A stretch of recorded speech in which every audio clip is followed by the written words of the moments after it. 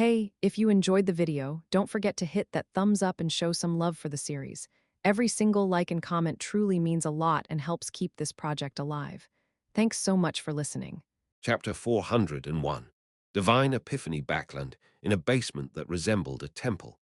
Mr. A, dressed in a hooded black robe, motionlessly quietly knelt in front of a figurine of the hanged giant for an extended period of time. Suddenly, he pricked up his ears as if he was listening to something. After a short pause, Mr. A's hands jerked up, and he snapped his right index finger with his left palm. He stuffed the bloody finger into his mouth and munched on it like he was eating snacks, making crunching sounds. Gulp! Mr. A's throat wiggled, and he swallowed his gnawed fingers into his stomach. His body suddenly trembled, as if he was being grabbed and shaken by an invisible figure. In this state, Mr. A stretched out his right hand and used the blood from his wound to write words on the ground.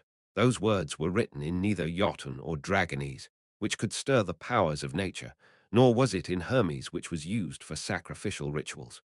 Instead, they were written in the most ordinary and commonplace language, loan. The scarlet color quickly gathered together, and the words pieced together into a few sentences. Find the fool that doesn't belong to this era, the mysterious ruler above the gray fog, the king of yellow and black who wields good luck, adorers and devotees in Backland. After the end of the divine epiphany, Mr. A stopped trembling, and a new finger grew out of his squirming wound. He lowered his head and carefully read the words he had just written, the corners of his mouth curled up in the shadows. By your divine revelation, Mr. A humbly prostrated, as though he had found the meaning of his existence once again. City of silver at the top of the spire. Lavia walked to the window and looked down at the candlelight in the darkness, her expression softening. After an unknown period of time, she heard a knock at the door. Your Excellency. Lavia turned around with alacrity and greeted the visitor with a smile. The door opened backward automatically. The person standing outside was none other than demon hunter Carlin Iliad. He was draped with a brown coat and a leather belt with secret compartments around his waist. Lavia, the abnormality of the exploratory team has been verified, Carlin described plainly. As captain, regardless of your condition, you have to stay in the dungeon for 3 days and undergo the Glory Crown's cleansing. You should know that this is the rule. Lavia didn't show the slightest hint of anger as she calmly smiled. I know. I've already made preparations to stay in the dungeon for a long time. When it's over, I can accept any arrangements even if you guys still don't trust me. As she spoke, she had walked to the door and went past Demon Hunter Carlin while facing him. Carlin turned silently and followed her down the winding steps. Halfway there, they heard heart-wrenching cries and shouts. Is it starting again?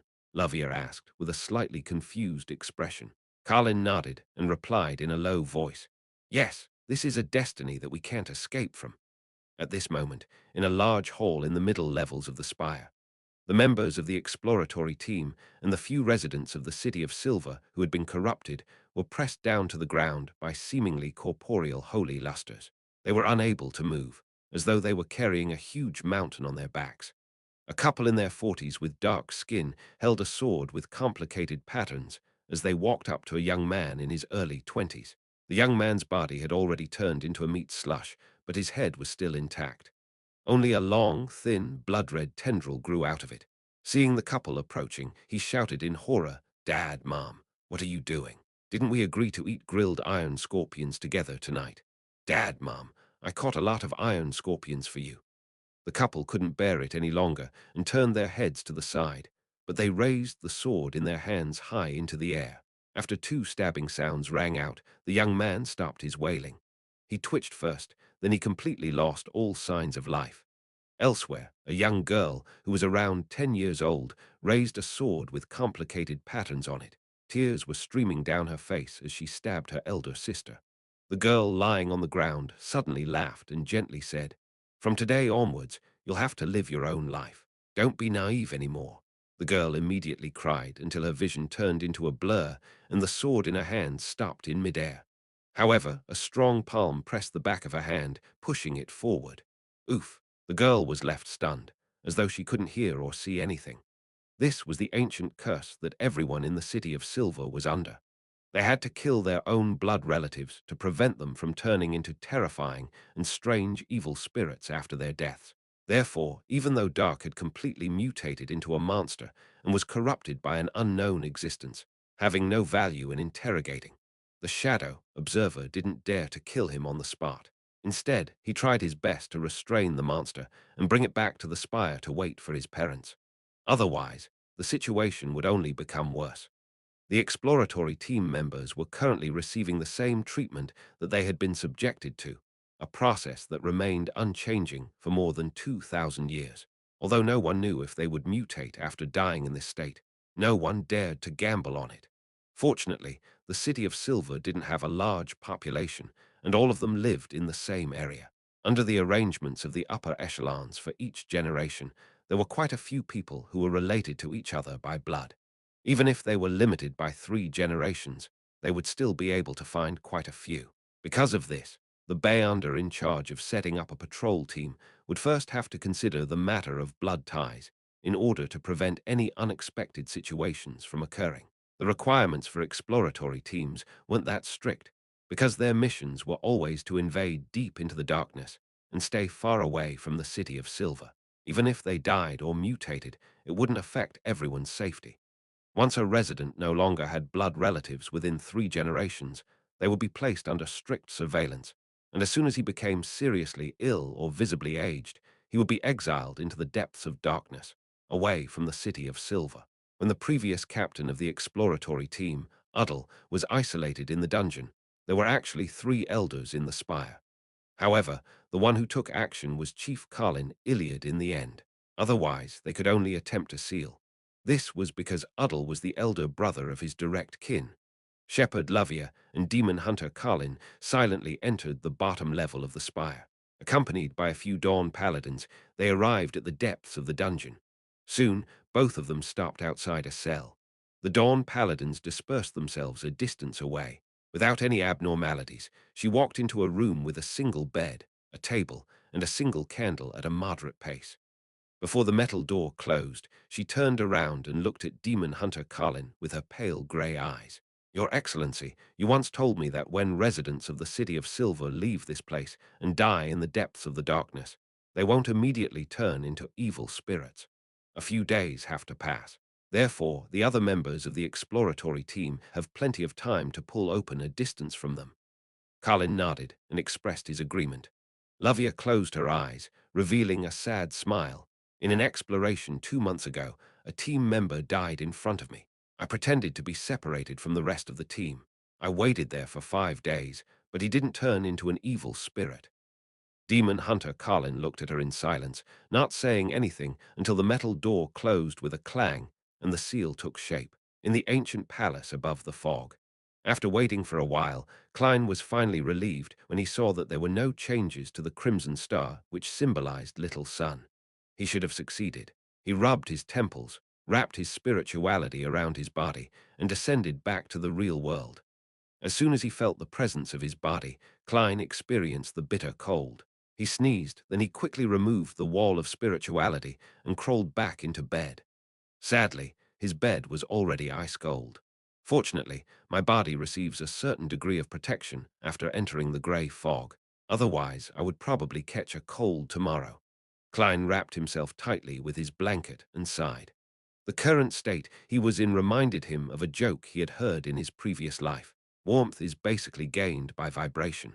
Before his bed warmed up again, he could only let his mind wander as he thought about all sorts of matters. Yes, there are no pressing matters for me recently. The magician's principles have been concluded. Even if I don't challenge the impossible and only engage in acting, normally, I should be able to digest the potions around New Year's. My next task is to collect the Beyonder ingredients for the Faceless Potion and save up the necessary funds. But that's not something I can rush. The taut strings in Klein's mind gradually softened, and he suddenly had the thought of resting for 2 to 3 days. As the bed warmed, he fell asleep without realizing it. When he woke up, he heard the church bells ringing 8 times. Klein stretched out his arm, felt the cold, and silently withdrew it. It seems to have turned colder again today. Since there's nothing pertinent to do, it seems I can just continue sleeping in. Relaxed, he closed his eyes again. But after a while, he heard his stomach growling and felt the bulge in his lower abdomen. Life is full of hard choices, Klein mumbled. After 10 minutes or so of struggling between the two feelings, he finally gave up, got up, and rushed to the bathroom next door. After changing his clothes and washing up, he went down to the first floor and took out some ingredients to cook Fenepater noodles. This time, he didn't intend to use the meat sauce that he bought, but instead, he wanted to try the meat paste he had made 2 days ago. This was the meat paste he had carefully chosen from the ingredients based on his memories. Although there were ultimately differences in the ingredients between the two worlds, preventing him from fully replicating the authentic taste, Klein still found it pretty good after sampling it. It wasn't long before he had a bowl of Fenepater noodles with condiments and meat paste. He found it a really wonderful morning.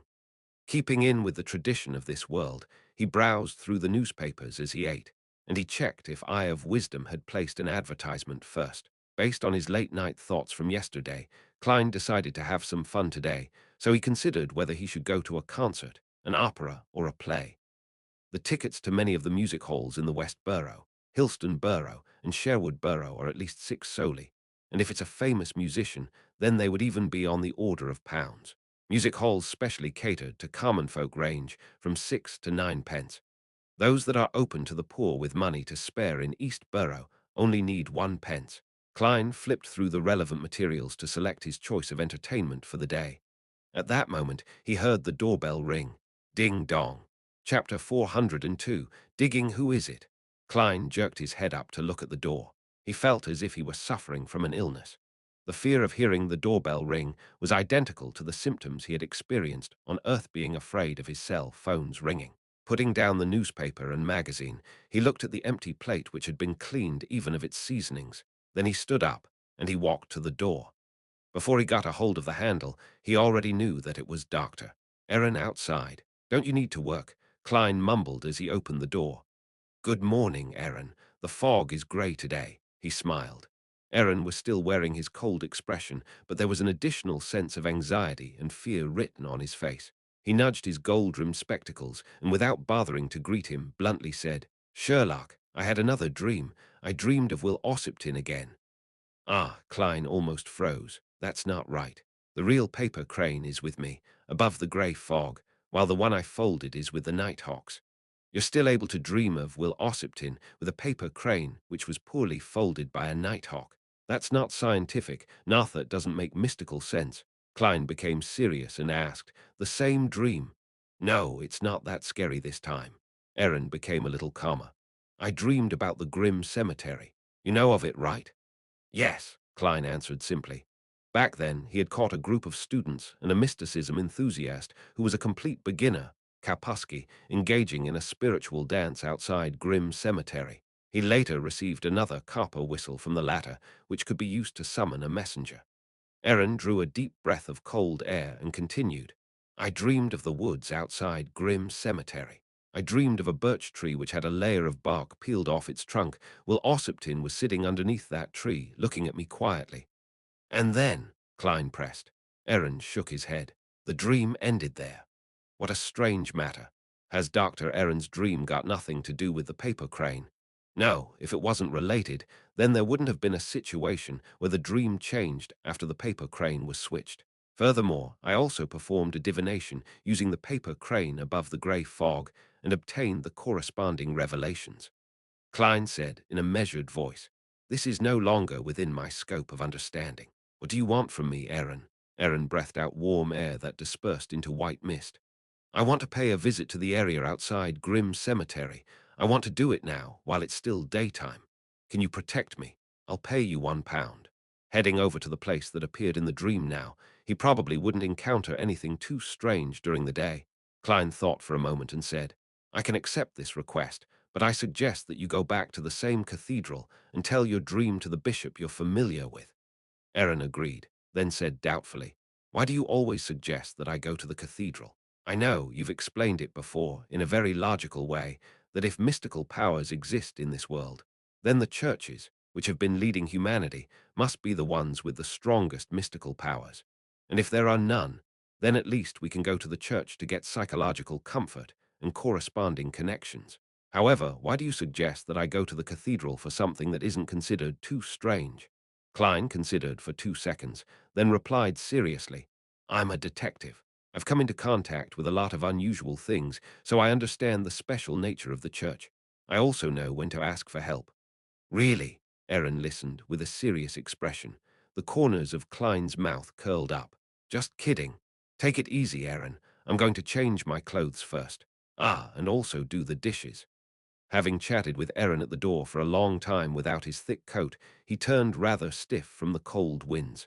Taking this opportunity, Klein went to the washroom, went above the grey fog, and divined the degree of danger for this mission. He received the answer that there was almost no risk. If he received a revelation indicating that it was dangerous, his plan was to reject the mission using the Church of Evernite as an excuse. Hillston Borough, Myriad Star Cathedral. Sherlock, why don't you hire a maid? As a great detective, you can afford to have several servants, Erin asked, as he led Klein to the Church of Evernite's largest cathedral in Hillston Borough. This was something that he had wanted to ask while in the carriage, but he had never found the opportunity to change the subject. Klein sighed and said heavily, Erin, let me tell you a story. There was a detective who hired 2 maids, a cook, and an assistant, and he was doing pretty well. But one day he took over a case and successfully homed in on the murderer, who was a very savage and cruel man. He sneaked into the detective's house with the intention of revenge. The detective was a fighting expert, and in the end, he was only slightly injured, but 2 of his servants died because of him. Do you get it, Erin? I see. Erin's voice had a hint of empathy. Sherlock, I never knew that you've had such an experience. No, the main character has nothing to do with me. I just made up a story. It's not like I can tell you directly that I'm involved in many strange and mystical matters, and that there will always be unspeakable secrets in my house, so that it's best I don't hire any servants. Klein looked forward and let out a long sigh. The cleaning of his home was done twice a week, mostly by Mrs. Stellan Sammer's maid. She was responsible for the most basic cleaning procedures, and each cleaning cost 1 solely. While they were talking, the 2 of them had already entered the hall of the Myriad Star Cathedral. It was dark, quiet, and devoid of candles, completely in line with the Church of Evernite's style. At the very front of the hall was an altar engraved with a dark sacred emblem. The stars were inlaid with self-illuminating pearls, and the crimson moon was made of rubies. The rest of the hall was filled with the darkness of the night.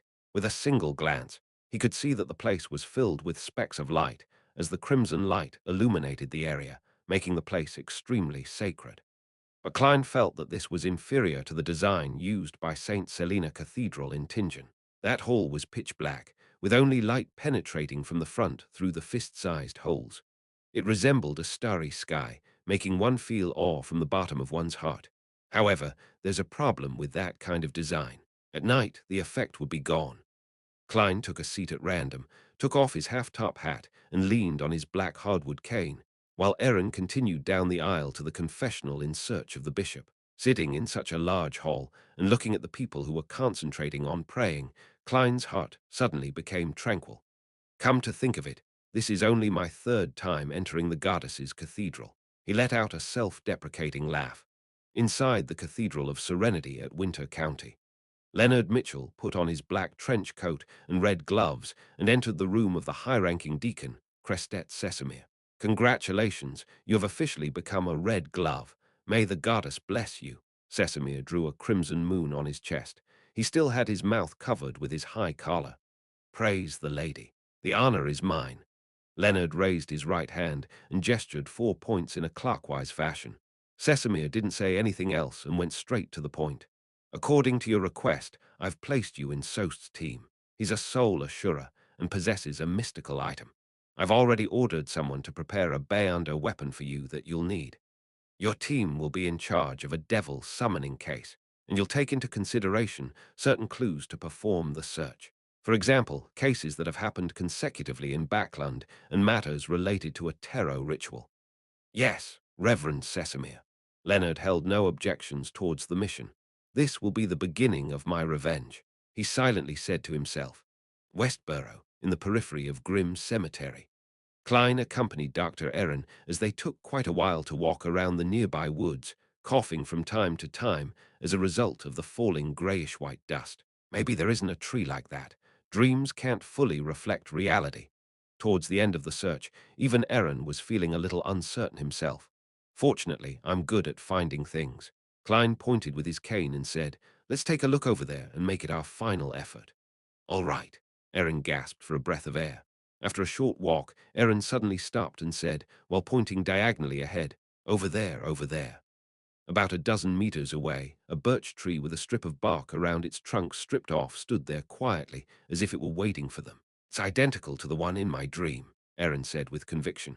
Klein smiled and said with some vigilance, "But there's no Will Ossipton."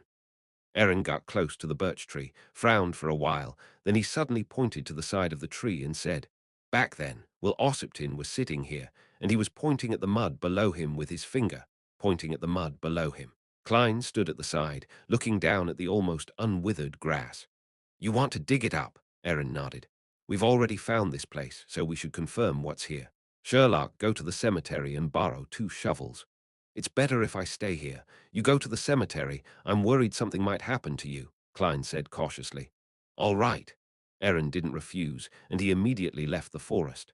After a while, after offering some money, he returned with 3 shovels and a tombkeeper, and they began to dig. While Klein was digging, he suddenly smelled something familiar. As the soil on the surface parted, the things below were gradually exposed.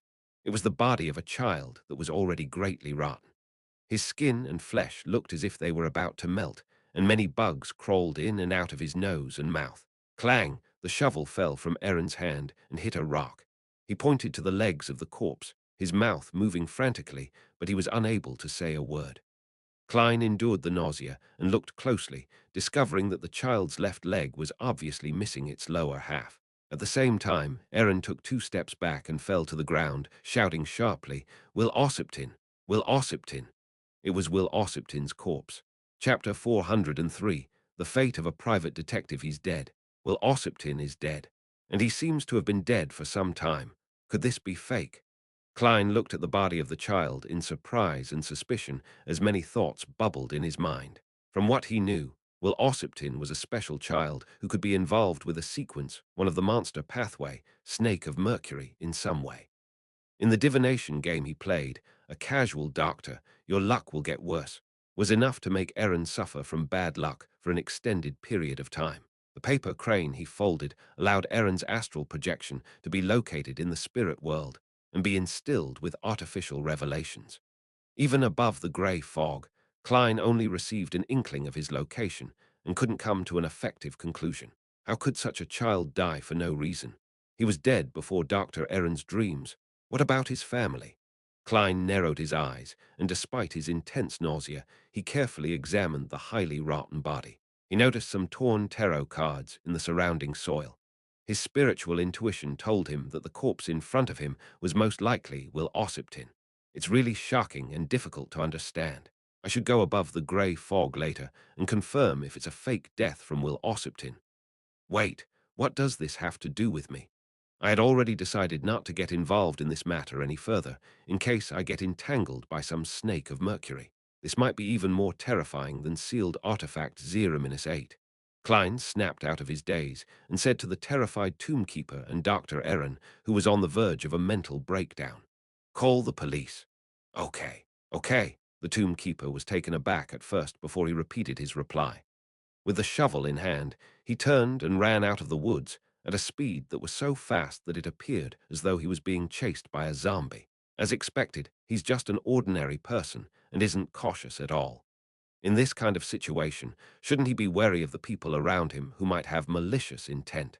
By exposing your back, it would be easy for you to be hit by a shovel. Klein glanced at the back of the tombkeeper and shook his head with a sigh. When he was a nighthawk in Tingen, he had read a lot of case files and found out that many of the victims had ended up becoming victims of their companions. Thinking of this, Klein walked to Dr. Aaron, bent down and stretched out his hand. "There's nothing to be afraid of. He's already dead. ... It's the death that scares me."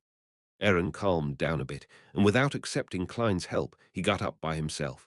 His black frock coat was covered with dirt, and Klein felt his heart pain for the clothes for some baffling reason. "I'm the kind of person who can't stand seeing anything valuable get damaged." He inwardly sighed with emotion. Noticing that Erin was still panicking, Klein laughed and said, "At such times, praying to the deity you believe in has quite a remarkable effect." "Is that so?" Erin was stunned. He tapped his chest 4 times in a clockwise manner and chanted softly, "The Evernite goddess stands higher than the cosmos and more eternal than eternity. Your devout believer prays for your blessing." After repeating this over and over again, he gradually calmed down, no longer feeling as terrified as before. Klein drew a triangular sacred emblem on his chest and silently whispered to himself, "God of steam and machinery, your completely unfaithful believer is begging for your blessings."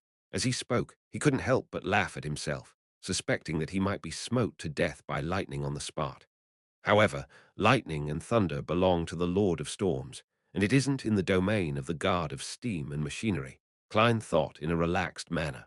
After about 20 minutes, the two of them found themselves sitting in an interrogation room at a nearby police station. During the testimony, Klein frankly informed the police that he was a private investigator who wasn't too sure of what was happening. As for Dr. Erin, he described his dream in detail as the reason for digging to find the body. Klein could tell that the police didn't believe him at all, but after they had gone out for a while, they immediately changed their attitudes, saying that there was nothing suspicious about Dr. Erin and Detective Moriarty. All they had to do was sign their statements and leave. Erin was surprised, but Klein wasn't surprised. It was obvious that the Nighthawks had been involved. The advantage of having the doctor head to the Myriad Star Cathedral in advance was demonstrated. Before leaving the police station, Klein wasn't surprised to see a familiar figure. It was the Nighthawk who had entered his dream earlier. The man on duty, who was probably a captain, was still wearing a grey trench coat and was obviously more resistant to the cold than Klein. His blue eyes swept past Klein's face without any signs of abnormality, pretending to be an ordinary senior inspector. Klein, who was also pretending to be an ordinary private detective, nudged his glasses, put on half-top hat, and left the station with Dr. Erin in a carriage. After instructing his carriage driver to head to Minsk Street first, Erin turned to Klein and said, "Sherlock, do you think this will be the end of it? If that body really belongs to Will Ossipton, then you shouldn't be troubled any longer." Klein paused and continued, "Erin, have you found anything else that's strange during this period of time, regardless of what it is?" Erin thought about it and shook his head. "No, this is worth celebrating," Klein sighed and said with a smile. To him, this was the best way things could end with Will Ossipton's matter. Although the paper Crane Klein had folded above the grey fog wouldn't reveal anything, and there would be no problems with any divination afterward, he was still a little worried that some Nighthawk would suddenly think of something and use it to find some clues. And now, with the death of Will Ossipton, the case might soon reach a dead end, put in the archives, and temporarily declared a closed case. No one would pay any more attention to it without any new developments. Erin relaxed and asked suspiciously, "Frankly, I don't think my statement was very convincing. Why did the cops choose to believe it in the end?" "I don't know either," Klein feigned puzzlement and said, "I thought I'd have to get my lawyer to take me home again now, bail me out." Erin smirked and said, "Sherlock, you seem to have a lot of experience in being sent to the police station." Klein laughed and replied in a deep voice, "It's the fate of every private detective." Just as Klein and Erin were being taken to the police station near Grimm Cemetery, Fors Wall was wearing a long black dress and a black bonnet with a fine mesh hanging down. She entered the silent cemetery and found the grave of Mrs. Olliser. She and Zio had gone to Empress Borough an hour ago to visit Viscount Glaint, and they had successfully gotten a verbal agreement for borrowing £400 without any interest. Viscount Glaint's only request was that the two Beyonders accompany him to the gathering Mr. A would convene tonight to ensure his safety. He was anxious to procure a royal jellyfish's venom crystal so that he could complete the concoction of the apothecary potion. Audrey had found the horn of an adult flying unicorn in the family treasury, and she had taken one out in the name of doing a biological experiment, effectively offsetting part of her debt. She also put forward an additional condition for Viscount Glaint to get the help of Duke Negan's children to confirm if the dragon specimens in the treasury had a thousand-faced hunter and whether there were still light darts flashing inside. When the loan was settled, Fors was in no hurry to pray to Mr. Fool to close the deal as quickly as possible, because it would make Zio intuitively turn suspicious if things developed too quickly. Taking advantage of her free time, she changed her clothes and rented a horse carriage to get to Grimm's Cemetery, which was located on the outskirts of Westboro. Knowing the law of Bayonder characteristics conservation and indestructibility, Fors realized that the main ingredient that turned her into an apprentice was the Bayonder characteristic left behind by Mrs. Olliser. In a way, she had inherited her powers. Therefore, she couldn't help but pay a visit and put a bouquet of flowers in front of Mrs. Olliser's grave and thank her. It was early winter, and most of the flowers had long since withered, but Fors still bought a handful of plain flowers. These flowers were grown in a greenhouse and were quite expensive. Thank you, Emperor Roselle, for your invention, for said inwardly in a most sincere manner. As far as she knew, most of the flowers that the nobles used for their winter banquets came from greenhouses, while a tiny portion was delivered directly from the warm south by airships. This was more than the average middle-class worker could bear. Standing in front of the black tombstone, Fors took a deep look at the photograph of Mrs. Olliser before bending down to lay down the flowers and whispered, "Thank you." She immediately straightened up, closed her eyes, and quietly recalled the past. At this moment, she heard a slightly aged voice. "You really are a good and kind-hearted lady." Fors opened her eyes and turned her head, realizing that Mr. Lawrence from the Abraham family had also appeared there at some point. He was also holding a bouquet of plain but elegant flowers in his hand. "No, this is not goodness, nor is it kindness. Mrs. Olliser once gave me, a person who had lost her mother, an unforgettable period of warmth," Force said sincerely. Her eyes were suddenly moist. Lawrence, who only had wrinkles at the corners of his eyes, put down the flowers and sighed. "This shows that you value relationships." After chatting for a while, when Fors was about to leave, Lawrence, who was waving her goodbye, suddenly began to cough violently. Cough, cough, cough. He coughed until his legs buckled and fell to the ground. It seemed as if he would die at any moment from suffocation. As a doctor who had graduated from an accredited school, Fors didn't hesitate to turn around, crouch down, and begin performing first aid. After a while, Lawrence's condition finally stabilized. He wiped the saliva from the corner of his mouth and smiled at Fors. "Lady, can you take me back to the hotel?" "No problem." Fors helped him to his feet. Lawrence looked ahead, his eyes a little out of focus. He coughed lightly, and he said with a sad and self-deprecating laugh, "My life might be coming to an end." Chapter 404, Entrust Westboro, Carl Pencer Hotel. Fors helped Lawrence into his room and laid him down on the bed. It was a rather luxurious hotel, with thick, soft, grayish-yellow carpets everywhere except the washroom. On the walls hung imitations of famous oil paintings. Lawrence gasped for air and said, "Thank you, Miss Wall, and please forgive a dying man for not being able to bow." "No, Mr. Lawrence, your problem has eased. As a former medical doctor, I can tell you without a doubt that you can still live. After some rest, we'll go to a clinic or a hospital," Fors consoled him. Lawrence smiled. "I know my physical condition very well. You don't have to comfort me. Besides, I'm an amateur astrologer. I already had a premonition that I'm going to die in this hotel in Backland." Aside from some superficial concealment, everything he said was the truth. He was already close to 80, and he was no longer that robust and spirited young man from before. If not for the sequence potions that elevated his constitution, he might have already been buried in some random cemetery. Originally, Lawrence thought he could live for another 10 years, but who would have thought that he would encounter a rebellion caused by the former traveler Bodis? He suffered relatively serious injuries at the hands of the Aurora Order, and his remaining descendants all died in that disaster. This dealt him a great blow, and he almost didn't manage to recover from it. The search for his brothers and their descendants in Backland had only resulted in him receiving news of their deaths, dealing him a significant blow to his mental well-being once more. Compounded by all these things, Lawrence clearly felt that his life had come to an end. His initial plan was to return to the graves of Lawbero and Orlicer again and present a bouquet of flowers.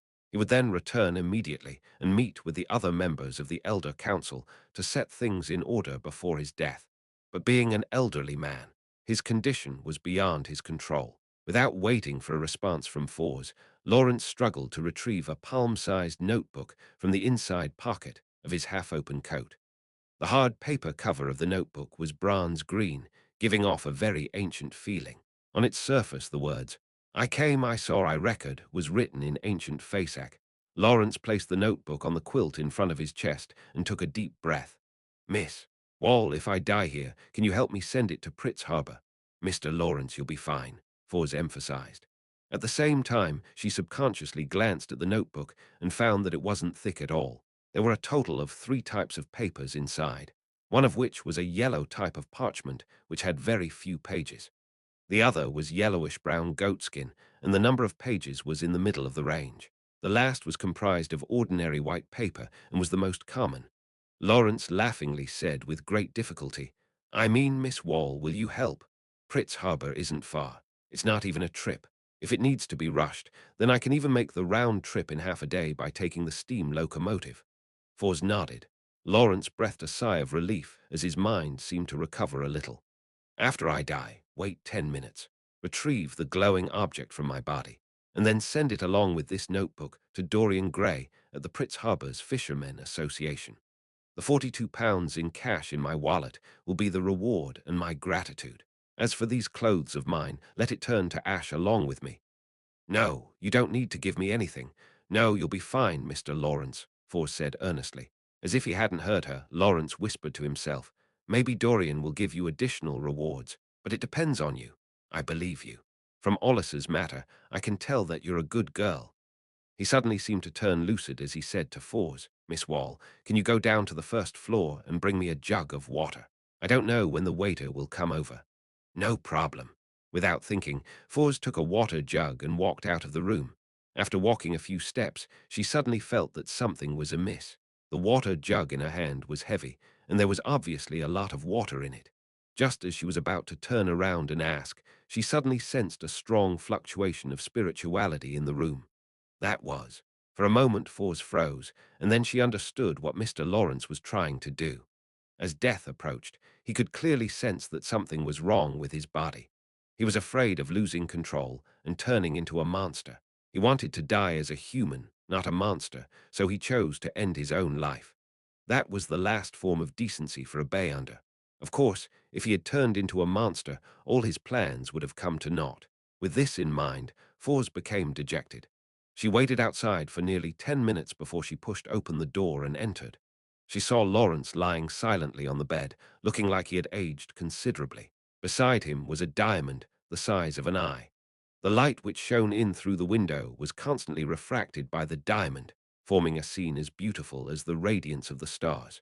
For sighed and performed a careful examination. She found that the cause of Lawrence's death was the most ordinary form of cardiac arrest. Sherwood Borough, 15 Minsk Street. Klein rested for a while after getting home. He then went above the grey fog, having plans to divine the situation with Will Ossipton. He had the paper crane fly out of the trash pile in the corner and made it land on the long bronze table in front of him. Then he took out the topaz pendant that was wrapped around his sleeve. As he held the spirit pendulum in his left hand, Klein used cogitation to adjust his condition before recalling the scenes he had seen in the woods outside the cemetery. He might not have noticed some of the details, but it was certain that his spirituality wouldn't miss any. This divination was mainly about using this point and relying on the grey fog to eliminate all distractions. After finishing his preparations, Klein took out a goatskin parchment and wrote the divination statement. Will Ossipton is completely dead. Then he pressed the paper crane next to the divination sentence, almost causing the topaz pendant to touch the words. After entering a state of cogitation and completing all the steps of the spirit dowsing, Klein opened his eyes and looked at the result. The topaz pendant was rotating counterclockwise at a fast frequency and high amplitude. It was a negative result. That meant that Will Ossipton wasn't completely dead. This, Klein was surprised, but it seemed to be within his expectations. He thought for a moment, then he changed the divination statement. That corpse was Will Ossipton's. This time, the spirit pendulum gave a positive result. The body did belong to Will Ossipton.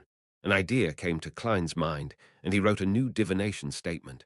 Will Ossipton's corpse will resurrect. After a few moments of calmly performing the divination, Klein saw the revelation.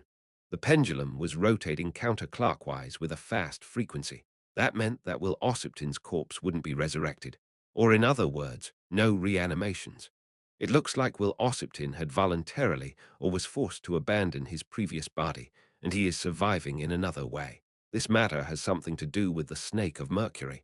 Klein tried to divine additional information, but he failed repeatedly, including the statement, Will Ossipton's present state. However, he repeated the divination using dream divination and inquired Will Ossipton's current location. He received a similar scene, a dark room with the sound of running water. However, the feeling it gave him seemed to be a little different. Forget it, there's no need to waste any more time on this. I'm not planning to get involved anyway. Klein put away his spirit pendulum and prepared to return to the real world. Through the prior divination and everything that had happened before, he had a theory about Will Ossipton, but he couldn't confirm it. He suspected that Will Ossipton was another snake of Mercury. As a sequence one, a snake of Mercury wasn't the only one. There could be up to 3 in existence at the same time. The snake of fate, who wielded destiny naturally, could locate Aaron's astral projection through the paper crane and show him a false revelation. Without a doubt, it also had the ability to change a person's fate. For some reason, Will Ossipton had become weak and was under the threat of the second snake of Mercury. Everything he did was to escape his counterpart. As for the reason for their conflict, the answer was simple. Without a sequence 0, there could be 3 sequence 1s at the same time. But once there was a sequence 0, there would be no sequence 1s. Regarding this sentence, the formula of the Black Emperor potion clearly stated the truth. One of the main ingredients of the recipe was 2 Bayonder characteristics of a Prince of Abolition. Prince of Abolition was sequence 1 of the Black Emperor pathway. As a sequence 1, if one wanted to advance to sequence 0, then one had to obtain all the Bayonder characteristics of the other 2 sequence 1s of the same pathway. With this guess in mind, Klein was increasingly afraid of getting involved with Will Ossipton's case. If my deduction is correct, it would be a genuine fight between deities, and I can't afford to get myself involved. Klein's spirituality descended, and he disappeared from the ancient palace above the grey fog. In Empress Burrow, in an inconspicuous house, the Bayonder gathering organized by Mr. A proceeded as scheduled. Fors and Zio had changed their clothes, and they accompanied Viscount Glaint, who was wearing an iron-black mask, into the hall. They randomly chose a seat and sat down. Viscount Glaint wrote down his needs to the attendants before the gathering officially began. He also prayed to the goddess that there would be a response later. As usual, Fors maintained her usual languidness, and in a rare instance covered herself with a hood, concealing her face with the shadows. She was thinking about the situation with Mr. Lawrence. She knew very clearly what that diamond the size of an eye was. It was a Bayonder characteristic left behind by him. However, for the time being, she was unable to confirm what sequence it belonged to. Fors had casually flipped through the notebook, only to find that many of the pages were still blank. The written content was filled with all sorts of strange, odd, and mysterious symbols and magic labels, exceeding whatever she knew. What it is isn't important. What's important is that I keep my promise, Fors warned herself. At this moment, Mr. A, who was seated on a single sofa and was wearing an exaggerated hood, said hoarsely, I have a mission. Help me find people who believe in the so-called fool. Ah, Fors instantly snapped back to her senses. Chapter 405. Cult, the Fool.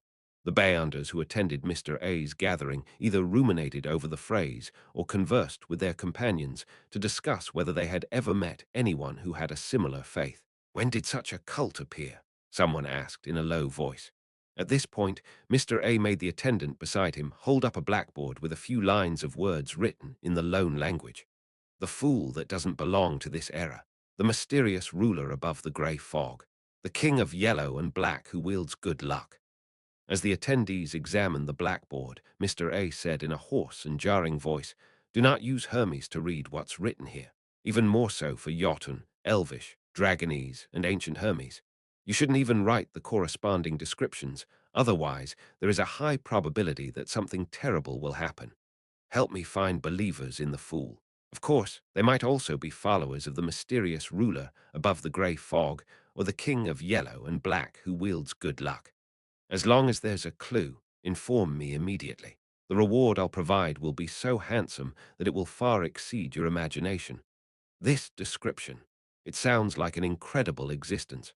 I've only seen similar descriptions in the ancient texts of the seven gods, a gathering member exclaimed. His companion shook his head and said, the beings which many cults believe in have similar descriptions. Is it really a cult? The other gathering members were stunned when they heard their discussion. Likely.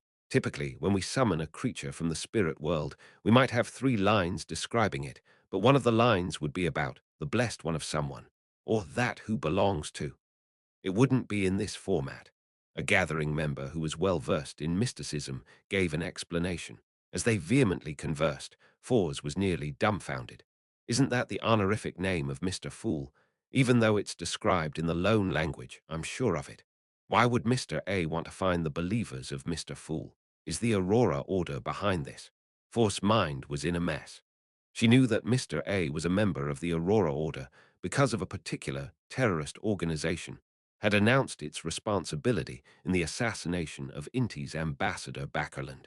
After a brief moment of astonishment, Fours subconsciously began to examine herself, afraid that someone would discover that she was already a member of the Tarot Club, and that, in some sense, she was a blessed of the Fool. I just recited the honorific name of the Fool according to the ancient Hermes on that piece of paper and was pulled above the grey fog.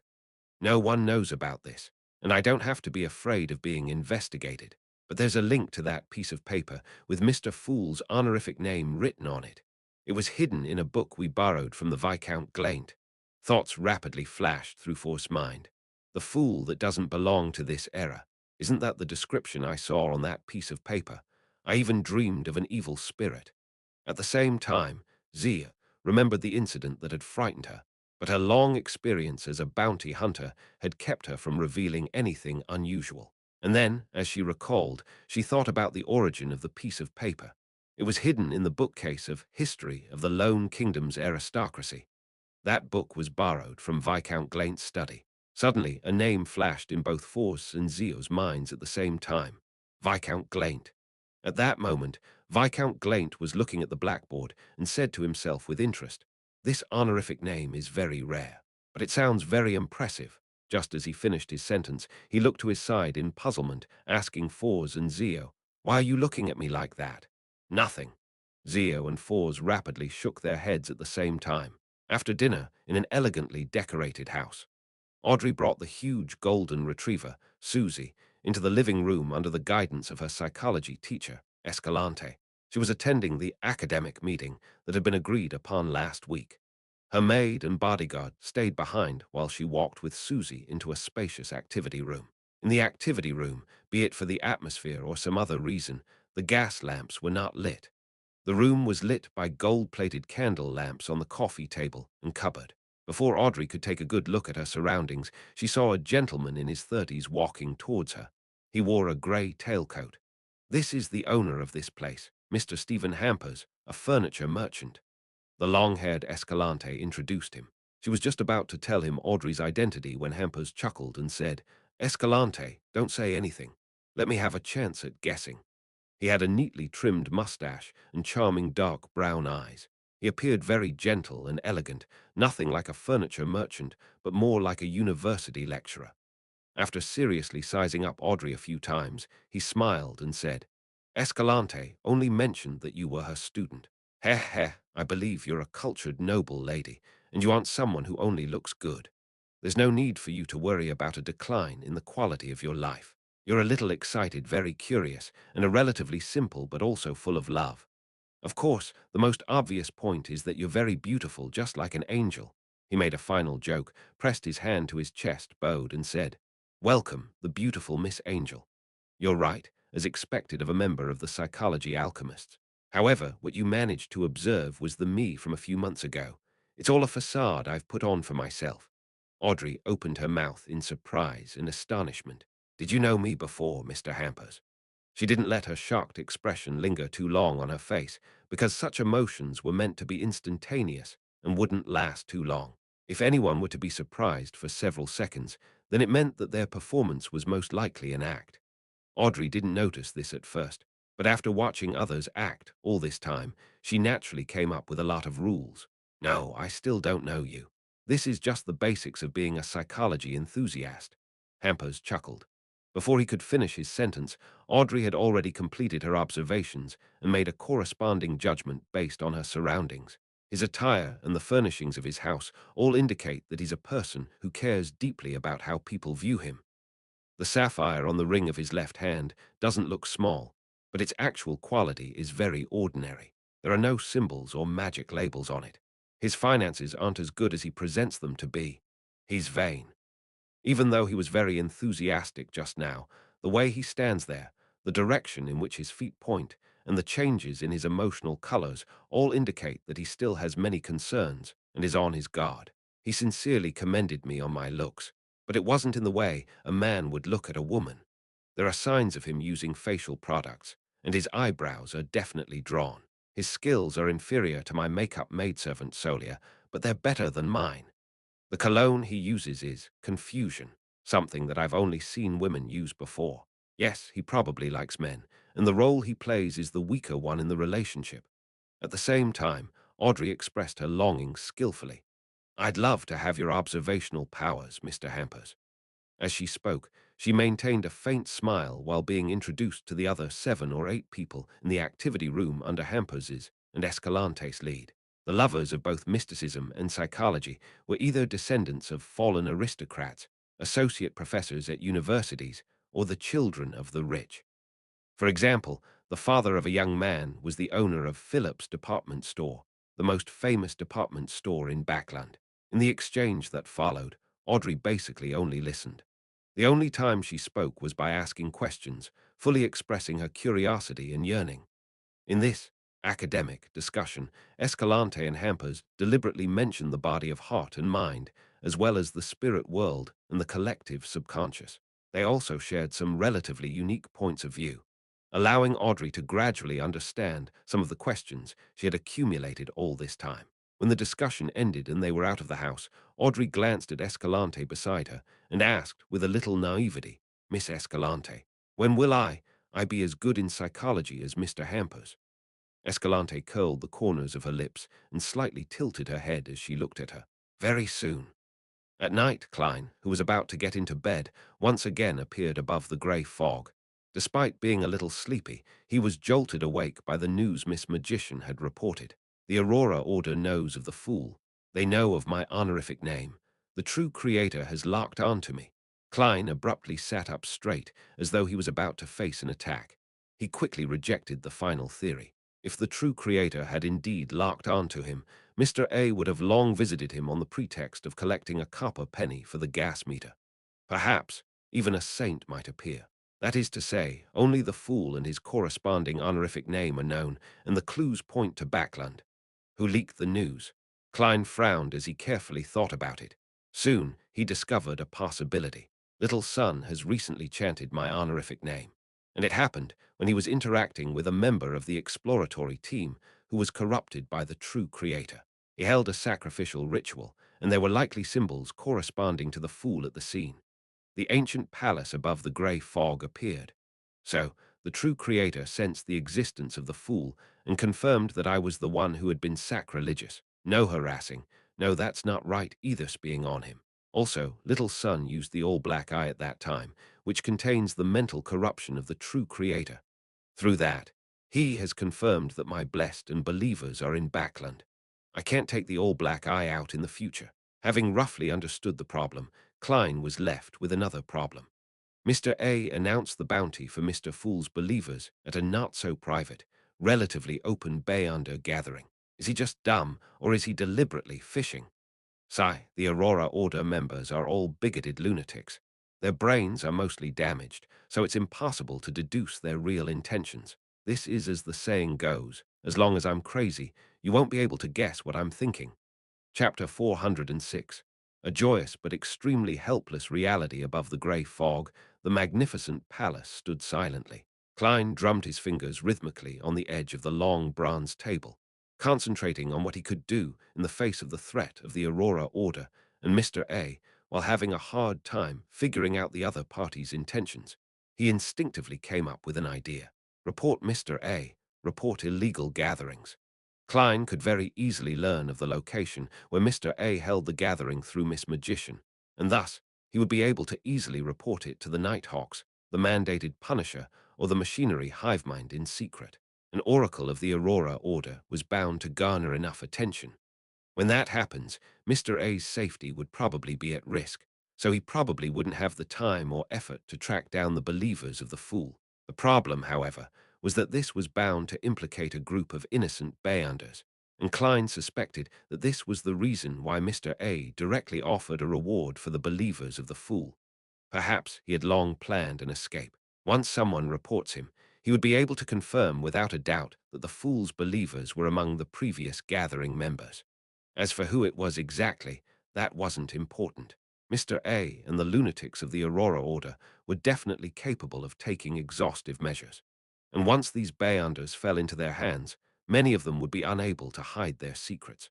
The Aurora Order, or the Shepherd Pathway which represented the true creator, are the best at corrupting others. When the ideology of a Bayander was completely twisted, and once they believed in the true creator wholeheartedly, what else could be kept a secret? It's not like there's no other way. It's best not to report it. Klein leaned back in his chair, collected his thoughts, and reorganized the entire matter. As he was thinking, he suddenly realized a problem. There were no believers or blessed of the fool in this world. Even the Tarot Club only had a few members, and no one had divulged the relevant information. In other words, the Aurora Order wouldn't be able to find any relevant clues. There's nothing to worry about. The only bad outcome is that the fool is now targeted by the true creator. Although being targeted by an evil god isn't a pleasant feeling, it basically wouldn't affect anything else. Klein nodded thoughtfully. He had thought it through very clearly. The only flaw in this matter was that he had once used the title of the fool, written in the language of ancient Hermes, as a password for an anonymous account. However, with the sacrificial and bestowal rituals having proven useful, the account had long been abandoned and had long since been forgotten. Since the last month and a half, no one had been noticed by Klein for copying the password, so it was possible to deduce the actual situation. As such, bank employees who had been in contact with the password but apparently do not understand mysticism wouldn't be able to reveal it to anyone, and Bayanders would at most make requests in the loan language, so even if they find the right person, it's not possible to connect the content described in the loan language with that of the ancient Hermes password. If anyone had copied it down, I would be the first to know and would be able to respond effectively. Besides, even if someone finds the password, it would be difficult to trace it back to Sherlock Moriarty. I use a variety of means every time. Miss Justice is also sufficiently careful when saving money. While rapping the table, Klein relaxed and said with a chuckle, "You believe that the fool has many blessed and believers, and that this would result in many clues that cannot be hidden. Wrong, especially wrong. There's only one believer and blessed of the fool, and that's me." When he said that, he couldn't help but let out a self-deprecating laugh. "It doesn't seem like it's something that I should be proud of. I need to be a little careful for the time being. I shouldn't go around using the banner of the fool." Klein reminded himself and went back to answering Miss Magician's prayers. He adjusted his posture and said in a low, gentle voice, "Don't worry about it. Don't worry about it." When Foz received the answer, she was surprised, but also felt that it was only right. In the eyes of Mr. Fool, the Aurora Order is nothing but a bunch of ants. Foz once again recited his honorific name in a low voice, and she curiously asked, "Honorable Mr. Fool, which existence does the Aurora Order believe in?" Then she saw Mr. Fool sitting on a high-backed chair in the middle of the grey fog. He leisurely said, "The true creator, the true creator." Foz's eyes widened as she instantly understood why Mr. A suddenly sought out the believers of the fool. With the help of the Tarot Club, that Sun youth in the City of Silver had successfully exposed the abnormality of the exploratory team and thwarted the true creator's ploy. Behind this incident is a confrontation and struggle between Mr. Fool and the true creator. Foz didn't dare to ask any further, and she quickly recounted her meeting with the members of the Abraham family. She also mentioned Lawrence's will, the strange notebook, and the Bayonder characteristic he had left behind. "Honorable Mr. Fool, what should I do?" she asked for advice with uncertainty. "What should you do? Miss Magician really is lucky. Why haven't I encountered such a good thing?"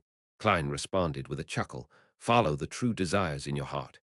He wasn't the least bit worried that Dorian Gray from Pritz Harbor's Fishermen Association would harm Miss Magician, because he knew she had two more stones on her bracelet, allowing her to teleport through the spirit world twice. Follow the true desires in my heart. Fours lowered her head in thought. I understand. Thank you, Mr. Fool. She decided to buy a steam locomotive ticket tomorrow. Using this mode of transportation, it would take a little over an hour to get from Backland to Pritz Harbor, or maybe less. After reporting everything, Fours requested to hold a sacrificial and bestowal ritual. After receiving a positive response, she exchanged £600 in cash for the Sheriff Bayunder characteristic. Holding up the fist-shaped object comprised of black iron, dark red, and silver colors, as well as its beautiful spiritual radiance, Fours felt joy and admiration. Zio had long gathered the supplementary ingredients, so she would soon be promoted to Sequence 8. And I don't know when I'll become a trickmaster. I hope Mr. Hanged Man and the others can help me find the appropriate Bayunder ingredients as soon as possible. Zio had been subconsciously acting as an arbiter, so she didn't have to worry about her digestion of the Sequence 9 potion. But once she becomes a sheriff, what should she do? Should I ask permission from Mr. Fool to teach her the acting method? Or should I simply suggest that she sneak into the police force? At the end of the long, mottled table, Klein looked at the thick stack of cash in front of him and carefully counted it several times. Through this method, I would have won £230. I would still be short of £300 to obtain a single sequence 6 Bayunder ingredient. Of course, £1,500 is the minimum price, and the actual transaction price is usually much higher than this. Where else can I get money these days? As soon as the bicycle patent is granted, shall I sell a portion of the shares? Yes, I almost forgot how special the Tarot Club is.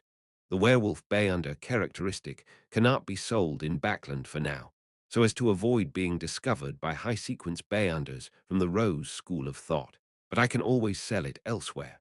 I'll let the world entrust Mr. Hanged Man to sell it at the Sanya Sea at the next gathering. I'll offer a corresponding amount of the commission as his reward. After subtracting the costs, the Werewolf Bayunder characteristic should give me at least £1,000.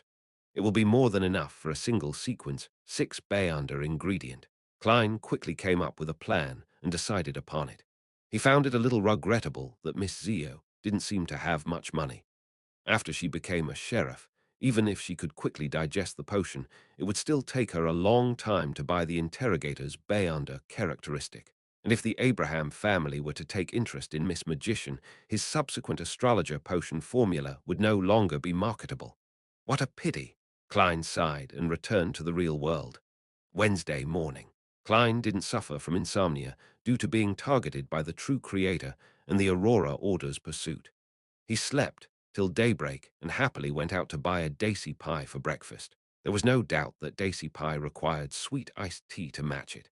As he enjoyed the food and flipped through the newspapers, he discovered the advertisement for the Ernst firm and learned that there would be a Bayunder gathering convened by Eye of Wisdom tomorrow night. This time, I'll be able to request to purchase the relevant Bayunder ingredients, but there's a high chance that it wouldn't be available. Even if there's something, it will be supplementary ingredients like the hair of a deep-sea naga. Klein seriously considered the channels in which he could find the ingredients. He spread out his left hand and counted with his fingers. From the Tarot Club, there are the outlets of Little Sun, Mr. Hanged Man, Miss Justice, and the rest. Beyond that, I have Eye of Wisdom's gathering, Miss Bodyguard and Marek, but I shouldn't contact them if possible for the time being. Also, yes, I have Vampire Lin White. Didn't he mention that he would write to ask some powerful sanguines? That's what social connections can bring about. Coming to this thought, Klein immediately decided to go to the Harvest Church to wait for Lin White. Although it was impossible for the Aurora Order to track him down, it still gave him a sense of urgency, making him want to gather the Bayunder ingredients as soon as possible. When he digested his potion, he would quickly advance to Sequence 6. 10 in the morning, south of the bridge, Rose Street. In his double-breasted frock coat, Klein took off his half-top hat and strolled into the rather small Harvest Church. At first glance, he saw the giant-like Father Atravsky and Emlyn White, who was dressed in brown priest robes. The latter was wiping the candle lamps with a numb look on his face, as though he would rather be dead. What a coincidence. Wait, don't tell me he's here for the entire day. He only returns home at night. Klein casually found a seat and sat down. There were less than 5 devotees in the entire cathedral.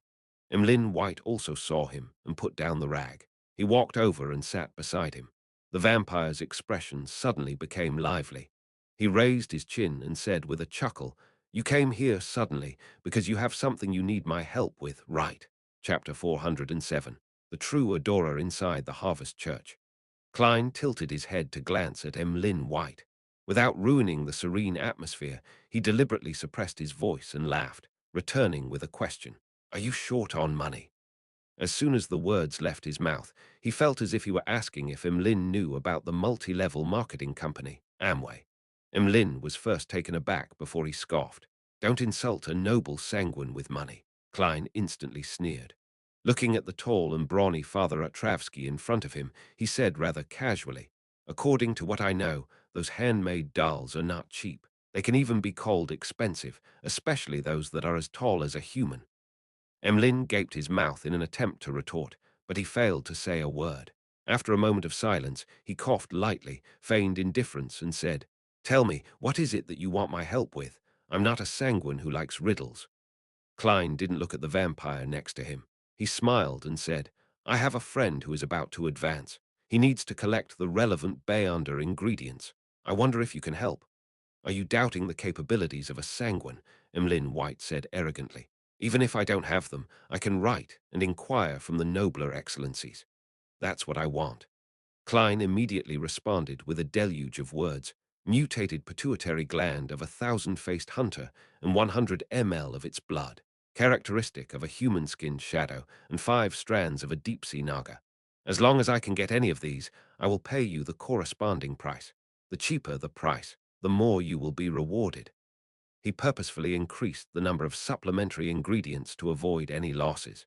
Upon hearing this description without any stuttering, Emlyn White suddenly felt as if he had fallen into a trap of sophistry.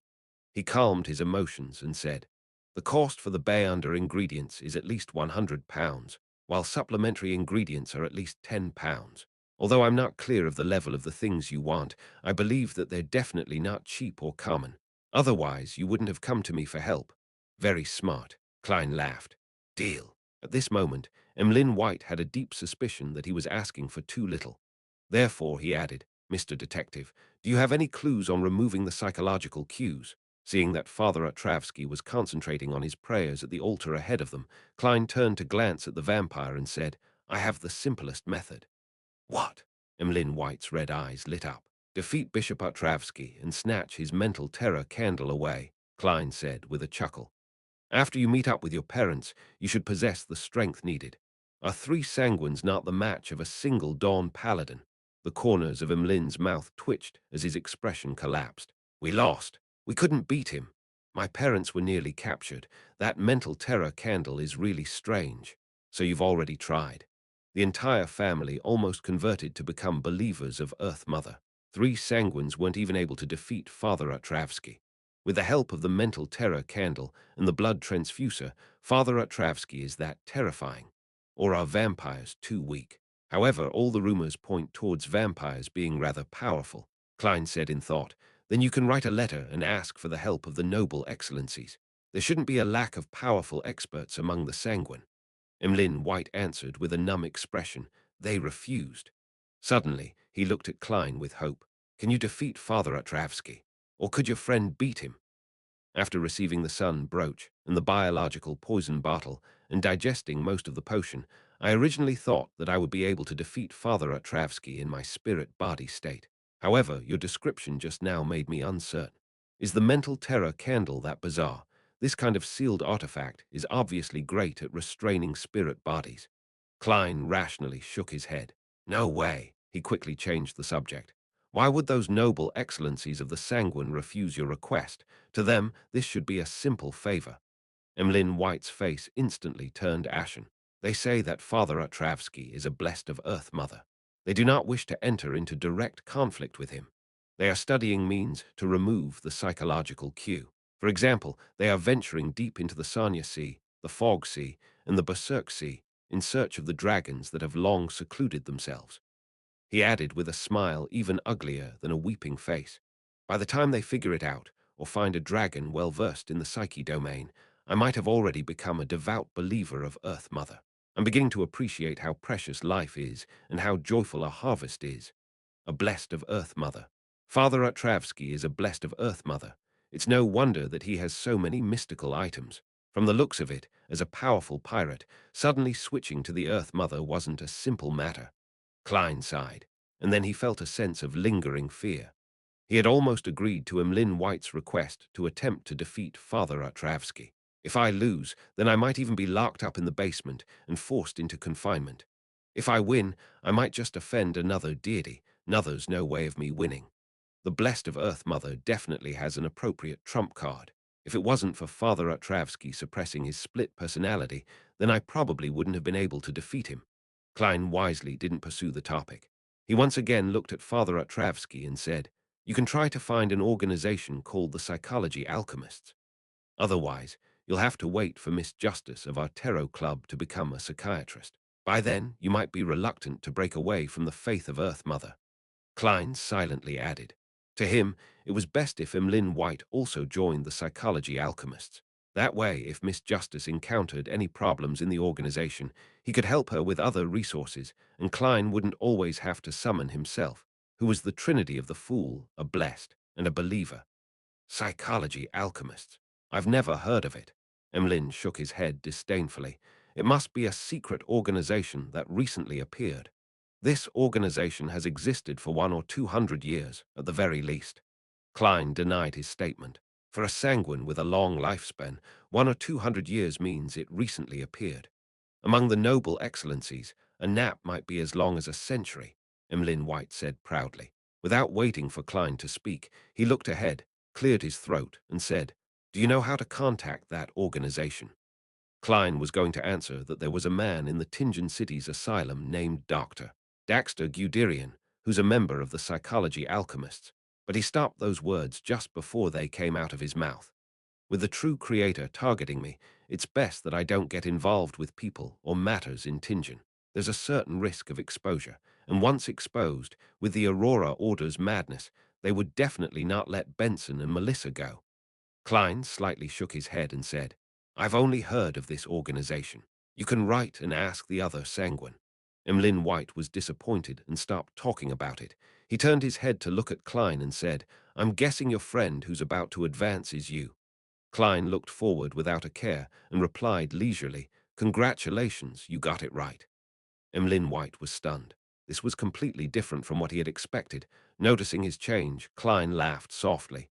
"Mr. White, the most suitable job for you isn't to be an apothecary, but to be an actor." Emlyn was stunned at first, but he immediately raised his head arrogantly and said, "I'm a deep, noble sanguine. I don't rely on my looks to make a living.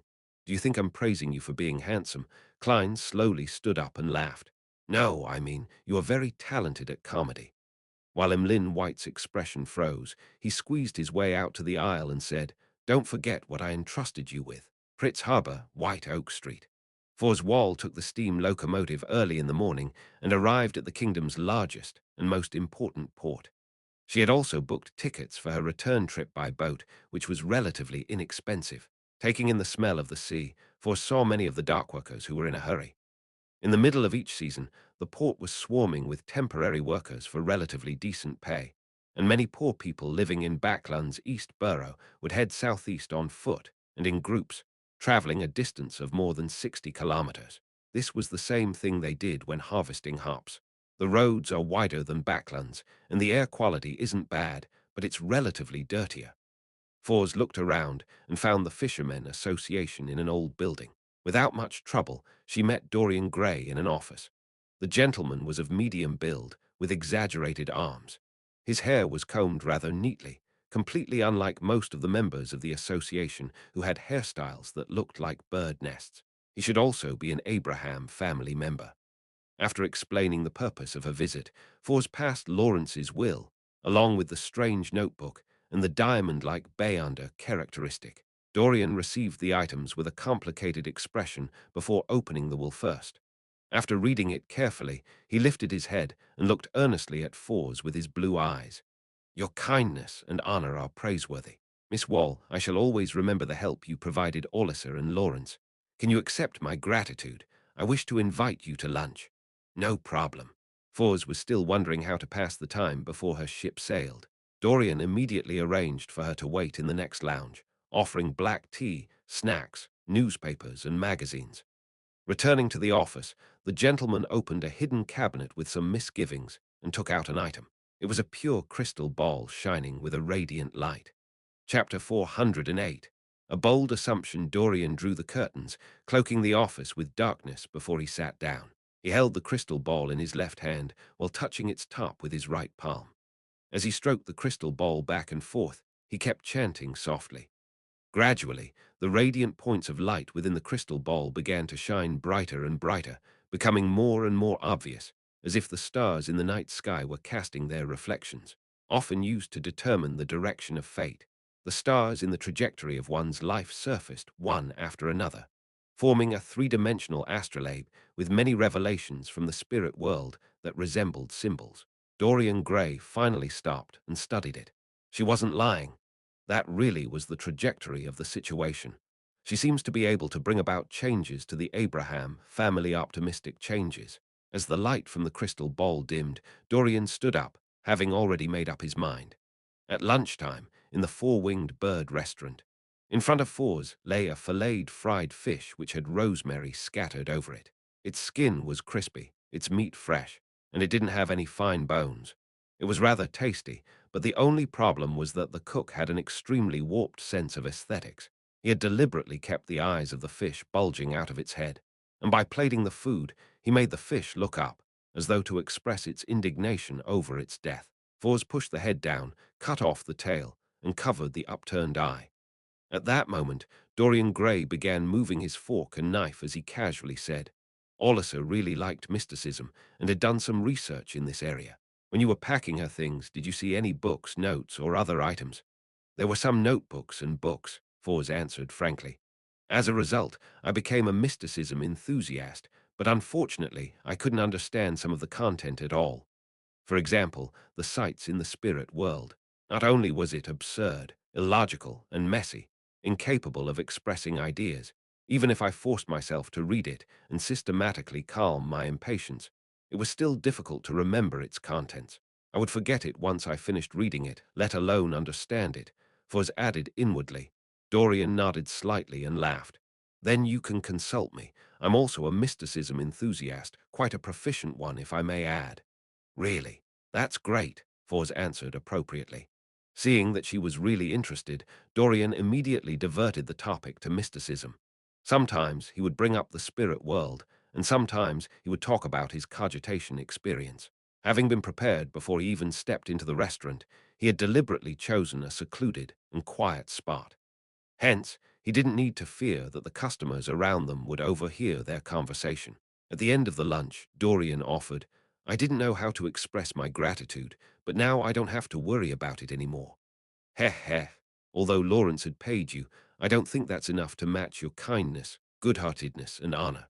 Miss Wall, you can write to me and ask about any questions you have about mysticism. That's the least I can do to express my gratitude." "That's what I wish for." Foz didn't refuse. From the exchange just now, she could clearly tell that Dorian Gray possessed rich, systematic mysticism knowledge. He was indeed worthy of being a member of the ancient Abraham family, and this was also considered something she was lacking in. Although she had mastered quite a lot of knowledge about the Bay underworld, it all came from a few books and notebooks that didn't go in depth, as well as random information she had heard and experienced from the various gatherings she attended. It wasn't comprehensive or systematic enough, and it just had too many shortcomings. Upon hearing her reply, Dorian raised his cup and smiled.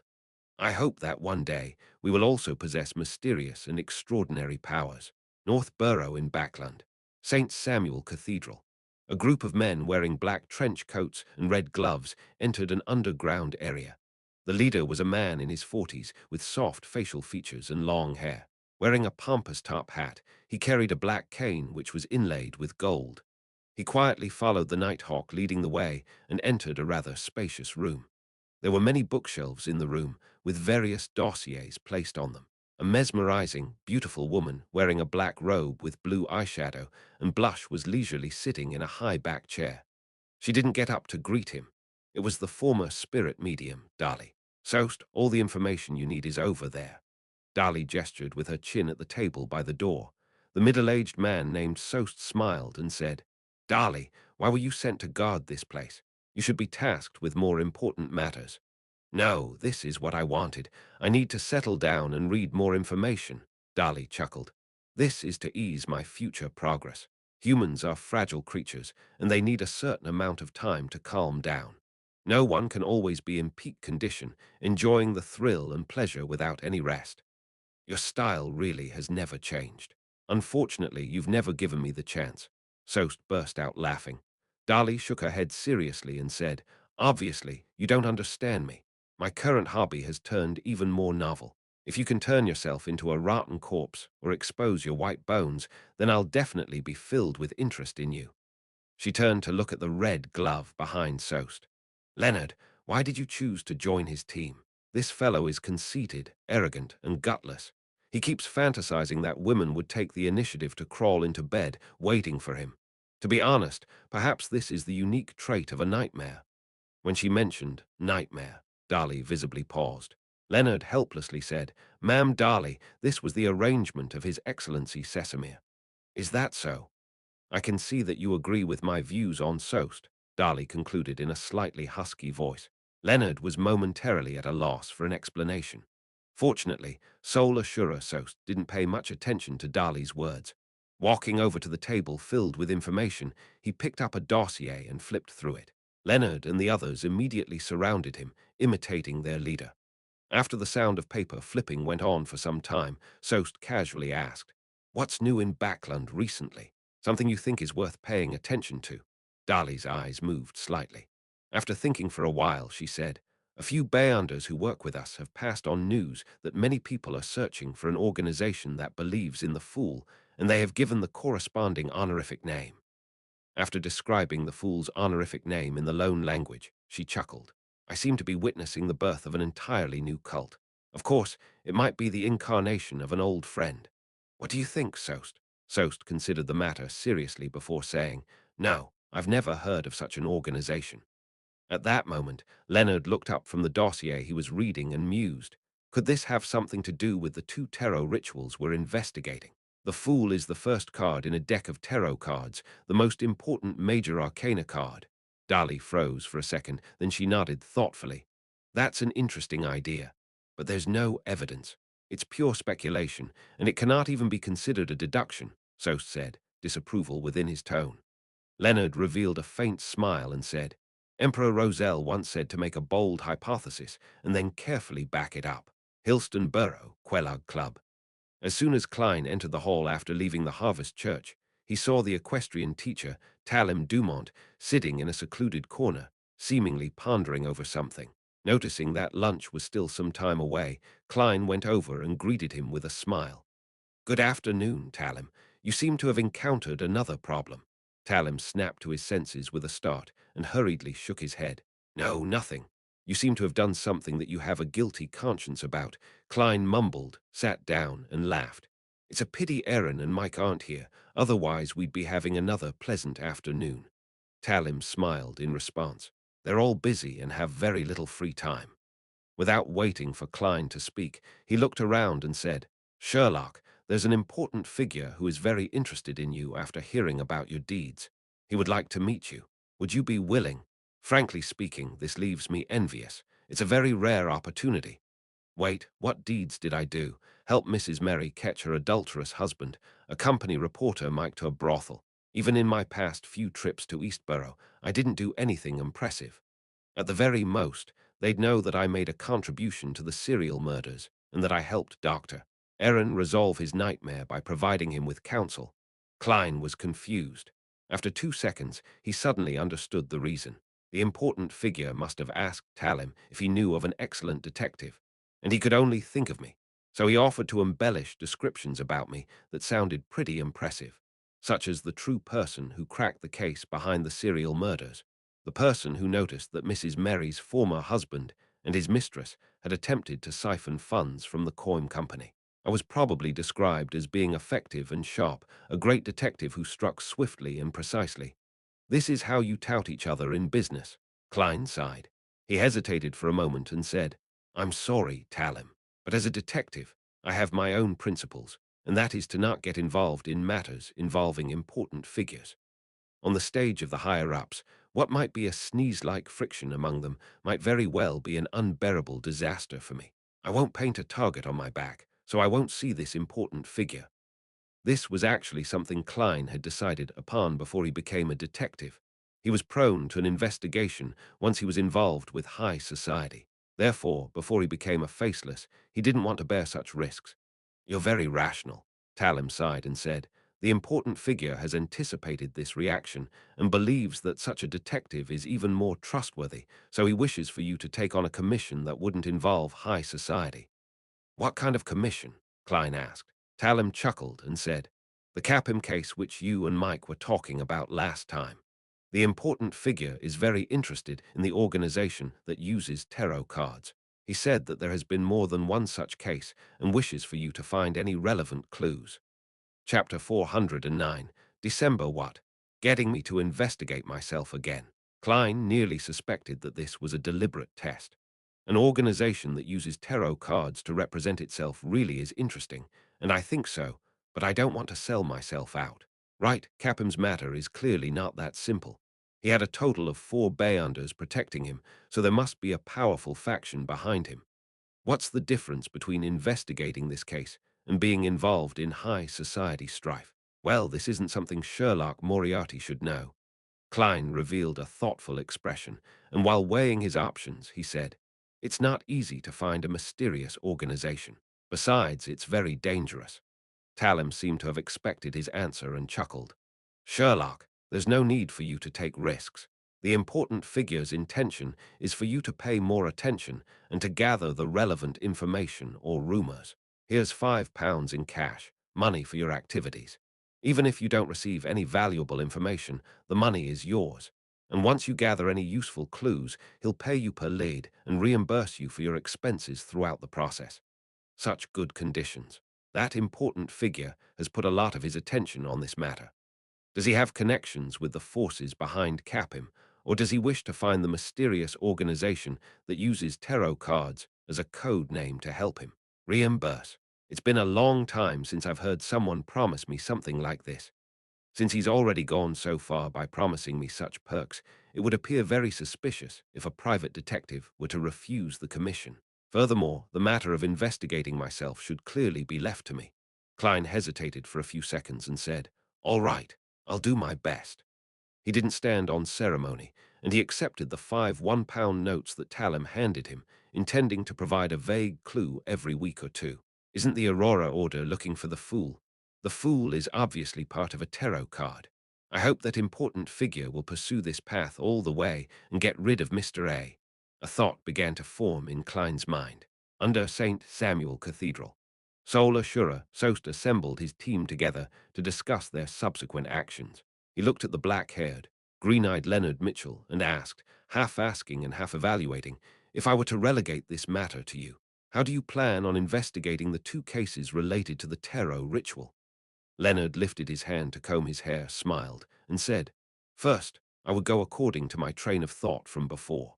I would do a reverse search for the people or organizations seeking the fool's believers. They might know something. Second, I would reinvestigate the first 2 cases and place all the people involved in a name list, regardless of if they were suspects or not. Then I'll use the powers of a nightmare to inquire and eliminate them one by one. The devil might be in the details, hidden in the person who's most improbable." Sost let out a chuckle. "I've read through the dossiers. These 2 cases involve a lot of people, each living in different places.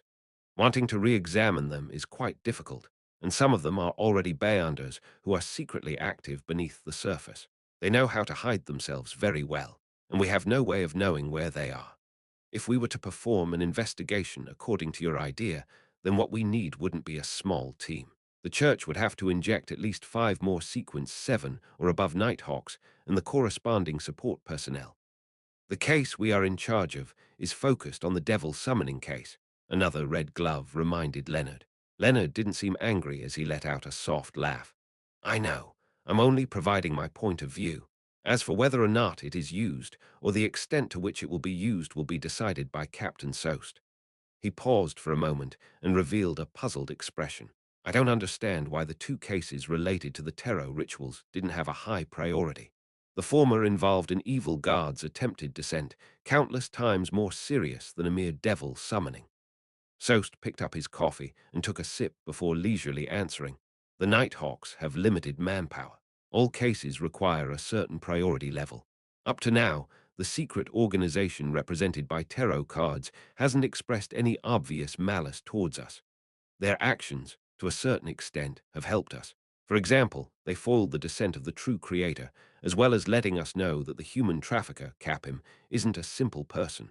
There must be some big secret underlying the matter. After saying that, he smiled and said, "Perhaps they can help us discover even more unsavory matters. Of course, the necessary investigations must be carried out.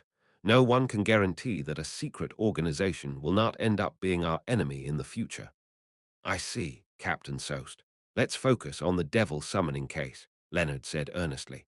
In a backland winter that was inseparable from fireplaces and fog, time flew by amidst these cold and grey sensations. In the blink of an eye, there was only half a month left until the new year. Klein extinguished the charcoal in the fireplace and put on a double-breasted frock coat over his dark red woolen vest. Nearly 3 weeks ago, Leopard finally received the bike patent and began looking for suitable second-round investors. Steam car mogul, Frommy's Cage, ended up showing some interest in this. After several meetings, the three parties agreed to conclude their final negotiations today. During the past month or so, Klein led an uneventful life. Through his investigations, he slowly digested the potion by strictly following the principles. Now, he was just short of a relatively bigger performance that he needed to initiate to completely digest it. If there are no urgent matters, I can avoid taking risks. It would take about another.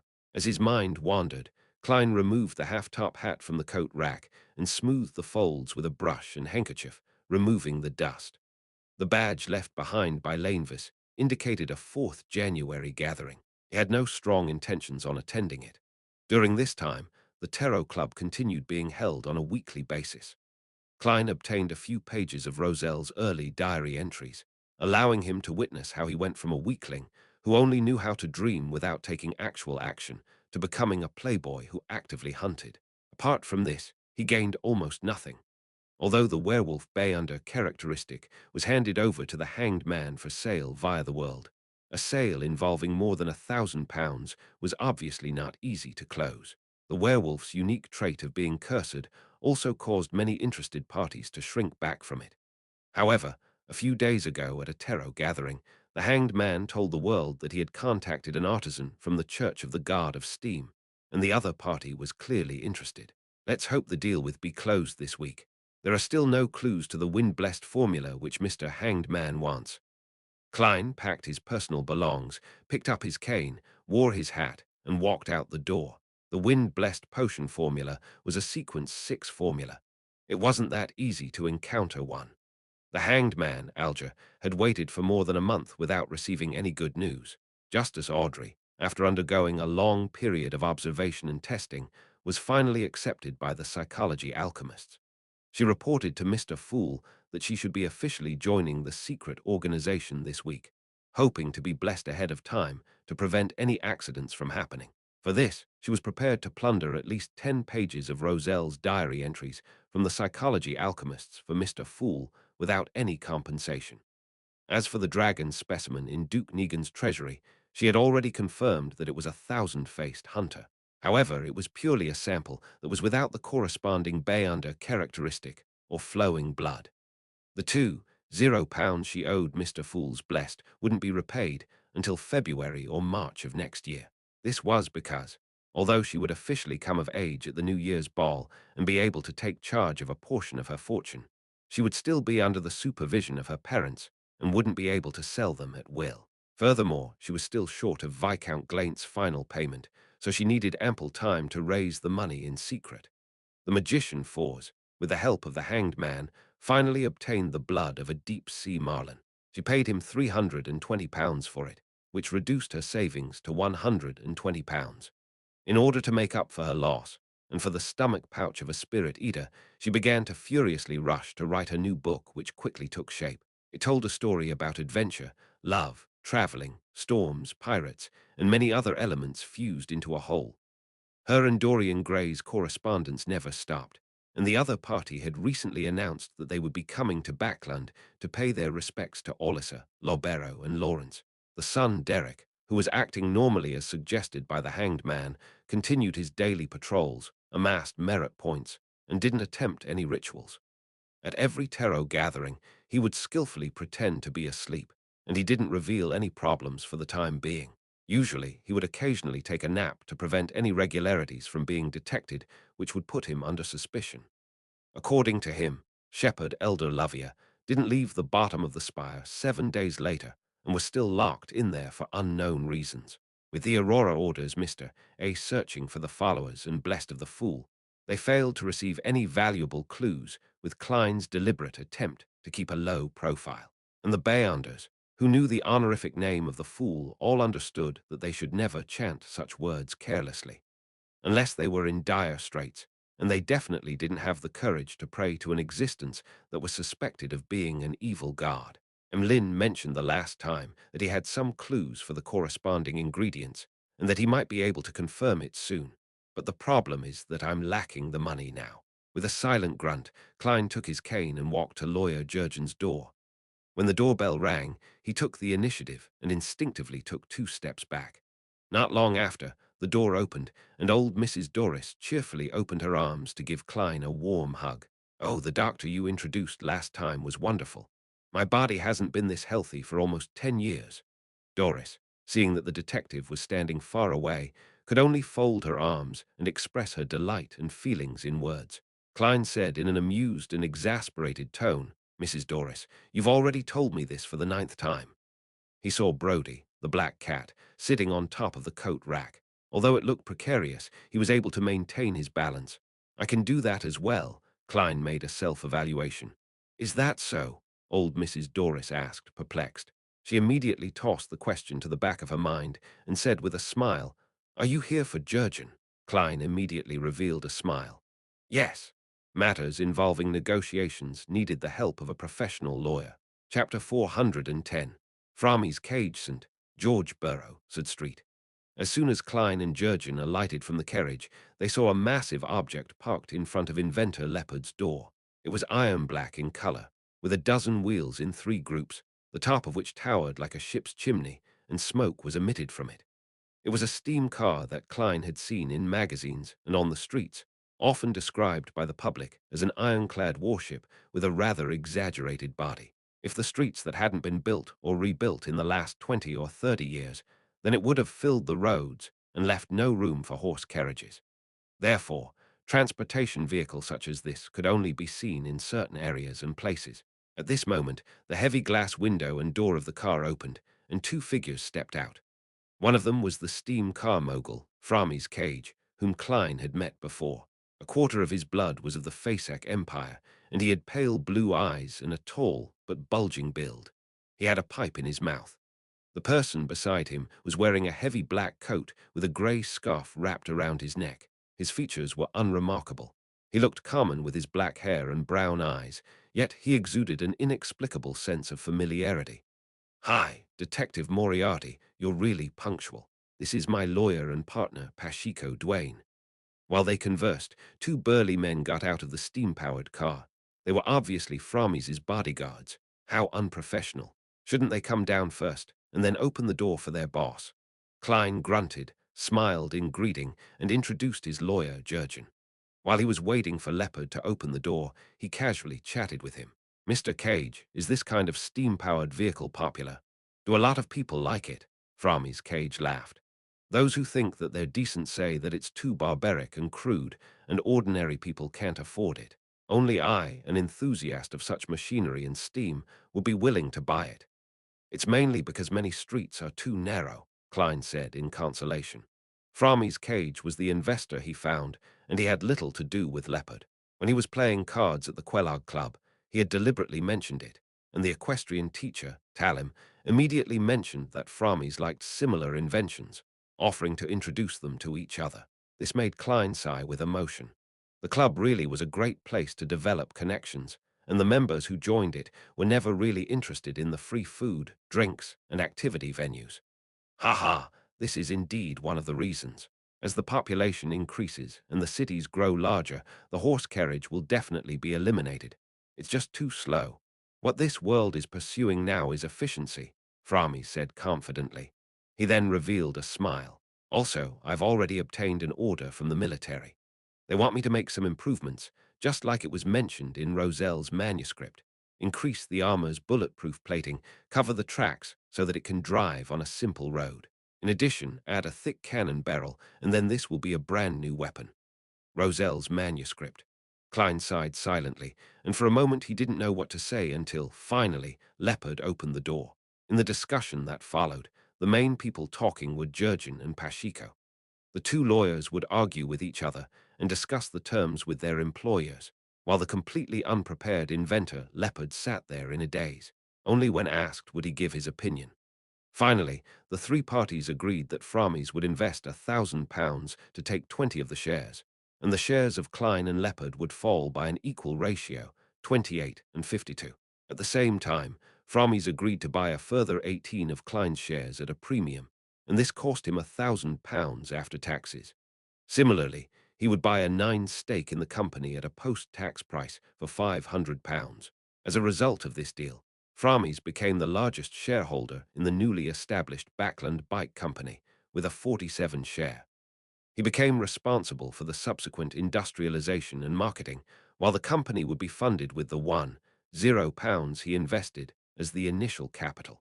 Leopard was the second largest shareholder, with 43 of the shares. His job was to help in the setting up of the assembly line for mass production. Mr. Klein, who only had the remaining 10 of the shares, became a purely financial investor, and the £10 he earned from selling his shares had sent his personal wealth skyrocketing to £235, almost enough for him to buy a main ingredient for a faceless potion. As a private detective, he still continued accepting commissions in the past month or so his daily expenses didn't drain his savings. I still have to pay £50 to lawyer Jurgen, leaving me with £185. I'll have to thank Talim when I see him, a thought flashed through Klein's mind. He signed and stamped the contract. Then he stood up and shook hands with Framis and Leopard. I hope for a pleasant partnership. Framis took out his golden pocket watch and looked at it before chuckling. Normally, we should have lunch together to celebrate the closing of a deal, but there's an important person waiting for me. I'm really sorry, but there will still be a lot of opportunities in the future. An important figure, another one. The one behind Talim. The one that I claimed reimbursement from using fake information that points to the Aurora order. Klein suddenly felt a little guilty. He hurriedly smiled and said that he didn't mind. After exiting the house and getting into a carriage, Jurgen suddenly frowned slightly. Sherlock, you agreed too readily. Why do you say that? Klein asked curiously. He didn't even know what Jurgen was talking about. Jurgen said rather seriously, when we were talking about the transfer of shares. Based on your description and on Framis's performance, I can imagine a bright market prospect for bikes. Although it's just an invention at the moment, deflating the overall valuation, you should have kept more shares even though £50 is a good price. That way you can get better returns in the future. I thought you were only going to sell 8 and have the confidence to haggle for £500, but you actually agreed to 18. Even if it were only £500, you would have made a severalfold return on the investment. You shouldn't have been in such a hurry. Because I'm in need of money. However, I did agree very readily without any hesitation. It was a huge transaction, so that does seem rather abnormal for me. As Klein thought back to the scene from before, he began to have some doubts deep down. Was I unconsciously influenced by Framis or that lawyer Pashiko? One of them is a Beyonder. Fortunately, the price was fairly reasonable. As he pondered over the matter, Klein said to Jurgen, who was waiting for an answer, "The new year is coming soon." He had no idea how to explain it, so he randomly chose an opening. If the other party was a smart person, then they would go along with the opening and perfect the explanation with their own reasoning. There was no need for Klein to describe it any further. Of course, this was a move aimed at smart people. Ordinary people would end up pressing, so, or what exactly happened. Lawyer Jurgen was obviously a smart man. Noticing Klein's brief silence, he nodded and said, "I understand. What do you understand?" I haven't even thought of what to say. Klein pointed to the steam metro station in front of them and said, I'm getting off here. I need to meet an informant. As the steam-powered vehicle roared forward, Framis, who was sitting in the front row, wound down the window and blew out a ring of smoke. He said to the inconspicuous lawyer Pacheco, Did you use your powers just now? It was passively triggered, Pacheco said with a smile. My powers aren't suitable for such situations. I prefer to face government or enterprise employees.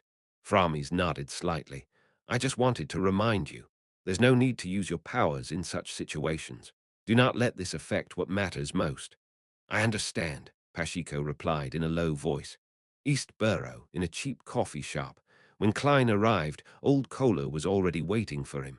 He removed his scarf, took off his hat, sat down across him, fished out a stack of one-solely notes, and handed it to him. For next week's expenses and a bonus for the information you provided me the last time. That's a total of £1. He was recently very generous with giving bonuses since he had already found a person to claim them from. Old Kohler, whose face was clearly ruddier than before, received the cash, feeling a little embarrassed. The information I gave you previously didn't seem to be that important. No, the importance depends on who wields it. There are a lot of things that you might find trivial, but it's how other people earn their money, Klein explained with a laugh. What happened this week? Old Kohler took the stack of bills and stuffed it into his pocket. He said thoughtfully, just like before, many people are still looking for the believers of the fool. Ha ha, how could anyone believe in the fool? That isn't a good name. The corners of Klein's mouth slightly twitched. Are they making progress? The Aurora Order is really persistent, Klein thought helplessly. No, there's no such person. Old Kohler shook his head and then said, There are a few people organizing strikes recently. They came to me a few times, claiming that they will be fighting for reasonable working hours and salaries. It's a very normal thing in this era, but it can lead to quite serious consequences. Klein thoughtfully said, Pay attention to the organizers of this matter, but don't be too anxious. Safety first. All right.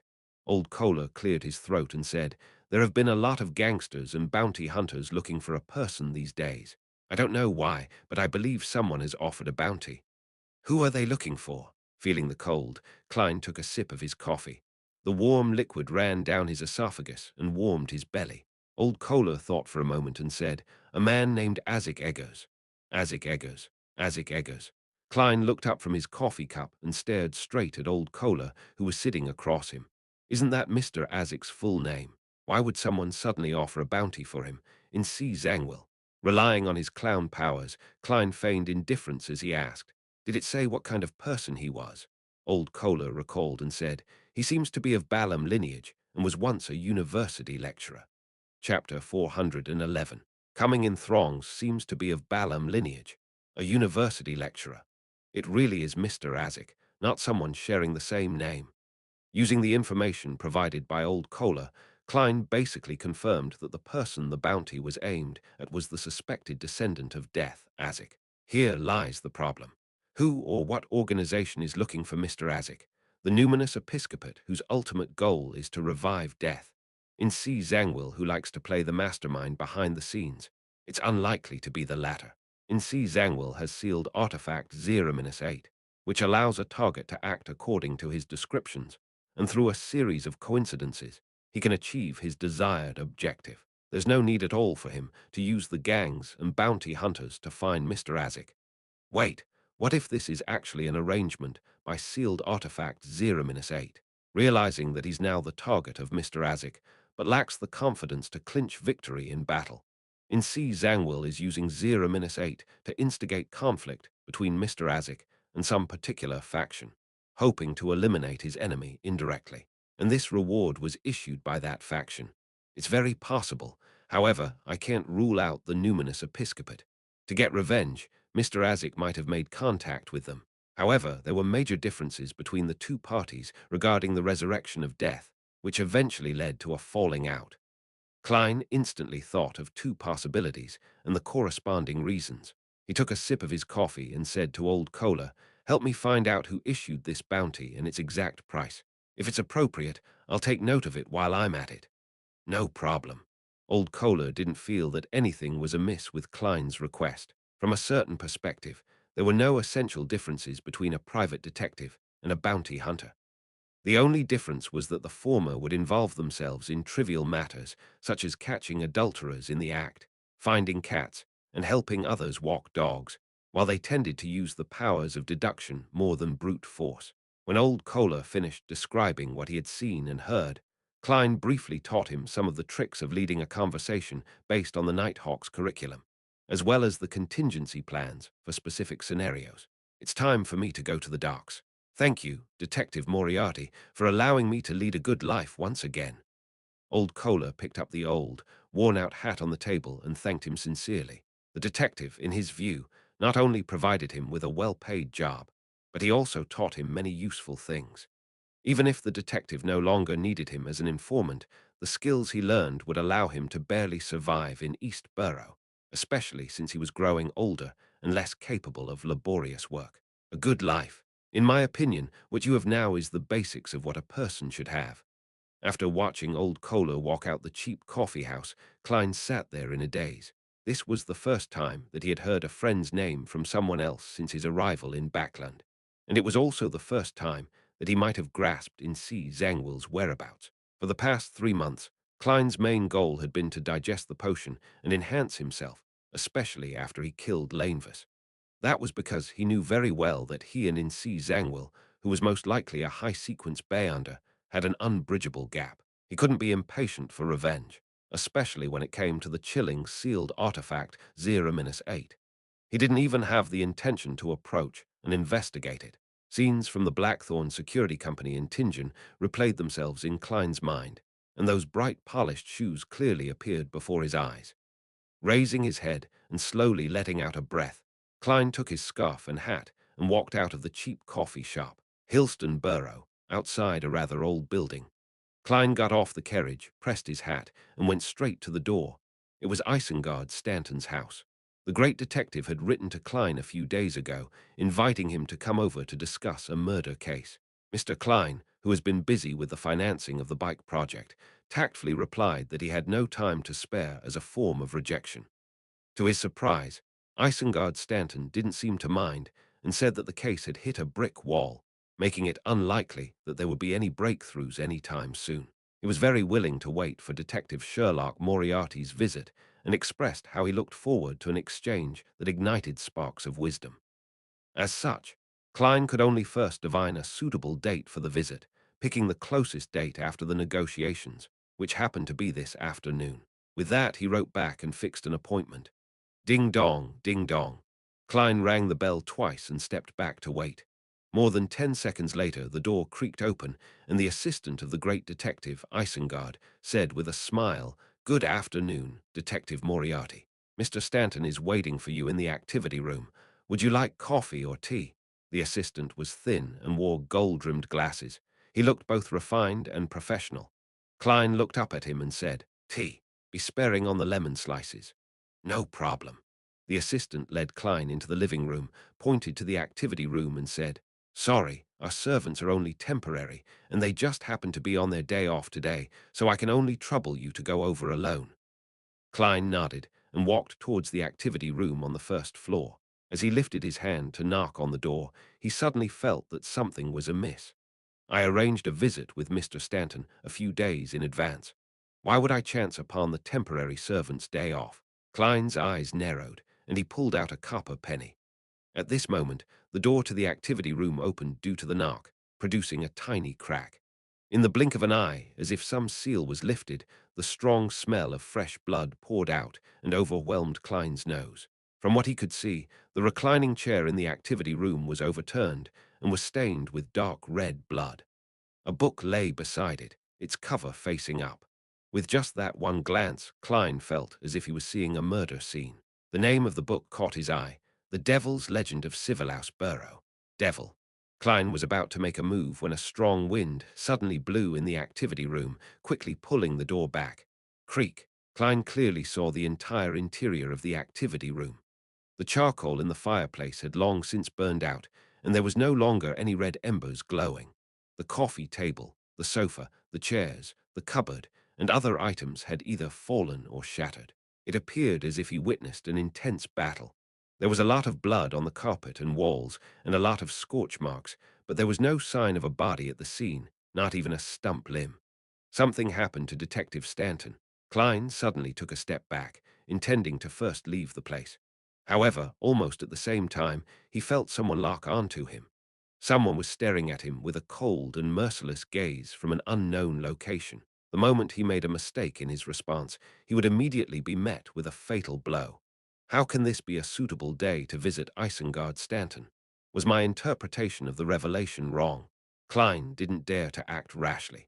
However, he was neither too nervous or flustered.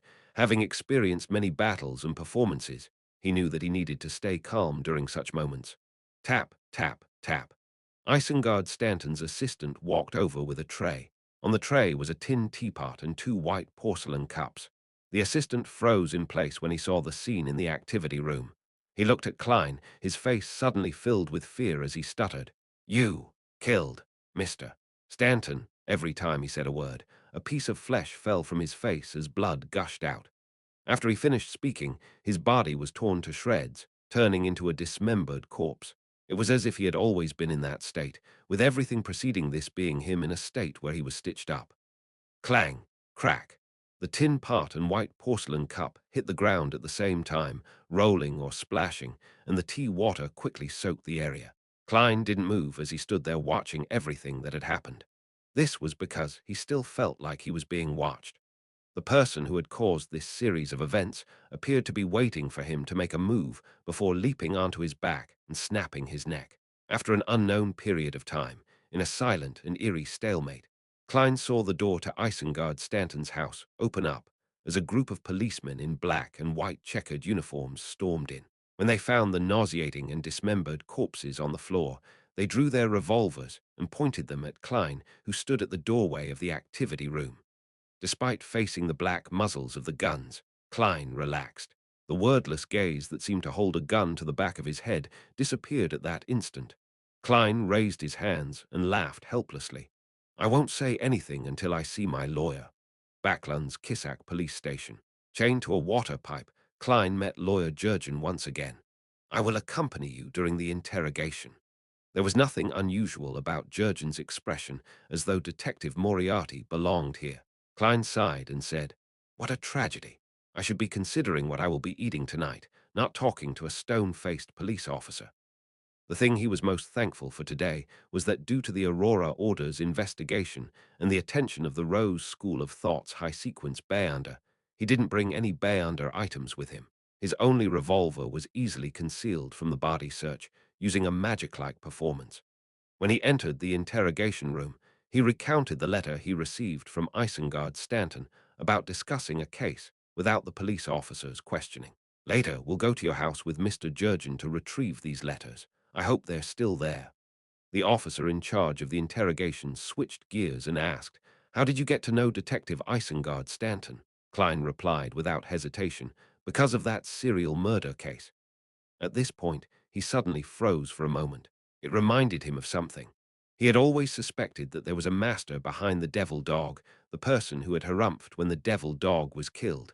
Yes, the book Stanton was reading before the attack was The Devil's Legend of Sivelaus Burrow.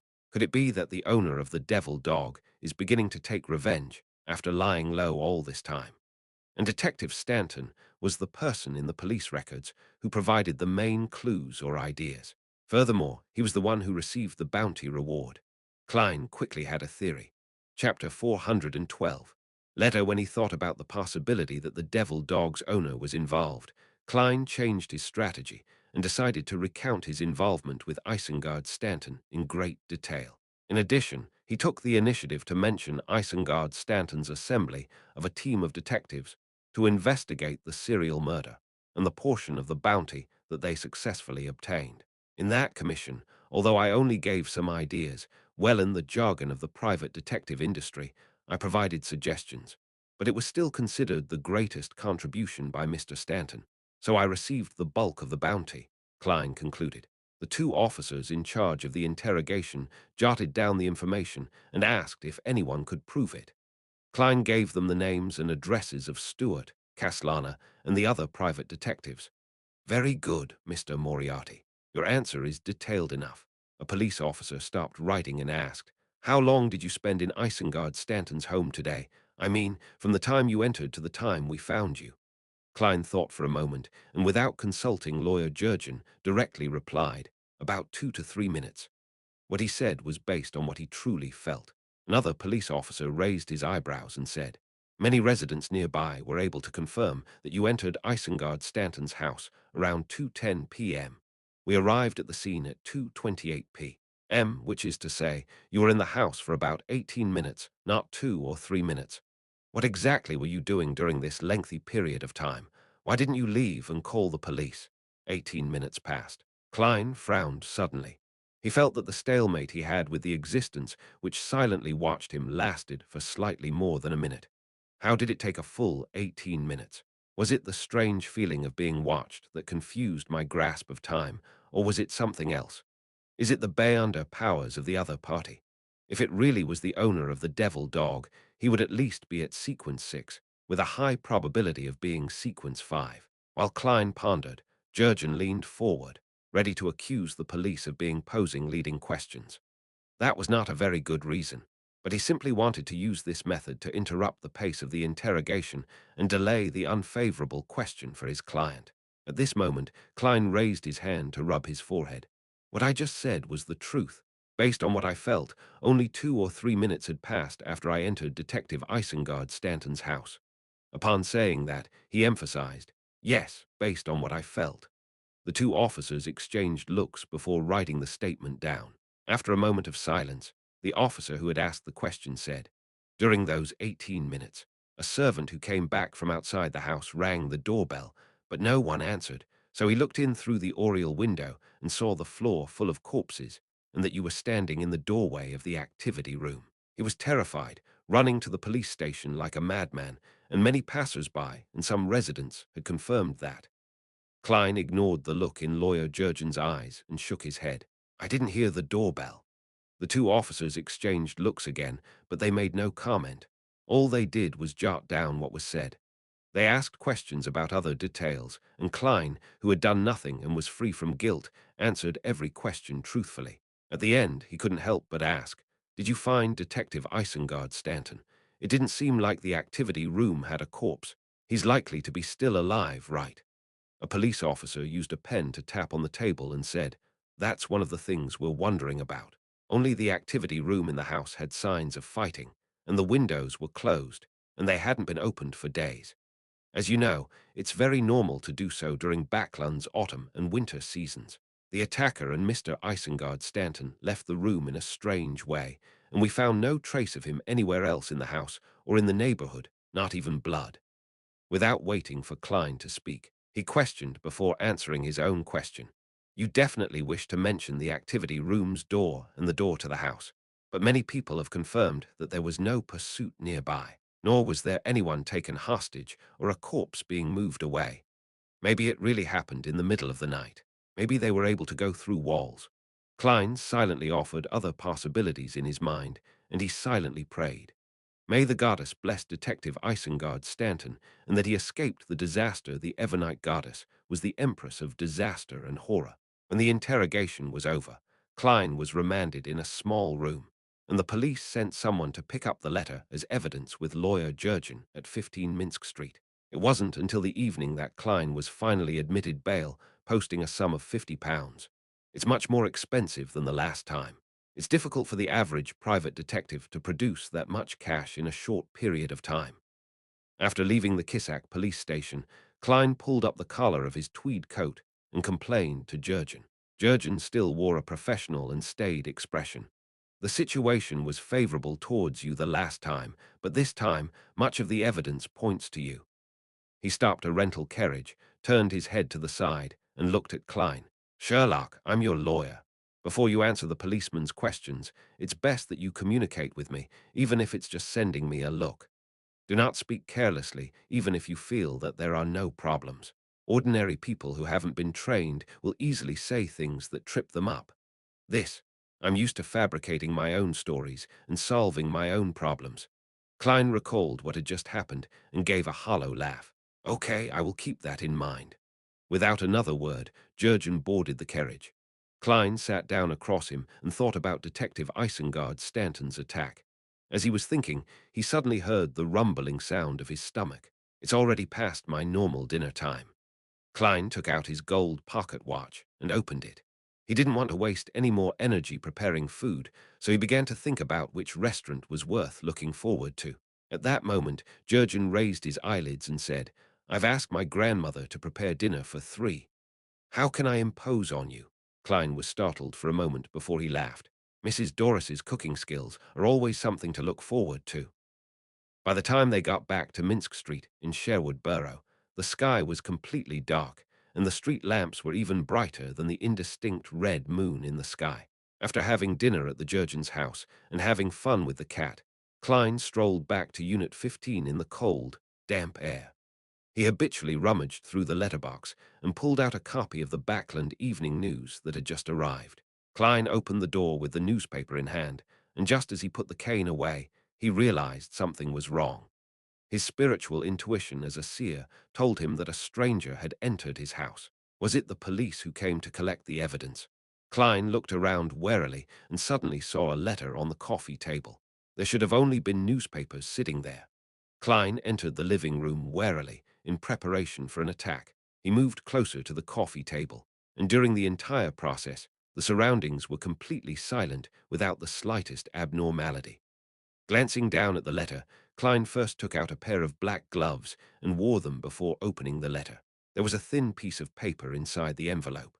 After unfolding it, a dark red color was immediately reflected in Klein's eyes, and the faint smell of blood lingered around his nose. Words were written on the piece of paper with coagulated blood. "All of you will die. This. Is it really the owner of the devil dog? Is he taking revenge on the people who caused his subordinate's death? This is truly a case of bullying the weak and fearing the strong. Why not directly find the Nighthawks responsible for the cleanup operation?" Klein's heart tightened, and many thoughts flashed through his mind, but he quickly dismissed his complaint. It was very normal to exact vengeance on the person that one could handle. Just like his past few months in Backland, he had never thought of finding in C. Zangwill, but he never gave up his pursuit of Lanevus. After looking around again, Klein gradually found that this matter was a little confusing. Isn't he afraid of being caught by the official Beyonders by using such an ostentatious method to exact revenge? Is this the acting requirement for his potion? Or rather, because Detective Isengard Stanton escaped, he knows that he can't get rid of his targets in secret, so he can only switch his methods. But what's the reason behind this method? Also, when I was at Detective Stanton's house, he was clearly watching me. Why didn't he make a move? Was he apprehensive towards an ordinary private detective like me? No, impossible. Does he know that I'm a Beyonder? Possible. Due to the side effect of me getting lost due to the master key, I had met with the devil dog. It saw my body and how I looked like. Although I was disguised, I can't be certain that a devil can see through it. Perhaps, after that incident, it was able to present the scene to its owner in some way. However, at that time, I couldn't even defeat the devil dog, so I could only run away pathetically. What is there to be afraid of? Unless he's worried about something else, such as the injured Isengard Stanton who might be hiding nearby. Did he write to me very openly, thinking that I, a wild Beyonder, wouldn't dare to seek help from the officials? With his head filled with questions, Klein inspected the house and walked all the way to the second floor. When he opened the bedroom door, another letter came into view. The letter lay quietly on the desk, as though it had been waiting for him for a very long time. Klein opened the letter and saw a line of dark red words that were drawn. "You're next." Next. How arrogant. Klein couldn't help but sigh. At this moment, he suddenly had a thought. He raised his head and looked outside the window. Across him were a few two-story houses with their lights on. The glow of the street lamps fell on their outer walls, forming a crisscrossing zone. All of a sudden, the shadows in the areas squirmed and twisted, forming a black shadow in a tailcoat. The shadow raised its right hand, gesturing in the shape of a gun, and pointed it at Klein. Then it retracted its arm and blew at the gun's muzzle. Immediately after, it silently fell back, transforming into countless disconnected shadows. Chapter 413. Visitors inside the Rice police station, which was in charge of Minsk Street and the surrounding district. Klein shook hands with the officer who escorted him out. This threatening letter must have had something to do with the previous serial murders. The organizer of the detective team, the great detective, Mr. Isengard Stanton, has already been attacked this afternoon.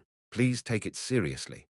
The police officer retracted his hand and said, "Don't worry, Mr. Moriarty. We definitely won't ignore your suggestion and immediately report it to the higher-ups. Thank you so much." Klein put on his hat and walked out the door. After seeing the two threatening letters and the provocation from the suspected devil dog's master, Klein didn't hesitate to bring the evidence to the nearest police station to report the case.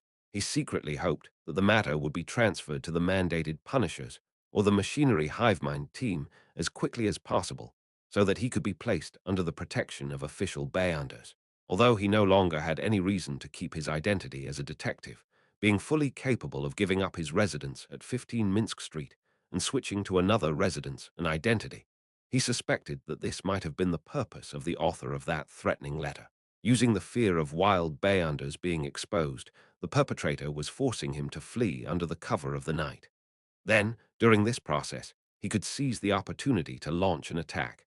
Actually, it's quite a suitable time to attack me while I was heading over to the police station to report the incident. It's the same as when I was at home. That fellow has other plans. Confused and wary, Klein returned to Minsk Street. As soon as he got out of the carriage, he saw a figure loitering in front of his house with the help of the street lamps amid the drizzle.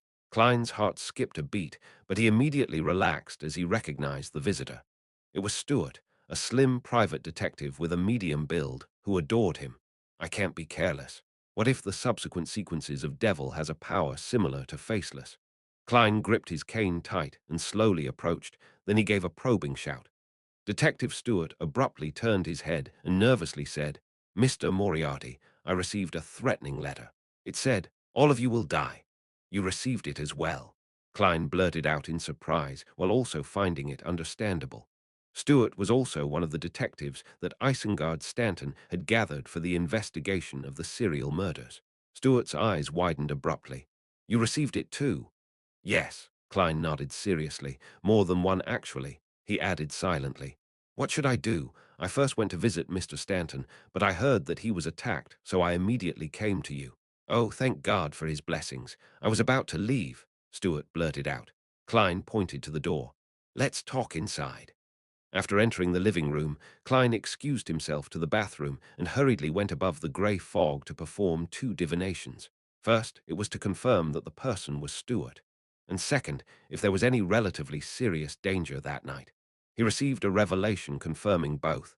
In other words, Stewart wasn't the enemy in disguise, and it would be a night of considerable danger. Of course, that danger might not happen right in front of Klein, but someone might be wiped out in secret. That was the limitation of divination. All he could receive was a revelation of a certain degree, not the entire answer. He was unable to get a precise answer. Furthermore, the limitations in mysticism couldn't be solved by techniques such as exclusion or dichotomy.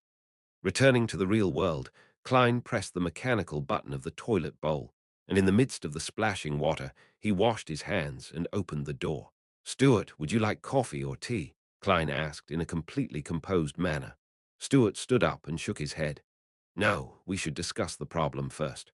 Although I've received many threatening letters in the past, none of them can be compared to what I received today. He must have written them using fresh blood. My intuition tells me that he'll definitely take action and that he has the ability to do so. By the way, Mr. Stanton was attacked by that same person, wasn't he?" "I think so," Klein said stoically before sitting down. "This likely has something to do with the previous serial murders. The common thing that you, me, and Mr. Stanton share in common is that case." Stewart's reaction is a little too extreme. Is he spooked out by the attack on Mr. Stanton? At the same time, Klein was carefully observing Stewart. Being infected by his attitude, Stewart calmed down significantly. He sat down again and said while deep in thought, "It seems to be the case."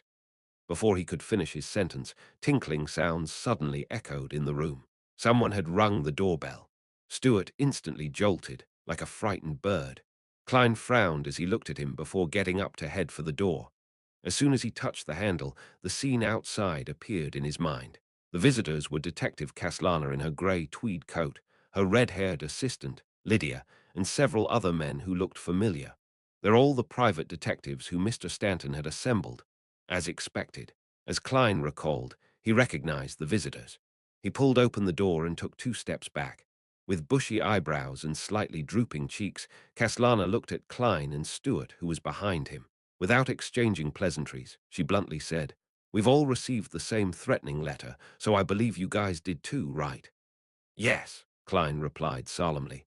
Caslana didn't shy away from exhaling a breath of white mist. "We were all assembled by Mr. Stanton to participate in the investigation of the serial murders. That's the only thing we have in common." "I think so too." Klein pointed inside his house. "Let's talk inside."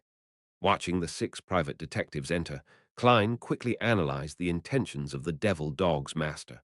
To stir up such a huge commotion, this will soon attract the attention of the official Beyonder organizations. Who knows, there might be a demigod powerhouse guarding this area, so how would he take his revenge? He's just being provocative, making the military and the Beyonders from the 3 churches send people to protect all these private detectives. With the official Beyonders not daring to be negligent, it will scatter personnel and exhaust them by making them run around. Is all this to take revenge on the main target of the attack from back then? In the process, he might even have a chance to kill some of the official Beyonders. As for the private investigators, he will only take action much later, once their wariness has relaxed. Of course, if probes such as this give an opening, then he definitely wouldn't let it go. To devils who can sense danger ahead of time, this is a method that plays on their strengths. However, the 3 churches, together with the military and the royal family, have many experts in sealed artifacts. They have no lack of demigods or grade 0 and grade 1 sealed artifacts. Is the master of the devil dog so certain that there are no powers or items that can restrain this strength of his? No, he definitely wouldn't dare. The official powers, especially the Nighthawks, mandated punishers, and machinery hivemen, have been fighting devils for who knows how many years. In the 4th epoch, even in the more ancient 3rd epoch, there was no lack of similar deeds. The master of the devil dog is at most a sequence 5. As long as anything goes wrong, to the point of nothing going wrong, he can be torn apart by a demigod or a terrifying sealed artifact. Why would he still dare to make such attempts? Or it could be said that he's simply toying with the officials and that he wouldn't act, doing it time and time again. Yes, there's another possibility. Using the threatening letter, he's able to get more than half the targets gathered together. Then, using the official Beyonder organizations' counterbalancing of each other and the procedural and bureaucratic tendencies, create a time delay. The attack on Mr. Isengard Stanton must have been handed over to the machinery hiveman, who is in charge of supernatural affairs in Hillston Borough. But the ones who killed the devil dog were mainly comprised of the Nighthawks. The 2 organizations definitely don't communicate in detail too much. Well, it can also be assigned based on Mr. Stanton's faith. Which deity does he believe in? I don't seem to know, nor can I tell. In short, with so many private investigators living in different districts, and with different faiths, the division of jurisdiction is a troublesome matter, and joint operations aren't so easy to achieve. At this moment, the ones protecting us should only be 2 or 3 groups of official Beyonders. At the very most, they would be at the level of deacons, and they wouldn't use sealed artifacts which are too powerful or dangerous. Even a demigod high-sequence Beyonder wouldn't direct their gaze over to us that quickly. This would give the devil dog's master a chance. Although 3 to 4 groups of official Beyonders can definitely kill one or even more than one sequence 5, as long as he takes advantage of the situation, there's a good chance that he can successfully escape. Klein was able to deduce 2 or 3 possibilities in just 20 to 30 seconds, and giving each of them a preliminary opinion. Thinking of the divination outcome that indicated that there would be significant danger tonight, Klein thoughtfully nodded his head, closed the door, and entered the living room. He said to the sitting or standing detectives, "Have you called the police?" There are almost half of the people who were assembled back then gathered here. He surveyed the detectives and muttered inwardly. Representing the rest, Caslana replied, "Some have called the police, while others have tried to find Mr. Stanton or familiar friends. Finally, all of us got together and discussed about visiting you, the great detective." Klein gently nodded and deliberately said, "Everyone, don't be too nervous. The person who sent the letter should be trying to get revenge for that serial murder. But he's only one person, with at most 1 or 2 companions. As for us, we have a total of 8 detectives, all skilled in combat and shooting, so why should we be afraid of him?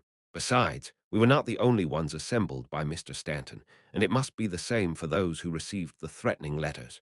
They just didn't end up meeting you or come to visit me. Upon hearing his words, Caslana and her assistant, Lydia, revealed doubtful expressions, as if they were unsure of something. Another detective took a deep breath. Mr. Moriarty, perhaps it's as you say, we need not be afraid of him. But he's a sinister snake lurking in the dark. No one knows when he will launch an attack, and no one can guard against it in advance. Furthermore, he might even harm our family members. Family members? Oh, my wife. No, my little angel. The detectives were instantly overwhelmed by their emotions as they exhibited exaggerated reactions. Standing behind Klein, Stuart was trembling with fear and anger. No, I don't want that, he murmured, almost losing control of his emotions. Just as Klein and Caslana attempted to calm them down, Stuart suddenly drew his gun and aimed it at the back of Klein's head. His eyes were glazed over, and his emotions seemed to have completely overwhelmed him. Chapter 414. Desire a parcel. While Stuart was raising his gun to aim, Klein, who had long been on guard, had already detected it. He lunged forward at the same time as Stuart performed his series of actions. Bang! Stuart, who was clearly out of control, pulled the trigger, and the bullet grazed the side of a private detective's face as it hit the wall. Instantly, the other detectives pulled out their revolvers as a result of the stress. It was as if they were looking at the enemy, turning the scene extremely chaotic. Among them, Stuart and a private detective had flushed faces and bulging veins. Their eyes burned with a mixture of fear and anger, as though they had turned into so-called devils. At this moment, Caslana bellowed, "Stop!" Her voice wasn't loud, but it was filled with awe. It made everyone's body tremble, and they subconsciously complied. Although there was a brief moment of silence, everyone's mood didn't seem to improve. Klein had already rolled over to the other side and stood up with his revolver in his hand. His mind raced, and he couldn't afford to hide his thoughts. He planned to rely on his hallucination ability to calm down the few visitors. Suddenly, the doorbell rang. Ding dong, ding dong. A few of the private detectives suddenly became alert, and their eyes revealed a hint of lucidity. The tinkling of the doorbell was like a bucket of cold water that poured over their heads. Stuart looked at the revolver in his hand and mumbled in a daze. What was I doing just now? The official Bayanders have made their move. Klein breathed a sigh of relief, approaching the door as he held his revolver. The moment he held the handle, the image of the person outside appeared in his mind. It was a man in a black coat and a hunter's hat. He had grey temples and a thin face. Isengard Stanton. The detective's face was somewhat pale, and his left arm was propped up near the shoulder. He really is all right. Klein was delighted at first, but then he became cautious, remembered the day when Mariontist Resego had transformed into a constable to knock at his door. Klein placed his finger on the trigger, pulled the door open, and took 2 steps back. Isengard Stanton smiled and nodded at him. Thank you for your visit this afternoon. Otherwise, I might not have been able to continue playing hide-and-seek with that devil. You saved my life. This. Could it be that the correct interpretation of a suitable date for visiting Isengard Stanton is that by visiting him this afternoon, I was able to help him out of trouble? What about the next few days of suitable dates for visiting? By skirting around the murder scene, I wouldn't be suspected. Klein didn't know whether to laugh or cry. He didn't let his guard down as he made way. What exactly happened? We'll talk later. Isengard suddenly lowered his voice and laughed. Do you wish to discuss the subject of Bayanders in front of Stuart and the others? So here you are mentioning Bayanders to me so naturally. That's right, I was able to remain in a deadlock with the master of the devil dog for more than 10 minutes. That serves to prove that I'm no ordinary person. Besides, the suggestion I previously offered pointed straight at a devil-turned animal. Klein quietly stayed behind Isengard Stanton by 2 steps. Upon seeing this great detective, Caslana and her assistant, Lydia, let out a sigh of relief. Stuart and the other private detectives also showed a look of relief. Are you all right, Mr. Stanton? They asked. Isengard slightly moved his left arm and said, a little injured, but not too badly. Okay, everyone, don't be nervous. This will be over soon. The police are waiting for that bastard in the darkness nearby. Is it because of the serial murders? Have you locked onto the suspect? Will he hurt the innocent? The private detectives asked frantically. Isengard pressed his right palm down. Don't worry, I'll tell you in detail in the time to come, but before that, I need to find out a few things from Sherlock and Caslana. We'll head to the activity room for a few minutes. His accumulated prestige made the detectives sit down without rebutting. Although they were still worried, they no longer had the problem of fretting or suddenly losing control of their emotions. After entering the activity room and closing the wooden door, Klein took a look at the enclosed room and suddenly thought of something. This kind of environment is very suitable for using items like the biological poison bottle. Ahem! Klein cleared his throat, walked across the room, and opened the window. He still didn't relax his wariness against Isengard Stanton, nor did he believe that Caslana was absolutely trustworthy. Isengard looked around, directly taking Klein's reclining chair before chuckling. Being old, I still like to sit like this. Sitting on a single sofa, Klein asked again, Mr. Stanton, what exactly happened? Isengard looked at Caslana, who was standing behind a coffee table, and said, We're all Bayunders, so I won't explain stuff pertaining to general knowledge. Bayunders. Caslana first looked at Klein, then at Isengard, slightly surprised but not all that shocked.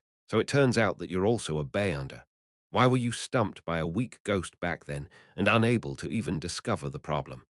Yes, perhaps she's from a sequence that isn't good at dealing with shadows or wraiths. Klein responded to her gaze. Isengard smiled and said, I once went to the Lemberg for 4 years of studies, where I came into contact with the Bay underworld and became a believer of the god of knowledge and wisdom. After returning to Backland, I gradually established a good relationship with the military, the Church of Evernite, and the Church of the God of Steam and Machinery. But I didn't dare to reveal my true identity, because the mandated punishers would definitely eliminate me as a cult's heretic. On this matter, the other official organizations wouldn't help me directly, because that would be equivalent to starting a war with the Church of Storms, as expected of the Tyrant's Church. Tyrant? Klein asked in passing. Isengard took out his pipe, but only sniffed the tobacco. This is what our church internally calls the Lord of the Storms. All right, let me first return to what happened today. The person who attacked me and delivered threatening letters to you is the master of the serial murderer from before. Heh heh. You should know that the murderer is a black dog of the devil sequence, especially Sherlock. You were the first to point out that the devil might be an animal. Klein smiled, neither denying nor admitting it. Caslana also just clasped her hands together, not saying a word. Isengard shook his head and laughed. Don't worry, I'm not an enforcer, but as a believer of the god of knowledge and wisdom, I can't preach in Backland or officially establish an organization. I can only rely on you and others like you for help. In other words, you can help us take the blame. Klein mocked inwardly. Isengard continued, seeing that they were still not making any admission. The Devil Dog's master is a Sequence 5 expert. Yes, according to what I know, the Devil Pathway Sequence 5 is Desire Apostle. They can use and control everyone's emotions and desires, enticing them to be corrupted. When facing a Desire Apostle, one mustn't have feelings that are too intense. One mustn't make or exhibit overt desires. Otherwise, they'll immediately be remotely controlled by him. Otherwise, a seed might be planted in them or have it catalyze immediately. This will make people exhibit many problems as they gradually become corrupted. They might also lose control of their emotions at a critical moment and be unable to put up any resistance. This is a portion of the Bayunder powers a Desire Apostle has. I have confirmed these aspects from my battle with him. Upon hearing this, Klein suddenly understood one of the reasons why the culprit had sent out threatening letters and made such provocative actions. He wanted to anger us, making our emotions experience violent changes so that he could bury a corruption seed or catalyze our emotions, making it erupt out of control. This would make his follow-up attacks simpler and easier. Fortunately, I'm a Bayunder who has experienced many things. At that time, all I had was vigilance and caution. When Stuart and the others saw the threatening letter, their emotions clearly changed, so the Desire Apostle had planted a seed in them.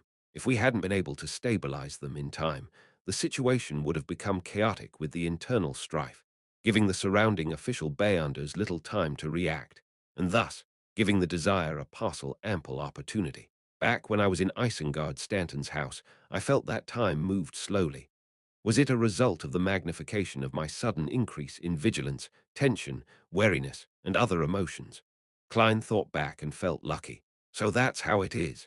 Kaslana seemed to gain an understanding of many things. Isengard rubbed his temples and said, I was almost manipulated by him, which resulted in my injuries. Afterward, I used a mystical item to play hide and seek in the house. It was only when Sherlock visited and the three sides came to a stalemate did I get a chance to have a breather. My poor assistant was looking forward to returning to Lenberg for Mass on New Year's Day. At this point, he sighed. When the police arrived, I took the opportunity to escape and then used the river to escape the pursuit, Isengard added. He then asked, Sherlock, Kaslana, how do you plan on handling this issue? After a moment of silence, Kaslana said, Mr. Stanton, do you have any suggestions? Isengard said, First, take the protection of the official Beyonders, preventing the Desire Apostle from daring to take action. While this is happening, we should hope that he's quickly caught or killed. If our hopes aren't met, it's impossible that the official Beyonders would allocate people to constantly protect us. Then, we only have two choices. First, it's to change our identity, including our families, and move to a different place with their help. However, no one can guarantee that the Desire Apostle won't discover this. Second, we can directly join a corresponding official organization and become an external member. That way, our identity and place of residence will change as well, but it's much safer. Join a corresponding official organization, the Machinery Hivemind, or go to places like Lenberg or Massin to join the Church of the God of Knowledge and Wisdom. Wouldn't I then come to have three last names now, a believer of three churches? Klein felt an inexplicable sense of absurdity. He thoughtfully asked for advice. Are there no other solutions?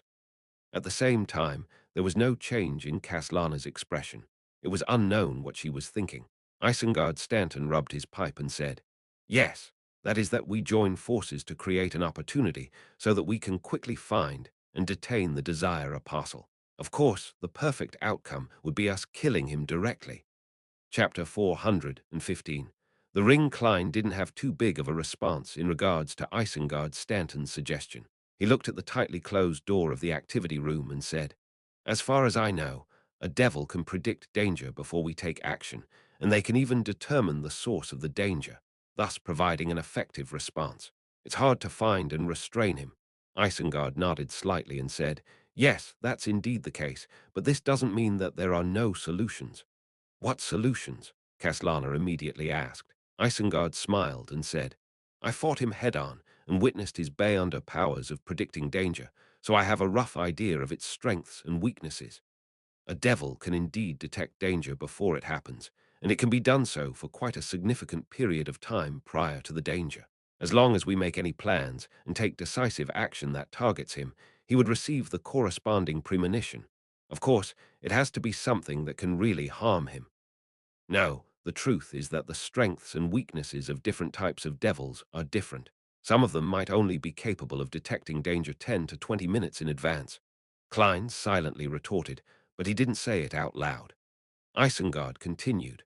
The flaw of premonition powers is that it can only detect the person and location of the danger, but it doesn't know the specific details. This gives us an opportunity to take advantage of it. What opportunity?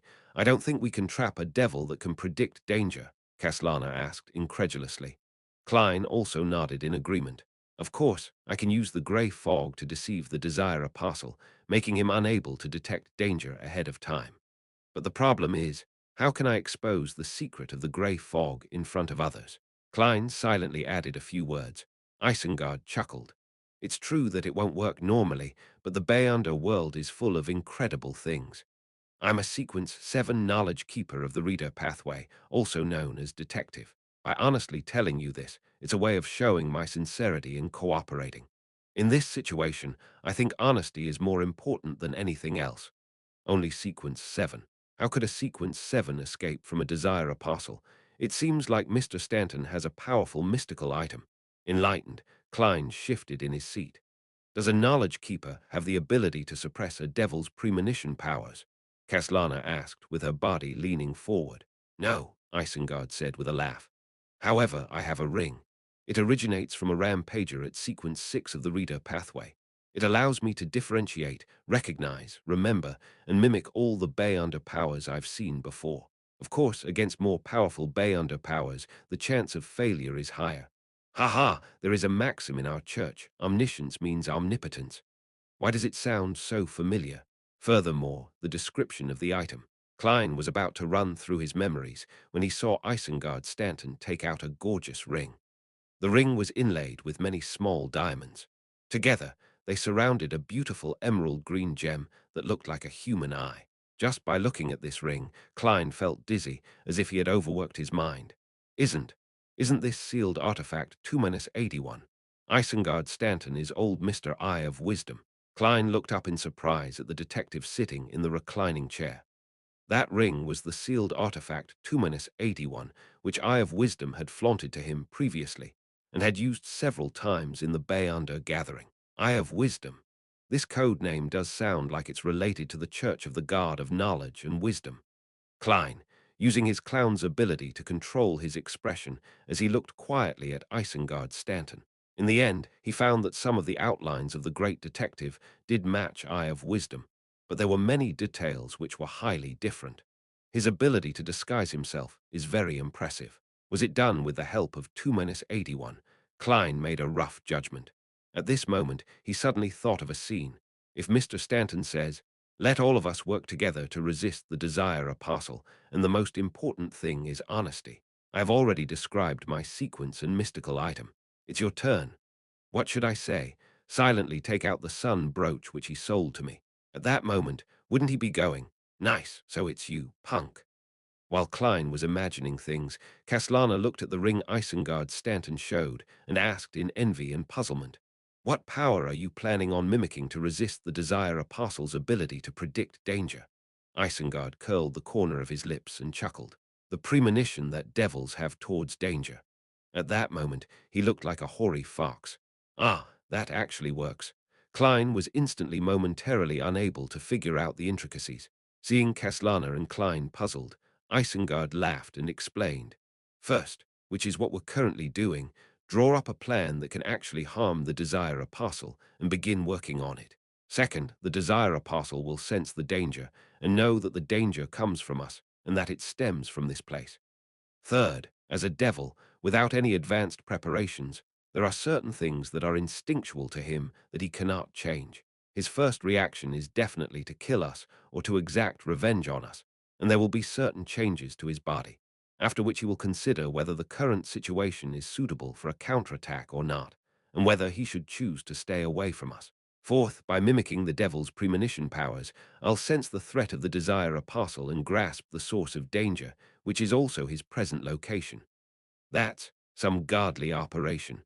Klein was quite surprised. But what happens next? The Desire Apostle would run away as soon as he realizes that something is wrong. We won't even have time to chase after him. Doubts immediately arose in him. Isengard looked at the two of them and smiled. "According to my deductions, he must be hiding in our surroundings right now. No matter how good he is at remotely controlling the emotions of others, there must be a distance limit. And just now, he had led Stuart and the others to lose control of their emotions.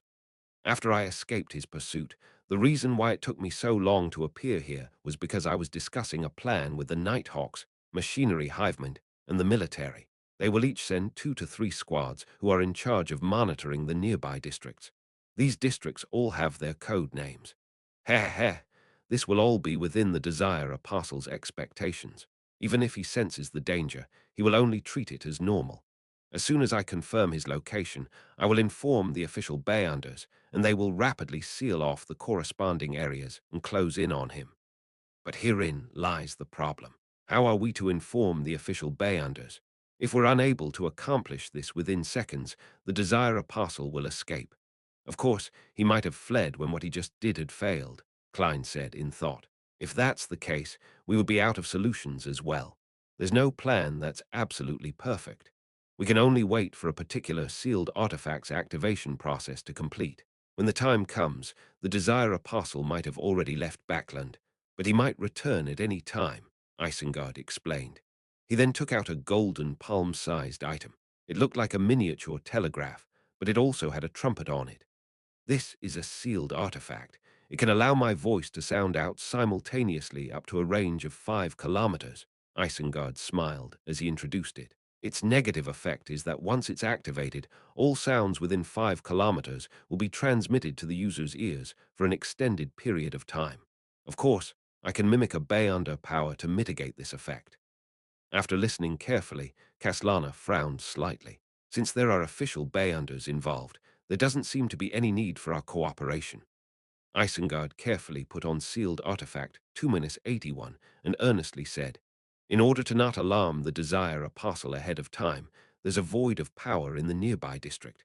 If the target is really here, the three of us need to help each other to retain him as best as we can." "I have no problem." Klein pondered for a moment before agreeing. Caslana also nodded and said, "Mr. Stanton, there's no need for you to explain so much.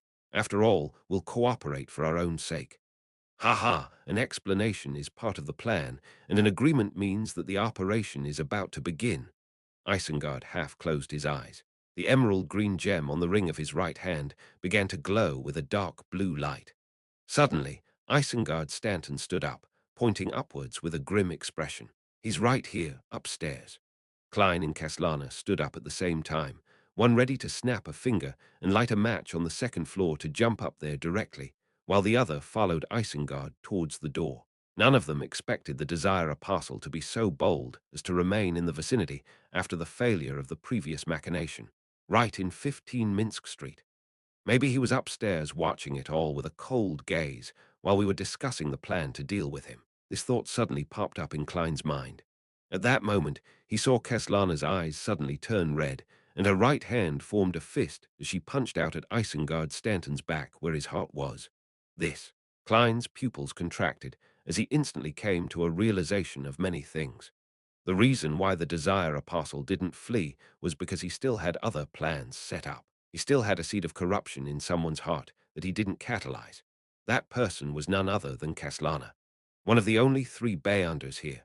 The reason why the unsuccessful attempt at instigating them was so easily resolved was to let their guard down and wait for the critical moment to make Caslana lose control of her emotions. The Desire Apostle's biggest target was still Isengard Stanton. How crafty! Klein snapped his fingers, but it was only an air bullet that was fired at Caslana. At the same time, he shouted, "Be careful." Isengard had a lot of experience too. He didn't care what the situation was as he threw himself forward. However, Caslana ignored the bullet, allowing it to strike her arm and allowing blood to splatter everywhere. Bam! She punched Isengard in the back, throwing her entire body forward. Catcher! Klein heard the sound of bones breaking, and the point of contact was the spine. Chapter 416. Two rights make a wrong catcher. When Klein saw Isengard Stanton's back cave in, even he felt a faint pain in his spine. Isengard fell to the ground with a thud, seemingly instantly losing consciousness from the pain. Caslana, on the other hand, stood in her original spot, gasping for breath with a blank look in her eyes. Her forehead was covered in cold sweat, and there was no follow-up attack. It was as if she had just awoken from a long nightmare caused by her emotions. All the strength in her body had completely disappeared from her previous outburst. Huff, puff, Caslana's body swayed, on the brink of collapsing. Klein's eyes narrowed as he rushed up to Isengard Stanton in 2 steps. He kneeled and tried to help him up. Isengard, who was sprawled on the ground, cried out in pain, "Run! Don't worry about me." Obviously, he didn't think that a 3-person group, which instantly had one heavily injured member, and another losing all her strength, could retain the Desire Apostle. Thus, he told Klein to immediately escape and meet up with the official Beyonders. Otherwise, all 3 of them would die there and then. At the same time, Isengard raised his right hand with difficulty, attempting to use some of his Beyonder powers so as to attract the attention of the official Beyonders who were quite a distance away. As for the tiny telegraph, with the trumpet, it had long since flown to the wall because of Isengard's fall. Klein showed hesitation, and just as he was about to make a decision, he saw a thick black liquid flowing down from the ceiling, quickly forming a pitch-black figure. The figure seemed to be completely wrapped in a black curtain, only exposing a pair of cold blue eyes. At the sight of him, Klein felt as if he was seeing the most intense emotions and desires of a living creature. Fear, wrath, greed, jealousy, hunger, lust. etc. The Desire Apostle didn't waste the situation he painstakingly created, and he entered the activity room almost immediately. At this moment, out of the three-person team of detectives, Caslana was exhausted from the outburst of emotions, while Isengard Stanton's spine was severely injured, causing him to lose his ability to partake in combat. Only Klein was left unscathed. However, other than his revolver and bay-under bullets, all of his mystical items were above the grey fog. Besides, he was facing a Sequence 5 Desire Apostle, a powerhouse capable of nurturing a devil dog. At that moment, the corners of Klein's lips curled up slightly. His right hand, which had been placed on the wound on Isengard's back, abruptly swiped, causing the obvious depression to shift to the side and onto a rib, the magician's most miraculous Beyonder power. Damage transfer. It allowed a wound to be transferred once on a body, turning a serious injury into a minor injury, but it was unable to transfer the damage to other people or items. When Klein saw that Isengard Stanton was injured, he had already thought of the subsequent countermeasures. By first acting as if they were out of solutions to make the Desire Apostle appear, and then transfer the great detective's wound to leave him with only a slight fracture in his ribs, Klein believed that Isengard would then be able to deal with the Desire Apostle with him. It was a struggle for survival that all humans on instinct. In this way, even if the Desire Apostle realized that something was amiss, it would be too late for him to escape. Once Klein completed the treatment and joined forces with the great detective, they would be able to stall the target until the official Beyonders arrived. Almost at the same time, the ring that Isengard had pointed outwards began to produce greenness that was filled with vitality. A faint glow soon enveloped Isengard's body, allowing his wounds to quickly heal. The fracture on his ribs was instantly healed. The great detective's pain was real, but his helplessness was just an act. However, this overlapped with Klein's help. When the Desire Apostle who was about to take action saw this scene, his eyes suddenly widened, and his body stopped abruptly. Being free from any ensnarement, he turned around and ran towards the window. During this process, his body quickly collapsed into a sticky black liquid. The liquid seeped into the ground, penetrated the wall, and disappeared. Klein raised his right hand just in time to snap his fingers. The air bullet went through the open window and shot outside, sending sparks flying everywhere. However, the Desire Apostle had completely disappeared. He ran really fast, without any hesitation at all. Are you a devil or not? This will only make things worse in the future. The corner of Klein's mouth twitched as he turned to look at Isengard Stanton, who had rolled around and stood up. The great detective happened to look at him. You're capable of healing wounds. You're capable of healing wounds. The two of them opened their mouths at the same time and asked the same question. After looking at each other, Isengard shook his head and smiled bitterly. I never expected that the trap I set would allow him to escape. As he spoke, his ring began to glow, and he looked around to confirm that the Desire Apostle had already left. Isengard then gave a brief explanation. I didn't have the chance to mimic the healing ability this afternoon. Later, I believed that I could use this to set a trap and make the Desire Apostle appear by making him think that I'm injured.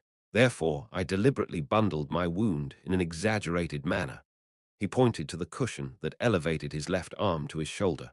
Sure enough, it worked, but I didn't expect you to be able to deal with serious injuries, and Isengard sighed softly. As a result, both of them putting healing the injuries as their top priority. No one held back the Desire Apostle, so the moment he realized that something was wrong, he immediately fled.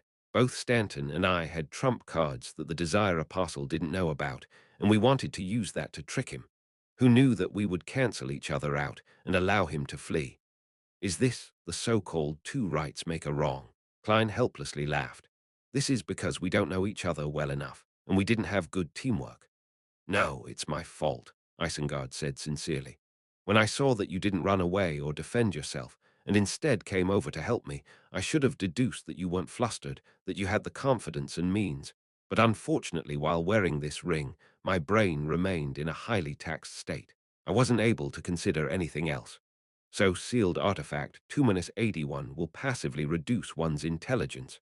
Klein smiled and said, Mr. Stanton, it's not the time to discuss who's responsible. The Desire Apostle has already fled. We should consider our subsequent actions.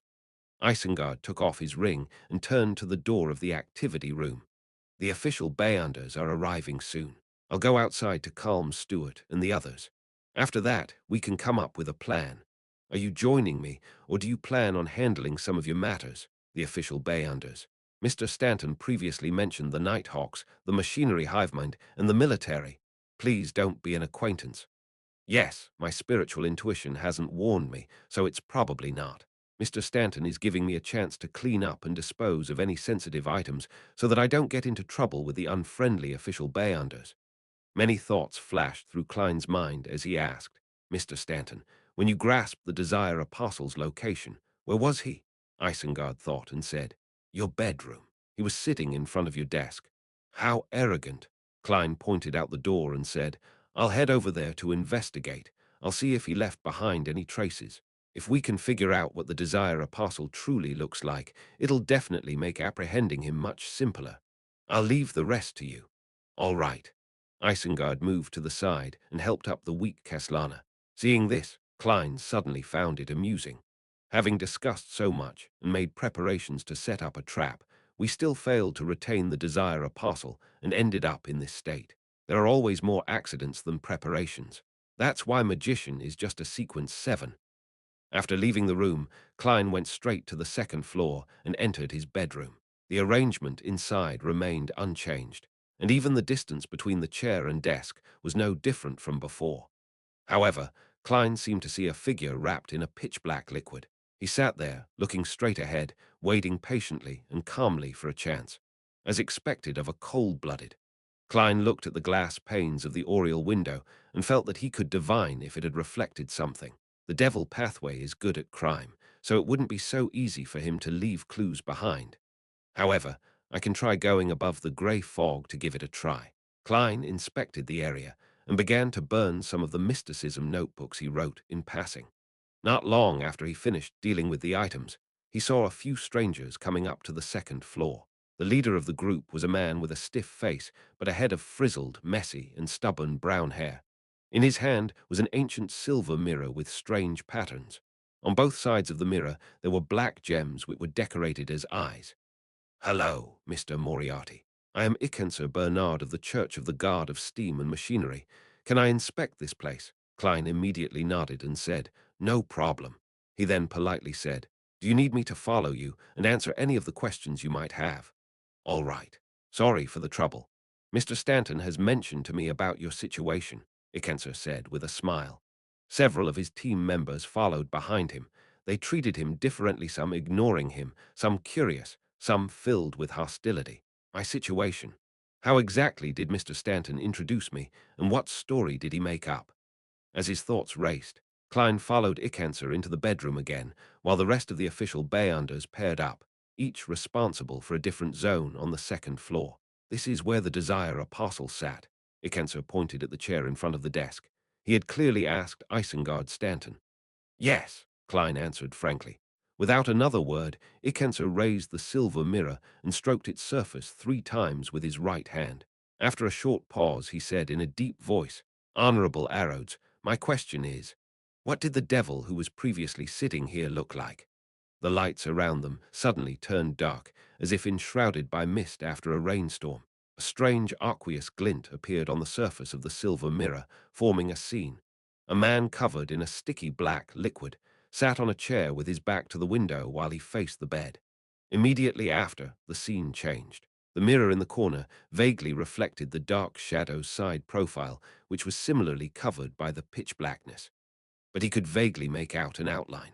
The Desire Apostle had very high cheekbones and a pair of cold-looking blue eyes. Chapter 417. Arrowed seeing the scene in the silver mirror, Klein revealed a pensive expression. This mirror is very powerful, and it even has its own name. It seems to be a living, sealed artifact. Such items might not be too harmful, but the difficulty of sealing it is very high. It's seldom used except for special situations. This person named Ikenser Bernard from the machinery hivemind seems to be highly ranked. He should be a deacon, and definitely not a simple one at that. Divination is limited, so the outcome would almost be the same as the results shown by the silver mirror. Even if I were to go above the grey fog, I wouldn't obtain a better result. There's no way to determine the Desire Apostle's appearance. There are countless people in Backland with high cheekbones and blue eyes. As Klein was in the midst of his thoughts, the scene produced by the silver mirror quickly dispersed. Following that, words in blood red appeared. Based on the principle of reciprocity, it's my turn to ask the question. If you lie or are unable to answer, you will have to accept an arranged mission by me or suffer a penalty. Klein pricked up his brows when he saw that. Is this some truth or dare mirror? Interesting. The words, which resembled dripping blood, slowly changed into new characters, forming a new sentence. What is Red Light's true name? Red Light. One of the leaders of the Great White Brotherhood. One of the 7 pure lights above the spirit world. Klein thought through it carefully and realized he didn't know the answer. He only knew of Yellow Light, Venithan. Icancer's throat bobbed up and down as sweat gradually appeared on his forehead. After a brief moment of silence, he said in a deep voice, Nanites. Wrong. The blood-red words on the mirror changed again. Mission or penalty? There was an obvious struggle on Icancer's face. Finally, he breathed out and said, Penalty. Just as he finished speaking, a streak of silver-white lightning appeared out of nowhere and struck his head. With sizzling sounds, Icancer's hair stood on their ends, and his body collapsed with a thud. Small amounts of black smoke billowed from his body. However, the mirror didn't fall to the ground with him. Instead, it floated by itself and landed on the desk. After 2 seconds, Icancer staggered to his feet and sat there, panting while shaking. Klein looked at everything in silence, unsure of how to react. After a while, Icancer, who had recovered a little, looked at him and said with a forced smile, You should have heard of sealed artifacts and know that they come with certain negative effects. Yes. Klein looked at the standing hair on Icancer's head and suddenly understood why his hairstyle was so frizzled, messy, and stubborn. Klein couldn't help but say, Actually, you could do the questioning alone. There's no need for you to do it in front of me. Phew, the requirement of using this mirror is that there must be someone watching by the side. Icancer was still trembling. It's so sentient. Klein took 2 steps forward and came to the table. He carefully looked at the silver mirror out of curiosity and found that, apart from the strange patterns and 2 decorative eyes, there was nothing special about the sealed artifact. Icancer, whose side was facing him, trembled as he chuckled. You can pose questions to him. We don't mind. No, I don't have any intention to. How could Klein play truth or dare with something like an Ouija board? As he spoke, he tried to touch the edge of the silver mirror. It's ice gold to the touch and has a metallic feeling. As Klein had this thought, he saw the ancient silver mirror tremble slightly. White words quickly appeared on it. Your loyal and humble servant, Arrows, at your service. Ah, Klein's mind momentarily went blank. Then he left the table without any change in expression. What's going on? This mirror was still playing truth or dare with others in a very cold and ruthless manner just a moment ago. How did it become like this in the blink of an eye? Klein was amused and puzzled. He quickly made a guess based on the information he had gathered. The silver mirror knows Red Light's true name, so it seems to be related to the spirit world to a certain extent, and the mysterious space above the grey fog seems to be connected to the spirit world as well.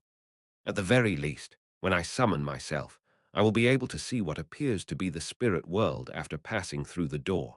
Is this mirror named Arrows able to sense the aura of the grey fog? While these thoughts were flashing through his mind, Klein saw that Icancer had recovered and stood up once again. He grabbed the ancient silver mirror, while the other 2 members in the room also stopped pretending that they hadn't seen anything while they were aimlessly searching the room.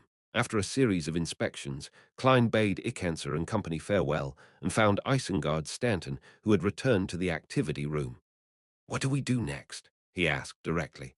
Isengard replied with a solemn expression. Let's have Stuart and the others have their families move in together. It will make it easier to protect them. However, this can only be a short-term solution. You and I, as well as Caslana, will act normally and receive secret protection. Let's hope the Desire Apostle can be found as soon as possible. You're a believer of the God of steam and machinery, right? Yes, Klein replied as he drew a triangular sacred emblem on his chest. At the same time, he lamented a little. For the foreseeable future, I can only go above the grey fog while inside the bathroom. In Empress Burrow, the opulent villa of Earl Hall, Audrey glanced at the elegantly shaped wall clock and slowly sat down in front of the dressing table despite her nervousness and excitement. She was heading to the home of her psychology teacher, Escalante, and take the key step of becoming an official member of the Psychology Alchemists. Before doing so, she needed to time herself well before praying to Mr. Fool for his help. I should be able to see the angel this time, right? Audrey thought with anticipation. After a few seconds of silence, she clasped her hands together in front of her mouth and nose and softly chanted the honorific name of the fool. In 15 Minsk Street, Klein was standing in the living room, looking at the scene which had finally turned quiet as he sighed. To him, the Desire Apostle only meant danger, but to Stuart and the others, it was a change in their lives. I hope it can be settled as soon as possible. With so many Beyonders with so many sealed artifacts, there must be something effective against the devil pathway. In the midst of his thoughts, Klein suddenly heard a series of illusory pleas. It should be Miss Justice. Having been prepared, he looked around before walking to the bathroom as if nothing had happened. After locking the bathroom door, he couldn't help but sigh inwardly. My life has also changed a little. Before the threat of the Desire Apostle was eliminated, he had to reduce the times he went above the grey fog while being secretly protected by the machinery hivement. Next week, during the Tarot Club, the itinerary must be simplified. However, no matter how compressed it is, it'll still take nearly 10 minutes. Well, constipation is a very normal thing. Who says that Beyonders can't be constipated? Being optimistic, Klein took 4 steps counterclockwise and went above the grey fog. Next, Audrey followed what she had been previously taught and set up a simple ritual, entering the artificial sleepwalking state. When Klein saw her blurry figure inside the Crimson Star, he went through the procedure, first using his spirit body to contain the Black Emperor card, then picking up the paper figurine he cut with his improved cutting skills and sending it out. As expected, the paper figurine gathered the power that was being stirred out of the grey fog, turning into a gigantic angel with 12 pairs of black wings. Audrey watched as the sacred and majestic angel descended before her, wrapping herself in its layers of wings.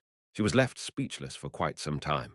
This is an angel, Mr. Fool's angel, and it even has 12 pairs of wings, an archangel. This is exactly the same as the descriptions in the legends of canon. This is also an angel of our tarot club. Audrey watched as the angel's silhouette rapidly faded away. She suddenly felt that it was exceptionally sweet. She thanked Mr. Fool with joy, excitement, and piousness, and then she called the maids and told them to get ready for her trip outdoors. Klein smiled and returned to the living room, looking at the bullet hole in the wall, and lost himself in thought. Should I hang a cheap oil painting to cover it, or repair it and paint over it? In Escalante's house at Hillston Borough, 7th Avenue. Audrey left her maid and bodyguard in the living room and followed the mistress of the house into the activity room with Susie, her huge golden retriever. In the activity room, there were 2 other people waiting. One of them was Hilbert Alucard, the psychologist who was introduced to her by Lady Norma. The other was Stephen Hampers, who had organized the previous psychology discussion. At that moment, although it was already time for the banquet, there was only a single ordinary candle lit in the room.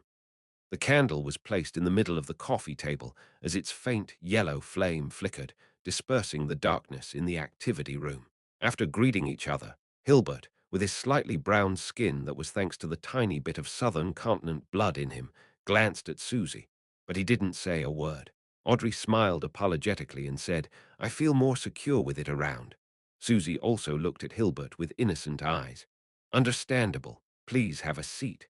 Hilbert smiled and sat down on the sofa on the other side of the coffee table. Hampers and Escalante also took their seats. After Audrey had taken her seat, Hilbert lifted the candle wick to brighten it a little. He looked at Audrey through the candlelight. "Now answer me honestly. Are you sure you want to join the psychology alchemists?" Under the illumination of the candlelight, his eyes seemed to be dyed with a hint of gold. Deep within his pupils, there seemed to be another eye, a vertical eye. Audrey's mind suddenly turned adrift for a moment before she regained her senses. She lightly nodded and said, "Yes." Hilbert asked again, "Will you intentionally hurt the psychology alchemists?" His tone carried a strange inducement, as though as long as the person being questioned gave an affirmative answer, they would unwittingly agree and abide by it from the bottom of their hearts. "No," Audrey answered very logically. After a few questions, Hilbert, Escalante, and the others heaved sighs of relief. The former smiled and asked, "Is there anything else you would like to say?"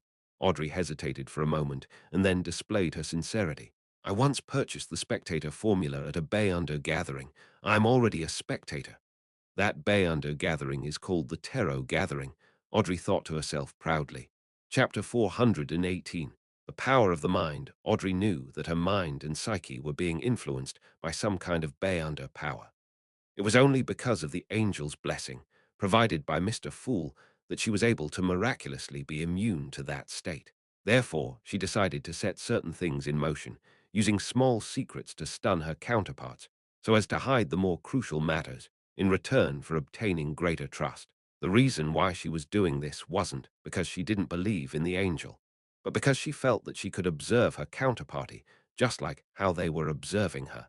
Although she had always hidden herself in the dark and pretended to not be considered a Bayunder, performing in a way which would not arouse suspicion, she was still more willing to take the members of the psychology alchemists seriously.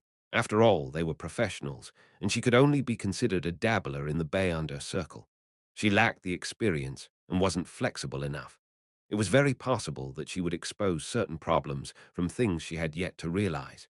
In that case, she might as well take this opportunity to confess and completely dispel some of the doubts of the psychology alchemists' members. She had called the descent of the angel and its envelopment of her with its wings as a blessing. Upon hearing Audrey's reply, both Escalante and Hampers showed a brief look of surprise. For a moment, they even doubted their own powers. As for Hilbert, he curled the corners of his lips into a faint smile, showing no abnormal reaction. He nodded in satisfaction and gently said, "Your honesty is admirable. Anything else?" Audrey pretended to be in a trance as she shook her head. "There isn't anything else." Hilbert thought for a moment before asking a few more questions. "Which Bayunder gathering did you buy the spectator formula from? Who did you buy it from? Where did you get the ingredients for concocting the potion?" Audrey's eyes darted around slightly as she showed an expression of recalling. "I have to keep the Bayunder gathering a secret. I was unable to see what the person who sold me the spectator formula looks like. But from the way he speaks, I could determine that he was a believer of the Lord of Storms." Upon hearing that, Hilbert nodded slightly, as though he recalled something. Audrey continued, "My spectator potion ingredients were mainly found from my family's vault. The rest were exchanged from my few friends.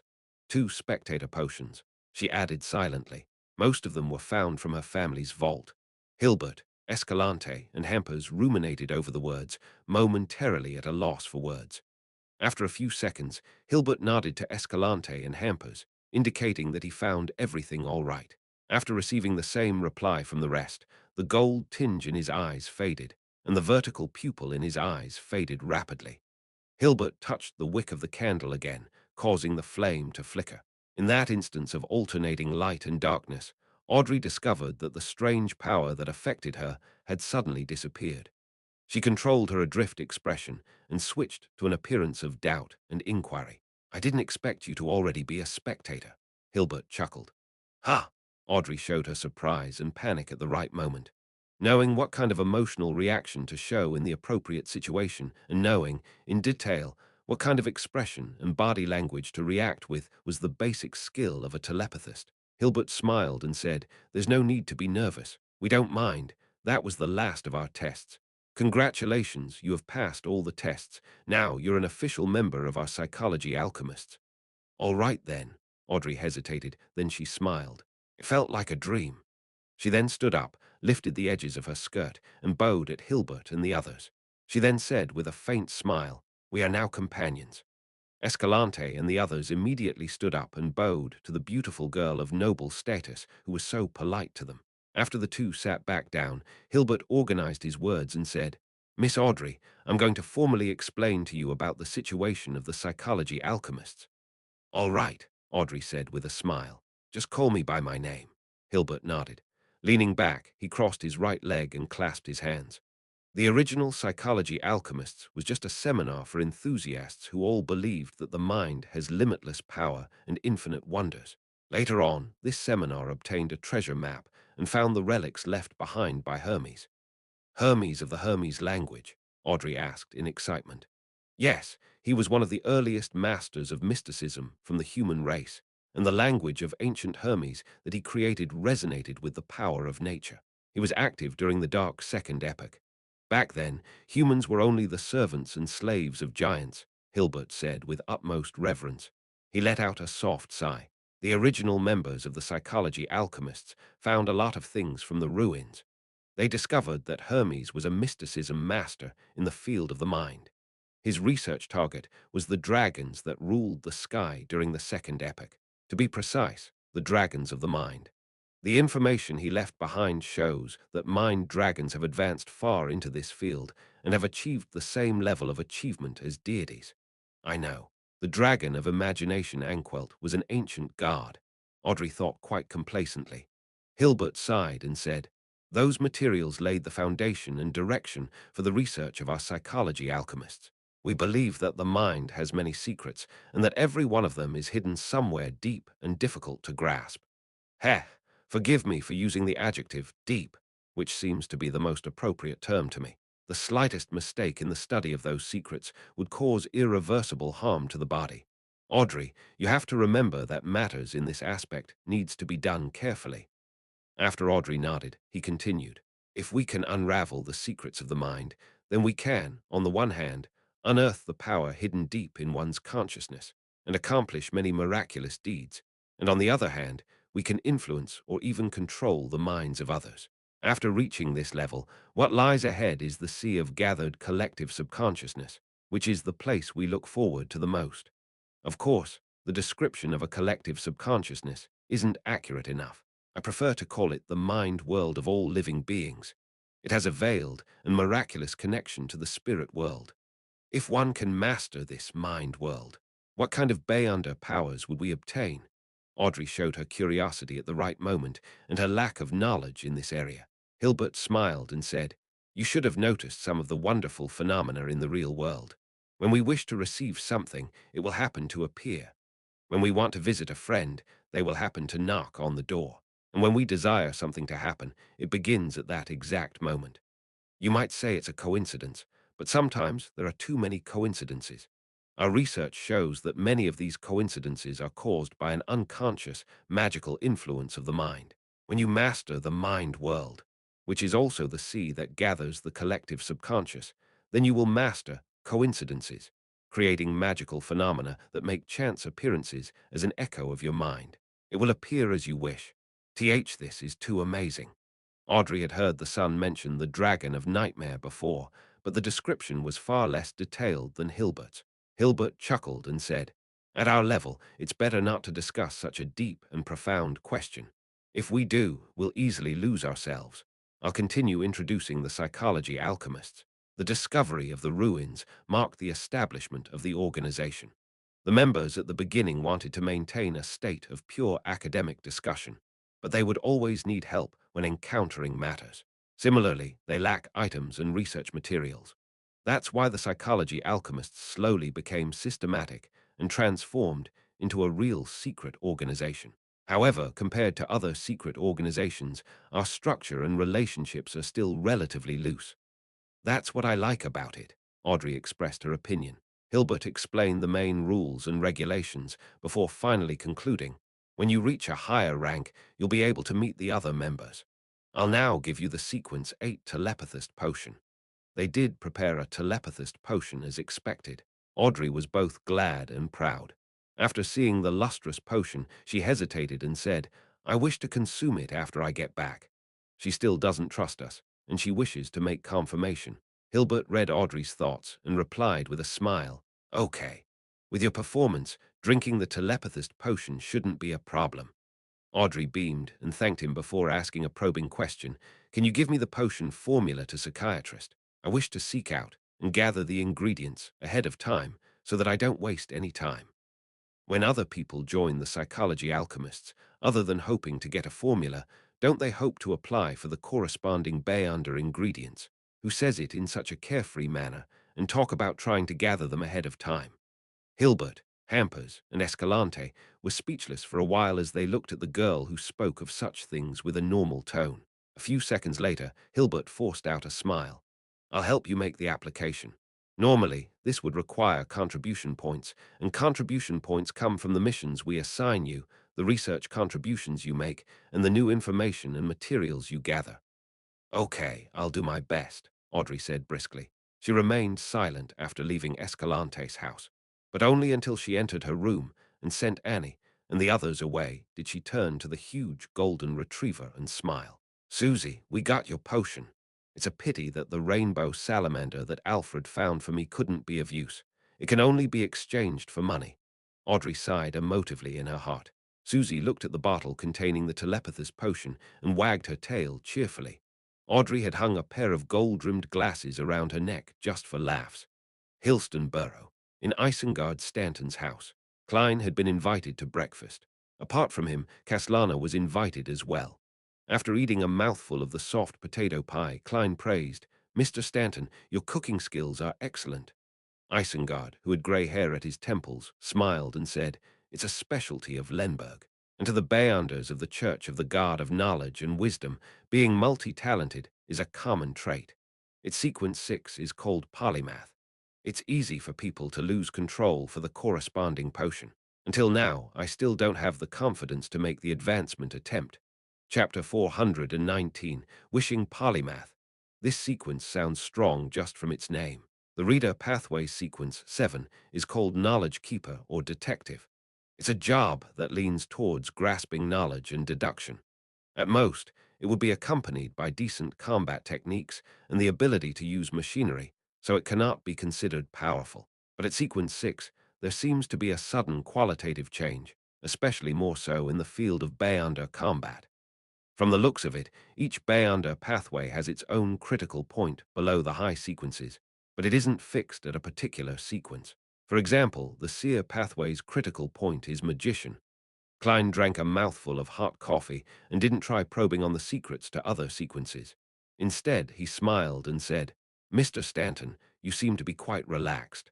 You're not nervous or worried at all." Isengard didn't answer immediately. He put down his knife and fork, took out his pipe and said, "You don't mind, right?" "Actually, I do, but the pollution and smog in Backland is already so bad that a few more puffs of second-hand smoke won't make it any worse." Klein shook his head and smiled. "This aids in your thinking. More accurately, it's a habit that I have after breakfast every day." Done with his pipe, Isengard took a deep drag. As the smoke was exhaled, he sighed and said, "Fear, nervousness, and worry doesn't help us face the threat. In that case, why not take it a little easier? The brain will become more active because of this. My assistant easily got worried, which led to his fatal disaster." Sigh. Isengard glanced at Caslana and continued, "Furthermore, our opponent is a desire apostle. We have to refrain from having intense emotions." Having said that, he chuckled. "Most importantly, we have no other means of locating the desire apostle." "What do we do?" Caslana put down the last piece of bacon and asked seriously. Isengard took a drag and said in a self-deprecating manner, "When discussing topics like this, I prefer reclining chairs. Apart from being able to sense danger, devils aren't good at divination or premonition. Therefore, if a desire apostle wishes to figure out the main revenge target, he would need to actively investigate and gather information. Otherwise, how would he know which group of private detectives had made considerable contributions to the serial murder? How was he able to precisely pinpoint you and me? In such a process, he definitely would have interacted with many people. Even in a disguise, he's bound to leave some clues. In addition to the rough image given by the machinery hivemind, this will form clues. Similarly, if he wants to attack me, then he has to find out where I live, what are my entry and exit patterns, as well as when I work or rest. He also needs to know if there are powerful official Beyonders protecting me. This requires a considerable observation period and corresponding inquiries, and similarly, this means interacting with others in certain locations. Once there's an interaction, there will be clues. I like the maxim, wherever he steps, whatever he touches, whatever he leaves, even unconsciously, will serve as a silent witness against him. I know that sentence. It was said by Emperor Roselle. Klein smiled. Soon after, he felt a little despondent because this was the second time he heard someone mention this maxim in this world. The last time it happened was when he was in Tingen. Caslana, whose cheeks were drooping, sighed. "As expected of a great detective. I never thought about such things. I admire your observation and reasoning skills." Isengard responded with a smile. "Everyone has their own areas of expertise. If it's just fighting, then I would be defeated by you again and again. Sherlock must have also thought of the things I just said. He also has outstanding observation and reasoning skills, and he's an outstanding detective. Actually, I felt a little ashamed when you were speaking so confidently earlier. Klein squeezed out a smile. No, you're a true detective, and I'm still a long way off. You really are a modest young man, Isengard sighed. He smiled and said, Next up, we'll proceed by taking these points in mind. You'll have to use your own resources and information channels. Aside from the Tarot Club, a third of my resources and information channels in Backland are from you, my good old man. Klein forced a smile and replied, All right. Apart from the Bayunder gathering held by Eye of Wisdom, the only people he could seek help from were Marek, Miss Sharon, Vampire Imlin White, and Father Otravsky. With the machinery Hivemind secretly protecting me, I'll have to eliminate Miss Sharon and Marek. I can visit Imlin the vampire, as he's now a half-believer of Earth Mother and is under the protection of Bishop Otravsky. He wouldn't encounter any danger from the official Bayanders. Klein instantly decided on the direction to take. Kaslana remained silent for a few seconds before replying, No problem. Klein wiped the remaining cream onto the last bit of toast, chewed, and swallowed it at a leisurely pace before asking, Mr. Stanton, you previously mentioned the activation of a particular sealed artifact. Will it be able to help us deal with the Desire Apostle? Yes, it played a critical role in finding and surrounding the devil dog back then, Isengard replied frankly. Its code name is 1-42. 1-42. A Grade 1 sealed artifact is highly dangerous and can only be used in limited ways. Even the Backland diocese can only keep one or two items. A corresponding description flashed across Klein's mind, and he asked with great interest, What is it? What abilities and negative effects does it have? Isengard laughed and said, That is a secret of the Church of Evernite. I do not know, and I only know that it was originally not in Backland. It was rushed here as an emergency because of the serial murders. It is said that it's a full-body armor which is silver in color with dark red blood stains. It once caused the destruction of a small city, and over 100,000 people died because of it. Cursed armor, Klein asked in return by giving it a name. Isengard spewed a mouthful of smoke and shook his head in seriousness. Perhaps it isn't cursed. Some people call it Berserker's armor or Bloodthirster's armor. My church once guessed that the blood it stained with comes from a deity from ancient times. When it was first discovered, it appeared to be nothing out of the ordinary. It was treated as a simple antique, sold and collected by others. But as time passed, those who came into contact with it died, one after another. It was an extremely terrifying death, nearly to the point of dismemberment, and after that, with it as the center, death spread outwards. There was no longer any need for contact, and as such, a small city was destroyed. This happened early in the Fifth Epoch. The Nighthawks were responsible for the aftermath. As expected of a Bayunder from the Church of the God of Knowledge and Wisdom, he knows enough history and Bayunder events. Klein secretly praised. Kaslana asked, sounding a little worried, Will it bring us danger? The Church of Evernite definitely found the right way of sealing it, but for us, it's best if we avoid contact as much as possible, Isengard said, half as consolement and half as a warning. After breakfast, he and Klein went into the activity room where the fight had taken place. Kaslana first headed to the bathroom. Looking at her back, Klein thoughtfully said, She seems to be a Bayonder from the Arbiter pathway. Your observation skills are indeed outstanding. Isengard sat down in the reclining chair. As Klein walked to the sofa, he whispered in confusion, This pathway is strictly controlled by the royal family, the military, and the ancient nobles. Very few formulas and ingredients appear in the outside world. Kaslana has such a background. Isengard smiled and said, Quite obviously. However, even to this point, she hasn't taken the initiative to mention the relevant matters. This implies that there really is a reason that makes it somewhat inconvenient for her to mention it. He looked at Klein with a smile in his eyes, as if to say, Aren't you the same as well? Klein laughed dryly and sat down. After a while, Kaslana came to the activity room and continued discussing the matter regarding the Desire Apostle with Klein and Isengard. As she was speaking, her expression suddenly became gloomy, and she sighed.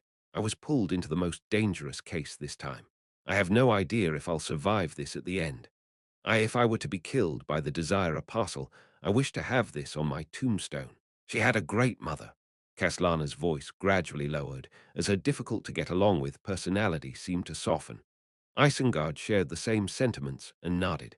Similarly, he's the most dangerous enemy I've encountered. He then laughed and said, "If I die because of this, and both of you are still alive, would you be willing to help me deliver my remains to the Holy Temple of Knowledge in Lenberg?" Stop raising death flags. Klein's mouth was half open, and he didn't know how to stop the two detectives in front of him.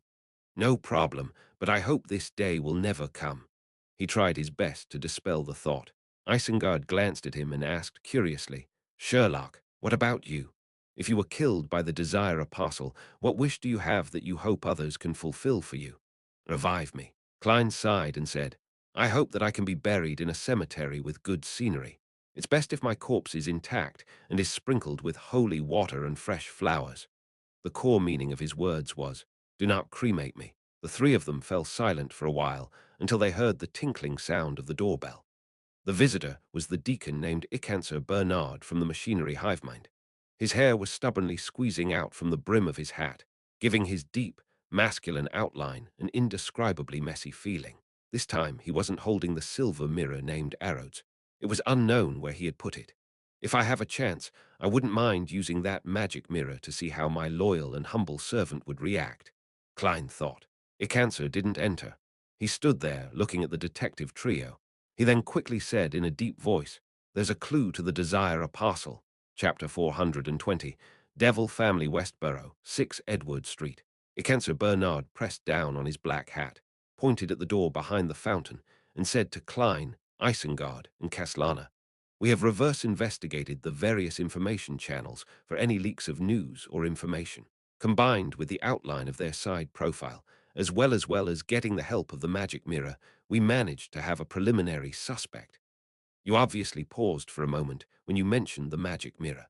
"I wonder what price you paid to get the answer you wanted." Klein sensed the problem in Icancer's tone and felt a baffling hint of sympathy for him. "It's the owner of this house." Caslana returned with a question, sounding almost certain. Isengard Stanton looked around and said, as if pondering, "You chose to inform us directly because you found another piece of evidence." "Yes, the portrait of the house's owner proves some of it." He never takes photographs," Ikenser answered frankly.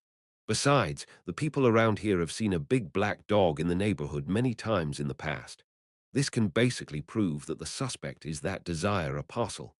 Having said this, Isengard couldn't help but laugh. "Sorry, we were too anxious and didn't give you a chance to introduce the suspect." As he walked around the fountain and toward the front door of the house, Icancer quickly said, "The owner of this house is Patrick Jason, the principal shareholder of a small bank. According to the description from his neighbors, he's a cheerful, enthusiastic, and optimistic middle-aged man who has remained a bachelor. But it is believed that he had several mistresses. At this level of wealth, the number of servants he hires is utterly inadequate. Every time a banquet or ball is held, he would need to hire a batch of temporary attendants from the City Family Servant Assistance Association. In regards to this, his explanation is due to a problem of insomnia. Too many servants will affect the silence he needs. I can tell that he has many secrets which need hiding, so he doesn't dare to hire too many servants," Isengard said half-jokingly. Klein, who didn't hire a single servant, said somewhat guiltily, "Perhaps it's simply because his finances aren't as good as others think." "Yes, that's a factor that cannot be ruled out." Isengard stepped up to the porch and came in front of the main door. Icancer looked at Klein and said as if in enlightenment, "You don't hire servants and only have your landlord's maid do temporary cleaning twice a week. Is it to conceal the secret that you're a Beyonder?" "Of all my secrets, that is the most trivial one." Klein deliberately smiled bitterly and said, "Yes." As they spoke, Icancer pushed open the front door and an indescribable stench drifted out. "The smell of decay." Isengard made a judgment in an instant. Icancer called over a machinery hivemind team member. "Carlson, any discoveries?"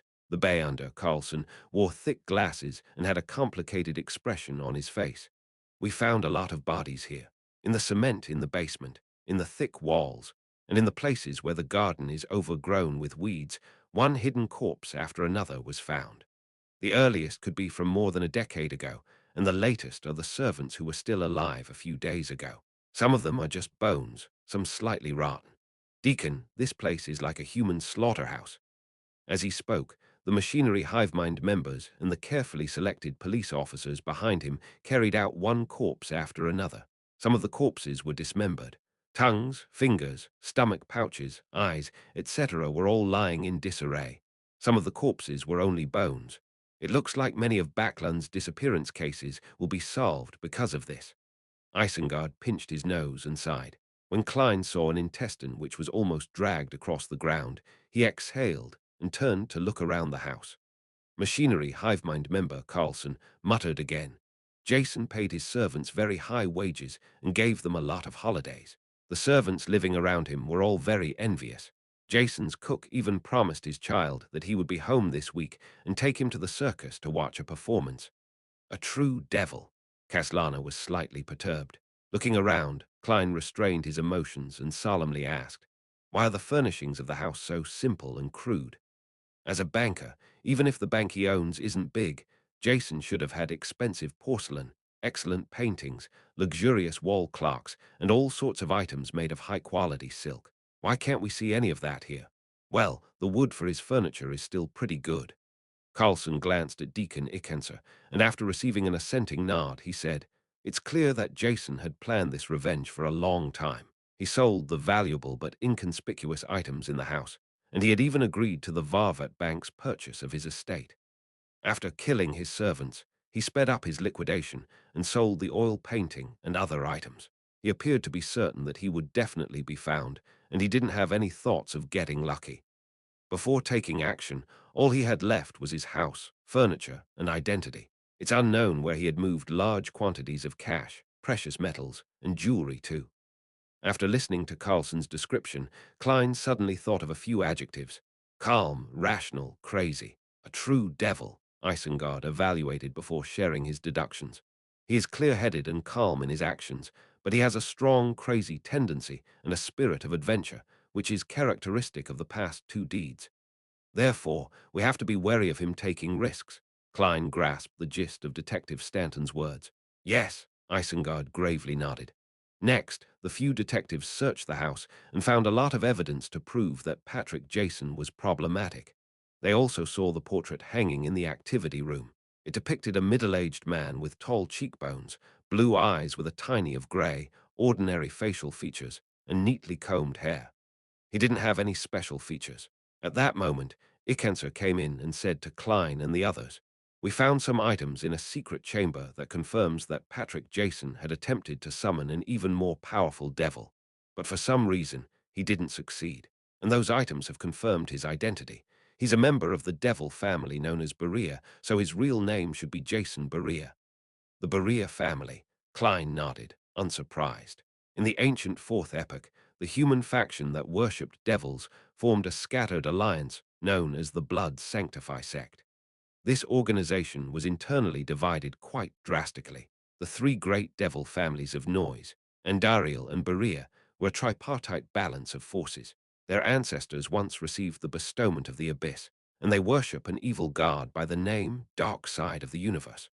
They believe that he is the ruler of the abyss, and that he is the devastator of the world who would corrupt and degenerate the real world's entire universe.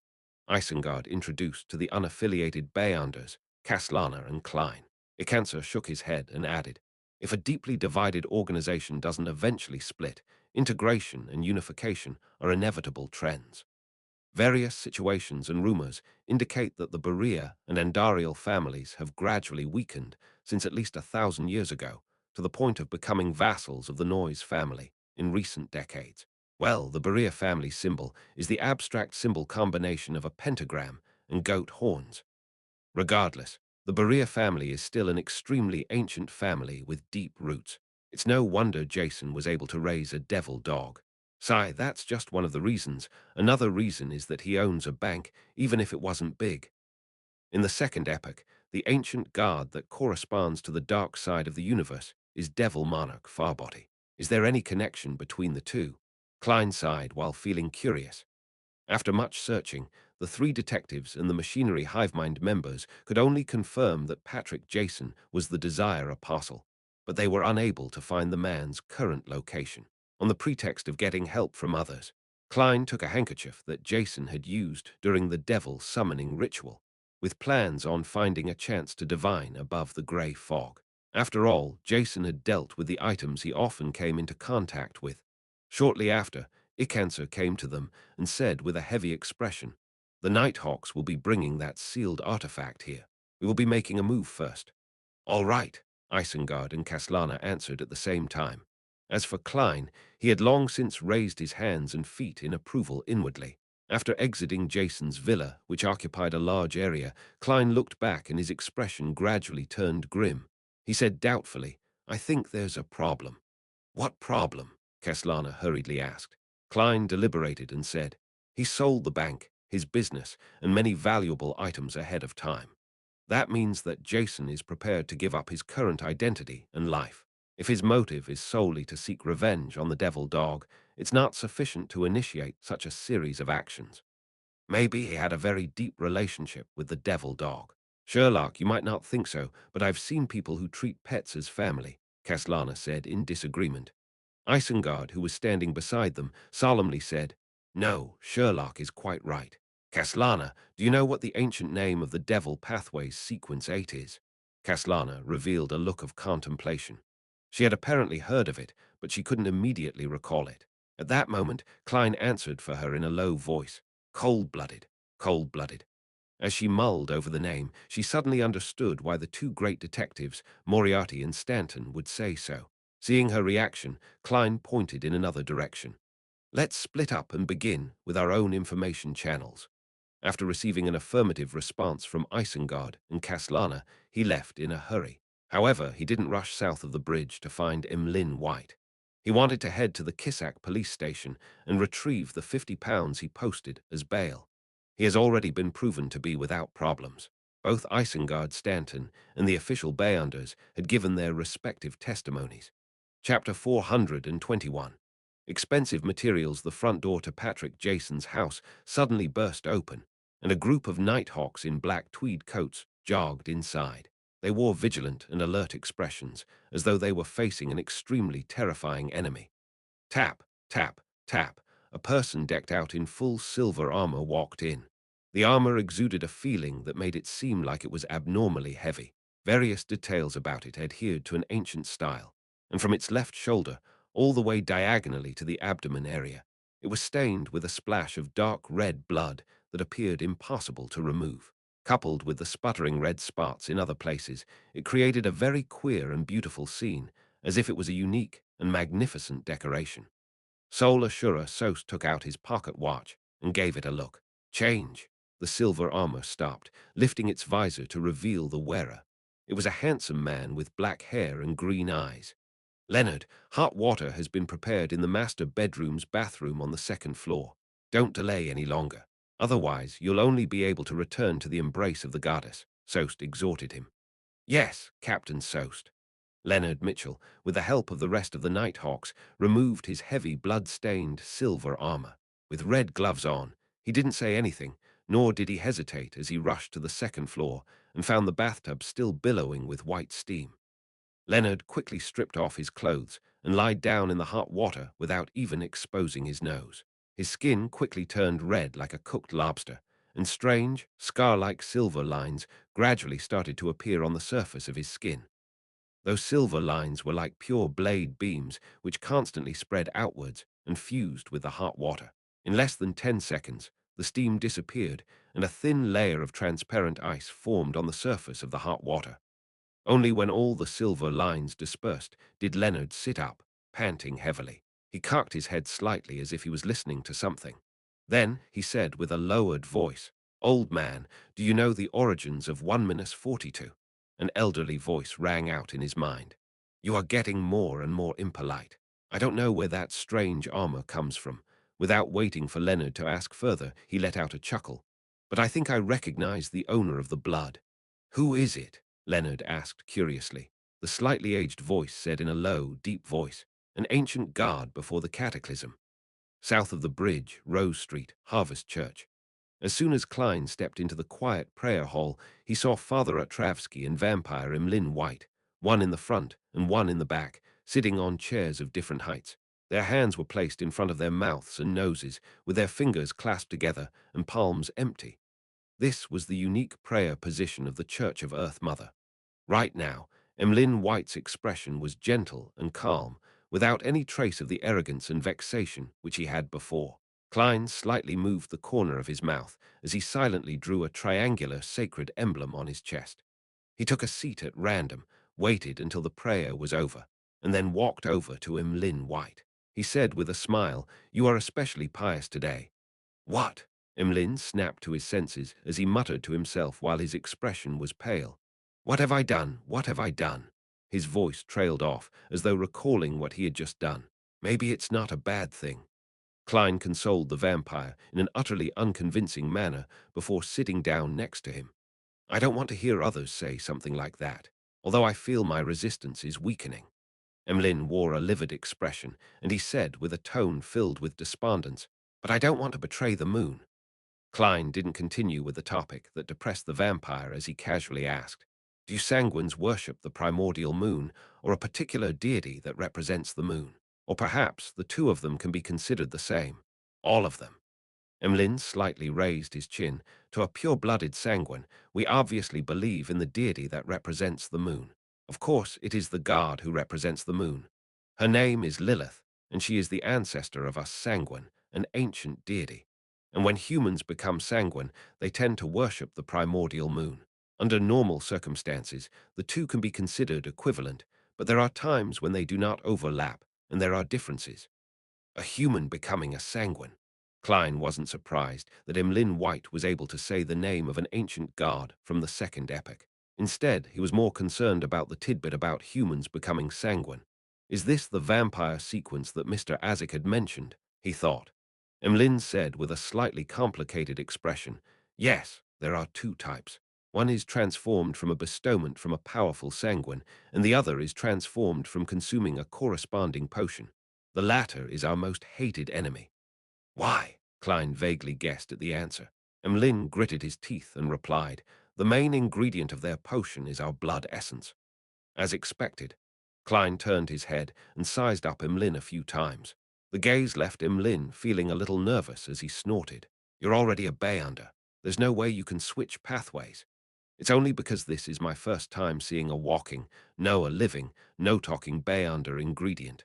However, in a certain sense, every human Beyonder is also such an ingredient." Klein originally only wanted to inwardly make a casual joke, but soon he felt a strong sense of sadness.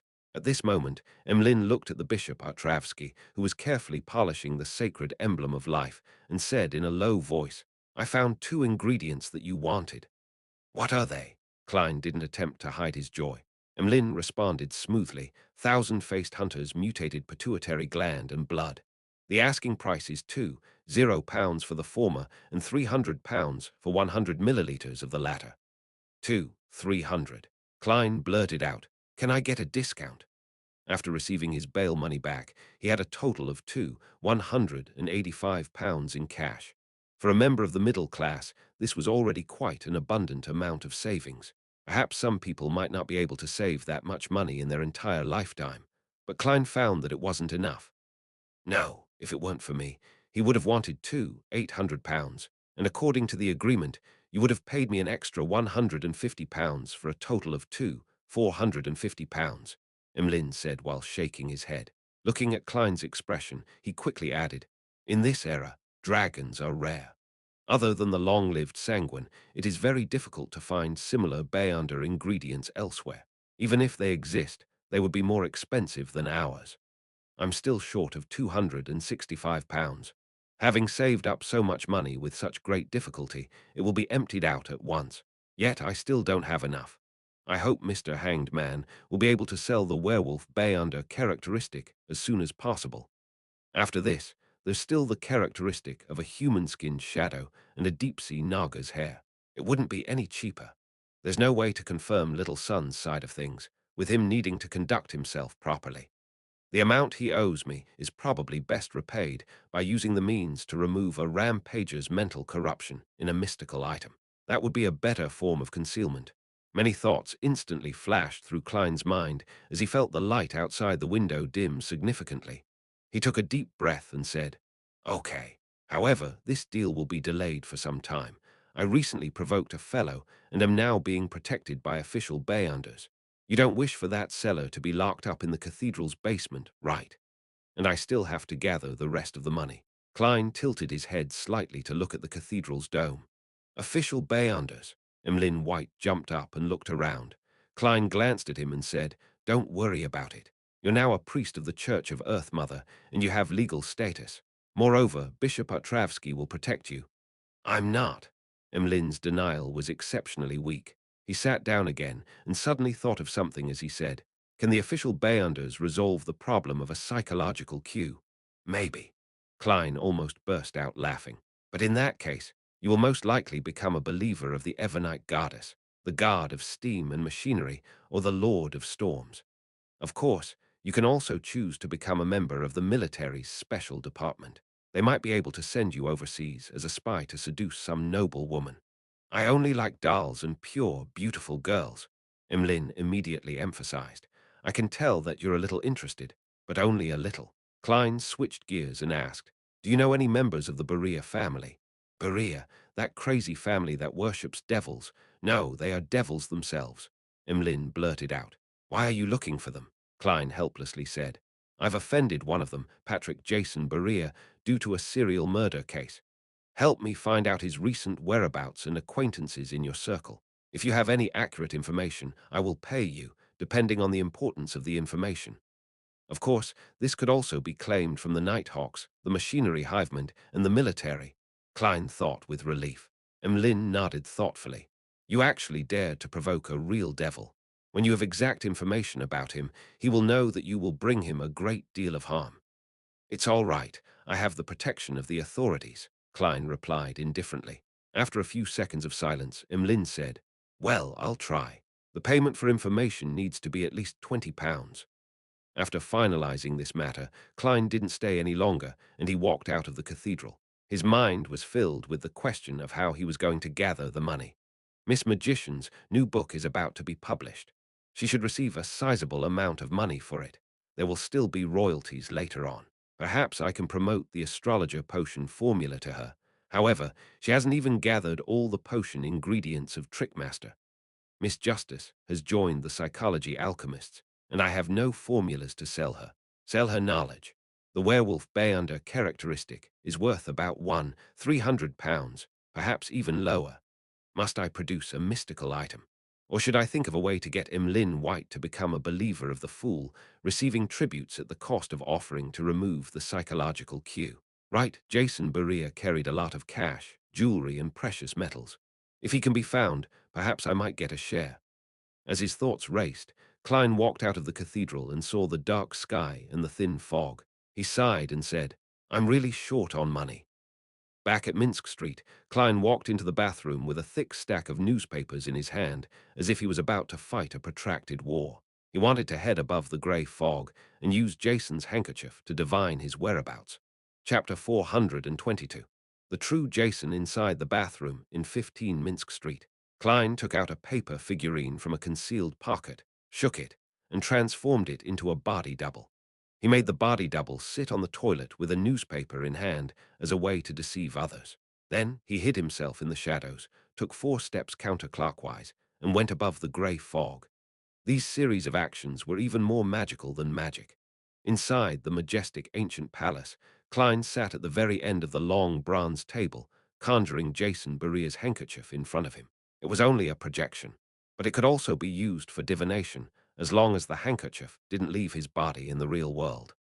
The earliest instance was back when he used the projection of the mutated sun's sacred emblem in Tingen City as a divination object. At that time, he still didn't know how to summon himself, and he was unable to bring items with spirituality above the grey fog. Of course, there was still a big difference between using a projection and using the actual object for divination. Therefore, Klein often tried his best to use the actual object. But right now, with him being protected by official bayonders, it wasn't that convenient to carry out a ritual. If anyone were to find him lighting candles in the day while on the toilet, he would be in deep trouble. If I can really manage to obtain Jason Berea's location via divination, I can always take the risk by summoning myself and bringing the handkerchief up here if the revelation isn't clear enough. With a mumble, Klein produced a goatskin and a fountain pen. He wrote the divination sentence, Jason Baria's current location. Normally speaking, relying on a handkerchief that the target used only during a certain ritual made it impossible to divine the whereabouts of the target since the connection wasn't strong enough, and there was too much interference. For example, it was very easy to end up provoking the Abyss Grand Duke, which the ritual was directed at. But for Klein, interferences could be eliminated. The so-called Abyss Grand Duke was at most a high-sequence devil, and not the incarnation of the dark side of the universe. Above the fog, the mysterious space had already handled deities like the eternal blazing sun and the true creator. Even a slightly weaker one was at the level of an angel, Mr. Door, and up to this point in time, he hadn't suffered any serious mishaps. As for the problem of the connection not being strong enough, Klein, who could only be enhanced to a certain degree by the grey fog, was helpless as well. He could only give it a try and try his luck. Perhaps it would only be after he became a high-sequence Beyonder saint in this domain that he could have the corresponding confidence. In theory, it's possible. After all, when holding a ritual, one's body, heart, and mind were unified the most. It was also the easiest to communicate with the outside world. Klein, who was now barely considered an expert in mysticism, muttered. He held the handkerchief and the goatskin with the divination statement written on it, and he leaned back into his chair. He quickly entered a state of cogitation and constantly chanted, Jason Baria's current location. After chanting it 7 times, Klein fell into a deep sleep and entered the dream world. Within the grey world, countless images flashed and intersected with each other in a rather dispersed manner. Soon, the scene became clear and filled Klein's vision, which made him feel as if he had entered a dream. In the dream, the lights were dim and the desk was dark red. A figure was standing in front of the oriel window, looking out at the garden. There was a glass shed in the garden, with roses blooming inside, bright red in the December cold. The figure of a man was projected on the window. He was of medium height, with curly brown hair and cold brown eyes. He looked to be in his 30s. This. Am I not divining Jason Baria's location? Who is this? He feels a little familiar. Klein was puzzled. He but didn't think further about it. He let his spirituality remain in a dispersed state, as if he were roaming some mysterious world. Just as he raised the question, the man turned and walked to a corner of the room where there were 2 large leather suitcases. The man squatted down and opened one of the suitcases. Inside was a neat stack of bills, with gold bars placed on top of them. The notes that were exposed were all in £10 denominations, while the gold bars shone with an enchanting luster. The man pulled something out of a hidden pocket of his suitcase, shook it, and opened it. It was a slightly pale piece of human skin, a complete piece of human skin. The man quickly stripped off his clothes and put on the human skin. In just 10 seconds, he had become Jason Baria with tall cheekbones, blue eyes with a tint of grey, and neatly combed hair. At this point, the scene suddenly shattered, and Klein opened his eyes. It's no wonder that Jason was willing to take a risk. So it turns out that in the past 10 years, he has always been wearing a human skin and has never shown his true face. As expected of a calm and crazy devil, Klein couldn't help but sigh. Jason had left his portrait in the house, and it didn't garner any suspicion from Isengard and the others, because his neighbors had seen him and knew what he looked like. Even without the portrait, with the powers of the Beyonders of the official organizations, it would have been easy to reconstruct his likeness, and the result would have been even better than a photograph. Therefore, there was no reason for Jason not to have the drive to destroy something like it. This was something very logical. Who would have thought that he would have left a hoax in somewhere that looked to be most natural? If searches are made according to the portrait, even if the Nighthawks have sealed artifact 1-42, it wouldn't be that easy to lock onto the target. Moreover, in both times, he had used his own abilities to conceal his face. Who would have thought that his face, which had been tightly covered and concealed, was actually fake? Klein realized how cunning Jason was. He rubbed his temples and began to recall the scenes he saw in the dream divination. A house with a glass greenhouse. That's a pretty obvious feature. There aren't many similar buildings in Backland. But the question is, how do I report it? The moment I tell the machinery hiveman, Jason would definitely sense the danger and start to disguise himself and move away. Directly find the Nighthawk with sealed artifact 1-42. What if I encounter someone familiar? I don't want to turn into ashes and be scattered into the Tussock River. Besides, I can't rush to report it. I just started gathering information, so how is it possible to receive any information from my various channels so quickly? That fellow is really carrying a large sum of cash and jewelry, a whole suitcase worth of bills. The total value may exceed 50 pounds. Thoughts raced through Klein's mind, and it took him a moment to calm down. He decided to wait another 2 days, then use the appropriate means to inform the Nighthawks in charge of this matter with the revelation he received. With the divination coming to an end, he returned to the real world, removed his double, and sat on the toilet himself. In the afternoon, Klein threw a coin when he was about to leave. The revelation he received was that it wasn't beneficial for him to head out. There will be danger if I head out.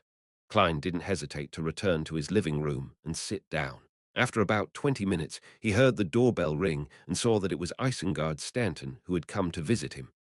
Mr. Stanton, any progress? Klein asked rather delightfully. Isengard pointed to the back of the hall. Let's talk inside. All right. Klein made way by stepping aside. After sitting on two sofas which faced each other, Isengard held his hunter's hat and took a deep breath. The Desire Apostle has appeared again. Seeing Klein maintaining his silence, he nodded in satisfaction and continued. The families of two detectives refused protection, believing that they wouldn't be implicated, so they remained outside. Today, at lunchtime, they were found dead in their respective offices. One was so horrified that he died from fright. The other was too excited that he expended the last of his energy. They were too stubborn, as expected of believers of the tyrant. But as a result, the mandated punishers have formally involved themselves. It's said that the few churches and the military's high-sequence bayonders have cast their gaze over, and they've placed the matter of the Desire Apostle as one of the most important events in recent times. Are you hoping that I wouldn't reveal your identity as a believer of the God of knowledge and wisdom? Klein asked, seemingly enlightened. It's easy to talk between detectives. Isengard smiled and nodded. No problem. Klein made the promise first, then said, I have some information channels that are convenient to expose. If I get valuable information from them later, I hope you can help me inform the Nighthawks and keep it confidential. As for why it's the Nighthawks instead of the machinery hive mind, he believed that he didn't need to be too clear about it. With the intelligence of a great detective like Stanton, he could easily figure it out. Isengard first agreed to Klein's request, then said in puzzlement, by telling me, it's the same as letting Jason notice it ahead of time. Let's hope we can think of ways of avoiding that. Also, please help me think about other possibilities. That ring of yours should be able to mimic several Bayonder powers, Klein calmly replied. All right. Isengard didn't say anything further. He pondered for a few seconds and took out his pipe to take a whiff. The Desire Apostle's actions today have verified one of my guesses. Heh heh, it's also the question you thought of previously. His main purpose isn't revenge. Klein understood what Isengard was implying. Isengard leaned forward and solemnly said, since Jason has already been through the cold-blooded stage, it means that he's definitely cold-blooded. It's impossible that he would go this far for that devil. Sherlock, look. Up until now, all of the official Bayonders in Backland have been mobilized, and even the high-sequence Bayonders have shifted their attention to this matter. At this point, if Jason wants to deal with someone else, the true target, wouldn't it be much easier? Klein thought over it for a moment and replied heavily. That makes sense. After a short exchange, Isengard went on to find Kaslana. After Klein tossed the coin, he went out as planned, heading for the Quelog Club. Neither of them had yet revealed their suspicions to the official Bayonders, fearing that it would end up directing harm at Jason, making him detect it and abandon his series of actions. As soon as he entered the Quelog Club, Klein met the surgeon, Aaron, in the lobby. Long time no see, he smiled and greeted him. I've been really busy recently, Aaron replied in a friendly manner, but he maintained his cold expression out of habit. Besides, my wife recently got pregnant and I'm going to be a father again. Congratulations. When did this happen? Klein asked casually. Aaron thought for a while and said, it was just confirmed. She should be pregnant for more than a month. More than a month? Klein was startled, and then he looked into his eyes. Chapter 423, Winds Arise, yes, a month or so ago. Aaron nudged his gold-rimmed glasses and gave him a positive answer. A month or so ago. Isn't that when you were being troubled by Will Ossipton-related nightmares? Klein was surprised and puzzled, but he didn't let his emotions show. In the blink of an eye, he thought of the two divinations he had made. Will Ossipton was in a dark room with the sound of running water outside. Was that symbolizing amniotic fluid or blood? Klein's heart chilled as he suddenly understood something. When he looked at Dr. Aaron again, he wore a rather complicated look in his eyes. He suspected that his wife was carrying Will Ossipton, a snake of Mercury. In the symbolism of mysticism, the snake of fate's head and tail are connected, with it devouring its own tail. It implies the cycle of destiny in a hidden manner. In order to avoid his enemy, Will Ossipton took the initiative to secretly initiate a new cycle in advance. Klein guessed based on what he knew. Doctor. Aaron didn't notice the abnormality he was trying hard to hide. He smiled and said, "He'll definitely be a cute guy. When he's born, I'll hold a party to celebrate his arrival. Sherlock, don't refuse my invitation when the time comes." "Perhaps it's a she," Klein replied with a smile. Frankly speaking, he was curious to see what kind of state the newly born snake of Mercury was in. However, he was also a little afraid and worried. After all, the Snake of Mercury was a sequence, one of the monster pathway related to fate, and it also involved the fight for the position of being a deity. No one could be sure whether the future would be smooth sailing, with peace and bliss. For Dr. Aaron, I don't know if it was fortune or misfortune. Whether Will Ossipton is kind is one matter, but whether or not the other Snake of Mercury would discover him is another matter, and Will Ossipton hasn't done anything as of now. Informing the Nighthawks now would seem a little cruel. I've always understood wild bay unders. It's best to just quietly watch from the sidelines and not get involved, or perhaps taking advantage of the situation is the best choice. Maybe I made a mistake in my interpretation and am overthinking things. Perhaps Will Ossipton isn't a snake of Mercury at all. Perhaps the child Mrs. Aaron is carrying is very normal. Many thoughts flashed through Klein's mind. She. That's even better, Aaron said in anticipation. After some thought, Klein asked another question. Have you had any nightmares lately? Occasionally, but they were all normal nightmares. There are no longer any nightmares of Will Ossipton anymore. Sherlock, thank you for your guidance, Aaron said earnestly. No, no, no, that makes it abnormal. As a keyboard warrior, my limited general knowledge of psychology tells me that occasionally dreaming of Will Ossipton would be the natural thing to do. It's a standard response from overstimulation. Since Will had caused you so much trouble and left such a deep impression on you, it would definitely be reflected in your dreams. Therefore, the correct outcome would be to occasionally dream about Will Ossipton, but the dream wouldn't be too clear, to the point of only knowing that something like that had happened without remembering the details. Klein was pretty sure. At that moment, he heard a rustling sound. He subconsciously looked outside the hall, only to see the darkness in the air being dispersed by a strong wind, and the thin light yellow fog was swept away as a result. The leafless branches swayed back and forth, and the strong gust of wind left a clear trail towards the southeast. A few seconds later, everything returned to normal. It's hard to see such strong winds in Backland during winter. At least, I don't remember anything like it before. Aaron sighed as he looked out the window. That's not an ordinary wind. What happened? Klein suppressed his curiosity and made an excuse to go to the bathroom to perform a simple divination, but he failed to obtain any effective revelations. He temporarily put this matter to the back of his mind and prepared to head to the underground shooting range to practice his shooting. At that moment, a waiter wearing a red vest came through the warm hall and respectfully said, "Mr. Moriarty, your friend is here for you." "Who?" Klein asked in surprise. "Mr. Ikenser Bernard," the red-vested attendant answered, "the deacon who's often forced to perm his hair. Why is he suddenly looking for me? Have there been any new discoveries?" Klein immediately walked to the reception hall of the club. Ikenser pressed down the hat which had been pushed up by his fluffy hair, walked over, and said with a lowered voice, "The mandated punishers have found Patrick Jason Berea." "How was he found?" Klein asked, half surprised, half curious. According to his divination, Jason Berea had always been wearing human skin.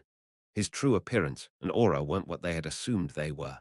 It was almost impossible for him to be found so easily. Ikenser surveyed the area and said, "I'm not sure. I just received the news."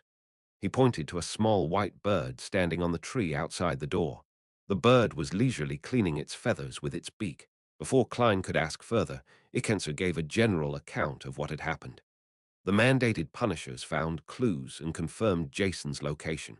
However, the devil discovered the danger in advance and managed to kill two mandated punishers and fled before they managed to close in on him. This infuriated the higher-ups of the Church of Storms.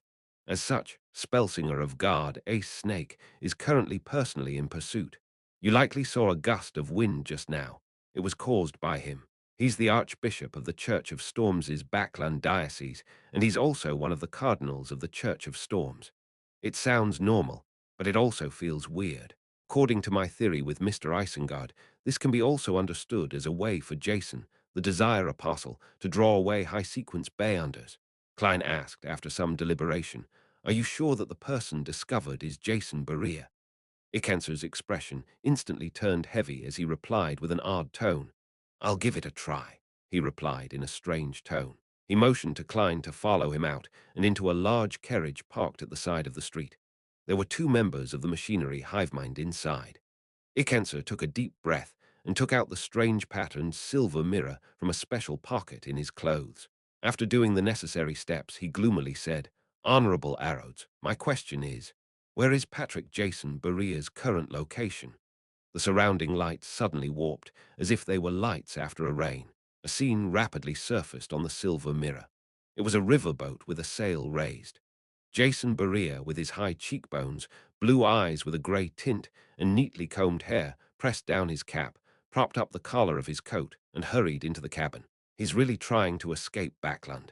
Spellsinger of Guard seems to be heading towards the dark area, a female machinery hivemind member said in realization. That's way too easy for him to be exposed, right? Klein was filled with doubt. Ikenser wasn't concerned with any of this. All his attention was placed on the silver mirror's surface. This time, there was only the choice of answering. Answering it wrongly or lying meant suffering a terrifying penalty. Soon, words in blood red appeared on the mirror. If the man you like is covered with lumps, has his skin shed, reducing him only to flesh and blood, or has become a monster, but it is still able to communicate with him, will you still like him? What a shameful question. Wait a man. Klein almost turned his head to look at Ikenser. Ikenser slowly breathed out and said, "I will, but I will kill him with my own hands." Very honest. A new combination of words appeared on the surface of the silver mirror. This question and answer game is simply a public hearing. Klein really wanted to cover his face. He looked at the other two machinery hivemind members and saw no abnormalities from them, or perhaps it should be said that they were pretending to not have any abnormal expressions. He hesitantly said, "I keep feeling that all of this has been too easy. Perhaps that's not the real Jason Berea." But Jason Berea was directed at him. Ikanser was planning to put away the silver mirror. Klein thought for a few seconds and said after organizing his words, "No, what I truly mean is that we have to abandon any ingrained judgments. What we are looking for is that Desire Apostle, not Jason Berea. The two might not necessarily be the same. This is a point that I have to mention as a detective." On King's Avenue, a luxurious carriage left the kingdom's parliament. The carpeted carriage was furnished with a bed, a sofa, a table, and other furniture, like a mobile room. Duke Palace Negan, who was dressed in a dark blue admiral's uniform, was drinking a polished crystal glass of red wine that resembled crimson blood. As he sampled the wine, he said thoughtfully, "Invite Earl Hall to be my guest tomorrow. I would like to discuss with him about increasing the remuneration of the factory workers and improving their working hours, as well as amending the poor law. These are bills he has been pushing hard for recently. He should be very interested." Heh, why would the Church of Evernite suddenly be concerned over such matters? When sending the invitation, you can first inform Earl Hall about the topics I wish to discuss. The property restrictions for the elections are necessary and cannot be lowered. Otherwise, those who are in control of a large number of workers will take up more seats. Also, suppress the recent attack on the invalid voting districts. The secretary at the side quickly scribbled down Duke Negan's orders. After he was done, Duke Negan sighed and said, "The reason I'm doing this is also for the sake of the nobles. However, there are more and more useless fellows among us, and there's even quite a number of them who owe money to the tycoons." At that moment, the carriage didn't turn towards Empress Burrow, but went straight ahead. As the greatest property-owning noble apart from the king, Duke Negan had many mistresses. But in the relatively conservative Lone Kingdom, this was something which would leave him vulnerable to his political enemies. Therefore, even as a noble duke, he still had to sneak around when he went to his mistress's place, but this seemed to only give him more pleasure. Today, he was planning to go to his most beloved mistress of the past 2 to 3 years, a young girl who had just turned 20. Duke Negan took out a bottle of medicine made of mummy powder and drank it. He couldn't help but touch the accessory hanging from his neck. It was a dark blue thumb-sized conch. It was a mystical item that the Church of Storms had specially provided after his last assassination attempt by Kelangos. As long as Duke Negan blew on it, the Holy Wind Cathedral's spellsinger of God, Ace Snake, would hear it and lock onto his position. In order to protect himself, Duke Negan even moved the residences of his mistresses to areas near the Holy Wind Cathedral. The carriage slowly moved until it reached an extremely luxurious building. At a glance, there was a glass greenhouse filled with bright red roses. Chapter 424, The Problem of Change Inside the Carriage Outside the Quelog Club. The Desire Apostle might not necessarily be Jason Berea. You believe that we might have been misled. Icancer didn't scoff, show contempt, or think lightly of what Klein had said. Instead, he began to seriously discuss the problem with him. Not a bad deacon. However, it could also be due to him frequently using the magic mirror name Arrows. No matter how bad his temper is, it would eventually be worn out. Klein praised silently and nodded sincerely. This is my personal opinion, derived from a cautious standpoint.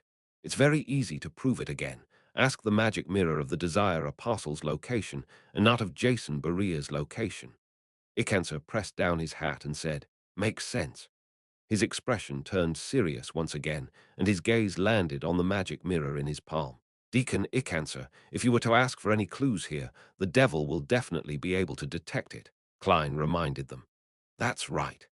Icancer turned his head to the other two members and said, "Continue protecting Mr. Moriarty in secret. Even if the Desire Apostle attacks, the three of you should be able to last for some time. Besides, there's military personnel nearby." "Yes, Deacon," the two Machinery Hivemind members answered without hesitation. Icancer left at once, heading for where the Nighthawks were, which was around Isengard Stanton. With the Spellsinger of God stirred, and the sealed artifact of the Church of Goddess Church out in force. If the Desire Apostle were to really do anything, it would definitely be this afternoon. Let's hope that there's enough time and that the magic mirror will give him the correct answer. But this way, I won't have a chance to get involved, and I won't be able to personally see the devil that has harmed all of us die. And I won't have access to his suitcase, full of money, gold bars, gold coins, and jewelry. Klein looked at the Icancers departing back and sighed in disappointment. However, his mood soon recovered. That's good too. At the very least, I won't have to take any risks and be able to safely get out of this predicament. Furthermore, the Machinery Hivemind definitely won't treat me unfairly. If I were to succeed, my opinions and suggestions definitely would have played an important role. Furthermore, I'm a believer of the God of steam and machinery, so it's likely I'll receive some of the spoils. Considering the premise of 50 pounds, it shouldn't be too small. Klein couldn't help but feel a bit regretful as he thought of this. But he wouldn't risk himself by getting involved. A magician never performs unprepared.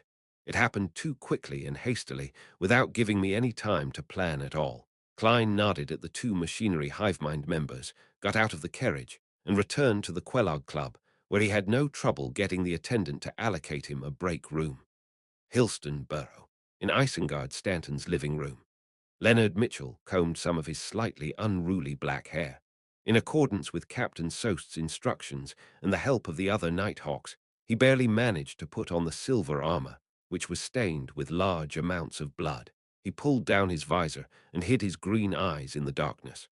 Then he extended his left hand, which was covered by a silver metal gauntlet, and held the magic mirror Icancer handed him. Within the Church of the God of Steam and Machinery, the code name of the silver mirror was 2-111. "It's only a Grade 2 sealed artifact?" Soast asked, slightly surprised. Icancer nodded. "Yes, it's not that dangerous." As he said that, he suddenly sounded like he was gritting his teeth. That is to say that its other aspects have reached the standards of a Grade 1 sealed artifact, Sost asked in thought. Icanso warily glanced at him. Only in certain aspects. He refused to divulge any more information. At this moment, Leonard used his right hand to gently stroke the surface of the silver mirror. The living room suddenly became quiet. After repeating it 3 times, he said in a deep voice, "Honorable Arrows, my question is, where is the current location of the Desire Apostle who assaulted Isengard Stanton?" The entire house turned dark, as though a dark cloud had passed by. The surface of the silver mirror glowed with an aqueous light, and a blurry image quickly formed. It was a luxurious villa with a large garden in front of the window.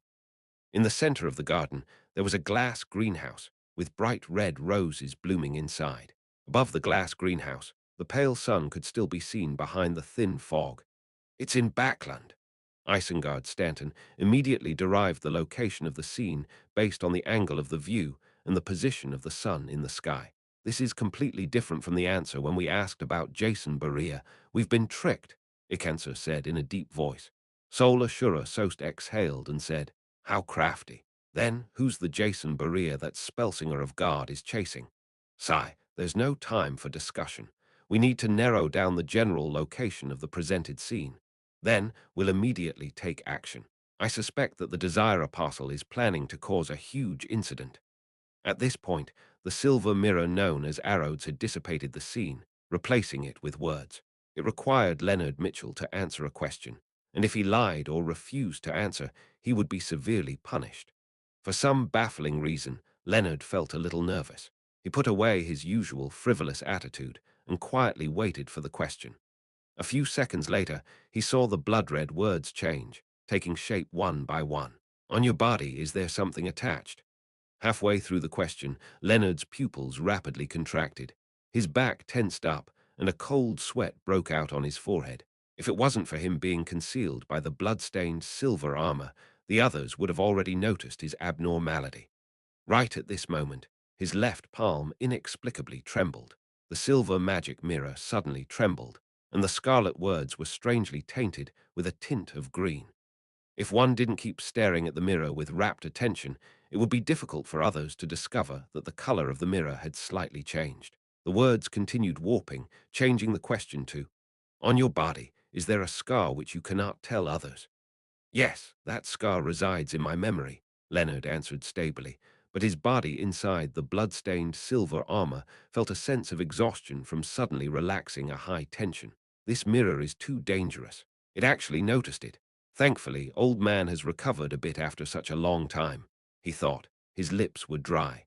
Sost took out his pocket watch, pressed it open to take a look, and said to Leonard, who was inside the blood-stained silver armor, "There's still time. You'll be in charge of the rest of the operation." "Yes, Captain Sost." Leonard let out a secret sigh. Dark area, Backland shipyard. Patrick Jason Berea entered a cabin he had reserved in advance. He looked out of the window and observed the sky filled with fog as he silently counted the time. After a while, he quickly took off his hat and clothes. Then, with a tug of his hand, he pulled off the outer layer of human skin. Under the human skin was a beautiful woman in her early 30s with a profound look in her eyes. She wasn't the man with brown hair and brown eyes whom Klein had seen during the dream divination. The woman took out some clothes and put them on methodically, quickly becoming an absolutely charming woman. Finally, she pulled out a fist-sized stone figurine from the bottom of a suitcase and wrapped it tightly with the peeled-off skin before tying a dead knot. Having done all this, the riverboat was already some distance away. She opened the window and threw Patrick Jason's skin along with the stone figurine into the river. Plop!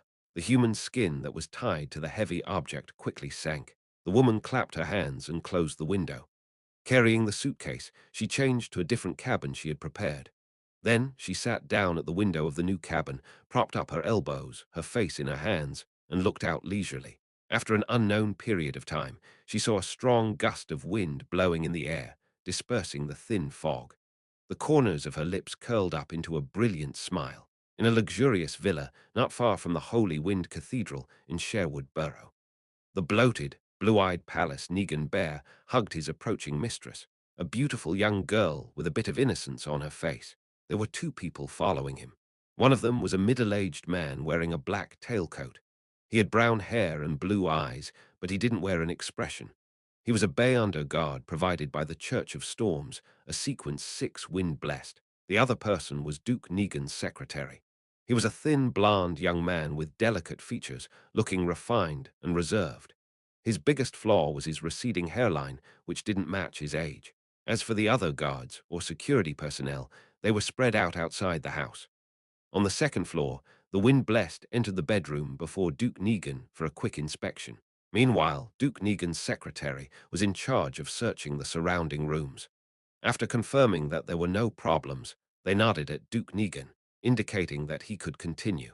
My roused-up feelings have almost calmed down, Duke Negan said half-jokingly. His mistress happily responded, "Then we can have a nice chat. I'd like to hear about your time at sea.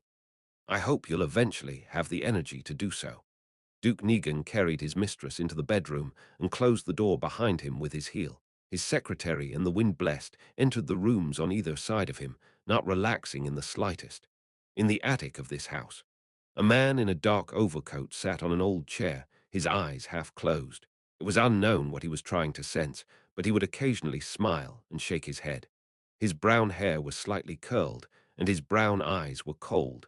It was the same person that Klein had seen in the dream divination. The difference was that there was one fewer suitcase by his feet. How vigorous and what intense desire. This doesn't match my judgment of him. It looks like he took some medicine. That just works so well for me. Heh heh, how could they possibly imagine that Patrick Jason Berea is actually two people? The man tilted his face up slightly as if he was intoxicated. It's almost time. Right now. His right hand suddenly clenched, as if he was tightly clutching someone's heart. Chapter 425. Under the roses beyond the window, the glass greenhouse reflected the pale light of the sun, and the bright roses stood out even in the thin fog. In the bedroom, Duke Negan seemed to have recovered the feeling of following his father and elders around the vast lands when he was young, riding a horse, using a hound, and chasing a wild beast. Finally, he climaxed, and the surroundings seemed to become abnormally quiet. At this moment, his mind suddenly buzzed once. He felt as if the pleasure and comfort he was feeling had suddenly exploded one after another. It continued exploding without end or limit, again and again. Duke Negan's waist kept shaking, and his eyes were blank, his brain having lost its train of thought. His heart began to beat violently in an unbearable manner, like a steam boiler whose pressure had gone beyond its limits. It could blow up at any time, and hot steam could gush out at any moment. If it were an ordinary person or a Beyonder who wasn't physically strong, they would have suffered a heart attack, a massive cerebral hemorrhage, and die on the spot. But Duke Negan ultimately managed to ride through the attack. Only his eyes were unfocused, and saliva was flowing out the corner of his mouth before he weakly slumped onto his mistress. The wind-blessed and the Duke's secretary, who were on guard on both sides of the room, simultaneously sensed the strange and mysterious smell of spirituality. The former's body was suddenly surrounded by a violent wind, sweeping him towards the wall, and with a clang, a large hole was blown through the wall as he stepped into the bedroom. The secretary went straight to the source of the misderized attic of the house. Along the way, he didn't evade or dodge, but the decorative vases and other objects in the corridor seemed to have found lives of their own and avoided him in ingenious ways. As he ran up the stairs to the attic, the wooden floorboards seemed to rise, as if to give him a hand. In just 3 or 4 seconds, the refined, handsome, blond young man entered the attic and saw a figure sitting on an old chair. The figure was covered in a thick black liquid, just like the gathering of all the ugly desires and intense feelings in the depths of a human's heart. It was the greed of willing to sell and hang oneself by the ropes, the hunger that wouldn't even spare one's own kind, and a lust without limits. This was a devil walking the earth. The skinny secretary's expression didn't change, nor did he attack directly. Instead, he looked at the other party, reached behind him, and politely closed the door. Bam! The wooden door of the attic was closed. The entire room suddenly felt like it had been completely sealed, as if one could never leave the room unless effort was put in to crack the seal. At this moment, the concept of closing the door and sealing the room seemed to have been changed to seal this place, isolate the outside from the inside. The desire apostle moved. His body expanded and grew a pair of huge bat wings that emitted light blue tongues of flames. One by one, fireballs that exuded a strong sulphurous smell were formed, and they bombarded Duke Negan's blonde secretary. The secretary reached out with his white-gloved left hand and clenched it while half-turning his wrist. Boom, boom, boom. The fireballs stopped following the principle of straight or parabolic paths as they scattered in every direction in a sudden outburst of chaos, like the irregular movement of tiny particles suggested by a botanist. Some of them hit the wall, some hit the ceiling, some fell beside the weak-looking secretary, and some fell backward, almost wounding the Desire Apostle himself. The entire attic was a mess, with traces of destruction and char everywhere, and the house even shook a few times. However, the mysterious power that was sealed in here, or the rules that had been tampered with, had yet been destroyed. The surrounding walls, the old wooden door, and the dusty roof appeared to be on the verge of collapsing, but it remained intact. The Desire Apostle wasn't frustrated by the failure of his previous attempt, nor was he flustered that he couldn't control his enemy or catalyze him into a frenzy due to his calmness and restrained desires. His coffee-brown eyes suddenly lit up like lava as he took the form of the blonde secretary. He spat out a word in the devil language, one filled with foulness and filth. Die! Almost at the same time, the pupils under the secretary's golden-rimmed glasses constricted. He opened his left fist and aimed at the Desire Apostle with the palm of his hand. Suddenly, his figure split into two. One was refined and skinny like his actual self. The other was a shadow covered by a black liquid of desire. The two quickly alternated, overlapping with each other at times. Die, the words said, and the language of foulness echoed in the attic as the secretary let out a low grunt and took 2 steps back. Following that, the split silhouette dissipated, and large swaths of rusted red marks appeared on his face, as though he had turned into a man of iron that had been left in a humid area for years. Cough, cough, cough. He coughed violently, spitting out blobs of rusted blood that had congealed into clumps. The marks on his body began to slowly peel off. Cough, cough, cough. The Desire Apostle was also coughing, coughing out blood that had clumped and turned to rust. The viscous black liquid covering his entire body suddenly became much thinner. The language of foulness seemed to have half of its effects transferred to him by Duke Negan's secretary. In the bedroom, the wind blessed helped Duke Negan up and kicked the beautiful mistress to the other side in case she was an accomplice of the assailant. The reason why he didn't help the secretary was because he knew he had only one responsibility to protect Duke Negan, and in similar situations, one had to be wary of more than one enemy. At this point, Duke Negan had somewhat recovered a little. He was rather strong, but his limbs still felt weak. His body felt empty, and his mind was sluggish. He was completely unable to use his Beyonder powers. He motioned to the Wind Blessed to remove the conch necklace from his neck and brought the item to his lips. Duke Negan took a deep breath and blew into the small conch, which was covered in strange patterns. Splash! The low and deep sound of the tide was heard as it rushed towards the Holy Wind Cathedral. With his grace's speed, he should be able to arrive very soon. The Wind Blessed first reassured him, and then with Duke Negan on his back, he went to the window and leaped down. He wanted to meet up with the Duke's guards outside. There were 2 or 3 low-sequence Beyonders among them. Duke Negan gasped for breath and said, "Catch him. Make sure to catch him alive or with a spirit body. I want to know who it is." He had suffered an assassination attempt from Pirate Admiral Kalangos the last time, and now it was an unknown Sequence 5 expert. Duke Negan was very aware that he hadn't developed any irredeemable grudges with anyone recently. As such, he was especially angry and resentful. He wanted to find the mastermind and use all the resources at his disposal to tear the mastermind apart. The premise of all this was that he could find clues from the assassin. 7 or 8 seconds later, most of the Duke's guards surged forward, surrounding Palace Negan and the Wind Blessed in the middle as they gathered in front of the garden. "Wait here and be on guard against the enemy," the Wind Blessed gave the order. Under normal circumstances, he had to protect the Duke and evacuate from the assassination grounds as quickly as possible and rush to the safety of the Holy Wind Cathedral. However, he wasn't sure if there were any other enemies, and he was afraid of being ambushed en route. He was afraid of missing the reinforcements from Spelsinger of Guard, Ace Snake, and ending up being placed in a more perilous situation. 1 second, 2 seconds, 3 seconds. Time kept flowing by as the house shook from time to time, and the battle inside seemed to have reached its climax. "Why is the Archbishop not here yet?" the panting Duke Negan asked in a slightly panicked voice. With the Archbishop's flying speed, he should have arrived very quickly. However, there weren't any signs of the thin fog being scattered in the direction of the Holy Wind Cathedral. On high alert, the Wind-Blessed hesitantly said, perhaps the Archbishop. He eventually failed to mention the possibility that the Archbishop wasn't in the Holy Wind Cathedral. At that moment, the beautiful mistress of Duke Negan came to the window of the bedroom on the second floor, her eyes filled with a lost and beautiful smile. Then she jumped down, deliberately hitting her head on the concrete floor. Bam! After producing a jarring sound, there were quite a few cracks on her beautiful head, and blood began to flow out.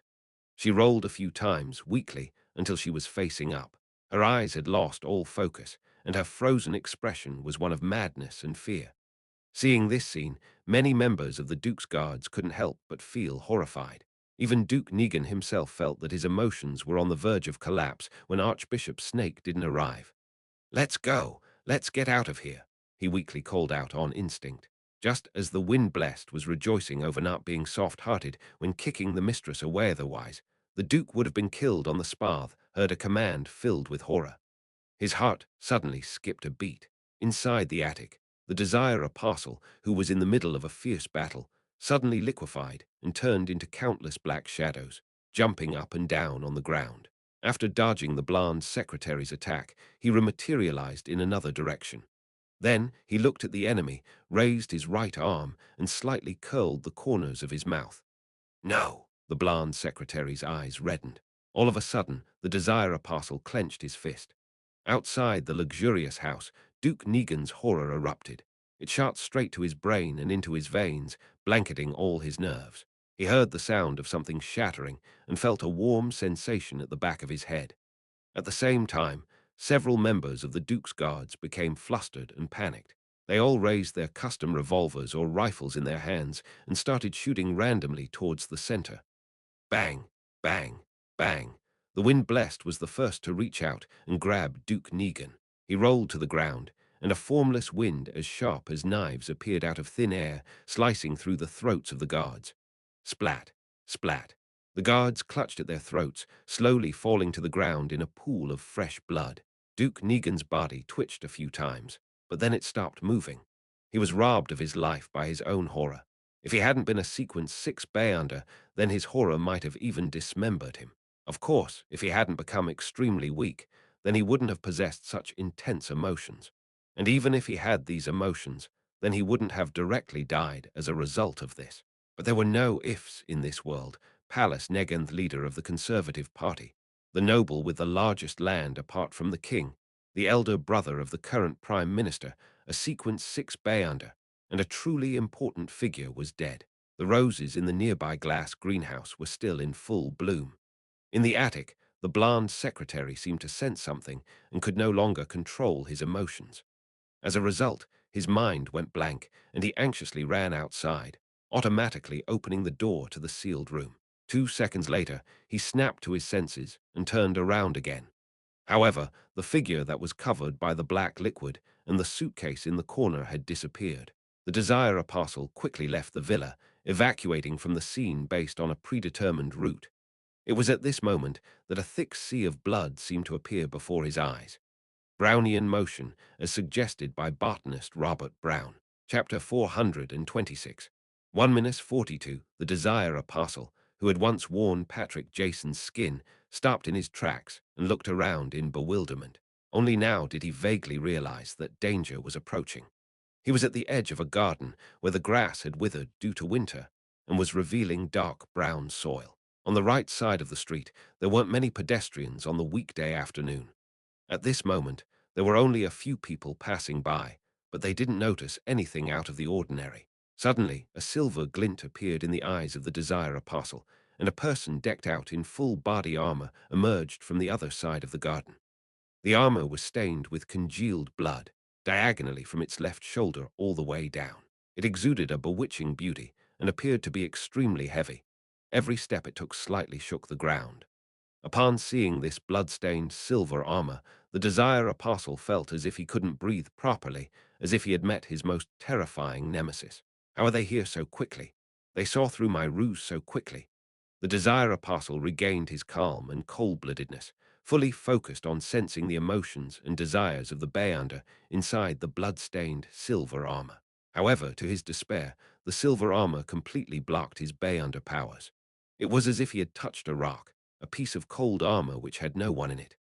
The Desire Apostle had no choice but to raise his right hand, spreading out his giant bat wings and bringing with it some blue flames that rapidly condensed. At that moment, a silver light flashed from his right palm, and his thumb fell to the ground. The wound was extremely clean. Amidst swooshing sounds and a flash of silver light, the remaining 9 fingers of the Desire Apostle were severed. The suitcase he was carrying also fell to the ground with a thud.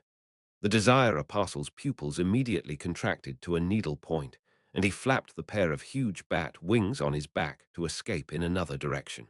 The shadow under his feet shrank back without anyone realizing it, hiding in one spot. The Desire Apostle had only taken 2 steps when countless silver lights burst out from his body like blooming fireworks. The thick black liquid that covered his body splashed to the ground like raindrops. His forearm, arm, shoulders, ribs, neck, and other parts of his body broke off and smoothly slid downwards.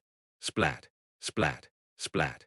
The pale, blood-stained intestines of the Desire Apostle splashed to the ground, along with his squirming stomach and his beating heart, which had yet to cease. The place where he stood was where the blood was the thickest. The further he went, the more splattered it looked, which when put together, they formed a beautiful flower of death. A Sequence 5 expert, a Desire Apostle who had just completed an impossible assassination, was dismembered without any resistance. This was a Grade 1 sealed artifact. This was the sealed artifact that had caused over 100,000 people to lose their live-sealed artifact 1-42. Dressed in that terrifying-looking armor, Leonard Mitchell struggled to take 2 steps forward, sized up the dismembered body on the ground, and raised his voice. "He's not completely dead yet." He paused for a moment, and then added, "Different devils have different characteristics. This Desire Apostle is a shadow shifter. He's just abandoned his own body, only leaving a shadow behind." While Soul Assurer Sost instructed a number of Nighthawks and members of the machinery hivemind to keep ordinary people at bay, he surveyed the scene and listened to Leonard. He took out his pocket watch and opened it. He asked with a serious expression, "There's only 10 minutes left, is it enough? Don't force it." "No problem. 1-42 has locked onto him. I can sense its excitement," Leonard said without hesitation. Sost spread his red-gloved fingers and said to the other Nighthawks, "Bring hot water with you and follow Leonard closely. Once there are any problem, switch with him immediately and dig a bathtub on the spot. Also, leave marks. The other team members and I will quickly catch up." Tap, tap, tap. The blood-stained silver armor began running in pursuit. Despite looking heavy, it was incredulously fast. Sost watched as the few red gloves left before turning to look at Icancer. "Deacon Bernard, take the rest of the machinery hivemind members to that house. Watch the Duke's guards and anyone else that's alive at the scene." "Watch," Icancer subconsciously returned with a question. Sost nodded seriously and said, "How can the Desire Apostle be able to determine that the Duke would be coming to this house today, to the point of precisely pinpointing the time, and then perfectly luring the Spellsinger of God away?" Icancer was instantly enlightened. "Are you saying that a member of the Duke's guards, or someone trusted by him, is a partner of the Desire Apostle? Otherwise, there was no way that his timing could be that perfect. The so-called operation wouldn't have any chance of success otherwise. It can only be said that this is the most probable cause. We cannot eliminate the assumption that the Desire Apostle has a powerful clairvoyant." Sost didn't continue as he led a second batch of Nighthawks and followed the marks to reinforce the teammates up ahead. With a calm face, he led the rest of the machinery hivemind back to the house of the Duke's mistress. He looked up at the pale sun behind the thin fog and knew that the situation in the whole of Backland, and even the whole of the Lone Kingdom, or even the world would change because of what had happened today. In the darkness of the sewers, a shadow was advancing rapidly in a particular direction while clinging to the bottom of the stone wall. He wanted to take advantage of the fact that the blood-stained armor was tall and heavy. making it inconvenient for him to move around in certain narrow areas of the sewers, thus allowing him to shake him off his tail. Every time the shadow moved a certain distance forward, it would stop, frozen in place. His pitch-black surface continued to swell and solidify, as if it was trying to produce new flesh and blood. But due to a lack of materials, it failed miserably. The Desire Apostle let out a painful gasp, feeling that he could lose control at any moment in this state. After a short breather, he continued to run for his life, unable to afford the time to decrease the threat of the problem he faced. He was also afraid that the terrifying blood-stained silver armor would silently catch up with him. At the Quelag Club, Klein entered the lounge and took the newspapers to the toilet. He was afraid that the Desire Apostle would flee in advance, leaving potential danger for himself, Isengard Stanton, Caslana, and the innocent private detectives. Therefore, he planned on heading above the grey fog to perform another divination to confirm the Desire Apostle's present situation, and thus adopt a targeted strategy. After repeating the previous process of replacing himself with a paper figurine, he sat in the seat of the fool, conjuring Jason Berea's handkerchief and trying to divine his current location.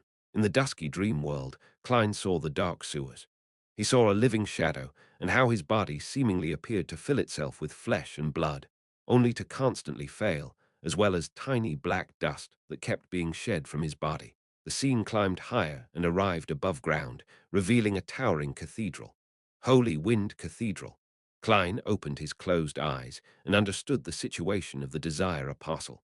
He hasn't been caught yet, but he seems to be heavily injured.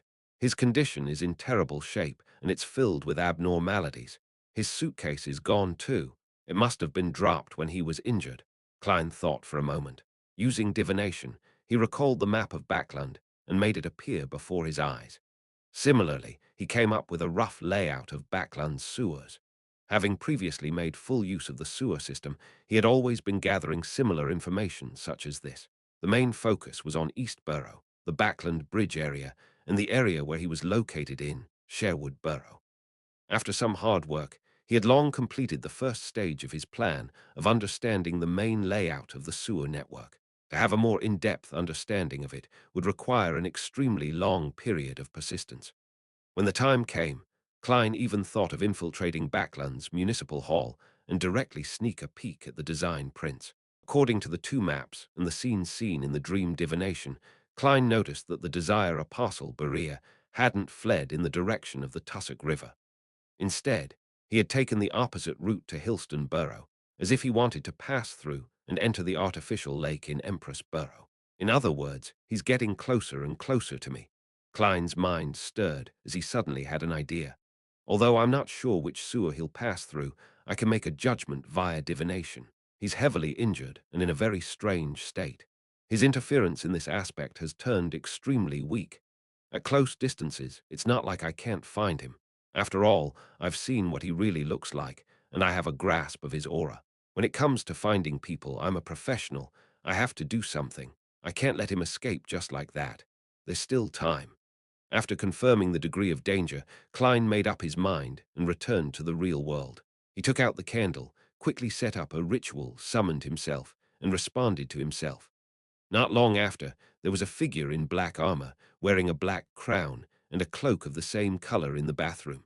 It was Klein in his spirit body state while carrying the Black Emperor card. He also included mystical items such as the sun brooch and biological poison bottle so as to ensure success. Then he disappeared into the air and left the Quelog Club in another direction. The current Klein could fly, so he was very fast, but he couldn't cause any wind because he was a spirit body. He scraped past a tree and took away a dead branch. Having seen Jason Berea's actual appearance before, together with his own memory and the handkerchief as a medium Klein, combined with the layout map and the dowsing rod divination, quickly determined the sewer areas that Jason had passed. After entering the pitch-black and fetid area, Klein used his maximum speed to pass through a large number of narrow areas and entered a relatively spacious area. The dark river flowed, and a mixed smell filled the air. He would occasionally change his direction and chase after Jason Berea. The Desire Apostle nearly lost control again. He stopped and pressed himself against the damp walls and cold pipes, trying hard to rein in his bloodlust and his desire to kill. Pant, pant, the thin shadow started to move. At this moment, he suddenly turned his head to look at the spot he had just passed. The pitch-black armor and the black crown first entered his eyes, outlining an extremely imposing figure. Behind the figure, the weightless cloak lightly swayed as he moved forward. It's nearby. A body of heavy silver armor stained in blood went through the entrance and climbed down to the sewers. Chapter 427. The choice of the times, the murky river in the sewers flowed beneath the unlit surroundings. If a normal person walked in here, then he would have to carry a lantern in order to see the necessary details of the situation clearly. However, to Klein, who was in his spirit-body state, this wasn't an obstacle. Everything around him had long been reflected in his eyes. Therefore, when the Desire Apostle discovered him, he also discovered the Desire Apostle. He didn't speak, nor did he hesitate. He opened his mouth and let out a soundless screech. This was an attack that directly damaged the soul. The Desire Apostle suddenly stopped moving, as if someone had delivered a heavy blow to him. Large patches of shadow-like black substances fell off his body, as though he was shaking off the snowflakes that had been tainted with the deepest desires. In that instant, the Desire Apostle, who was already severely injured, almost fainted. Without the support of his physical body, he was like a candlelight in the middle of a raging wind, swaying back and forth, on the verge of being extinguished at any moment. His shadow suddenly dispersed, turning into a pitch-black liquid that flowed in all directions, making it impossible to know which shadow to pursue.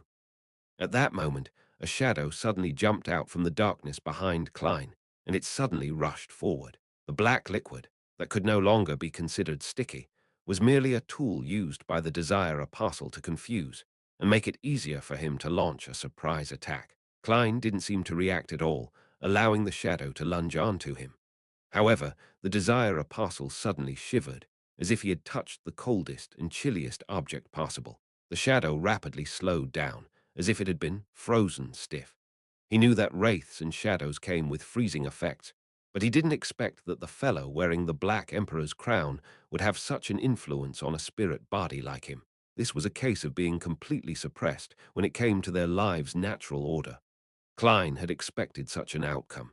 He half-turned his body, stretched out his right hand, and placed it on the head of the stiff shadow. Then the dark golden sun brooch, which was concealed by the black armor, flashed with a faint light. The Desire Apostle sensed the danger and could perceive his imminent doom. He tried to resist, but was temporarily powerless. A ray of pure and holy light appeared out of nowhere and landed on the shadow's head, enveloping his body. The surroundings were suddenly illuminated as the black shadow struggled with all its might, but didn't stop evaporating. In just a blink of an eye, it had become abnormally thin, and its spirituality was filled with the radiance of the blazing sun and cries of indignation. Klein didn't give him a chance to catch his breath, and he summoned another pure and bright holy light. The feeling of daylight lasted for 2 seconds before the Desire Apostle fell to the ground, losing all signs of life. His body remained in his shadow state, thin as though it had no density. This sequence, 5 expert who had just assassinated a duke had died just like that. He didn't even have the time to pass on his last words. At the same time, Klein saw that the deceased spirit was on the verge of dissipating after suffering the blows. The Beyonder characteristic will take a while to appear. Should I mimic Miss Sharon by possessing the shadow and speeding up the process? But I don't know how. Klein began considering what to do next. Suddenly, he felt the ground tremble slightly. Relying on his spiritual intuition, he looked back at the place where he had passed by before. A tall, heavy silver armor was rushing over. Diagonally down from the left shoulder, it was stained with a large amount of solidified blood. Sealed artifact 1-42. Klein's heart tightened. Without any hesitation, he wrapped the spirit of the Desire Apostle within him and ended the summoning. His original plan was that as long as the official Beyonders arrived, he would return, immediately even if he didn't manage to finish off the Desire Apostle, handing over the rest to them. The red glove in the blood-stained silver armor only saw a silhouette wearing a black crown and a similarly colored cloak before it disappeared without a trace. He narrowed his eyes, carefully examining the spot where the man had just been, and found the Desire Apostle who had lost his life. Clearing clues and destroying evidence, he said in a low voice. Tap, tap, tap. The red gloves who were behind him arrived one after the other. After returning above the grey fog, Klein wasn't in a hurry to channel the spirit. Instead, he directly left the mysterious space and returned to his body in the real world. He skillfully packed up the ritual items like the candles, and soon the last traces were removed.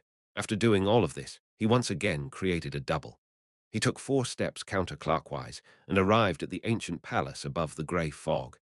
Here he could communicate directly with a remnant spirit, as a real spirit medium could do, without having to pray to anyone or use the help of a ritual. He had confirmed that when he communicated with Mariontist Resego's spirit. Considering that the spirit of the Desire Apostle had been purified and might dissipate at any moment, Klein prepared himself to ask the relatively more important information. As for the potion formula for the Devil Pathway, he planned to consider it only at the end. In any case, even if he obtained it, he didn't plan on selling it, lest he would nurture a few cold-blooded serial murderers. Looking at the Desire Apostle with brown hair and brown, blank eyes, Klein emanated his spirituality and asked, "What were you plotting?" The Desire Apostle's connection had been completely severed off from the outside world by the grey fog and could only reply in a muddled voice, "Assassinate Duke Negan." Duke Negan. Him again, who wants him dead so much? Klein was stunned as he asked, "Did it succeed?" "Yes," the Desire Apostle answered calmly, without giving any additional descriptions. In this state, he only replied to whatever he was asked. "Poor Duke Negan, the Lord of Storms wasn't able to protect you." Klein gestured the sign of the crimson moon on his chest. He didn't attempt to understand the details and directly asked, "Who instigated you to do so?" Was it the organization that had commissioned Vice Admiral Hurricane Kelangos? Klein recalled the assassination attempt. The Desire Apostle calmly said, "An organization, the most secret and ancient organization. Most Beyonders don't know of its existence. Its members are said to have important figures in various fields, maybe the higher-ups of the various churches and militaries of different nations." Sounds familiar. Could it be that secret organization which Emperor Roselle joined, the ancient organization that wields the second blasphemy slate? Klein's mind stirred as he asked, "What kind of reward did they promise you that you would be willing to give up your identity of more than 10 years? The Desire Apostle replied in a slightly changed voice, "A card of blasphemy, the Abyss card. A card of blasphemy. The Abyss card, one of Roselle's 22 cards of blasphemy. This most likely corresponded to the Devil Pathway. It's no wonder that the Desire Apostle was willing to sacrifice everything that he had accumulated over the past 10 years just for this. In it lies the hope for him to become a high-sequence Beyonder. The reward is much more valuable than the mission. However, it's unlikely that Vice Admiral Hurricane Kelangos would be attracted by such a reward, unless that organization has another card of blasphemy or some other item. If it's really the mysterious organization which Roselle joined, finding a few cards of blasphemy is quite normal. Even if they don't, they still possess the blasphemy slate." Klein was alarmed at first before asking in confusion, "Why do they want Duke Negan dead?" The spirit of the Desire Apostle thinned significantly again, and he said in a hollow voice, "I don't know. All I did was consider taking the mission or not." "Then, have you heard anything?" Klein pressed. The Desire Apostle remained in the same unperturbed state. "I have heard that their purpose is the resurrection or awakening of the Creator. They interfere with the progress of history, making it fit their needs, in order to achieve their goals at a certain point in time. If the trend of the times aren't as they expect, then they will try their best to reverse it. Other than that, they just quietly watch from the sidelines, apathetic. Perhaps they wouldn't act or entrust something even once every few decades or centuries. A secret organization in the true sense of the word. It's consistent with Roselle's description of the powerful faction that secretly manipulates the world. It also seems related to the original creator." Seeing that the spirit body of the Desire Apostle was about to disappear, Klein quickly asked, "What is the name of that organization? How can they be contacted?" The Desire Apostle looked ahead emotionlessly, his figure quickly disintegrating. Before he disappeared completely, he answered the question, "They are called the Twilight Hermit Order." Inside the house with the glass greenhouse, the thin secretary with the gold-rimmed glasses and white gloves sat with a sullen face and a look of deep grief. "What's your name? What sequence are you? Which Beyonder pathway are you from?" Deacon Ikenser asked solemnly. The blond secretary replied slowly in a deep voice. Lockhart Siakam, Sequence 5. As for which bay under pathway I'm from, you can apply for access to my records from M in an E. All right. Ikenser then asked. Does the Duke come here at a fixed time every week? No, he doesn't like to work according to a schedule, especially after the assassination attempt by Kilangos. Before today, no one knew that he would be here today, and I only heard about it in the morning at Parliament, Lockhart Siakam replied seriously. Ikenser thought and asked, if there's a spy amongst you, who do you think he is, and who do you suspect? Lockhart thought about it for a few seconds, then he shook his head. Following that, Ikenser asked for details of the battle and got a rough idea of the process. He saw that Lockhart was pale and badly hurt. Hence, he politely rose to check on the rest of the Duke's guards. After watching the deacon of the machinery hivemind leave, Lockhart took a deep breath and trudged over to Duke Negan's corpse. The great noble was no longer naked like before, but the remnants of terror still remained on his face. After looking deeply at Duke Negan's corpse, Lockhart murmured sadly, I'm sorry. At this moment, with his back facing everyone, the corners of his mouth slightly curled up, he calmly added inwardly, this is the choice of the times. Chapter 428. The Scapegoat West Borough, 9 Hope Street, the Prime Minister's residence. Aegsid Negan stood behind a large table and looked at Earl Hall with a serious expression.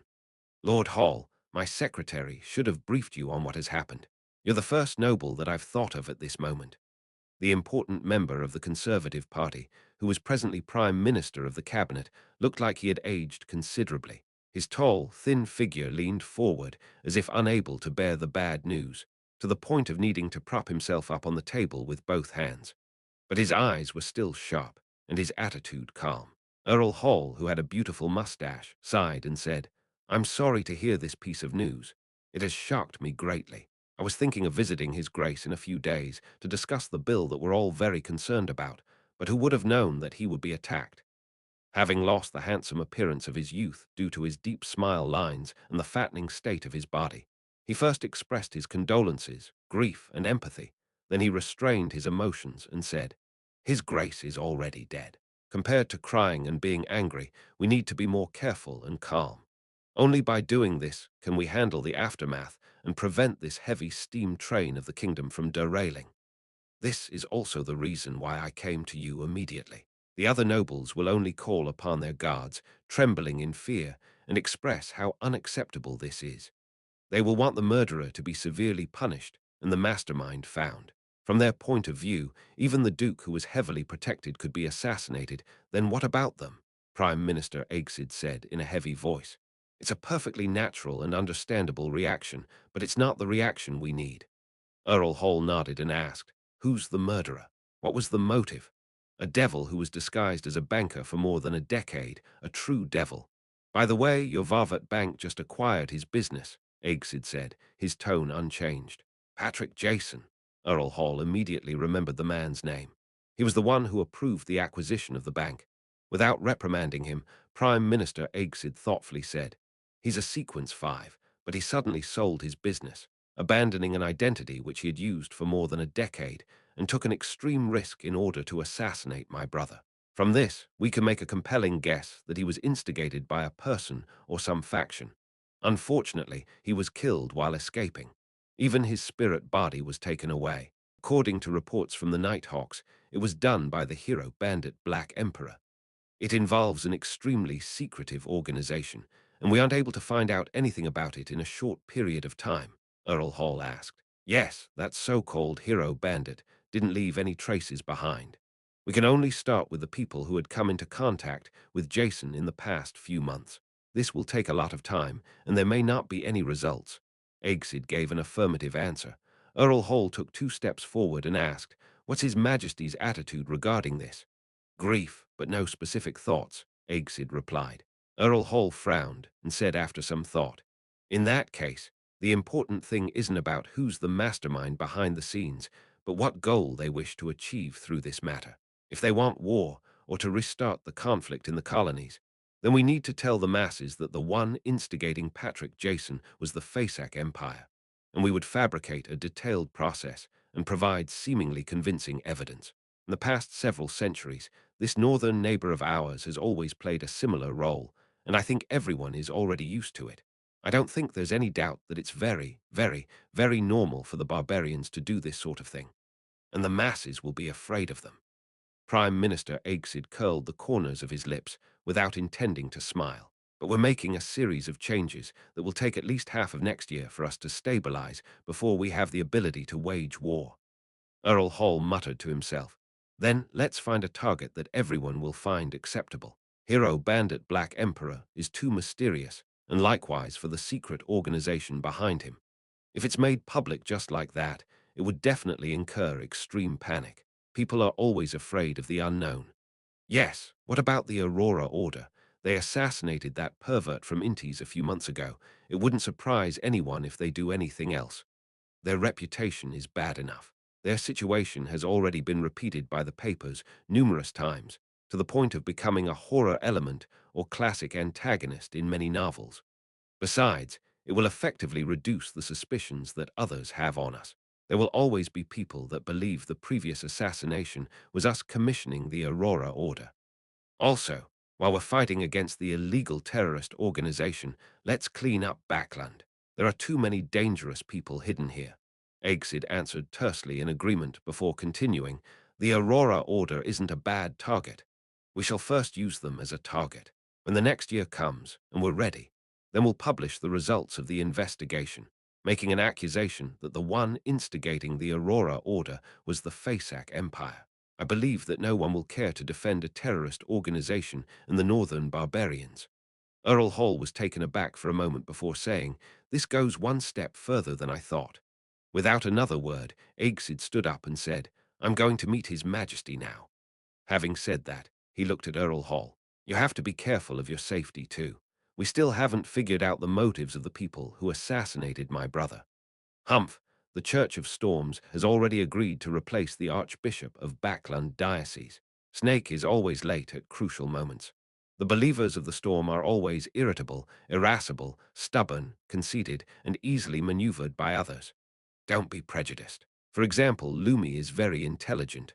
Earl Hall let out a low laugh, and then he tapped his chest 4 times. Thank you, the goddess will protect me. The Twilight Hermit Order sounds very imposing. Returning to the real world, Klein stood up and pressed the mechanical button for the toilet. He walked out of the bathroom amidst the sound of running water and thought about the information he had just received from spirit channeling.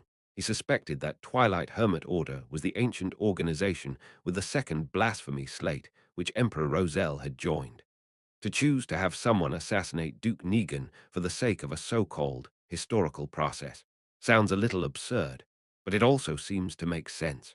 Their goal is to revive or awaken the original creator. This is similar to the City of Silver's belief. Little Sun and company have never believed that the creator is dead. They can only accept that he has abandoned that piece of land and has been trying to get a response from him. Klein paced back and forth, letting his thoughts wander. After an unknown amount of time, he suddenly heard knocking on the door. It wasn't an attendant or maid from the Quelag Club, but the bespectacled Carlson, one of the machinery hivemind members whom Klein had seen before. How did you get in? Klein asked deliberately. When Carlson saw that he was indeed in the room, he relaxed a little. Seeing that no one was around, he smiled. As a Beyonder, we often have all sorts of methods. He received news from Deacon Icancer, learning of the Desire Apostle's death, and came to confirm my situation. As for my performance, it's rather successful. My illusion of a living person wasn't exposed, and I successfully pulled the wool over everyone's eyes. Klein's heart stirred and said, your expression tells me that there's good news. Yes, Patrick Jason Berea has been killed. You're safe and no longer need to be protected by us, Carlson said honestly. Such feedback made Klein feel the potion inside his body to seemingly accelerate its digestion. Surprised and delighted, he asked, are you sure? Yes, Carlson gave an affirmative answer. That's great, Klein said happily. Carlson looked at him and complimented him wholeheartedly. Your detective instincts and logical thinking have given us a great deal of help. The deacon wrote that after this matter is over, a reward will be given to you in secret, probably about £10. £10. Not bad, very generous. However, even if the bills in Jason's suitcase were of 5 or 1 pound denominations, and even if his jewelry isn't too expensive, it should still add up to about 50 pounds, right? Ma'am Mary of the National Atmospheric Pollution Council is probably worth that much if one counts her shares in the coin company. Yes, Jason's accomplice in luring Spelsinger of Guard away had probably taken some of the money. The remaining amount is probably around 20 to 30,000 pounds, but that's still nothing 10 pounds can compare with. What a pity. I can't think of it that way. Maybe Jason's accomplice took all the wealth ahead of time. Klein felt a wave of disappointment and joy, and the reward from the machinery hive mind was even more proof of the success of his performance during this period of time. It made him feel like he was only one step away from completely digesting the potion. This is something I should do. After all, the person being threatened is me. Klein smiled. He wasn't worried about retaliation from Jason's accomplice, because revenge was only a ruse. More importantly, he would be a sequence 6 by then. Carlson nudged his glasses and said thoughtfully, "Sherlock, you're also a believer of God. We hope to establish a good relationship with you. In the future, you can inform us of whatever you encounter and gather. This is them developing me into an informant of the machinery hivement. I have another channel for reimbursement." Klein drew a triangular-shaped sacred emblem on his chest. "No problem." No longer being protected by the machinery hivemind, Klein stayed at the Kellogg Club until dinner. Then he slowly took a carriage back to 15 Minsk Street. He opened the letterbox out of habit and saw a new letter with no postage stamp. The letter was from Detective Isengard Stanton, who left it after an afternoon visit, had written, "I heard from the machinery hivemind of the suggestion you offered. Your sharpness and caution is truly astounding. If you weren't already a Beyonder, then I would even believe that being a reader is the pathway that suits you best. You truly are the best young man at deduction that I've ever met." Klein stood in the living room, reading Isengard's letter by the light of the gas lamp. This time, there was nothing new to the performance. It was done step by step and conformed to the past performances. It didn't even have much of an effect. But there were enough people in the audience, and all of them were by my side, which allowed me to get feedback directly. Klein held onto the letter as he reflected over the matter. He half closed his eyes and felt something inside his body rapidly disintegrating and dissipating. Numerous illusory stars around him seemed to appear, and he could only feel a very weak attraction from the resplendent stars. On the last month of 1349, his magician potion was finally digested. Chapter 429. Various parties. The street lamps at night illuminated the wet ground, which was sent splashing by the occasional horse carriage that passed by. Backland was located in the middle of the kingdom, only dozens of kilometers from the Sanya Sea, and it rained frequently all year round. The highest temperature in July was only 28 degrees Celsius, and the lowest was around 2 degrees Celsius in winter. The weather seldom had a chance of dropping to 0 or lower, but this didn't stop people from feeling the cold here. Even the northerners from Fasak, who were used to living in ice and snow, sometimes couldn't bear the humidity that penetrated through their clothing and flesh. Klein stood behind the oriel window in a room which didn't have its fireplace lit. He looked at the tranquil scene outside and felt relaxed in his body, heart, and soul. As long as he gathered the ingredients and concocted the potion, he could immediately advance to sequence 6, becoming a faceless. The magician potion has been completely digested. The desire apostle was personally finished off by me, and he failed to escape. The Aurora Order's search of the fool's believers is still going in circles. Apart from Mr. Azik being pursued by an unknown faction and the problem of the potion ingredients, I'm temporarily not troubled by anything. Klein leaned his body forward and took in a breath of air. He then looked at the fog that had condensed on the windows. The reason why he had risked his life to intercept the Desire Apostle was because he was afraid that the other party would have other plans, and thus smoothly escape from the pursuit of the official Beyonders. At that time, he might be remembered for his crucial advice, and be avenged afterwards as a cold-blooded. A devil was unlikely to take the risk of avenging his comrades, but that didn't mean that they wouldn't choose to vent their anger on someone who nearly caused their death. This operation was definitely necessary. Perhaps someone from the Twilight Hermit Order is somewhere receiving him, once the Desire Apostle escapes. And with me not having any relevant information, perhaps I'll be prepared against a Sequence 5. believing that I would be pretty safe once I advanced to Faceless. But the Desire Apostle might very well use the information provided by the Abyss card, and the Twilight Hermit orders help to advance to become a high-sequence Beyonder. Such a development is quite scary if I think about it. One is required to inflict the finishing blow of justice. Klein reflected over what had happened this afternoon and summarized his experiences and lessons. After enjoying the night scenery for a while, he returned to the sofa and sat down to think about his future plans. With the reward provided by the machinery hivement, I'll be able to afford the mutated pituitary gland and blood of a thousand-faced hunter. The deep-sea Naga's hair simply requires me to have money. Such an ingredient should be relatively easy to find on the sea. I can get Mr. Hanged Man to help. The only problem is the human skin shadow characteristic, and even if there is a clue, I don't have enough money. With this in mind, Klein couldn't help but give a self-deprecating chuckle. I'm not a person who particularly loves money, it's just a very average preference. When I was in Tingen, I always encouraged Melissa to spend and urged her and Benson to hire a maid. I felt that no matter what, I should try to not treat myself too badly, and every time I did a covert operation, I always placed safety first and made sure to be careful so that I wouldn't be affected mentally because of the allure of wealth. However, in order to take revenge, I have to advance, and advancing requires me to buy expensive Beyonder ingredients. I can only accumulate every single penny and save whatever I can. He suddenly hunched his shoulders and felt that the coldness of the living room made a magician like him, who didn't have an excellent constitution, shudder. Therefore, he decided to take a shower, crawl into bed, and read in bed. There's only another 3 or 4 hours left before it's bedtime. There's no need to ignite the fireplace again. With a sigh, Klein got up and walked to the second floor, under the steam cathedral. After Ikenser finished reading all the recorded statements, he picked up his coffee and took a sip. After a few seconds of silence, he pulled out the ancient silver mirror called Arrows. Carlson took a glance at it and asked curiously, "Deacon, if I ask the Honorable Arrows about an unsolved mathematical problem or a classical paradox, will it give me the correct answer?" Most of the time, it will directly reject you. If it thinks that you have ill intentions, it will even give you a lightning strike or make you suffer a curse that you would never want to face, Ikenser said with a sigh. It's a living, sealed artifact with extremely high intelligence, not a rigid, rule-abiding difference machine. When using it, it's best not to think about trying to find loopholes. Carlson looked around at his teammates and kindly suggested, "Deacon, let me ask the question for you. I have nothing I need to hide." He straightened his back and assumed an open, honest posture.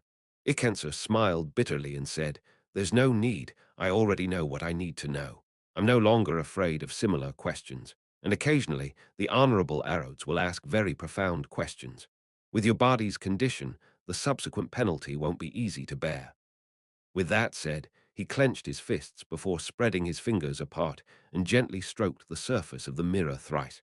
In that subtle atmosphere, Ikenser asked in a deep voice, "Honorable Arrows, my question is, who or what faction instigated the Desire Apostle to assassinate Duke Negan?" The silver mirror didn't show any changes for a while. Only after a long time did the surface produce an aqueous light, forming a scene that looked like an oil painting. It was a plain where the sun was about to set. The vast field was covered in a faint golden afterglow. "What does that mean?" Carlson and the other members of the machinery hivemind looked at each other, unable to understand. Even though one of them was a Beyonder who had advanced from Mystery Prior and was no stranger at reading revelations.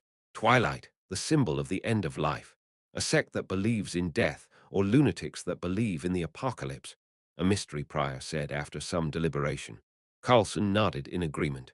"I think it's the latter." Ikenser ignored their discussion because Arrows' question had already appeared. "What color of underwear do you like best?" Ikenser's face suddenly flushed red, and he felt as if smoke was rising from the top of his head. With great difficulty, he spat out a word. "Red." The room suddenly became unusually quiet, and Carlson and the others pretended to look towards a corner. Ikenser sat down wearily and scratched his fluffy hair, ready to ask the second question. Carlson couldn't bear it as he said, "Deacon, let me try. Try not to reach the punishment phase." Ikenser finally nodded in agreement. Carlson confidently mimicked the deacon's actions, gently stroking the surface of the silver mirror 3 times while the other members gathered again. Honorable Arrows, my question is, who are the accomplices of the Desire Apostle? The aqueous light stirred as the scene changed. It first presented a woman's back, one with an outstanding figure. Then there was a person who was extremely blurry and could barely be identified as a man based on his attire. There is indeed another partner. This should be the person who sold the intelligence on Duke Negan. It's a pity that the other party has already dealt with it. Carlson looked around and said, he felt that he had no secrets and didn't need to care about the questions that followed. This time, the choices that Arrows offered was a question, a mission, or a penalty. Without any hesitation, Carlson said, question. Words that looked like dripping blood quickly outlined the surface of the silver mirror. Do you relieve yourself daily with your hand? Carlson's lips quivered, and he felt his ears rapidly turn hot. Although this was something he found very normal, giving an answer in front of so many teammates, and his superior still gave him the urge to bury his head in the ground.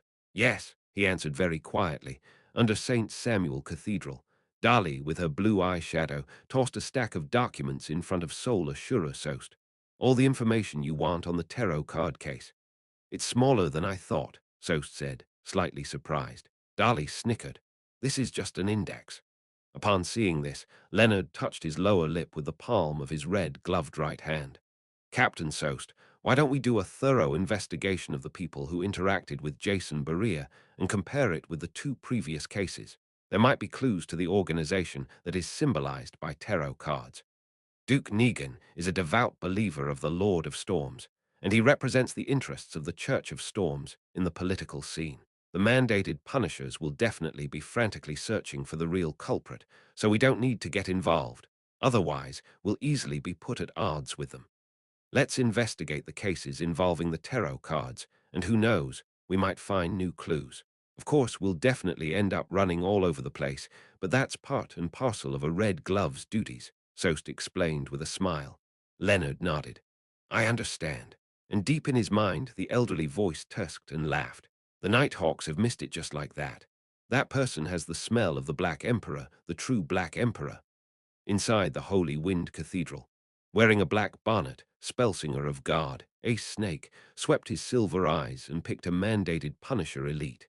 Although I'm about to leave Backland, this is the decision of the Council of Cardinals. You only have one mission after this, and that is to investigate the assassination of Duke Negan. After applying, all of you have the right to use a Grade 1 sealed artifact. You must find out who is targeting us. Standing at the very front, a middle-aged man wearing a modified captain's hat immediately led the group. He clenched his fist and lightly tapped his chest. As you command, Your Eminence. He was lean and had no particularly outstanding features, but there was an anchor tattoo on his neck.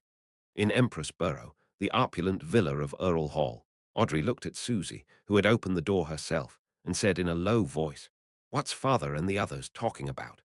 When she found out that Earl Hall had returned late and that his expression was unusually grave, she immediately sent Susie in to listen. Duke Negan was assassinated. Susie closed the door behind her with her feet. Ah, Audrey froze, suspecting that she had misheard. Although she had already experienced an assassination attempt on Duke Negan, she had never thought that this powerful noble would actually die. It's true, Susie gave an affirmative answer. Audrey instantly felt a little blank, finding it a little surreal. How could such a powerful noble, a person of flesh and blood, capable of speaking and laughing, the Duke who had given her a piece of land, die just like that? Suddenly, she felt the cruelty and coldness of the adult world. Who did it? Audrey asked subconsciously. A Sequence 5 devil, Susie answered quickly. But he has already been silenced by the so-called hero bandit Black Emperor. Ah, Audrey was stunned once again. How could it be the hero bandit Black Emperor? How could it be Mr. Fool's Blessed? He helped me resolve the problem of Duke Negan's previous assassination. This is a complete contradiction. Audrey immediately told Susie to eavesdrop again while she locked the door behind her and sat at the edge of her bed, praying to Mr. Fool. After she had finished reciting his honorific name and had described the assassination of Duke Negan, she asked with great trust, Was your blessed present there? After a while, she saw the endless grey fog and heard the voice of the fool. Yes, He's looking for the organization that directed the Desire parcel. As expected, it wasn't arranged by Mr. Fool. Was the reason why he had his blessed stop Kilangos last time also because of that organization that's pulling the strings behind the scenes? Audrey relaxed and asked curiously, "What organization is that, for it to gain your attention?" A second later, she heard Mr. Fool reply in an unperturbed manner, "Twilight Hermit Order. Chapter 430. A brand new day Twilight Hermit Order. What kind of organization is it? Why haven't I heard of it?" When Mr. Hanged Man was filling me in on the general knowledge of the various factions, he didn't even mention anything about this. Audrey was both surprised and confused. As the grey fog faded away, Mr. Fool's aloof figure had vanished. Her eyes darted around as she quickly made a guess. This organization known as the Twilight Hermit Order sounds even more powerful and mysterious than the other underground powers, such as the Aurora Order and the Life School of Thought. It's so unknown that even the knowledgeable and experienced Mr. Hanged Man, who's closely related to the Church of Storms, doesn't know of its existence.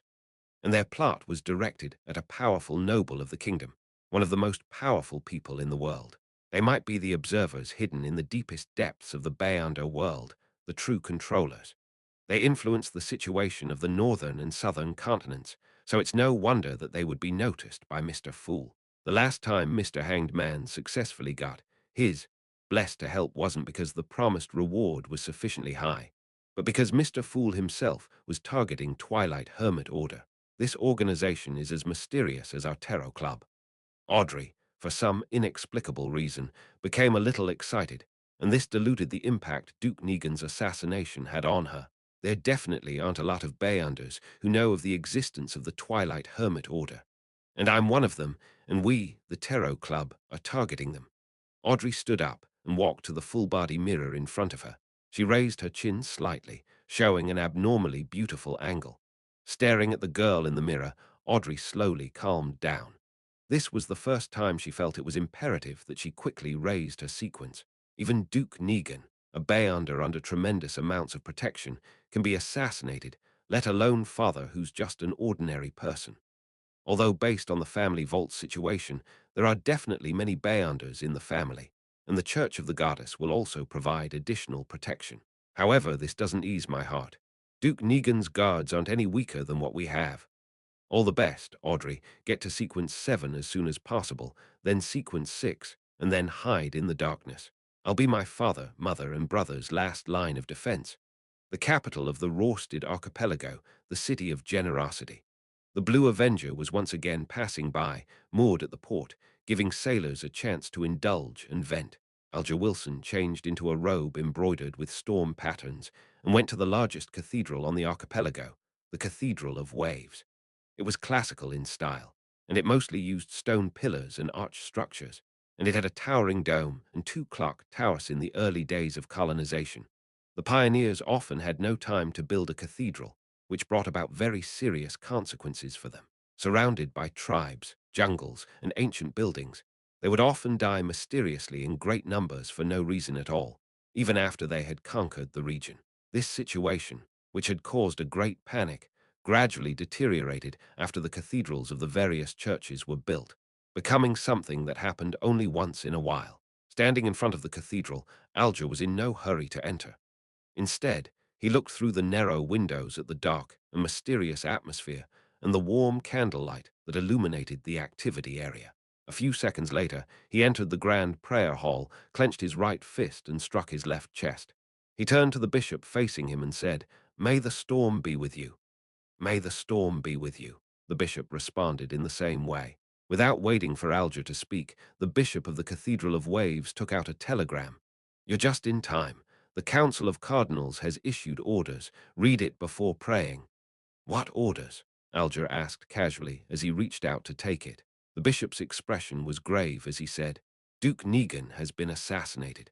The Council of Cardinals has ordered all mandated Punisher and priests to pay attention to anything regarding the hero bandit Black Emperor, as well as all the matters related to the Tarot ritual." Hero bandit Black Emperor. Alger perfectly expressed his surprise. He already knew that the Black Emperor was Mr. Fool's blessed.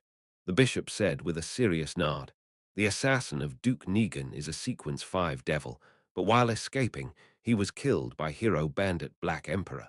This is the same outcome as Vice Admiral Kalangos, who failed to assassinate the Duke. Not only are the superficial circumstances the same, but even the core issues are the same. It was also Mr. Fool's Blessed who killed Kalangos, another Blessed. Was Mr. Fool the one who really wanted Duke Negan dead? No, if it were really him, then he would have warned Kalangos the last time to be careful of Miss Justice, so as to not expose his identity on the spot.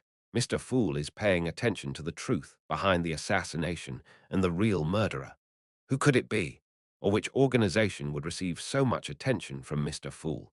Alger instantly thought of many things and made a preliminary judgment. He looked down at the telegram and saw that the church had set up a special investigation team for the assassination of Duke Negan. Every member was an elite of the mandated Punishers. Should I apply to join so as to have a grasp of their actions at any time? Alger hesitated for a moment. In the end, he decided to follow his original plan and keep a low profile. With a brand new day, Klein slept until he woke up naturally. He slowly got up, washed his face, and went downstairs. He wasn't in a hurry to prepare breakfast. Instead, he habitually opened the door, bathed in the fog, and took out today's newspaper from the letterbox. What is it? Suddenly, he noticed that there was a thick envelope stuffed inside the newspaper. It wasn't light at all. Squeezing the surface, Klein's mind flashed with the faint fragrance of banknote ink. His spiritual intuition told him that there was a lot of cash inside. Carefully, he opened it and pulled out the stack of money. After counting the money, he confirmed that there was a total of £1,000. It's the reward money from the machinery hive mind. Is this their way of secretly handing me the money? How can they be so certain this is fine? Leaving it in my mailbox just like that. What happens if it's stolen? The delighted Klein couldn't help but grumble. With this money, and without the machinery hive mind protecting him in secret, he could go to vampire Emlyn White to complete the previous transaction. After breakfast, Klein immediately put on his coat and hat, held his cane, and stuffed the newspaper in his arm and went out. On his way to the carriage stop, he saw his landlord, Mrs. Stellin Sammer, directing the maid to load the suitcase into the carriage in front of the door. "Good morning, Mrs. Sammer." Klein smiled and greeted her. Stellin smiled modestly and returned the greeting. She seems to have recovered mentally. Who knows what happened to her? Klein curiously asked, "Where are you going?" "It's almost New Year's.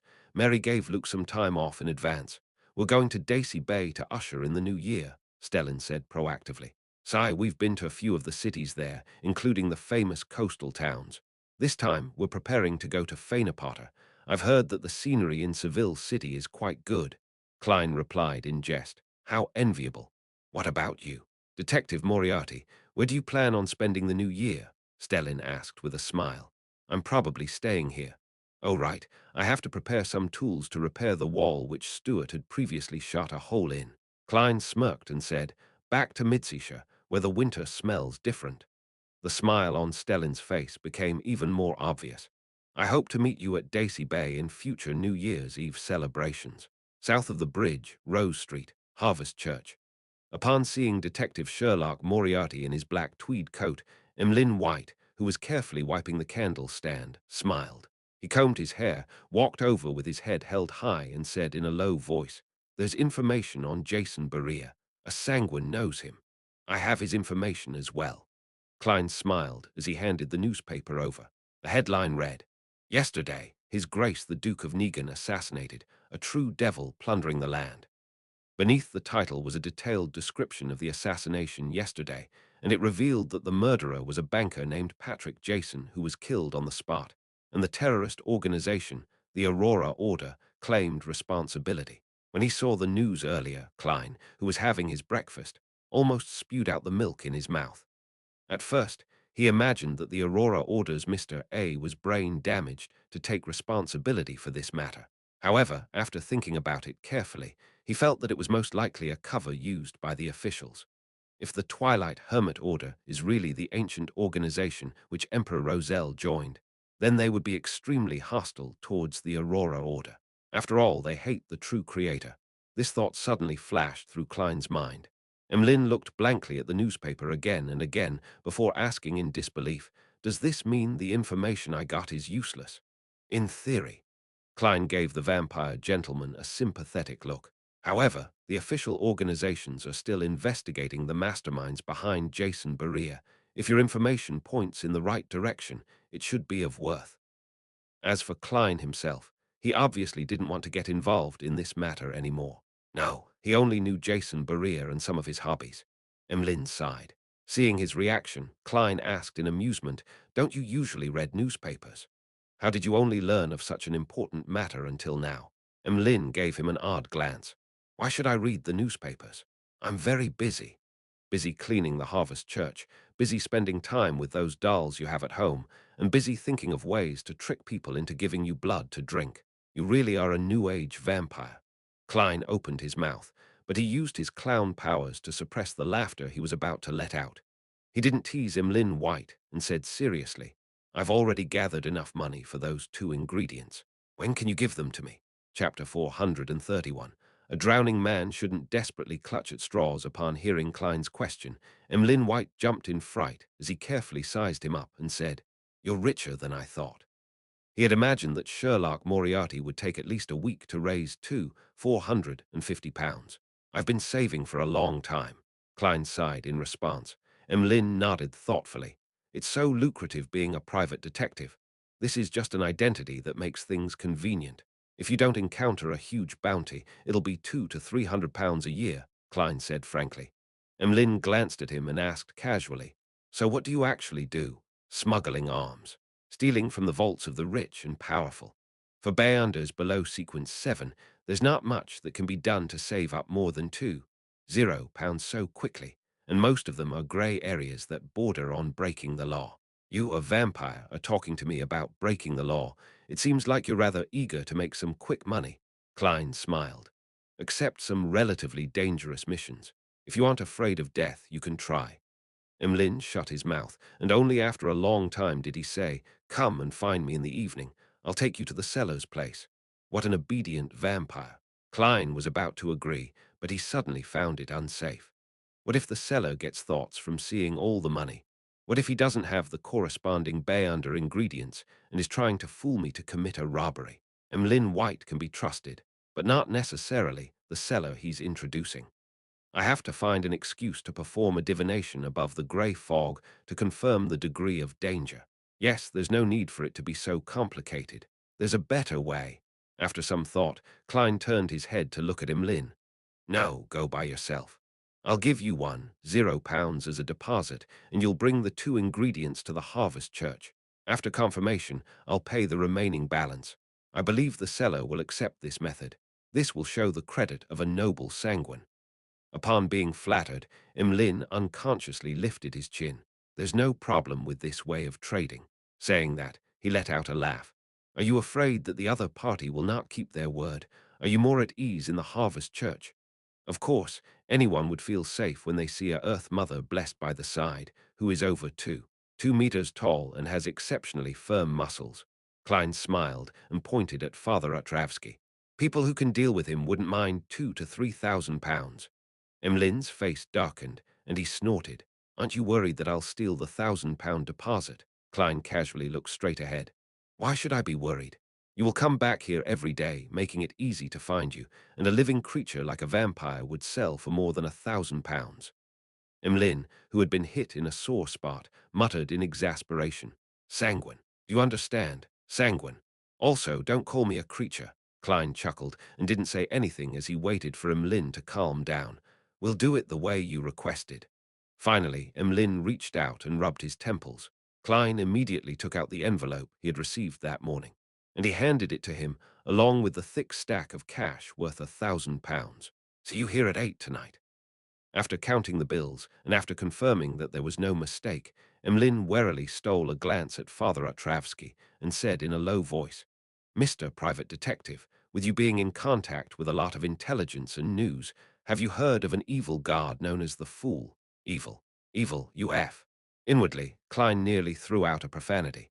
He answered with the most normal expression, "Many people are searching for believers of the Fool recently. Are you planning on joining their ranks to obtain the relevant bounty?" Emlyn sighed and said, "No, I'm only considering whether I should ask this evil guard or the evil soul to help me dispel the psychological cue. As you know, the rumors going around include his specific honorific name, and as long as it's converted into Hermes or ancient Hermes, it's possible to get a response. What do you know about him? How much harm will he bring to his believers? Will he forcefully change the believers' views? Although it points to me, I still have to say, my dear vampire friend, you're like a drowning man desperately clutching at straws. Feeling mixed emotions, Klein said. The fool is very mysterious. Up to this day, apart from the news you already know, no one knows of his detailed situation. For example, how vast his clergy is, or what sort of corresponding prayer rituals there are. What puzzles me is that you aren't considering the two of your vampire, Sanguine's ancestor, the ancient goddess Lilith. As long as the ritual is correct and the offerings are appropriate, she will help you dispel the psychological cue. Emlyn leaned back slightly and stared straight ahead, saying nothing for several seconds. He seemed to instantly become sullen. After a brief moment of silence, he said in a low voice, "Before the cataclysm, the ancestor had already rarely responded to prayers. Only certain special circumstances allowed us to get her help. This does not include the removal of a psychological cue. In the legends of the City of Silver, the ancient goddess Lilith, who represented the moon, had already had her authority taken back by the awakened creator. Or perhaps she had fallen in some battle among the gods earlier on. Then, who is the one occasionally responding to the Sanguine's pleas? The primordial moon, Klein deliberately pressed. Then, there's still the primordial moon to pray to. Many underground Beyonders have rituals that borrow his power. This is mainly referring to the shaman king and the corresponding biological creatures. Klein added inwardly. Emlyn's lips quivered, but he didn't speak as there was an indescribable fear on his face. After a long time, he solemnly said, "I suspect that the primordial moon was impersonated by some evil god or a high-level devil. People who pray to him mostly experience change, turning cruel, crazy, and even filled with desire. And the remaining ones, with the Sanguine mainly, there is a higher chance of them losing control and becoming true monsters. There was once a powerful Sanguine that tried to prey due to some danger, but she ended up turning into nothing but a hunk of meat that only knows to mate and reproduce. She, together with bulls, rams, stallions, mice, and even plants and rocks, gave birth to one strange descendant after another. Each one of them developed their own monster species. Thankfully, she was quickly eliminated along with her descendants. The primordial moon is that dangerous. There was no mention of it in the Book of Secrets. Had Shaman King Klarman's thoughts been corrupted? Fortunately, I only referenced, modified, and prayed to myself. Klein's heart raced in fright as a result of Emlyn White's description. This made him acutely realize that the hidden existences, other than the seven deities, were indeed not that trustworthy. Except me, he sighed. At that moment, Emlyn smiled bitterly and said, "If the negative effects brought by the fool isn't that great, praying to him might be something to consider. The only effect is that you will pay a certain amount of money for it. In order to maintain his image, Klein could only pat Emlyn on the shoulder and draw a triangular sacred emblem on his chest. It's very dangerous to pray to a hidden existence that you don't know about. If you're considering that, you might as well choose a faith out of the seven deities you prefer. They won't affect your daily life and won't make you abandon your dolls. If there's really no other way." Emlyn suddenly found himself calmer than he had expected. Klein didn't linger on. He pushed his way out into the aisle and walked out of the Harvest Church. Looking out at the misty sky, he began to think about what to do next. There was no doubt that his current focus was on saving money and finding the ingredients. Little Son's side needs to stabilize a little more. To prevent him from being suspected again, I'll use the method of ridding a rampager's mental corruption as the promised payment. The deep-sea Naga's hair can be entrusted to Mr. Hanged Man. I'll have to rely on myself for the human-skinned shadow's characteristic. There hasn't been any relevant information from Emlyn White and Eye of Wisdom, Mr. Stanton, for over a month. I'll have to try different channels. Yes, it's been quite long. It's likely that the high-sequence Beyonder of the Rose School of Thought isn't monitoring the Bravehearts bar that closely. I'll go visit it in the evening and see if I can contact Miss Sharon and Marek. Klein quickly had an idea. In order to go to Braveheart's bar, he had to first go to East Borough and change his workers' clothes in the one-bedroom apartment he also rented on Black Palm Street. As he thought of this, he walked towards the carriage stop on the opposite side of the road. Westboro, inside Grimm's cemetery. Fuzz Wall, who was dressed in a black veiled hat, quietly walked beside Dorian Gray, a member of the Abraham family. She had accompanied him to place flowers on Lawrence, Olliser, and Company's graves. While walking silently, her thoughts were completely focused on the Bayunder ingredient, the Spirit Eater's stomach pouch. She knew that she had already digested the apprentice potion, and as long as she could get the Spirit Eater's stomach pouch, she would become a trickmaster. However, she ultimately lacked the clues related to it, and the son, that she had the most expectations at being able to help her, didn't dare to hold a ritual or invite friends to hunt spirit eaters because of what had happened before. In order to advance as quickly as possible and escape the curse of the full moon, she had even asked Mr. Fool for help, hoping that his blessed could help her find the ingredients. In the process, she revealed that she had published her new book and was about to receive a fixed fee for the book. In order to prove that she had sufficient power to purchase, Itch didn't fear that her real identity would be known by Mr. Fool, because she believed that Mr. Fool clearly knew it. In the secluded, quiet, and cold environment, Fours and Dorian stopped at Lawrence's grave, looking at the photo taken after his death and reading the epitaph. "He's a good teacher." Dorian Gray remained silent for a long time before sighing. "How ironic." "Why?" Fours asked in surprise. She had heard Lawrence mention that he was a public school teacher in Constant City, Midseashire, and that was why she had used such an epitaph. "This has nothing to do with you. It has to do with our family." Dorian gave a self-deprecating laugh and bent down to put down the flowers. After straightening his body, he looked straight ahead and suddenly spoke out. "Fours, do you want to become a Bayunder? The kind I described in my letter." Chapter 432. Contracted creatures. Dorian Gray's question didn't surprise Fours at all. She had been prepared after keeping in contact with him for the past month, and she had even asked the experienced Mr. Hanged Man at the Tarot Club to decide what kind of expression and reaction she should use when faced with the question. "Are there really such Bayunders?" Fuzz asked in surprise. Dorian gently nodded. "Yes." He looked around to make sure that there was no one around, then he walked up to a tree with fallen leaves and pressed his hand on it. Dorian's figure suddenly blurred, as if turning into a reflection in the water. When it was clear, he had already appeared behind the tree, his posture unchanging. "Oh God, that's really, really amazing." Remembering the teachings of Mr. Hanged Man and Miss Justice, her mouth opened in a semicircle as she exclaimed. Dorian walked back, smiled, and asked, "Do you want to become such a Bayunder?"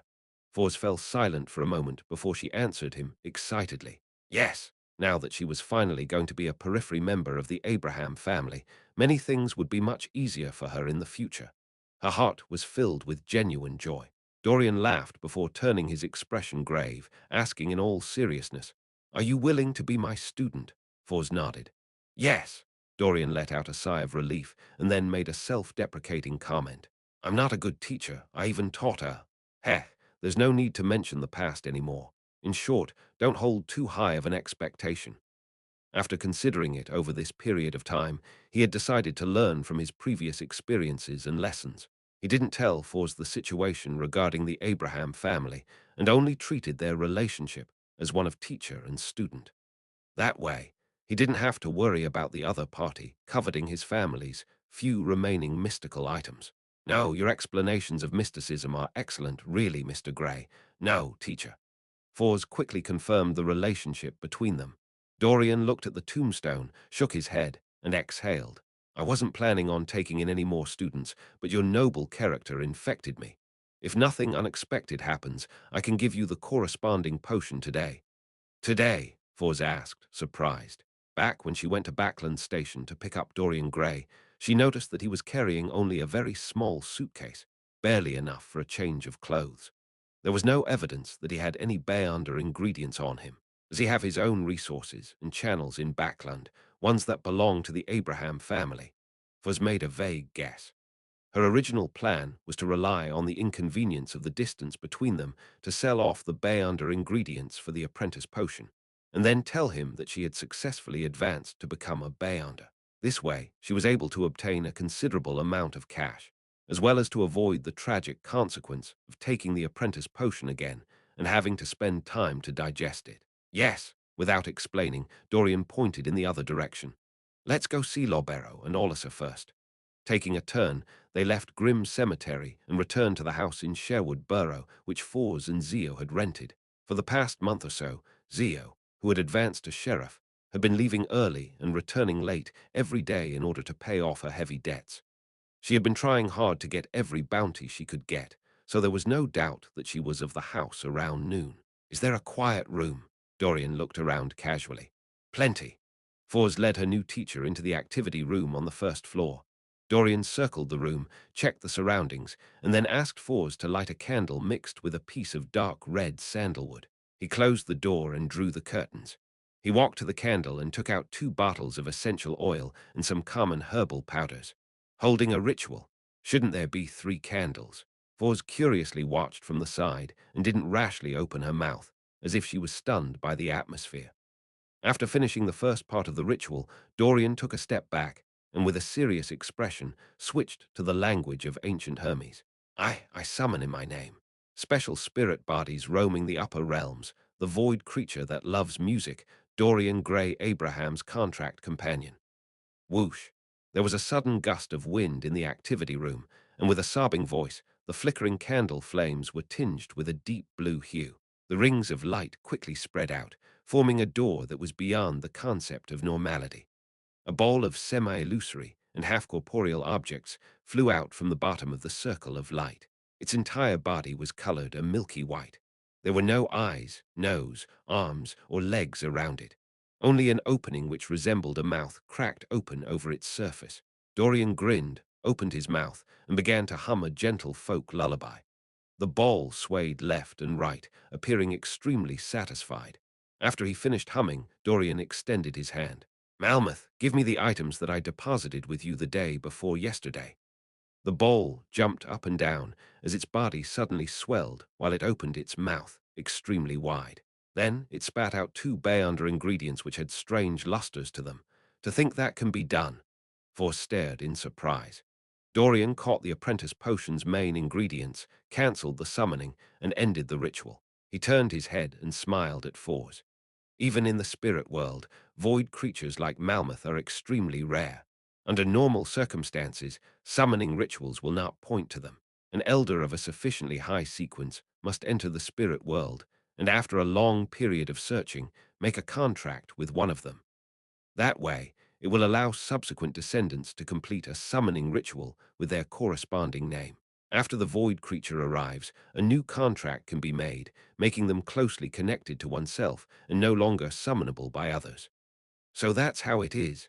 That sounds interesting, for said from the bottom of her heart. She couldn't help but look forward to the future. If I don't consider the curse of the full moon, or how ordinary Beyonders are being suppressed and constantly facing danger, exploring this wonderful world would be the most delightful thing. I hope that one day I can truly roam the spirit world. Dorian responded with a chuckle. Malmuth's greatest ability is to swallow many items into its belly without causing them any harm. It's the equivalent of a mobile, hidden warehouse that almost no one can find. Of course, it can't store too much as its stomach has limited space. Also, it doesn't like people without talent in music. It would reject signing a contract with such people. At least I can play the lyre. Just as Fours breathed a sigh of relief, Dorian instructed her to get him a black stew pot. Realizing that he was about to concoct the potion right there, and then she maintained her expression. But her heart was frantically praying for an accident. I don't want to drink the apprentice potion again. That would waste a lot of time. If I had known that this would happen, then I would have been more honest. It's too late to tell the truth. Teacher Gray must have tried a divination attempt, but the outcome suffered interference. Confessing now would mean that there's a powerful person backing me or instigating me. In the midst of her thoughts, she saw Dorian turn around and hand her a bottle of the bubbling potion. Drink it and you'll become a Beyonder, Dorian said in a flat but very seductive tone. Then he reassured her, don't worry, there won't be any problems with me here. Okay.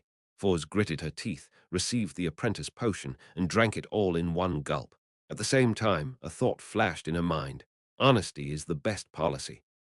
The carriage stopped outside East Borough, and Klein, walking with a cane and a hat, entered the spacious slum in a relatively decent neighborhood. As he walked forward, he saw two familiar figures emerge from the relatively clean apartment in front of him. They were girls, one 17 or 18 years old, the other 15 or 16 years old, daughters of the laundry maid, Liv Fredger and Daisy. The latter had once been kidnapped by Capim and was rescued by the Black Emperor. Daisy also spotted Klein and smiled brightly. "Good afternoon, Detective Moriarty." Klein smiled and nodded before asking in puzzlement, "Daisy, don't you have public elementary school to attend?" At the behest of reporters like Mike Joseph and the push by the Church of Evernite, the Backland government established a charity fund with Capim's estate, specifically to help women and families who had been hurt by Capim. Daisy's family took advantage of the opportunity to move from a shabby apartment in an environment with poor security to the outskirts of Eastborough. They moved from one room to two, separating the laundry area from the place where they ate and slept. In addition, Daisy received a bursary for attending a public elementary school, and she was delighted that the charity fund was responsible for her tuition and meals costing 3 pence a week. What puzzled Klein was that the public elementary school only had breaks on Sundays, so Daisy wasn't supposed to be here at this time. "The school is very close. I took advantage of the afternoon break to return and help Fredger bring the washed and dried laundry to a client. She and Mother can't handle the workload," Daisy answered frankly. The immediate effect of her going to school was that the amount of laundry which Liv and Fredger could do every day decreased, obviously lowering their family income. If it wasn't for Mike's help applying for a grant from the charity, then they wouldn't be able to maintain their present lives. Therefore, there was no doubt that Fredger wouldn't be able to enter a public elementary school, and when Daisy and Klein talked about it, her eyes were filled with unconcealed envy and pain. Despite not even being 18 years old yet, all she could do was silently watch her sister attend school. Klein noticed that detail and deliberately reminded Daisy, "You really should know that your mother and Fredger are having a hard time. Treat them well." Daisy nodded seriously and said, "I've thought about it. When things settle down, I'll teach Fredger what I learned during the day at night and on Sundays. I'll be her only tutor." Fredger's eyes suddenly blinked, and she couldn't help lowering her head. "Good, very good." Klein praised her before bidding them farewell in a good mood, and he turned to another street. He went to Black Palm Street to change out of his worker clothes, and just after he left the apartment where he was renting a room from, he saw an old middle-aged man walk over. He asked with a kind face, "Sir, have you heard of the original creator?" Chapter 433. Intelligence Peddler, the original creator. Klein was stunned for a moment, and then he immediately thought of the intelligence that old Kohler had previously given him. Recently, there had been people preaching the faith of the original creator in East Borough, the Dark Area, and the Factory District. It pushed the belief that he hadn't really passed away and that he existed in the body of every human being and every object. As long as one served him wholeheartedly and praised him, then not only would his believers be redeemed after death, but they would also enter his kingdom. They would also suffer tremendous improvements in their present life. For instance, having sizzling meat to eat every day. This was very close to the Aurora Order's theory of the mutated creator, so Klein had decided that it was the secret organization which was behind it. He felt that they had begun to value the vast majority of the poor after the Lanevus incident. They've already developed so arrogantly to even solicit people on the streets. Klein hesitated and replied, "I've heard of that." The well-dressed, middle-aged man immediately revealed a smile. "Then, do you know about the incoming apocalypse? Do you know that the original creator will create a sanctuary to protect his believers?" For a moment, Klein thought of going with the flow and be inoculated so as to slowly infiltrate the Aurora Order's periphery organization, so as to gather the appropriate evidence and clues to take revenge on them for seeking the believers of the fool. But after careful consideration, he felt that it was too dangerous. It was something that was tiring and troublesome for him to do alone without any certainty of success. In the end, he decided to inform the machinery hivement about the current situation and leave it to the official organizations to handle. After thinking through the problem, Klein's expression immediately darkened. "I don't know, and I don't want to know." He strode forward, shaking off the middle-aged man and ignoring his shouts. On the way out of East Borough, he watched carefully and found that the workers who had lost their jobs due to the off-season and the efficiency improvements from textile machines were grouped together. They were being comforted and were listening to the preachers from people of unknown identities. The investigations of East Borough, the dark area and factory district were completed 2 months ago. Why haven't the three churches and Parliament produced any concrete measures yet? The importance that they've placed on this issue must have increased. It's impossible for them to not notice the current situation. Is this a trap for bigger fish? That's very risky and can easily get out of hand. As Klein lampooned, he pushed the cap on his head as he walked out of East Borough and went straight to the Backland Bridge area. At noon, the Bravehearts bar had just opened, and there were almost no drunkards present. Only the nearby, busy workers would come in and grab a simple lunch. Klein mingled with them and spent 10 pence on wheat bread with pork sausages and a glass of Southville beer, making himself appear rather rich. After leisurely filling his stomach and finishing his beer, he looked at the bartender. Is Kaspar's Kalinin here? He planned on replenishing some of his ordinary ammunition while he was here. The bartender glanced at him. It seems like you haven't been here in a while. Kaspar's is dead. It said that he was a little restless while sleeping at night, wrapping himself in a tight bundle and suffocating himself in the end. Heh, I don't really believe that kind of thing would happen. I've only heard about such things in ghost stories, but that's what those black and white dogs say. Black and white dogs were referring to the police who wore black and white checked uniforms, suffocating himself to death. That sounds like mysticism. Was it because the Rose School of Thought's high-sequence Bayonder was unable to find Miss Sharon and Marek, and thus they chose to kill someone to vent their anger? Where's the bearing of being a high-sequence Bayonder? In that case, Kaspars wasn't able to contact Miss Sharon. Perhaps they've already left Backland. Kaspars wasn't prepared for the dangers of the Bay Underworld. If it were me, I wouldn't have returned to the Bravehearts bar. I would have taken all the money I saved up and go to another city for a change in environment. However, under normal circumstances, a high-sequence Bayonder wouldn't specially deal with such ordinary people. At most, they would force a mediumship ritual without considering the after-effects, as expected of the self-indulgent Rose school of thought. To think a high-sequence Bayonder would actually do such a thing. While feeling surprised, Klein also felt pity for the black market arms dealer. The bartender wiped a cup and continued, "If you wish to buy some stuff, there's a new dealer." "Who?" Klein asked in passing. "Old man. He's in billiard room 3, the bartender said without looking up. Klein immediately stood up, slowly walked towards that familiar place, and knocked on the unlocked door. "Come in," a voice rang out. This voice sounds a little familiar. Klein pushed open the door and looked inside. Standing by the table was a boy that didn't look too old. He was dressed in an old overcoat, a brown bowler hat, and had bright red eyes. It was Ian, whom Klein had met when he first arrived in Backland. Back then, he was entrusted with the case of Detective Zeriel's disappearance and was ultimately involved in the conflict over the manuscripts of a third-generation difference machine. He had been forced to pay a high price to have Mr. A from the Aurora Order kill the Inti's ambassador that was sent to the Lone Kingdom, Backerland Jean Madden. "It's you, Detective Moriarty." Ian was startled. He had deliberately stuck 2 whiskers above his mouth to make himself look older. Klein smiled as he entered the billiard room and closed the door in passing. "Long time no see." He was initially surprised that Ian had appeared here and had become a black market arms dealer, but then he thought of the details behind the matter and found that it made sense. Klein being able to come to the Bravehearts bar and find Kaspar's Kalinin was all thanks to Ian's introduction. This teenage boy definitely had some connections around here. "Yeah." Ian wiped away his shocked expression and mumbled, "I went to Pritz Harbor for 2 months and found those guys to be so savage and cruel. They didn't even have the slightest bit of modesty or love for children, so I had no choice but to return to Backland and do what I was good at. When Kaspars died, I decided to switch careers." Before Klein could say anything, he added, "Mr. Detective, I've always kept in mind that I still owe you 2 requests.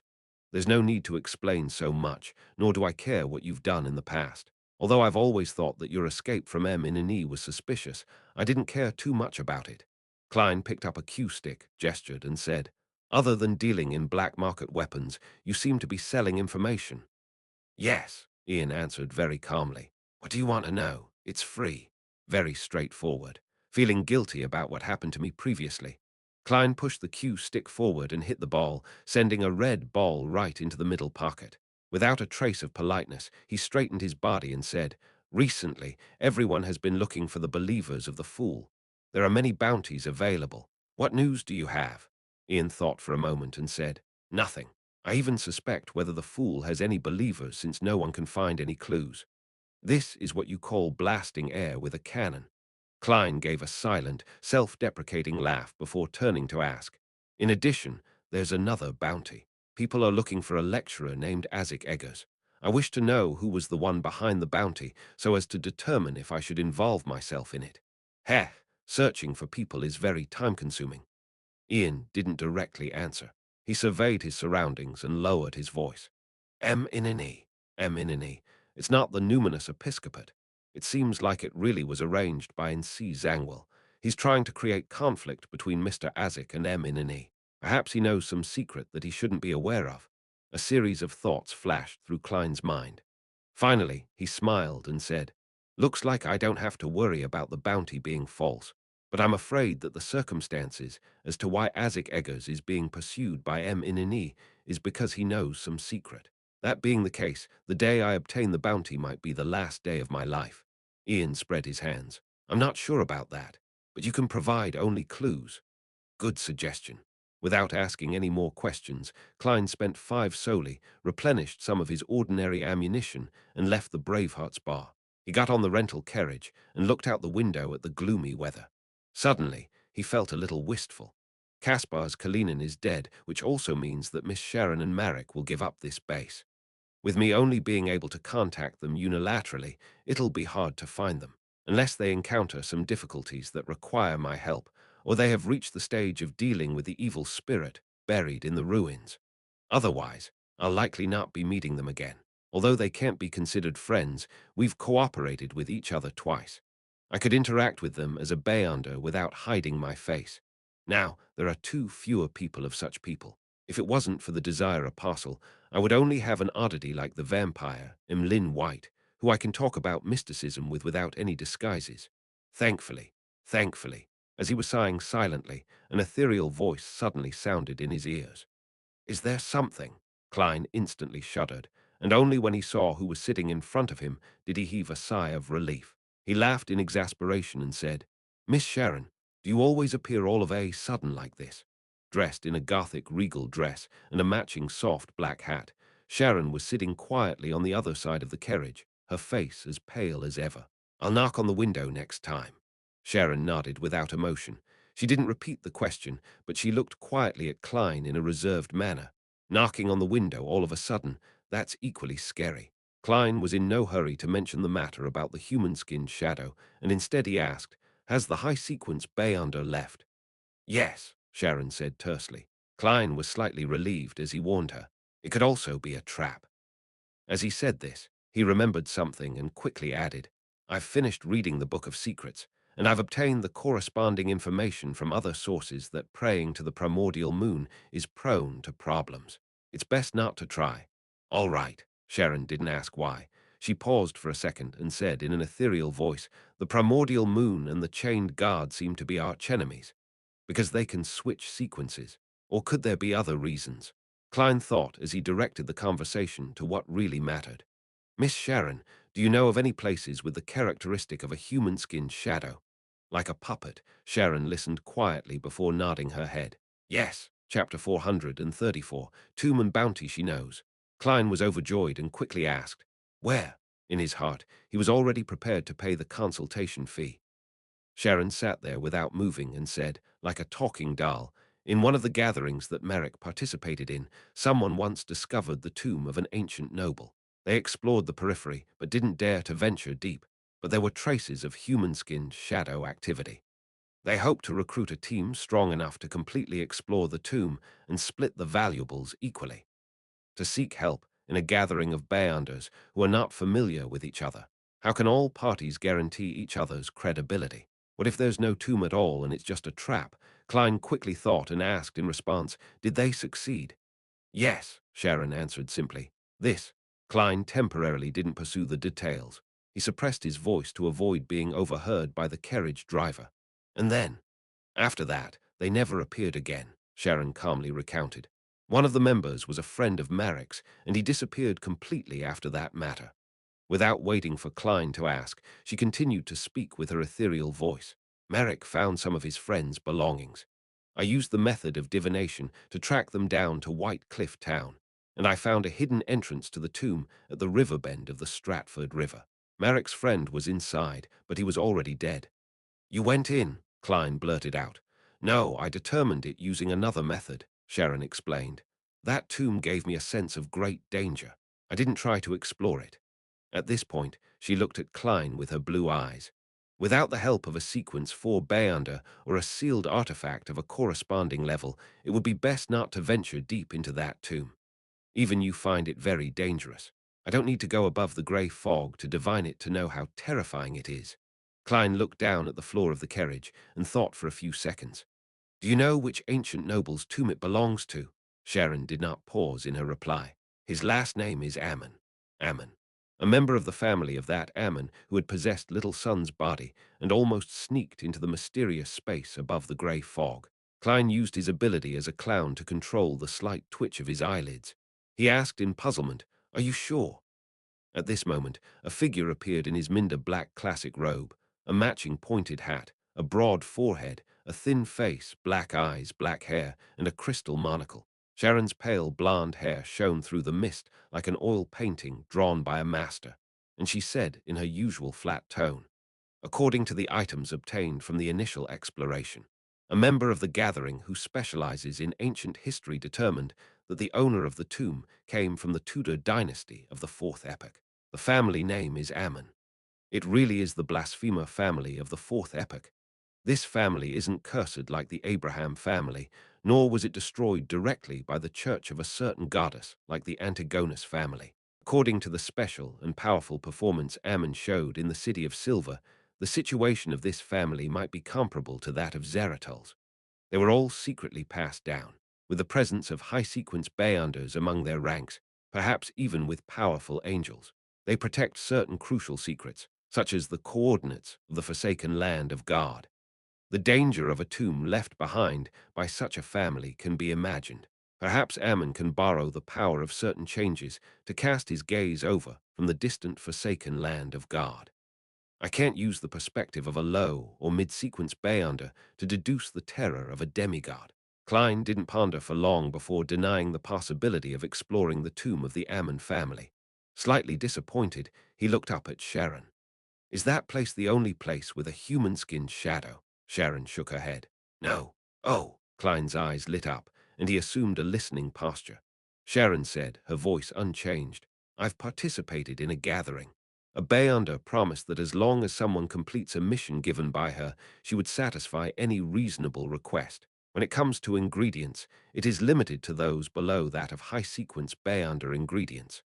In other words, she can give any Beyonder ingredient below that of high-sequence Beyonders. The first thought that came to Klein's mind was, is she bragging? Even for the Church of Evernite, only the Holy Cathedral, or in other words, the Cathedral of Serenity, would possess such a possibility. Many of these ingredients weren't commonly needed because they weren't needed at all. Upon hearing Klein's question, Sharon calmly replied, She's a high-sequence Beyonder. High-sequence Beyonder. No wonder.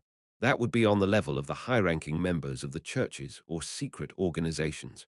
Even if they don't belong to any party, they would still build up their own faction. However, the promise of any type of Beyonder ingredient below a high-sequence potion definitely can't be completely be met. Klein momentarily had such a thought. Sharon simply added, she said that certain ingredients would require a certain period of time. That's more like it. Klein asked with interest, what mission did she give? Sharon sat up straight and dignified. Investigate Hero Bandit Black Emperor's true identity. Klein believed that if he had been drinking water at that moment, then he wouldn't have been able to control himself, and that he would have sprayed it across from him. Who did I offend? Why am I the target of a high-sequence Beyonder? He first lamented in Chinese, then he quickly analyzed the possible parties. Members of the Twilight Hermit Order, because the hero bandit Black Emperor had killed the Desire Apostle, Berea. Members of the Aurora Order. They drew links to the fool from the tarot cards I left during the Capim incident, and they decided to investigate the hero bandit Black Emperor, members of the three churches and M in an E, just to find out the truth about the Capim affair. Every one of them is possible, and none of them can be ruled out. Klein didn't show any abnormalities as he deliberated and asked, why is she investigating the true identity of the hero bandit Black Emperor? No one knows, Sharon replied in the simplest of terms. Klein thought for 2 seconds and said after organizing his words, what kind of person is she? I want to know if I should take this mission. Sharon remained silent for 2 seconds, seemingly in recollection. Then she described, female above 170 meters tall, very well proportioned, chestnut hair was disguised, loves black leather boots, only occasionally attended the gatherings, and first appeared 2 months ago. Loves wearing black leather boots, female, high sequence bay under. When these three keywords were put together, it immediately triggered a certain part of Klein's memories. Back when he went to the Royal Museum to steal the Black Emperor card, he had met a mysterious high-sequence Beyonder in the reconstructed study of Emperor Roselle. She only revealed her feet in black leather boots, and when he borrowed the power of the grey fog to escape, he ended up running into the devil dog due to the side effects of the master key and had to shout for help. Therefore, Sherlock Moriarty ended up meeting the female demigod again. Huh. Why would she look for hero bandit Black Emperor? She's confirmed that the thief who stole the card of blasphemy is a spirit body and knows what would happen if a spirit body carries and contains the Black Emperor card. Hence, she is locked onto the hero bandit Black Emperor who has similar traits. Klein quickly thought of a very convincing possibility. The only thing that confused him was how the other person knew that he had taken the Black Emperor card and not any other cards, such as the Abyss card or the Sun card, unless she was targeting the card of blasphemy, and she had investigated beforehand that it was the Black Emperor card. Well, Miss Sharon said that she joined the gathering for the first time more than 2 months ago. This matches the timing of Roselle's exhibition. Later, she occasionally participated without leaving Backland, or perhaps she returned regularly to search for the enemy who had taken the Black Emperor's card. Klein's thoughts blazed through his mind as he gave a faint smile. I'll keep an eye out for her. I hope there's something to be gained. She can forget about getting anything her entire life, he added inwardly without hesitation. Sharon nodded almost imperceptibly and said nothing more about the human-skinned shadow. Obviously, she only had 2 leads, but it was still better than the vampire Emlyn White and Eye of Wisdom Isengard Stanton's circle. Klein slowly exhaled, concealing his inward disappointment, and said with a respectful tone, you and Marek aren't troubled by the curse any more, are you? There's only one scarlet lunar corona, Sharon answered calmly. The person who wore the scarlet lunar corona was immune to the full moon's effects, a dream item for mutants.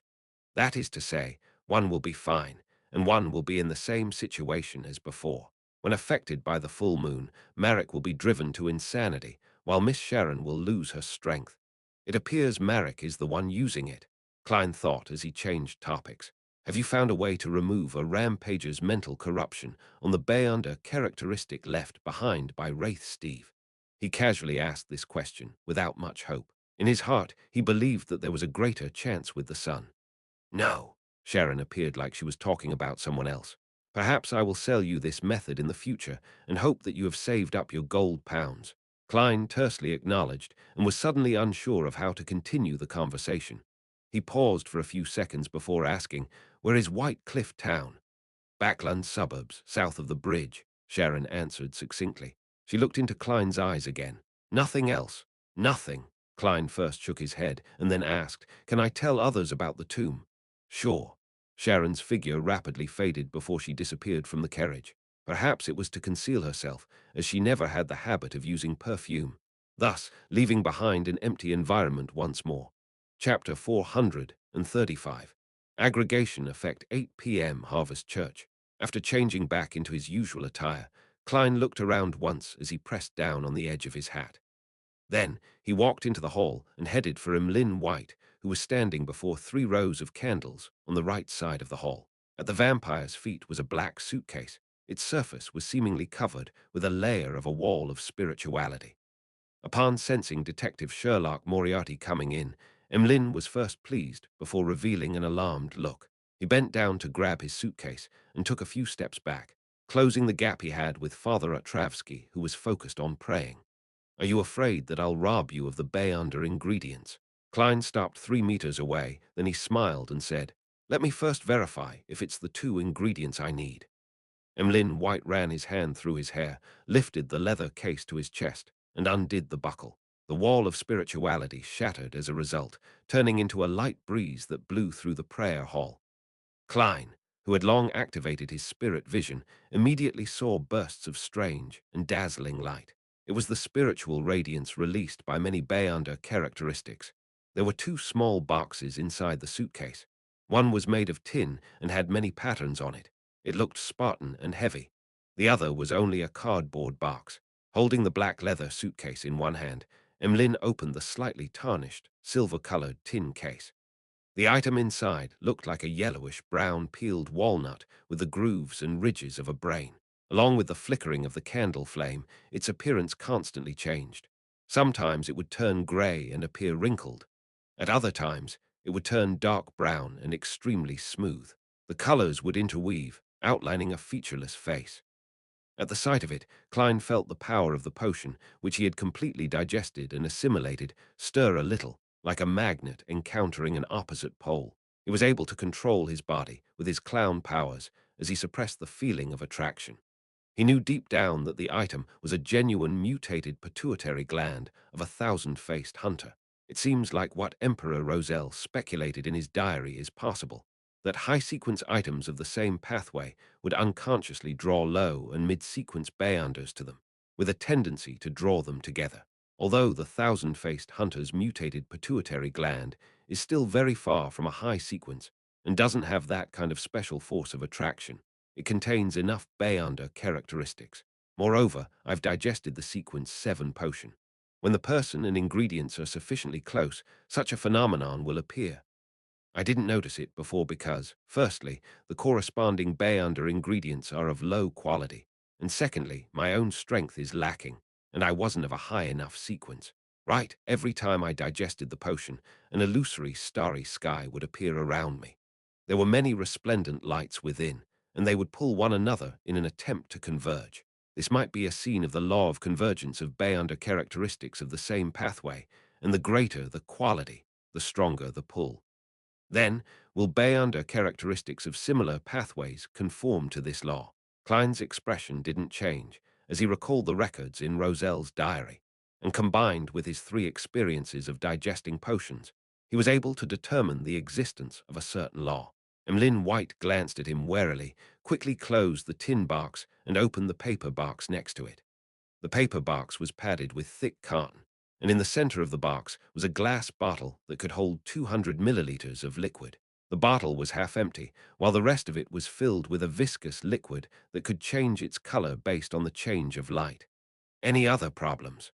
Emlyn closed the paper box. Let me confirm once more. Klein took out a gold coin and let it spin between his fingers as though it had a life of its own. Ding! The gold coin bounced up and fell down again, landing in Klein's palm. It was heads, indicating a positive response. Klein nodded slightly and took out stacks after stacks of notes from various pockets. They were in £10, £5, and £1 denominations. 450 pounds. Klein placed the pile of cash on a nearby piece of furniture. Retreat a few steps, no, 5 steps, Emlyn called out cautiously. Klein smiled, raised his hands, and took 5 steps back.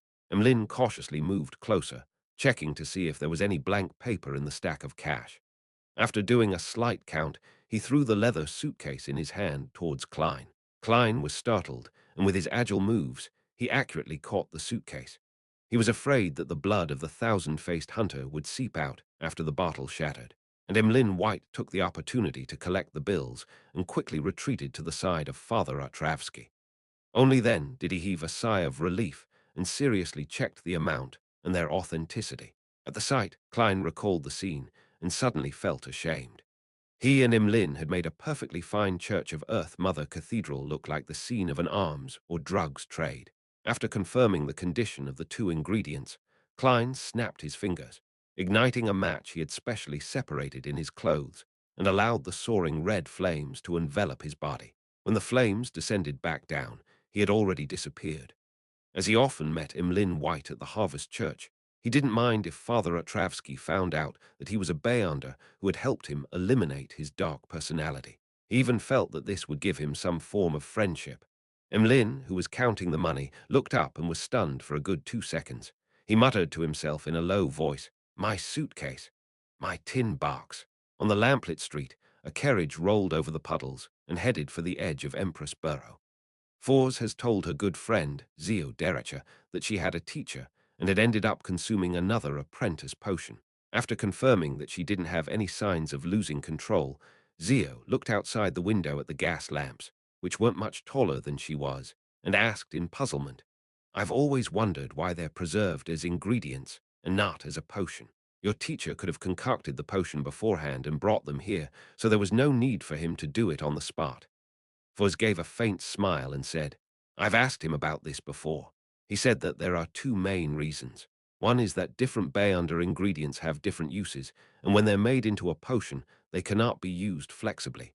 The second is that when the Beyonder characteristics are solidified, they can be kept forever, but after it becomes a potion, that won't be the case unless one uses a special isolation technique." "Why?" Zio asked in surprise. "This isn't an ordinary type of medicine or Beyonder weapon in which its spirituality will continue to dissipate and weaken." Fors wasn't in the mood to laugh, but she had no choice but to maintain her smile. "It's not a problem about the characteristic loss, but that once Beyonder ingredients become potions, not only can humans absorb them, even other creatures or materials without life can. It's just relatively slower. For example, if I use a glass bottle to store the potion, it might appear fine. But after a few days, the glass bottle would finish, drinking the potion, becoming a special mystical item. It might even gain intelligence. Of course, my teacher said that such a situation has very huge side effects, akin to what a rampager leaves behind. The seven churches and some hidden factions have special isolation techniques, but it's rather troublesome, and they won't use it on low or mid-sequence potions." "How amazing," Zio sighed. She took another look outside and said in a low voice, "We're almost there." She and Fors were here to attend the Beyonder gathering which Mr. A was holding. For smiled while feeling her heart bleed. "I hope there's the Spirit Eater's stomach pouch." Her teacher, Dorian Gray, had taught her the acting method before he left. He even gave her the potion formula for Trickmaster and got her to attempt to find the Beyonder ingredients on her own. If she hadn't gathered all of the ingredients by the time she digested the apprentice potion, she could write to him for help. This left Fors in a rather lost state. Why did I spend large sums of money to purchase the Trickmaster formula and the acting method? Up to now, the greatest and invaluable help the Tarot Club has given me were the things Mr. Hanged Man and Miss Justice taught me to take note of, as well as Mr. Fool's interference in divination. Otherwise, teacher would have long discovered a problem with me, and I wouldn't have become his student. Sigh, I'll just consider it as the price for neutralizing the full moon's curse. As the thought crossed her mind, Fors suddenly noticed that the house where Mr. A had his gathering held had visibly collapsed, and there were even scorch marks in many places. There was a fierce battle here. Who dealt with Mr. A? An official organization. Fors immediately signaled to Zio and instructed the carriage driver outside. "Not here. 2 more streets up ahead." Aurora orders base found. Terrorist organization suffers severe setback. The next day, Klein saw this article the moment he flipped the newspapers open. "Let's hope Mr. A died in this ambush." He drew the crimson moon on his chest in solemnity. He had already thrown the thousand-faced hunter's blood and mutated pituitary gland from last night above the grey fog to ensure that they wouldn't be lost. "Even if I die, they won't be lost." Klein chewed on a piece of bacon with great ease. After last night's transaction, his cash reserves had fallen back below £10, leaving him with only £735, which was only enough to buy a deep-sea Naga's hair. After that, he didn't have the ability to purchase the human-skinned Shadow's characteristic. Without any better clues or money, Klein rested at home the entire morning. After lunch, he dressed up and headed straight for the Backland Bridge area. He had previously made an agreement with Carlson of the Machinery Hivemind to find him at the Lucky Bar near the West Balham Dock if he had any intelligence. If the intelligence was especially important and Carlson wasn't there, He was to go straight to Lever Cathedral. After all, Sherlock Moriarty wasn't a member of a secret organization, so there was no need for caution. There weren't many customers at Lucky Bar in the afternoon, so Klein instantly saw Carlson sitting and drinking alone in a corner of the bar. He walked over, knocked on the table, and reported with a suppressed voice, "Many people in East Borough are spreading the faith of the original creator." Carlson sipped some alcohol brewed from pure malt and replied noncommittally, "I'm aware." As expected, Klein commented silently before smiling, "I have a clue regarding a fourth epic tomb of a noble." Ah! The glass in Carlson's hand paused as he looked at Klein in surprise, and he unconsciously nudged his thick glasses. But he noticed that Detective Sherlock Moriarty wasn't continuing to describe the matter, but looking at the bartender a few steps away while saying with a smile, "One glass of Southville beer." Chapter 436. Klein's request seeing the white foam of the Southville beer being placed in front of Sherlock Moriarty, Carlson finally came to his senses. It was only when the bartender was a certain distance away from them did he ask in a suppressed voice, "What do you want?" Klein picked up his glass and took a sip. He took a few seconds to savor the bitter taste of the malt and the faint sweetness from it. "Cheers." He looked sideways at Carlson and smiled before raising his glass. Without hesitation, Carlson shook his head and refused the offer, mumbling, "You have beer, while I have strong distilled liquor. It's not suitable for a toast." Klein was only going through the motions, so he once again took a sip of his Southville beer, looked straight ahead, and chuckled. "What I want is very simple. I'm not sure what's inside the tomb, so I can only describe it rather vaguely. Well, I hope that I can choose an item from the spoils of your tomb exploration. I'm not greedy, and my request will not involve high-sequence items. I wouldn't dare to take it even if they were one of the options. If you find nothing or there are only high-sequence items, then I don't want anything. Of course, I believe that when the latter happens, you wouldn't be stingy with giving me a sum of cash that's consistent with my contribution."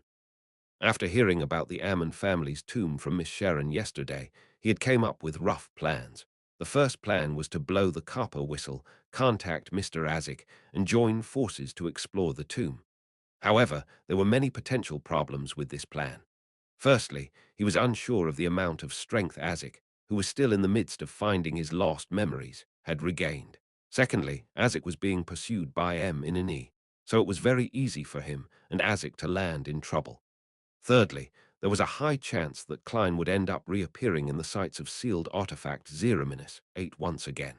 Of course, he could also consider using the help of the grey fog to make contact or embark on the expedition.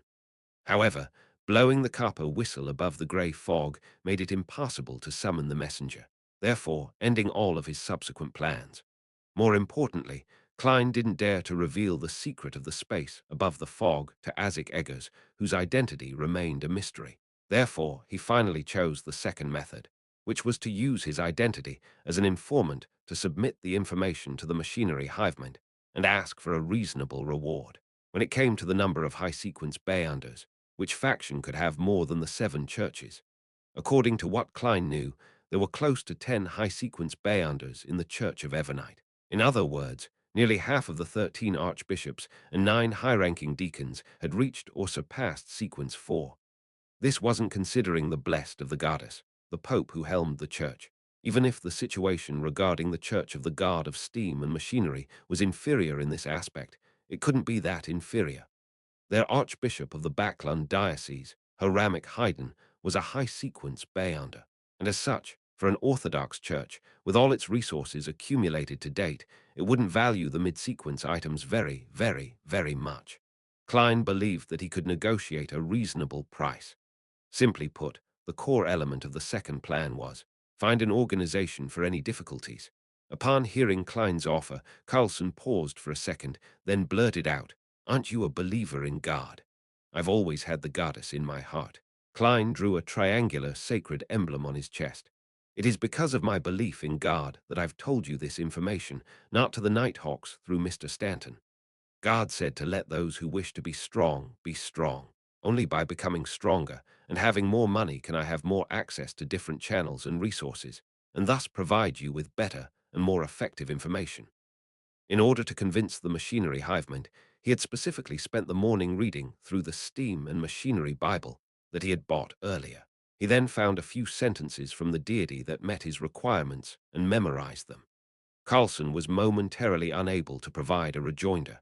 He just sat there, stunned, to the point of forgetting to drink. Seeing this, Klein quickly added, "Moreover, this will help you establish a harmonious and efficient relationship with new generation informants, as long as you spread the news of the rewards I receive as a result of this, as well as keeping your promise without going back on your word.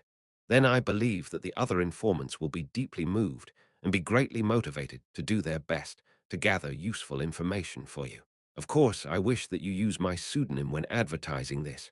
Carlson listened with a blank face, picked up his glass, and gulped down a mouthful. He almost choked. Cough. "Sherlock, the real you is completely different from what I remember about you from before." He sighed. The detective Sherlock Moriarty in his memories was good at analysis and reasoning. He was extremely calm and polite, and with a great sense of justice, had offered very effective advice. He was an outstanding believer in God. Yet now he was. Klein took a sip of his beer and chuckled. Everyone has their different sides. Using a single facade to face everything is prone to error. This is a problem you have to pay attention to when making deductions. After calming down for a moment, Carlson stood up and said, "I have no right to agree to such a request. I will report it immediately, so wait here for a while." "All right." Klein waved to the bartender and added a serving of potato wedges. By the time he leisurely finished his food and beer, Carlson returned to the bar with the deacon of the machinery hivemind, Icancer Bernard.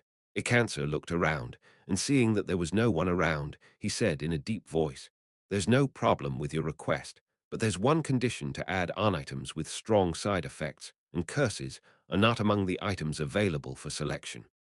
What I want is an ingredient." Klein immediately laughed. "All right. Dare I ask again if is this your personal decision or the response from the higher-ups? I have the right to make such a decision." Ikenser used his hat to press down on his fluffy hair. "But since it concerns an aristocratic tomb from the fourth epoch, I had sent a telegram to the Archbishop, and he didn't object to it in his reply." "All right." Klein drew another triangular sacred emblem on his chest. "I'll give you the information now." Ikenser shook his head subconsciously. He looked around and pointed to a billiard room. "Let's talk inside." This deacon, who is always publicly placed on trial by the mirror called Arrodes, is quite experienced. Klein murmured and followed Ikenser and Carlson into the billiard room while making sure that the adjacent rooms were empty. Klein paused for a few seconds and said with some deliberation, "The thing is, there was a Beyonder who found a hidden tomb at the mouth of the Stratford River in White Cliff Town. He searched the periphery and found some items. After that, they recruited people and did further explorations, but no one returned. If you search carefully over there, you will definitely find the corresponding traces." After listening carefully, Ikenser asked, "Are you sure it's an aristocratic tomb from the fourth epoch?" "The items on the outside can prove that they're members of the Tudor dynasty's Ammon family," Klein answered truthfully. He then warned him, "The Beyonders who died in there weren't weak at all, and there were quite a few of them. I believe that this tomb isn't something that can be explored by those below high-sequence Beyonders." "Ammon." Icancer frowned instinctively. It could be seen that, as a deacon, he had the authority to know some ancient secret history. Without waiting for Klein to emphasize it again, he looked up and said, "We will collect the relevant information first before we act. A fourth epoch aristocratic tomb is very dangerous. Don't tell this information to anyone else or explore it yourself. Otherwise, you and your friends will only lose their lives. If I dared, I wouldn't be sitting here." Klein gave a self-deprecating laugh and said, "My reputation has always been good." After making the deal, he watched Ikenser and Carlson leave before putting on his hat and sauntering out of Lucky Bar. Towards the nobles of the fourth epoch, as well as the Ammon family, the machinery hivemind will still be very cautious. They'll have to have at least several days of preparing before they take action. Prudence. Klein's random thoughts froze on a single word. He thought of another thing that could be described as being prudent. After Roselle had joined the ancient organization suspected of being the Twilight Hermit Order, he had actually never mentioned its name in his own secret diary, which was written in Chinese. Each time, he would refer to it by referring to it with the appropriate characteristics. This level of prudence was a very suspicious phenomenon. Why didn't Emperor Roselle dare to mention the name of that organization, even when it's written in Chinese? This is completely different from the style of writing where he dared to write anything in his diary. What was he afraid of, or what was he worried about? Could it be that as long as he said or wrote down the name of the Twilight Hermit Order, then they would be made aware of it no matter which language he used? Does one of their members or a sealed artifact they possess have such abilities? A guess popped up in Klein's mind, but there was no way to confirm it unless he was willing to take the risk. I'll first assume it's true and that I haven't been perceived by them, because the channeling of the Desire Apostle's spirit had been done above the grey fog. Informing Miss Justice of it was also done in response to a prayer using the grey fog. Well, it's almost Monday, and I have to remind Miss Justice at the Tarot Club not to say or write down the name Twilight Hermit Order.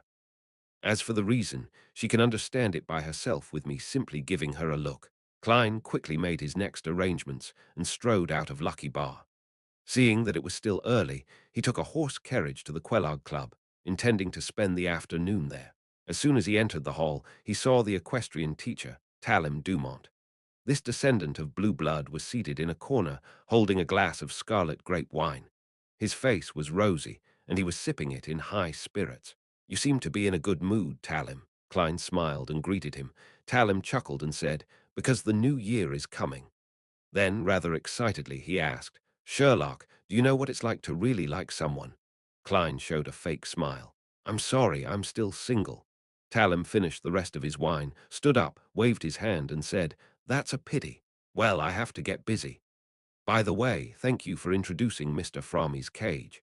Klein recalled the investment of the bike project and sincerely expressed his gratitude. "When are you free these days? I'd like to get you to bring me around to sample some of Backland's delicacies." "After the new year." Talim put on his hat and walked with a smile to the reception hall. "Has this fellow entered the season of love?" Klein couldn't help but mutter. Just as he turned around and took a few steps, he suddenly heard a heavy thud. Klein jerked his head back and saw Talim Dumont on the ground, his left hand clamped tightly at his chest where his heart was. His body was convulsing non-stop. "This!" Klein hurried over. But at this moment, Talim had already spat out all of the white foam on his mouth, losing his last breath of life. In just a few seconds, he had turned into a dead corpse. Chapter 437. Obituary. This wasn't the first time Klein had seen someone familiar die in front of him, but it was the most abrupt and unforeseen death. The expression on Talim Dumont's face when he had asked about what it felt to really like someone was a vivid expression of hidden excitement and flaunting, but one which couldn't be directly shared due to the need of being careful as a result of certain factors. That was too fast. Normal diseases do not cause death so quickly. Klein's expression was solemn as he lightly tapped his molars to activate his spirit vision. He dropped to one knee and crouched down. He saw Talim Dumont's aura and the colors of his emotions fading rapidly. Furthermore, there were strands of black gas wrapped around his heart like a snake which were gradually dimming. A Beyonder ability similar to a curse. Klein instantly made a preliminary conclusion. At this moment, a nearby red-vested attendant and a servant girl in a black and white dress ran over. They looked at the dead body on the ground in horror. His eyes were wide and round, and the corners of his mouth still had remnant white foam. Klein closed his eyes and instructed in a deep voice, "Go to the nearby police station and tell them someone died here." "Yes, Mr. Moriarty." The red-vested attendant immediately turned around and ran out the door, so flustered that he even forgot to put on his coat. Under the watchful gaze of the crowd, Klein didn't check Talim's belongings, nor did he try to pull out a few strands of hair for a divination attempt when he wasn't around anyone. His identity was already considered semi-official, so he could use the power of the machinery hive mind to conduct a follow-up investigation. There was no need for him to act as a lone hero. Thinking of the many times he had played cards with Talim Dumont, and how he had introduced clients and investors, and the love story that had been hanging in his mind for so long, Klein couldn't help but take a long, slow, deep breath. Who's Talim's murderer? Which Beyonder, who's adept at curses, did Talim offend? Judging from his attitude today, he should be in a very happy and calm state, completely unaware of the fact that he has provoked a terrifying character. Questions flashed through Klein's mind. But his lack of understanding about Talim Dumont resulted in a lack of soil to nurture any inspiration. When the police arrived, he was questioned as a witness, and that wasted quite a bit of his time. It wasn't until all of this was over that Klein had a chance to leave Hillston Borough and head back to Lucky Bar in the Backland Bridge area. Carlson was still there drinking, the only difference being that his drink had been exchanged from a strong distilled liquor made from pure malt to golden, frothy beer. Klein raised his right hand, covered his mouth, and squeezed over. He lightly knocked on the table and said, "Is your job to drink here every day?" Carlson jumped in fright as he turned his head, relaxing only when he saw that it was Sherlock Moriarty. "You, what is it now?" This reaction is very familiar. Klein sighed silently and said gravely, "There is a case involving Bayanders." Carlson looked around and saw that Lucky Bar already had quite a number of patrons. They were either hollering over their glasses or eager to fight in the ring. "Follow me, let's play a round of billiards." Carlson nudged his thick glasses and carried his beer to an empty billiard room. Klein followed, closing the door behind him. "Your alcohol tolerance seems pretty good," he said in passing. "No, I just drink very slowly." Carlson put down his glass and picked up the cue stick. Then he added inexplicably, "And I'd like some alone time lately." "I don't care about that." Klein pursed his lips and said, "I encountered a death at the Quelaag Club in Hillston Borough. That was a friend of mine, a noble descendant, and an equestrian teacher. He's usually healthy and had recently been in a very good mental state. But just now, he suddenly died in front of me. It looked like a heart attack, but my spirit vision told me that he might have been cursed." "You're adept at spirit vision?" Carlson asked subconsciously. "What sort of details did Mr. Stanton fabricate for me? After becoming a machinery hivemind informant, they never even asked me which pathway I was, or which sequence I'm at, nor did they try to find out about my origins and background. Of course, letting an informant keep certain secrets of their own is also a common tactic used by official organizations." Klein frankly responded, "Yes, the chest of the deceased had some decaying, illusory black gas. It does involve the possibility of a curse and a Bayonder." Carlson didn't ask further as he slowly nodded. "Hillston Borough. That's the territory of our machinery hivemind.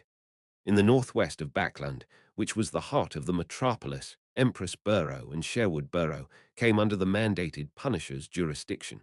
The western and northern areas came under the Nighthawks, and Hillston Borough and Backland Bridge area came under the machinery hivemind."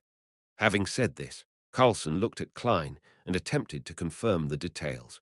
"What deity does your friend believe in?" After thinking carefully for a few seconds, Klein replied hesitantly, "The Lord of Storms." "A believer of the Lord of Storms.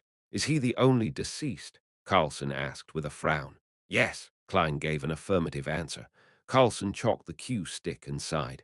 "We have no right to take the case. This is under the mandated Punishers, but I will pass on your information to them." In the Lone Kingdom, the principle of jurisdiction over Bayonder events was first to divide them according to their beliefs. If they involved the followers of multiple deities, then it would be decided according to who held jurisdiction over the area. Klein was no stranger to this. He had no intention of making things difficult for Carlson, so he earnestly said, "Thank you. I hope they can find the real killer as soon as possible." Carlson picked up the glass of beer beside him and took a sip. "He's a descendant of blue blood. The mandated Punishers will definitely take it seriously." Pausing for a second, he looked at Klein and said in a low voice, "I find it hard to believe that you've only been in Backland for about 3 months. You seem to have established a wide range of social connections and possess lots of resources here. Some people are naturally adept at this." Klein shook his head with a self-deprecating laugh before bidding farewell. By the time he got back to Minsk Street, it was completely dark, and the gas lamps lining the streets were being lit by workers. Although his relationship with Talim Dumont didn't go deep, he was an acquaintance he met nearly every week. He was a friend he would play cards with every now and then, and Talim was rather warm and had always exalted him as a great detective. Furthermore, he had practiced what he preached by introducing clients and investors. His passing also made Klein feel sad, making him fully aware of his helplessness towards fate. Other than that, he was also very angry. He was angry at the murderer who had cursed Talim to death. "I hope that they can figure out what happened. I hope that the mandated punishers doesn't run out of manpower because of Duke Negan's assassination case. Klein sighed as he got off the carriage and walked towards the gate. In the process, he discovered that there was no light at the Sammers' house next door. It looks like they're on their way to Daisy Bay. Is this the New Year atmosphere in Backland? Yet, I don't feel anything at all. Klein momentarily felt melancholic. With these emotions in mind, he went to bed early and woke up at 7 in the morning. In an attempt to change his mood, Klein decided to bake a homemade cake today. I'll buy the ingredients after breakfast, he whispered, drinking his milk and flipping through the newspapers. Soon, he saw an obituary in the Tussock Times. My beloved son, Talim Dumont, passed away on 18 December due to a sudden heart disease. His funeral will be held at the Crown Cemetery at exactly 9 a.m. on 21 December. In the northern continent, due to reanimations, it was already an ancient tradition to be buried as quickly as possible after one's death. Of course, this was on the premise that there was no shortage of money for a funeral. Sudden heart disease. Is this the final result of the investigation? Or could it be that the mandated punishers are trying to lull the culprit? Klein frowned, unable to make a judgment. Perhaps I can go above the grey fog to see if it's a trap set up by the mandated punishers, but there's a high probability of failure. After all, I don't have one of his items with me, nor was I targeted. He took a breath, calmed down, and methodically filled his stomach.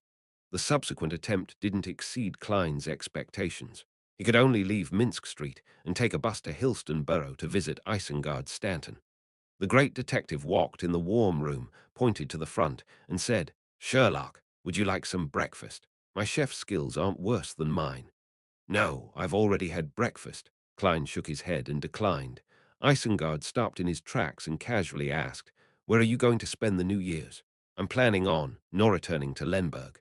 "I haven't confirmed it yet. Perhaps Midseashire," Klein said perfunctorily. "The scenery there was originally pretty good, but unfortunately there's an abundance in coal and iron resources. There was also a rather developed shipping industry." Isengard straightened his collar and touched the pipe in his pocket. "You seem to be a little anxious. Mr. Stanton, I have something to ask you." Klein took the opportunity when asked the question to relate, in detail, Talim Dumont's death, the results of his spirit vision, his advice to the machinery hiveman, and what he had seen in this morning's obituary. Of course, he had hidden the fact that he had become an informant for the machinery hiveman. He only said that for his friend. He had found an official Beyonder he got to know due to the Desire Apostle case. "Do you think this is a trap by the mandated punishers?" he finally asked. Holding the pipe, Isengard said thoughtfully, "I've been trying to avoid the mandated punishers, and I don't know enough about the situation. I'll get someone to find out. If there's any news, then I'll write to you." "Okay, thank you," Klein bowed sincerely. In the evening, he received a letter specially sent from Isengard. There were only 2 sentences in the letter. "This case isn't handled by the mandated punishers. The royal family has taken the case by claiming that Talim Dumont is a noble." Chapter 438. Invitation the Royal Family. Klein held the letter he received from Isengard Stanton and silently murmured to himself. He looked up and outside the window, and he saw the rain pattering down. The gas lamps on the streets were giving off quiet halos. Inside the living room, the coffee table was neat and tidy, with a few stacks of newspapers placed in the corner. There was silence all around him. Klein sat on the sofa as he leaned forward a little. He sat there silently for a long time. After nearly 10 minutes, he exhaled and shook his head. Slowly and heavily, he tossed the letter into the trash can. He slowly stood up and expressionlessly walked to the second floor. And in the trash can, Isengard Stanton's letter caught fire silently and quickly crumpled into black ashes. On Monday morning, Klein stood in front of the mirror, pressed his right thumb and middle finger to his temples, and rubbed them with a little more strength. When he was done, he turned on the faucet, lowered his body, splashed the cold tap water onto his face, and washed his face while having a fit at the cold. After freshening himself up, he hung up the towel, walked to the first floor, and simply made a single-sided, well-done fried eggs with buttered toast. Of course, a cup of black tea with a few slices of lemon quenched his thirst and reduced the cloy sensation he was feeling. After breakfast, as he was idly flipping through the rest of the newspapers, Klein suddenly heard the tinkling of the doorbell. "Who is it? A new commission? Could it be that the machinery hive mind has already finished exploring the Ammon family's tomb? No, it can't be that fast. Klein muttered as he put away his napkin and newspapers and walked slowly to the door. When he held the handle, the image of the visitor outside the door appeared in his mind. It was an elderly gentleman dressed to a T. His snow-white shirt was starched, and a thick grayish-blue vest completely hid his belly. The long tailcoat had sharp lines without any blemishes on it. The gentleman was wearing a pair of shiny leather shoes, so shiny that it was impossible to tell if he had walked through the rain or mud. He wore a pair of white knitted gloves with silver hair at his temples. His face was deeply wrinkled, and his light brown eyes were so serious that they didn't contain a hint of a smile. "I don't know him," Klein mumbled and opened the door. "May I know who you're looking for?" he asked politely. The elderly gentleman took off his hat, pressed it to his chest, and saluted in the most standard manner. "Mr. Sherlock Moriarty, I'm a butler who has come to invite you in place of my master." "Do I know your esteemed master? Why is he looking for me?" Klein's head was completely filled with questions. But at this moment, he had already noticed a carriage parked across the cement road. It had a deep black outer shell, and there was a curtain on the inside of the window. It was obvious that it was nothing ordinary. There's luxury amidst being low-key.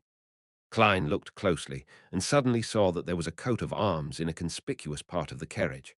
The main body of the coat of arms was a vertical sword facing down, and the hilt of the sword had a red crown. That's the Sword of Judgment. It's the Sword of Judgment representing the Royal Augustus family. Klein's heart palpitated as he roughly understood the butler's background. Perhaps he's a rather powerful beyonder. Klein made a guess. The professional and stern butler didn't pay attention to his scrutiny. He revealed a polite smile and said, "You have never met my master, but in a sense, you do know him. You have been providing him clues about the organization that is symbolized by the tarot cards, and he has paid for the money you need." As expected, it's the important figure that Talim mentioned.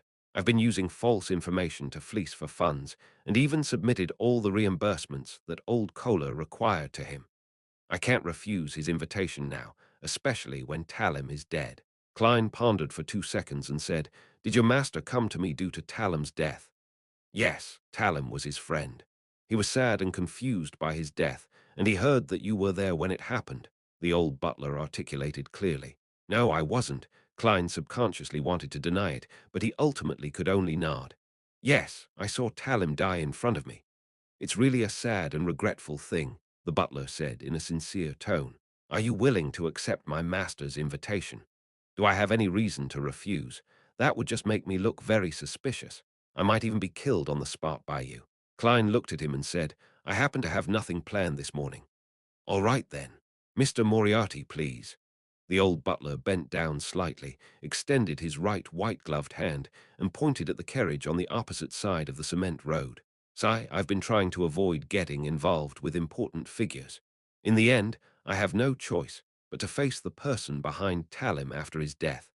I wonder if this would attract attention or lead to more in-depth background checks. I have to plan ahead and be ready to give up my identity and this foothold at any time.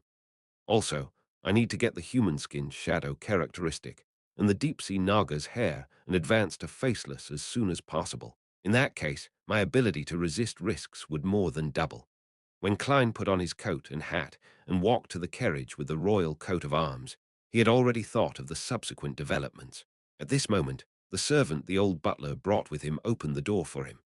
Stepping on the thick brown carpet, Klein looked at the wooden cabinets containing red wine, white wine, champagne, Lanty, and black rand, along with the crystal glasses. Klein felt rather restricted as he sat by the window. Lanty referred to strong distilled spirits made from pure malt. There were many types, such as the sailor's favorite Lanty proof. The bottles displayed in the cabinets were obviously of high quality. As for black rand, they referred to strong distilled wines mixed with other fermented grains, which, like Lanty, was something unique to Lone. As the carriage drove through the wet streets, Klein asked in passing, "Are we going to Empress Borough?" "No, my master is waiting for you at the Red Rose Manor on the outskirts of Empress Borough." The old butler didn't hide anything. "Looks like this is the royal family's manor." Klein thought for a moment, then he asked with a smile, "Can you tell me your master's identity now?" The old housekeeper's back, which was already straight, became even straighter as he raised his chin. He is the descendant of the founder and protector. He's the grandson of the Might Wielder, the fifth son of His Majesty, Earl of Lastings, His Highness Prince Edisac Augustus. So it's the third prince, the second youngest prince, but he should be around 21 to 22 years old. Klein recalled what he had seen in the occasional descriptions in the newspapers and magazines at the Quelag Club. The horse carriage passed through one street after another, going from an artificial lake to the northwest. After more than an hour, they finally arrived at an extremely large manor. At the entrance to the manor, Klein was inspected by two soldiers in red military uniforms and white trousers. He didn't hide the existence of his gun, holster, and revolver. He believed that there were definitely people around Prince Edisac who could tell that he was carrying a gun, and that it easily made things worse if he fooled them with illusions. In any case, the prince knows that I'm a private detective, so his subordinates definitely wouldn't send guests to the police station just because I was illegally in possession of a gun. Klein watched as the soldier took the gun, holster, and revolver before he was informed to take it when he came out. After two more inspections, Klein followed the old butler, went around the main house, and came to a wide area with hills and flowing waters. The only drawback of this place was that the vegetation had long since withered away in the dead of winter, leaving nothing but desolation. Tap, tap, tap. Several horses came running from the distance and stopped in front of them. A young man in white trousers, high-heeled black boots, a fitted shirt, and a dark rider's tunic nimbly dismounted and walked over. Everyone else followed closely by his side. He removed his helmet from his head and smiled at Klein. "I'm finally meeting you, Detective Moriarty." Upon seeing this, Klein's eyes lit up. It wasn't because of how handsome he was, but because he looked like the Henry Augustus I imprinted on 5-pound notes. Edisac Augustus also had a rotund face and a pair of slender eyes, but he didn't look serious at all. Instead, he always had a smile on his face, looking young and spirited. "I didn't know that you, Your Highness, were the one who entrusted me with the task." Klein bowed. Holding a horsewhip in his hand, Edisac weighed it in his palm and chuckled. "I heard that you played an important role in the serial killer and desire a parcel cases." Talim's recommendation was indeed good. Sigh, who knew that he would be gone days after I was horse racing with him? He has gone to the kingdom of storm and lightning. Since the founding of the kingdom, the Augustus family had always believed in the Lord of the Storms. Without waiting for Klein to answer, he said with a heavy expression, "The investigation into Talim's death didn't go through me, Mr. Moriarty. I want you to help me discover the truth." The conclusion given by the rest of the royal family: "Your two elder brothers. This sudden level of infighting isn't something I can handle. Also, Your Highness, your style is really direct." Klein sighed. "I'm sorry, but I'd still say that Talim died of a sudden heart disease." "Is that so?" News came from the mandated punishers that a detective by the name of Sherlock Moriarty had testified that Talim had signs of suffering from a curse. Prince Edisac chuckled. Klein could only respond with a wry smile. "Your Highness, you should know the principles I adhere to. I still wish to live another 50 years. "Wasn't Talim your friend?" Prince Edisac asked. Klein was at a loss for an answer when a maid suddenly came from the main room, quickly approached the prince, and whispered a few words. Edisac's face stiffened. "Tell her that she's not to go out." After he finished speaking, he took 2 steps forward. His serious expression softened, and a hint of softness and helplessness appeared in his blue eyes. "But I will permit her to leave the room and walk around freely in the manor." Chapter 439. The generous prince, the scene before his eyes, reminded Klein of the romance story which Talim Dumont had told him.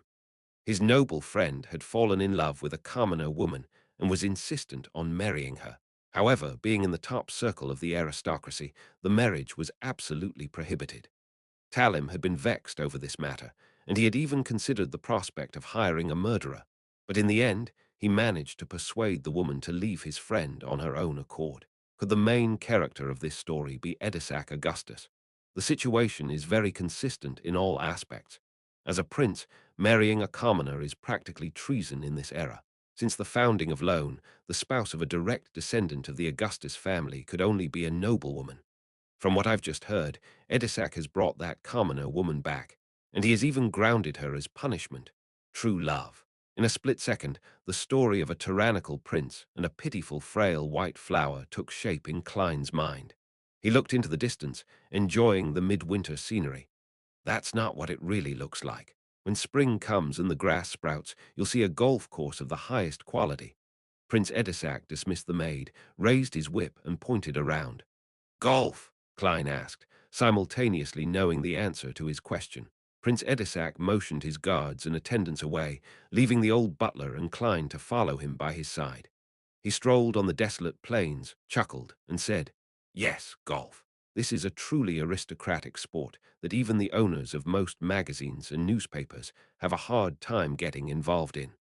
Although I don't like Roselle, I have to admit that the fantasy-like ideas he'd have given us a world with plenty of fun.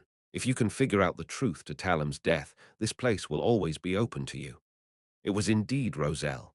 Klein let out a light breath. Seeing that he didn't respond, Prince Edisac continued to lament. There is much to learn from Roselle in every way, but his attitude towards feelings makes me sick. Of course, this is the common nature and style of most of the Inti's aristocrats, and it's also the source of their infatuation with luxury and debauchery in their lives. Looking ahead at the slow stream, Edisac said, in a mature tone that was beyond his years, 99% of people are not geniuses like Roselle. In order to succeed and establish a great enterprise, one must first understand what they really want, and for that, they must be willing to pay the price and never turn back while persisting all the way. As he said this, his tone became slow as he laughed at himself and said, Before this year, I had always thought that I liked the daughter of Earl Hall very much. She has perfect looks, an elegant demeanor, a rich fortune, a distinguished family, and a very powerful father. She's someone that no prince can find fault with, but now I understand that what I'm really attracted to is something that I yearn to have even in my dreams. It's a unique temperament and profound soul born from experience. Heh, I'm not saying that Miss Hall is lacking in temperament, but that wasn't what I want, admire, or like. Your Highness, your tone, attitude, and expression are now almost identical to Talim just before he died. Don't suddenly die in front of me. Even if I were to jump into the Tussock River, there's no way for me to prove my innocence. Moreover, hearing much of this makes it easier for me to be silenced. You want to tie me to your chariot. Klein felt a little afraid for some baffling reason. He cleared his throat and took the initiative to change the subject. Your Highness, with your status and identity, you will certainly not lack subordinates. There are many people who are willing to investigate Talem's death for you, so why do you need me? Edisac shook his head and chuckled. As a prince, I have as much power as the little freedom I have. There are many things I can't let the people around me do, as there are too many eyes on me. You're a great detective with brains, and you have a good relationship with Talem. You were there at the time, so I don't think there's anyone better suited than you. Don't worry, if there really is a problem, then I can definitely guarantee your safety. Such a promise is like toilet paper in the bathroom. Klein couldn't help but silently lampoon. With Prince Edisac already saying this much, he felt that there was little chance of him leaving Red Rose Manor if he refused again. He could only sigh and say, Actually, I'm as angry as you are about Talem's death, but reality has kept me calm. Edisac smiled. What can I do for you? Talem's hair, either his flesh and blood, plus something he carried around with him. Klein made the request. Okay, then I'll have these delivered to your house. Edisac agreed at once, and then asked curiously, That's all? Klein didn't stand on ceremony. I will only know what kind of help I need when I have a preliminary lead. Your Highness, it's best that you give me a way to communicate with you. A private detective who frequently visits this manor would definitely arouse suspicion.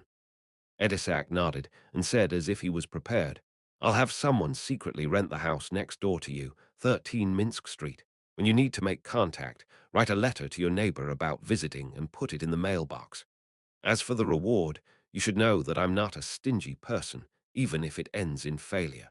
As long as you contribute and take the risk, you will still receive the corresponding income. If you do find out the truth, I'll give you a reward sufficient for your retirement.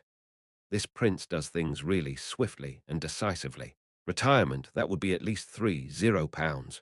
Klein secretly sighed. All right, may the spirit of Talim be at peace in the kingdom of storm and lightning. He bowed. Edisac nodded slightly and instructed his elderly butler, take Detective Moriarty out and back to Minsk Street. Why don't you keep me for lunch? Aren't you treating your guest in a little too arrogant a manner? Of course, it probably has to do with it being a long time before noon. Klein silently teased him. He followed the old butler all the way out to the entrance of the manor and retrieved the gun, holster, revolver, and the bullets. At 15 Minsk Street, Klein stood at the oriel window and watched the carriage with the royal coat of arms drive away. Sherlock Moriarty might die at any moment if the investigations really goes deeper. Who knows, someone might be watching me right now. Not for now, since I haven't made any moves yet. Klein frowned and stood still. At this moment, he was extremely eager to advance to Faceless. I can't afford to wait for the machinery hive mind's exploration of the Ammon family's tomb. I have to continue trying to buy the human-skinned shadow characteristic via other channels. After all, no one knows how long the machinery hive mind's preparations will take. What if it exceeds a month or even half a year? That's not impossible. They can first send people to guard the entrance and slowly gather the corresponding information so as to be certain that nothing goes wrong. It's not a bad strategy, but that's not something that I can afford to wait for. As thoughts raced through Klein's mind, he made his decision. At 2:45 p.m., he brought his newspaper into the bathroom and actively prepared for this week's tarot gathering. 3 o'clock sharp. A deep red illusory radiance rose as Audrey Hall looked around in a good mood. Last night, she had finally received the Sequence 7 psychiatrist potion formula she had been dreaming of. Her emotions were still a mix of excitement, agitation, and serenity. Furthermore, the psychology alchemists hadn't immediately asked her to make any contributions, claiming that it was an advance. They had full confidence in Miss Audrey's outstanding ability to repay them. No new members. Audrey stood up and gazed at the very end of the long bronze table. She raised the corners of her skirt and bowed. "Good afternoon, Mr. Fool, good afternoon." Her light and cheerful voice broke the unchanging silence above the fog, and it allowed Klein, who had been feeling a little depressed, to temporarily be rid of the troubles that the outside world had on him. He nodded slightly and responded to the members' greetings. When she sat down again, Audrey brought the other members into view and created a dynamic scene with the previous observations. When bowing, Mr. Hanged Man silently sized up Mr. Fool with inconspicuous curiosity. Then he looked towards Mr. World in anticipation. In other words, with him having a deep relationship with the Church of Storms, he knows about the details of Duke Negan's assassination and is aware of the appearance of hero bandit Black Emperor. He has the desire to investigate the hidden truth behind this matter. There appears to be an outcome regarding the werewolf Bayunder characteristic which Mr. World had entrusted him to sell, and he has also probably found the human-skinned shadow characteristics or the deep-sea Naga's hair. The son's emotions are very stable and relaxed. This means that he believes that the City of Silver's surveillance on him has been lifted. What did he rely on to make this judgment? Has he been reallocated to the so-called exploratory teams? Fours is a little depressed despite feeling relaxed. She passed the Abraham family members test and has become his student, but she was forced to accept something that was disadvantageous to her. Mr. World is as cold and deep as ever. Perhaps when I reach sequence 7 or 6, I'll be able to grasp his emotional changes and thoughts. Well, the fool is still as mysterious, powerful, and unfathomable. A series of thoughts flashed through Audrey's mind. She looked at the figure shrouded in the grey fog and said, "Honorable Mr. Fool, I have obtained 3 new pages of Roselle's diary." It was a copy she had requested from the psychology alchemists. However, as she had only mentioned it last night, Escalante only had the time to give her 3 pages in such short notice. "What kind of reward do you want?" Klein asked with a smile. Audrey replied sincerely, "Can you just treat it as the reward for answering my previous question?" As she said this, she had an inexplicable feeling of flaunting herself. "Mr. Hanged Man and the rest of you still don't know the existence of the Twilight Hermit Order. Phew, how envious. I wonder what problem did Miss Justice seek guidance for in private. I'll write to teacher when I get back, and I'll ask him if he has Roselle's diary, Noto the Outside World, notebook." Fours immediately had the desire and motivation.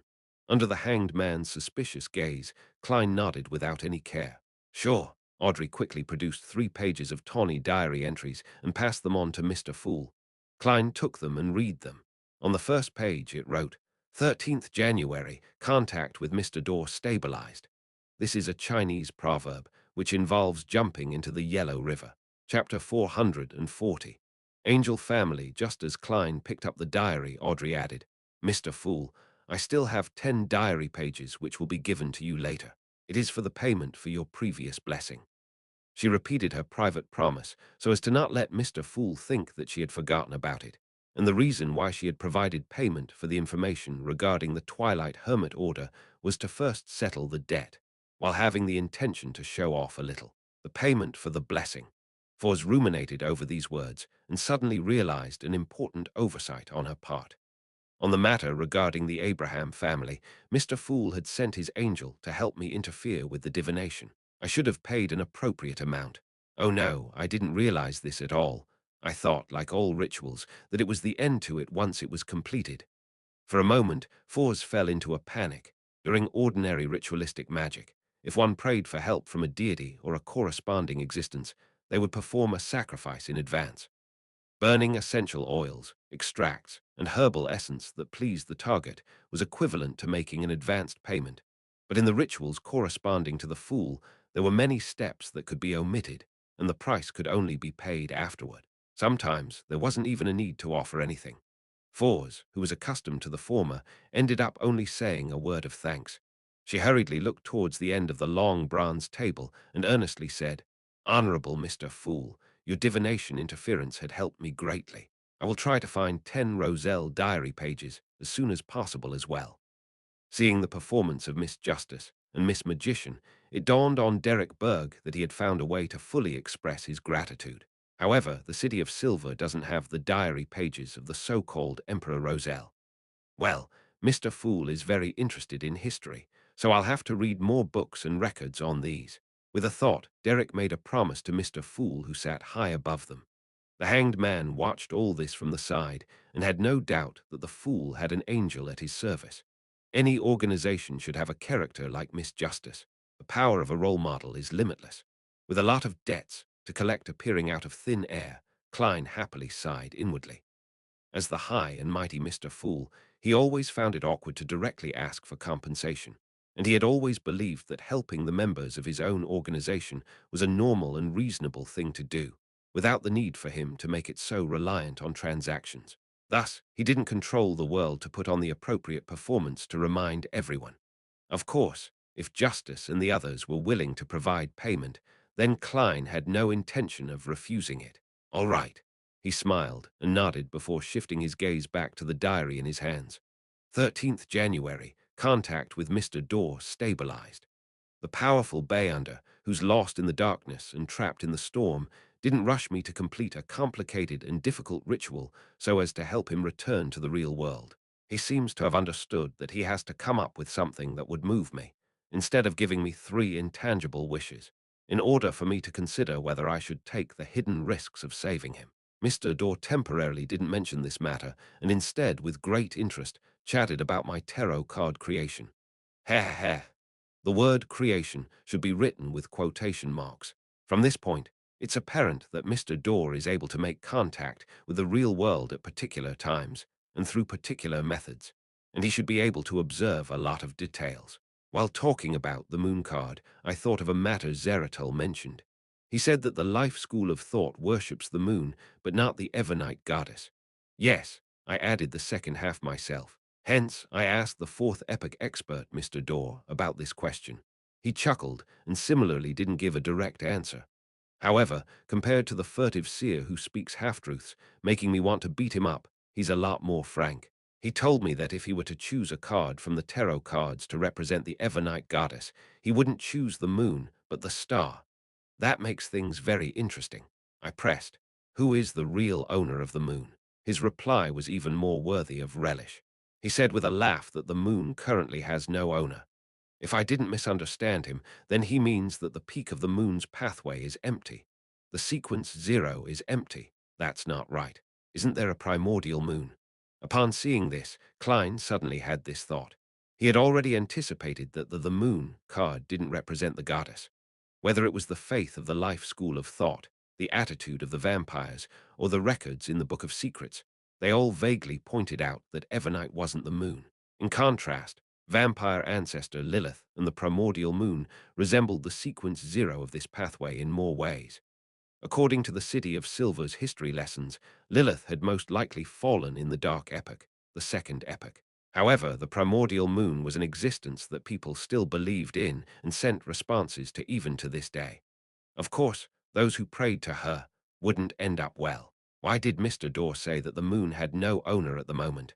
As seen from the Book of Secrets, the primordial moon still existed during the Fourth Epoch. Klein almost frowned. Soon, he came up with three guesses. First, Mr. Dorr didn't know enough about the hidden primordial moon, but that was a very low possibility. Second, that the primordial moon was actually the disguise of another deity, not essentially occupying the position of the moon's sequence zero pathway. Third, that she was a sequence one of the moon's pathway or was in disguise and had the corresponding sealed artifact. And one more possibility, it's the response from the moon pathway's uniqueness. Klein muttered silently. The most important Bayunder ingredient in the sequence zero potion formula described by the Black Emperor card wasn't all of the sequence one Bayunder characteristics, but something called uniqueness. Different pathways had different uniquenesses. A true guard was unique. Other than the first guess, the other possibilities aren't small. What is the Bayunder pathway of the moon? Klein turned to the second page of the diary and was lucky enough to discover that it was connected to the previous page. I continued pressing, but Mr. Dorr refused to say more. Heh, he thinks that I'll rescue him by whetting my appetite. Dream on. I hid my curiosity and scoffed at Mr. Dorr for not being respectful enough to true guards. He casually, yes casually replied to me. This is the attitude a fourth epoch noble has to the deities. This guy is too good at acting. However, I really am interested in the nobility of the fourth epoch, so I took the opportunity to ask. Mr. Dorr told me that in the Tudor dynasty there were 5 noble families: Abraham, Antigonus, Ammon, Tamara, and Jacob. Each family was known as an angel family, and they possessed tremendously terrifying strength. Angel family, just the name itself raises many problems. It really makes one yearn for it. Mr. Dorr said that the number of angel families in the fourth epoch exceeded the 5. There were the Zeratul and Zoroast family, which had always been loyal to the Solomon Empire. The Augustus, Sauron, Einhorn, Castia families of the Trunsos dynasty, and the furtive Andariel and Berea families, as well as the demoness family, which stemmed from a true goddess, which was one step up from the angel families. So the last winner of the fourth epoch was the Trunsos dynasty, but where did their royal family go? The 4 angel families: Augustus, Sauron, and the others divided up the northern continent. Just as Mr. Dorr said the previous time, the strongest powerhouses in the fourth epoch far exceeds my imagination. However, most of them have been buried in the ashes of history.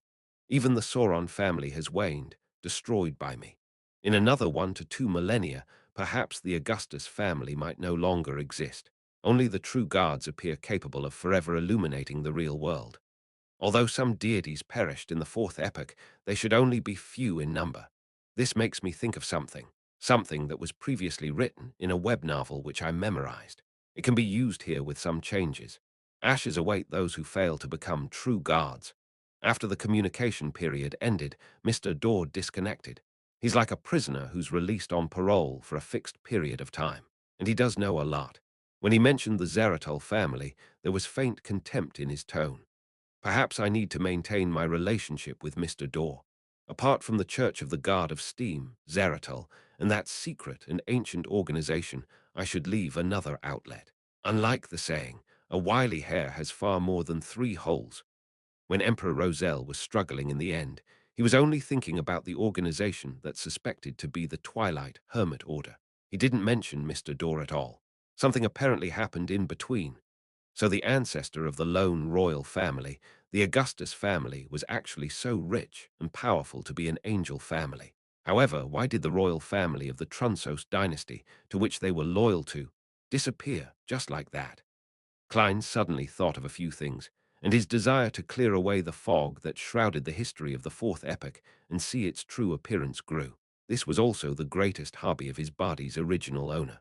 Perhaps that underground relic with 2 side-by-side seats and a terrifying evil spirit will help me answer a lot of questions. Klein lowered his gaze and flipped to the 3rd page. 2nd June, Bernadette massaged my back. It's good to have a daughter. She knows to care for her old father, and although I can see what she wants at a glance, at least she's willing to put on an act. Besides, she did a good job. I asked her which bay under pathway she wanted. She said she was undecided, but she liked the maxim of do as you wish, but do no harm.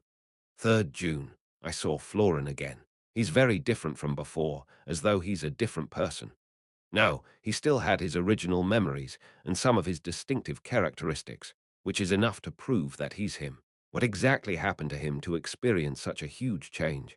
Perhaps a metaphor could be used to describe it more precisely. Some monsters are physical sutures, while he is a monster of mental sutures. 5th June. I obtained an ancient book. It actually mentions the primordial demoness's name, not one of an honorific name. Her name is Cheek, but that's a man's name. Is this ancient book fake? Chapter 441. Channels increased Cheek. Was the primordial demoness also a man in the past? Klein almost raised his hand to his chin. He had once guessed that it was because of the existence of the evil goddess, the primordial demoness, that led to the assassin pathway, having members of the opposite sex turn into a female after sequence 7, who knew that Roselle's diary would indicate that the primordial demoness might have been a male in the beginning as well. This depicted two problems. First, the primordial demoness wasn't a naturally born deity, and they had only relied on potions to reach sequence 0. Second, the purely feminine changes in this pathway were inherent in its Bayonder characteristics. Roselle had once speculated about the truth behind the law of Bayonder characteristics conservation. He suspected that all Bayonder characteristics originated from the original creator, so there's no increase, and that the total amount is conserved. Assuming that this is true, does this mean that the creator who created everything is all-inclusive, masculinity, femininity, and gender-neutral all in one, and the demoness pathway is a representation of pure femininity? Of course, that ancient book might actually be fake. There's a lot of information in Roselle's diary entries today. With thoughts flashing through his mind, Klein let the diary disappear in his hands. You can begin, he smiled and said to Justice, the son, and the others. Alger looked towards the world immediately. Your werewolf characteristic has been sold. An artisan paid £1,200 for it. According to our agreement, I will receive £200. Also, I found clues to the hair of a deep-sea naga, £100 a strand, and you want 5 of them in total. If you're fine with this deal, then I will complete it as soon as possible. Klein had promised a higher share of the werewolf's Bayonder characteristic because he knew that the hanged man had spent more effort and taken on a risk that far exceeded what vampire Emlyn White had spent. At this point, he thought for a moment and controlled the world to reply. No problem. Give me the 5 strands of deep-sea naga hairs and £500 in cash as soon as possible.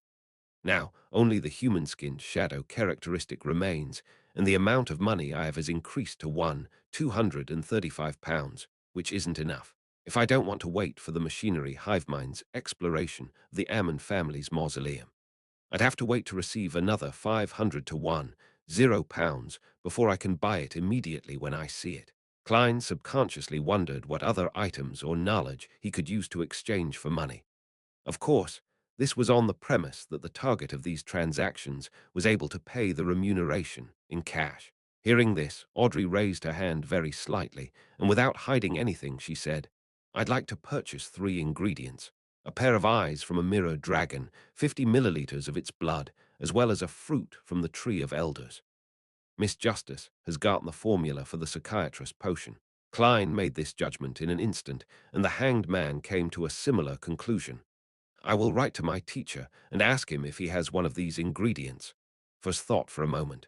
Derek nodded and said, I'll also take note. Corroded mirror dragons aren't rare, same for the Tree of Elders.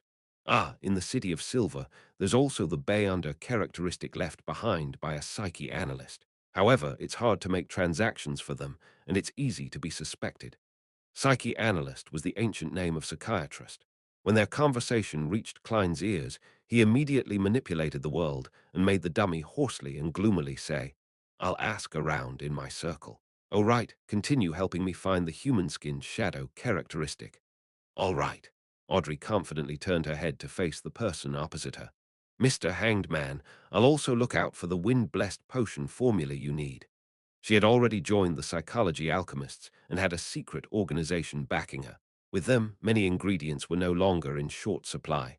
She could obtain them as long as she paid the necessary price. Fuzz repeated, "I'll write to my teacher and ask." Upon seeing this development, Klein felt rather gratified. After a long period of hard work, the Tarot Club had finally developed two major channels, the Psychology Alchemists and the Abraham family. Many things would become simple. The world chuckled and said, "Your answers fill me with hope, but you must also take care to protect yourselves and proceed in a way that would avoid arousing suspicion as much as possible." "Mr. World, you rarely talk so much." Audrey smiled in reply. "I got a little too pleased and momentarily forgot the world's original character profile." Klein immediately remedied the situation and made the world chuckle and say, "All of you have become sufficiently valuable. I hope that this kind of transaction can last for a very, very long time. That's why I'm reminding you." "Thank you," Audrey gracefully expressed her gratitude. At that moment, Derek hesitated and said, "I'll give it a try as well. I've recently completed several patrol missions, but there's nothing out of the ordinary."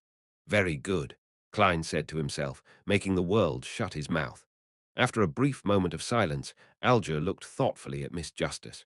"I would like to know the details of the assassination of Duke Negan. What kind of reward do you need? Why ask me? As someone close to the Church of Storms, shouldn't you already know the full details of this case?" Audrey was surprised for a moment, but then she understood the meaning of Mr. Hanged Man's words. He wants to ask about the organization or force that instigated the Desire Apostle, but he doesn't think it's right to ask the fool directly, thinking that it would be too sudden and invasive. So he took a roundabout way by asking me to open up the topic, gently shifting the focus to the things he wants to know. He knows that I'm a noble lady and that I should pay attention to the assassination of Duke Negan, so he's not worried that I won't answer him. Mr. Hanged Man is really experienced. Audrey said, with the corners of her mouth curling up slightly. "No, there's no need for compensation. Isn't it the purpose of our tarot club to freely exchange common knowledge amongst each other regarding their respective regions? Only by doing so can our tarot club expand at a rapid pace." She thought to herself, quite possessively, "Your words shame me." Alger was stunned for a moment before he pressed his hand to his chest and leaned forward a little. Klein, who was shrouded in the thick grey fog, inwardly laughed dryly. Audrey lightly pursed her lips, weighed her words, and said, "The Desire Apostle used a unique situation to complete the assassination of Duke Negan. By using his ability to trigger intense emotions and desires, and at the cost of serious injuries, he successfully broke out of the encirclement, entering the sewers. When the Nighthawks caught up to him, he was already dead. The hero bandit Black Emperor was present. This gentleman didn't do it to silence him, but to target the organization that entrusted the assassination contract to the Desire Apostle." "Which organization?" Just as the Hanged Man was wondering to himself in puzzlement, the fool, who was sitting at the end of the table, silently praised Miss Justice and looked at her. He then gave her a reminder in passing, "In the outside world, do not mention the name of the organization or write it down." "Why?" Audrey blurted out in astonishment.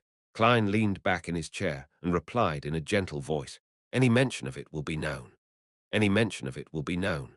Audrey subconsciously looked at Mr. Fool, only to feel that he seemed to be emphasizing something with his eyes hidden in the fog.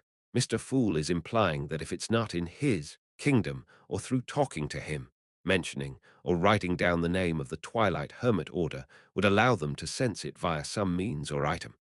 That should be what he means. What an extremely secretive and high-level organization. To a certain extent, it's even more terrifying than the Church of the Seven Deities. And Mr. Fool, our tarot club, is looking for them. Audrey instantly felt like she understood a lot of things. She straightened her back and said, "As you command. Any mention of it will be known. A secret organization whose name can't even be mentioned.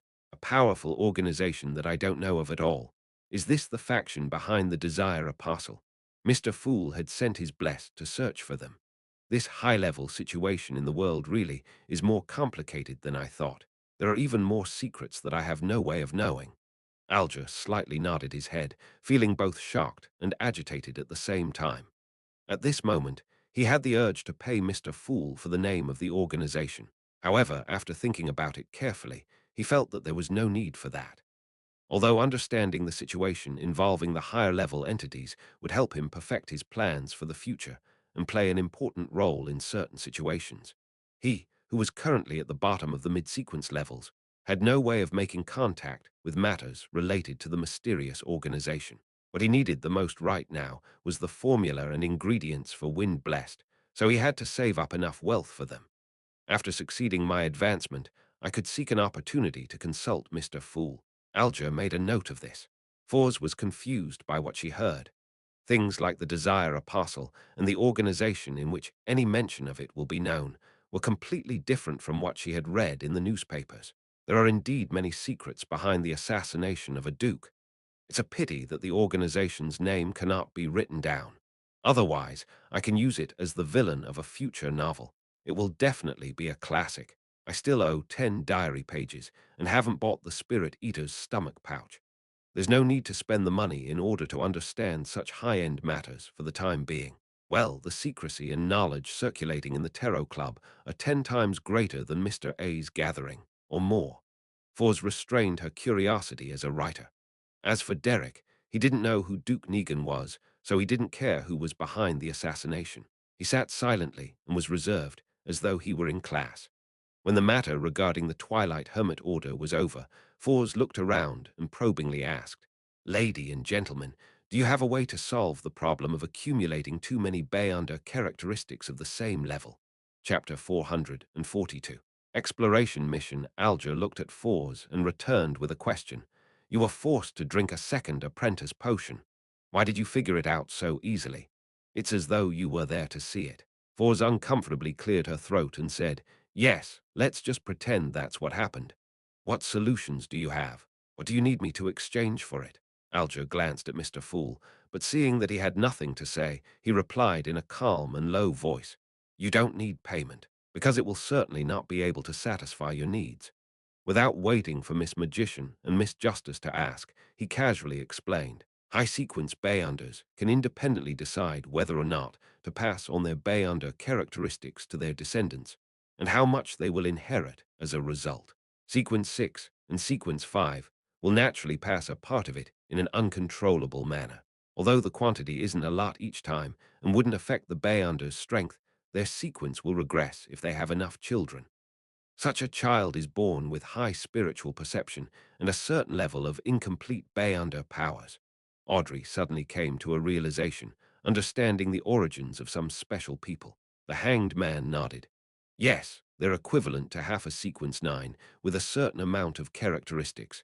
If they want to become a Beyonder, they can only choose the corresponding path. Of course, such people might not be a result of inheritance. It might be the result of them gaining the blessings of a deity or the corruption of an evil spirit. There are many factors that can cause the same degree of influence.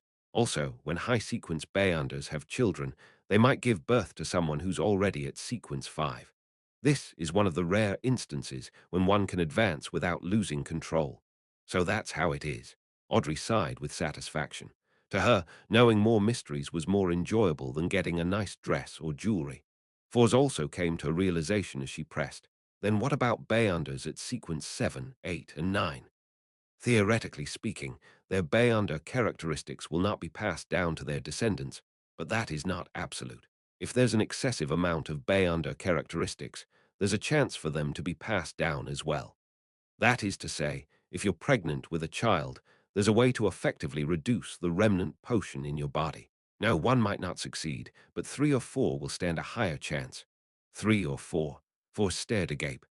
Klein, who had learned all of this general knowledge from Roselle's diary, couldn't help but think of a joke. "Miss Magician, in the future, you can say to your child that you are a free gift from drinking a potion. Although it seems that, according to Mr. Hanged Man, the burden can be reduced the moment a child is conceived. Having a child would still require almost 40 weeks of trouble. No, more than that. It's impossible to leave the child after it's born, right?" After grasping the acting method, even if the process subsequently becomes more difficult, 2 months will definitely be enough time to digest it.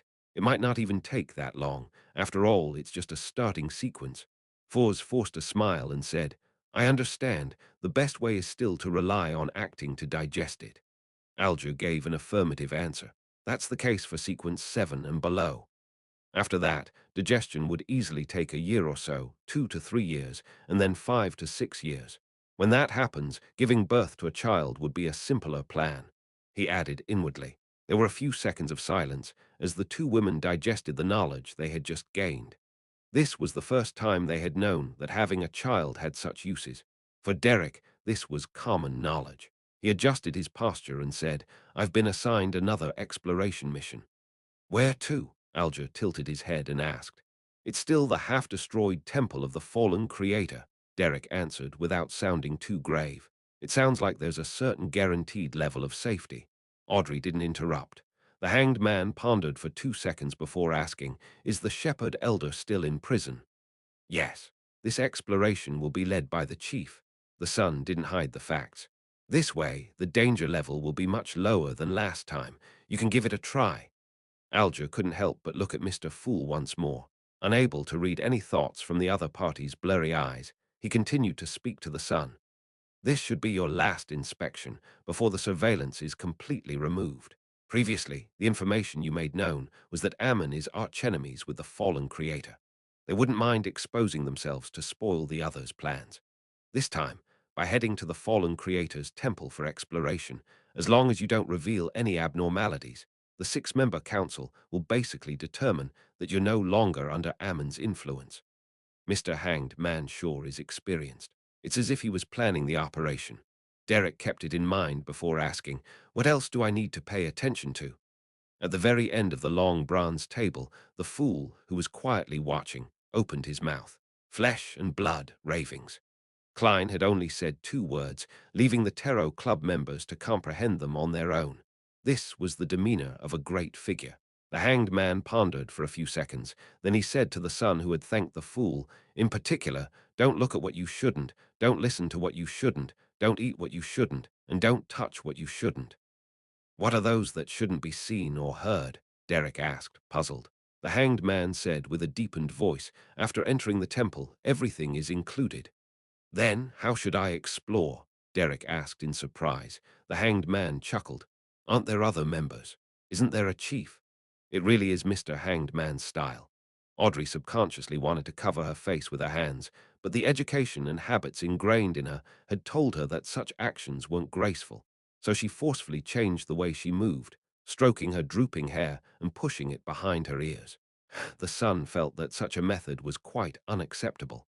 Upon noticing his reaction, Alger secretly cursed before saying, "What I mean is to listen to your chief's instructions.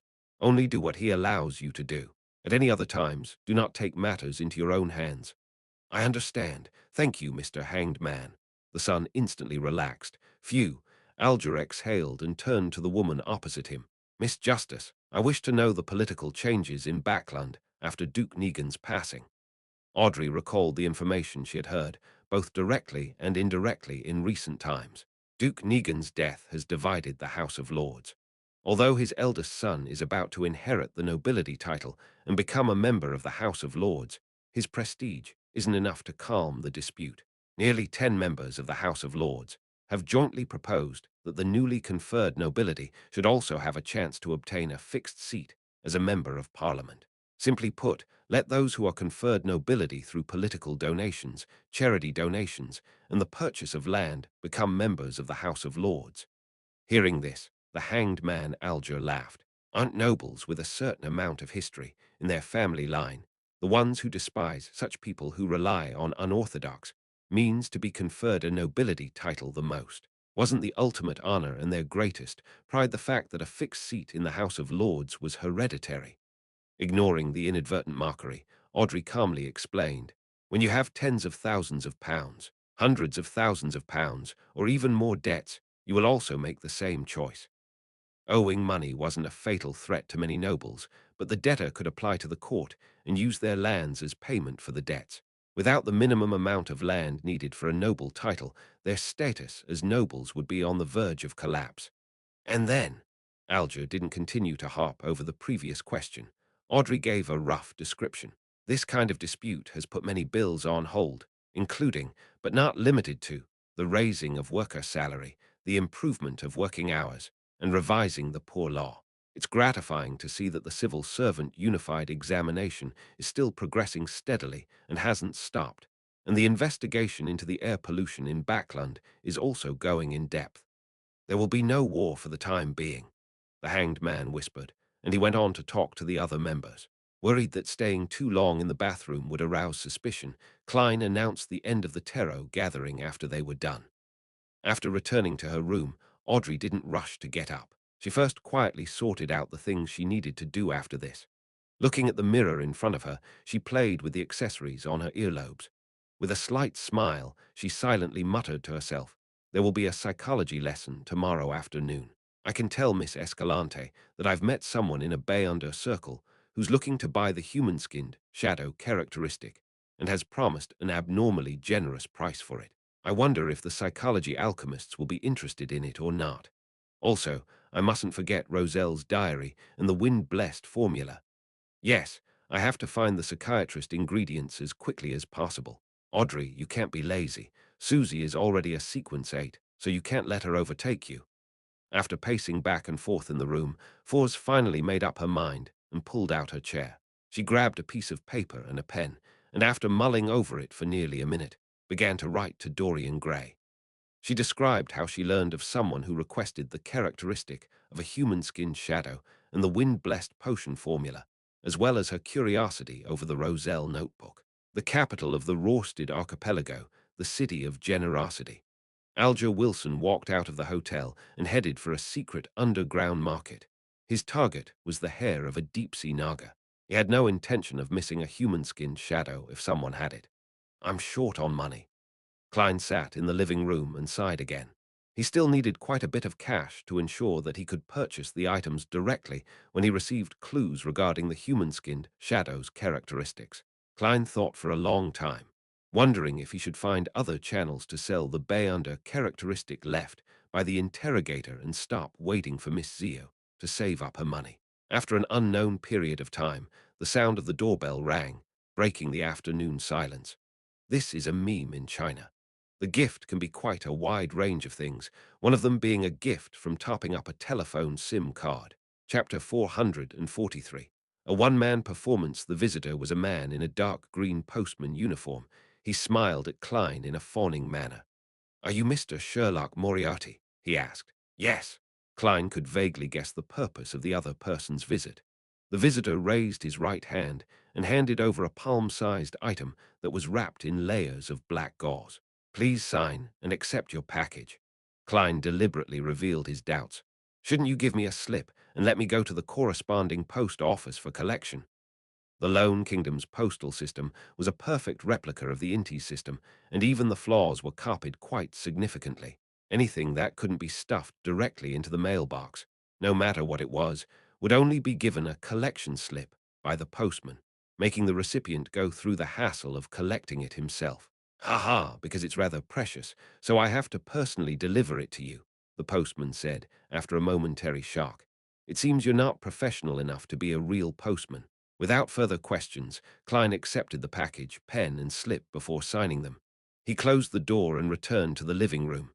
He didn't rush to open the package, but he took out a gold coin and threw it into the air. "Pa." Klein caught the gold coin and looked down to see if it was heads or tails. A number faced up, indicating a negative response. "There's no latent danger."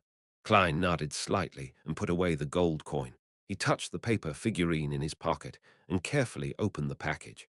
After one layer after another of black gauze was removed, the objects inside clearly presented themselves to him. They were a pale gold-colored, elegantly patterned pocket watch, a handkerchief stained with dark red blood, 7 or 8 brown short curly hair tied together, and a stack of notes. Talam's belongings, his hair, his blood, and his daily records are all present. Prince Edisac sure is a very efficient man. It's not even night time. Klein looked at the items on the coffee table and suddenly felt that there were many people staring at him at that very moment. An ancient angel family with a heritage of more than 2,000 years would definitely have an unimaginable background. Being involved with the royal family's internal strife makes it possible for me to be pulverized at any moment and anywhere. Maybe I'm already being monitored now. I have to appear mediocre and useless enough to ensure my safety. Klein had already decided what to do, so he took his time checking the pocket watch, handkerchief, and hair. During this process, his spiritual intuition didn't give him any warnings, nor did it prevent him from attempting divination. After having a better grasp on the situation, Klein took out the letter, picked up a pen, and wrote his divination sentence, the true cause of Talim Dumont's death. He acted big-hearted and poised, as though he didn't feel that he was being monitored at that very moment. Picking up the curly hair and handkerchief, Klein chanted the divination sentence while leaning back against the back of the sofa. His eyes turned deep as he entered cogitation. After repeating it 7 times, he came to the dream world and saw the familiar lobby of the Quelag Club. And then he saw Talim Duman clutch at his heart, his face contorted once again. This revelation shows that Talim did die of a sudden heart disease. Klein opened his eyes and muttered softly to himself. He frowned, wearing a puzzled, confused, and thoughtful expression. He tried several different divination statements and received the same result. He got up and paced back and forth several times. He punched himself in the head, as though he was angry that he wasn't good enough to help his friend or find out who the culprit was. In the end, he dejectedly sat down and didn't move for a long time. In the dark room, he was like the silhouette of a stone statue. That should be enough. I can't go overboard. If there's no one monitoring me, then I would have been fighting with the air just now. Klein shook his head in a self-deprecating manner, got up, and walked to the kitchen. After dinner, he seemed to perk up again before he read the stack of notes carefully, including what Talim had done and who he had met on the day and the days prior to his death. Home, Red Rose Manor, Quelag Club, Viscount Conrad's mansion. There's nothing out of the ordinary about it. Klein picked up a sharpened pencil and drew circles, marking out the places he would visit and the targets he would ask about in the next few days. After doing all of this, he let out a long sigh. Without confidence, he packed up his things, washed up, and went to bed. In the middle of the night, when the red moon was hidden by layers of clouds, Klein suddenly opened his eyes and woke up. He got out of bed, opened the door slowly, and went into the bathroom next door, hiding himself with a paper figurine substitute in the process. Walking 4 steps counterclockwise, he arrived above the grey fog and sat down at the seat which belonged to the fool. His eyes had become clear, no longer dispirited, dejected, and pessimistic. Soon after, Klein took the blood-stained handkerchief from a hidden pocket in his pajamas made out of old clothes. When he was packing his things, he had used his Beyonder powers as a magician to hide the handkerchief on his body. After taking a deep breath, Klein conjured a pen and paper, and he wrote down the divination sentence that was no different from the beginning, the true cause of Talim Dumont's death. After he repeated it 7 times with his body and mind in peace and quiet, he leaned back in his chair with the paper and handkerchief in his hand and fell asleep in the silent and empty old palace. In a grey, separated, and illusory world, Klein saw a completely different scene from before. Presented before his eyes was a palm-sized wooden puppet, carved with eyes, a nose, and a mouth. There were a few drops of dark red blood on the puppet's body, giving it a demonic appearance. A palm stretched out. The skin was white and exquisite, smooth and beautiful, with 5 slender and delicate fingers that accentuated the hand's flesh and bones. The most eye-catching thing was a unique ring with an inlaid sapphire on the hand's pinky finger. Pa! The hand's index finger was wreathed in black flames as it pointed at the heart of the wooden puppet. Without a sound, the scene shattered and Klein woke up from his dream. His initial judgment wasn't wrong. Talim had died under a curse, but there was a problem. He had already seen the scene of the curse happening, so why wasn't the scene displayed in its entirety? The mysterious space above the grey fog is able to get rid of all interference. Klein was puzzled for a moment. Normally speaking, receiving a revelation that too abstract and easy to misread was a problem with his limited divination abilities. It meant that the difficulty of the matter he was divining was too high and that it had nothing to do with the grey fog.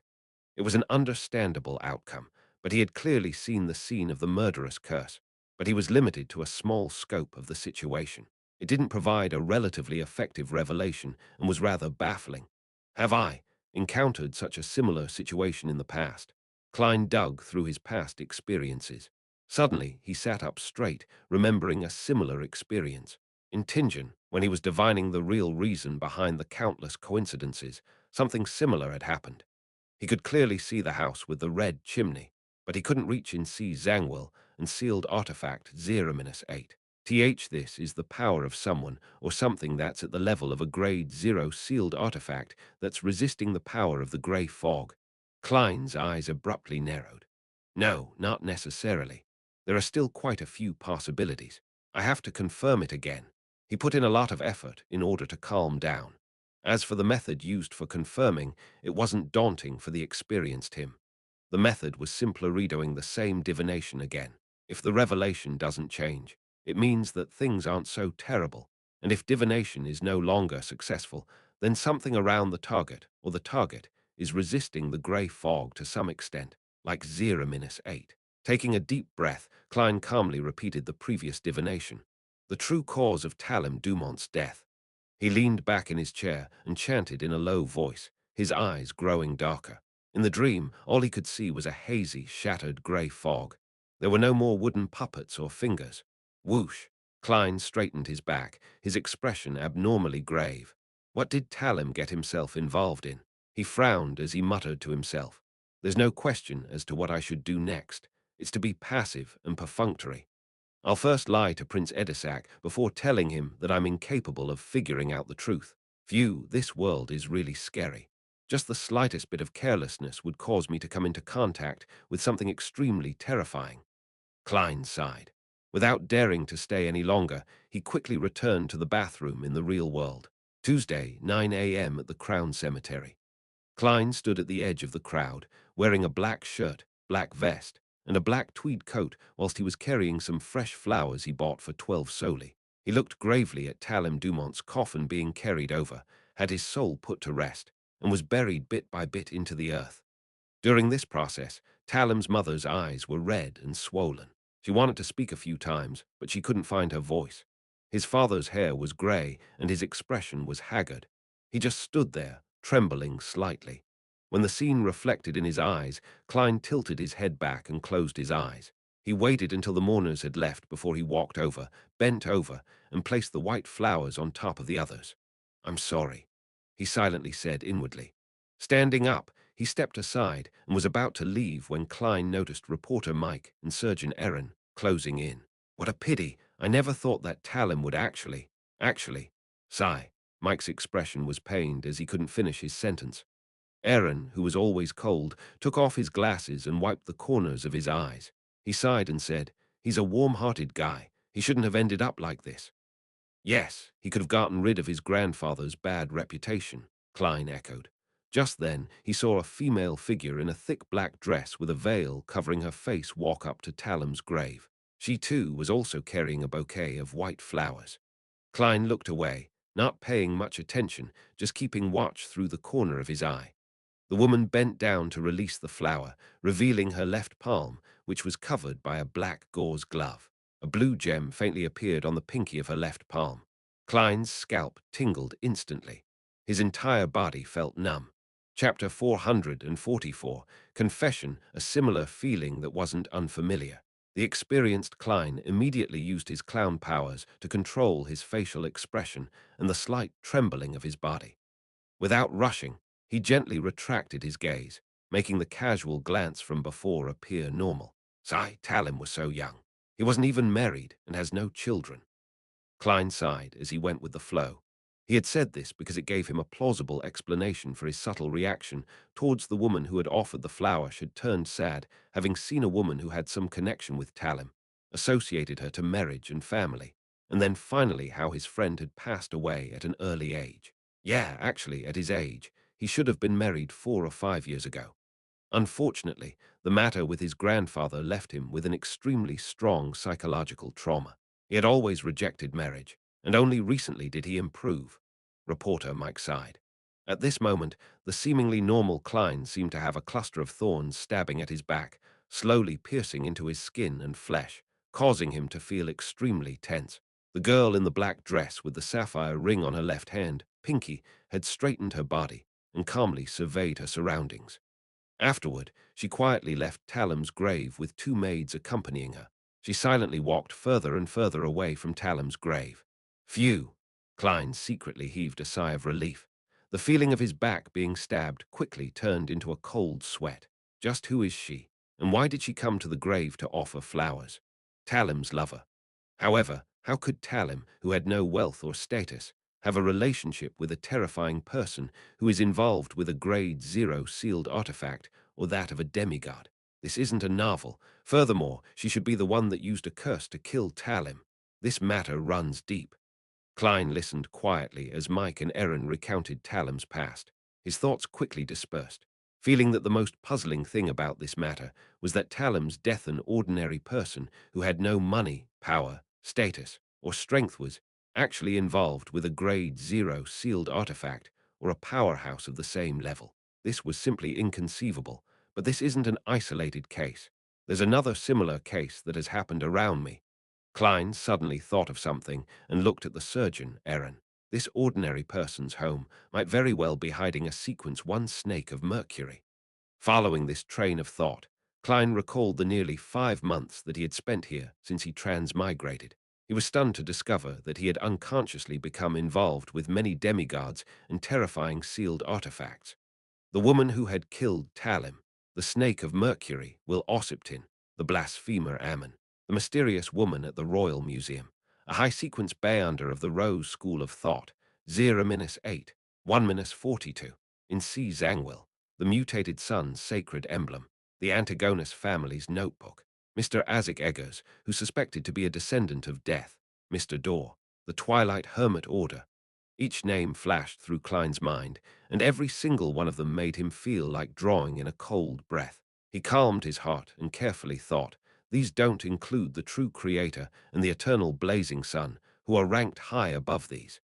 Strictly speaking, I can be considered to be among their ranks. After all, I came from a dark divination, and I'm a strange alternate world soul who controls the strange grey fog. Could this be another crest of the times, after Roselle? So all the demigods and terrifying sealed artifacts are making an appearance in real life. As these thoughts flashed through Klein's mind, the grief-stricken reporter Mike and surgeon Erin excused themselves. He then left the cemetery at a leisurely pace. Just as he was looking around for a rental carriage, a familiar carriage drove out of a secluded spot and stopped in front of him. Although the coat of arms on the black carriage was skillfully concealed, Klein was still able to recognize it as Prince Edisac's carriage.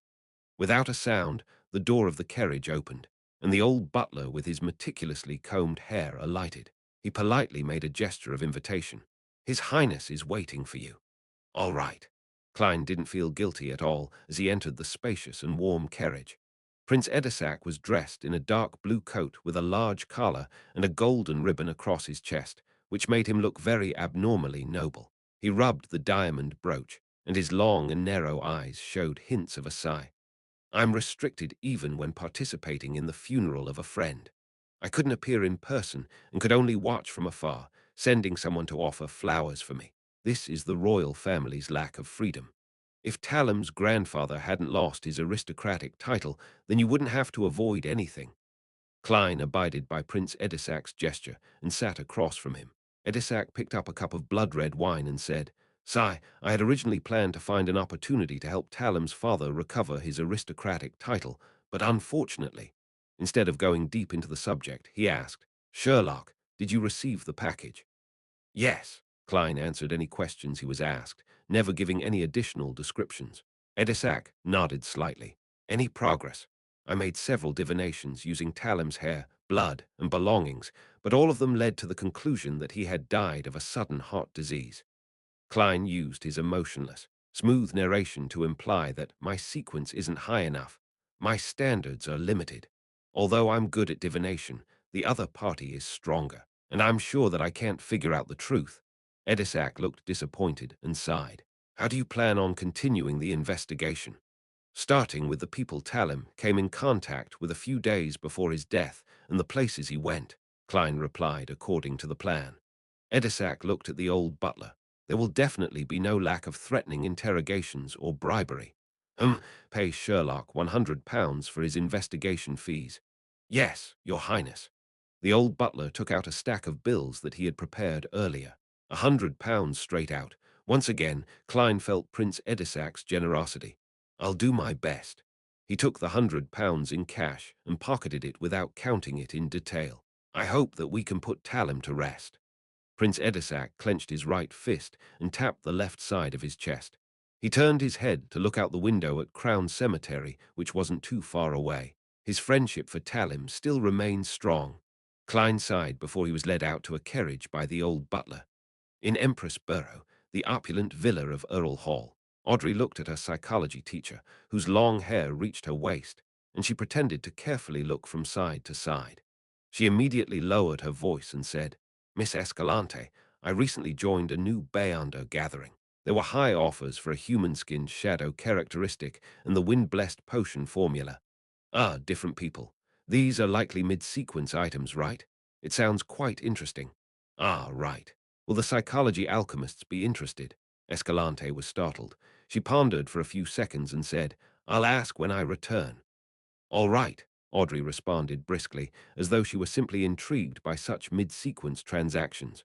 Escalante retracted her attention and said in a serious tone, "Miss Audrey, although you are already a Sequence 8 Beyonder, you have yet to receive formal education in mysticism. You still don't understand enough about the techniques and applications of a spectator and telepathist, as well as the foundation theories. Starting today, I'll guide you to become a true Beyonder." "That's what I wish," Audrey said sincerely. The huge golden retriever, Susie, who was sitting by her feet, wagged its tail happily, as if happy for her mistress. Having made up his mind not to work, Klein took the carriage back to 15 Minsk Street. He opened the door and was just about to take off his hat when he froze. His spiritual intuition told him that a stranger had entered the living room. Someone had entered his room. This, he barely hid his tracks. Is it considered a warning? Having a warning is better than not having one. Klein stood in the hall for a long time in silence. Immediately, he turned around and went to the steam cathedral in a rental carriage. The cathedral towered over the chimneys and clock tower, the former representing the power of steam, while the latter represented the beauty of machinery through the hanging of its intricate clocks. It was neither the weekend nor noon or the evening, so there were only a few devotees in the hall quietly praying. Klein sat down in the aisle, leaned his cane, took off his hat, and pretended to pray for 10 minutes in front of the sacred emblem. Then he picked up his things and walked along the aisle to the altar. He said to the bishop standing to the side, "I wish to make a confession." "Good, God is watching you." The bishop, who had a kind face and hoary hair at his temples, walked to the confessional by his side. Klein followed closely behind and closed the door. He sat down on a chair and said to the bishop through the wooden board, "I confess that I didn't adhere to my principles when facing danger, and I chose to retreat."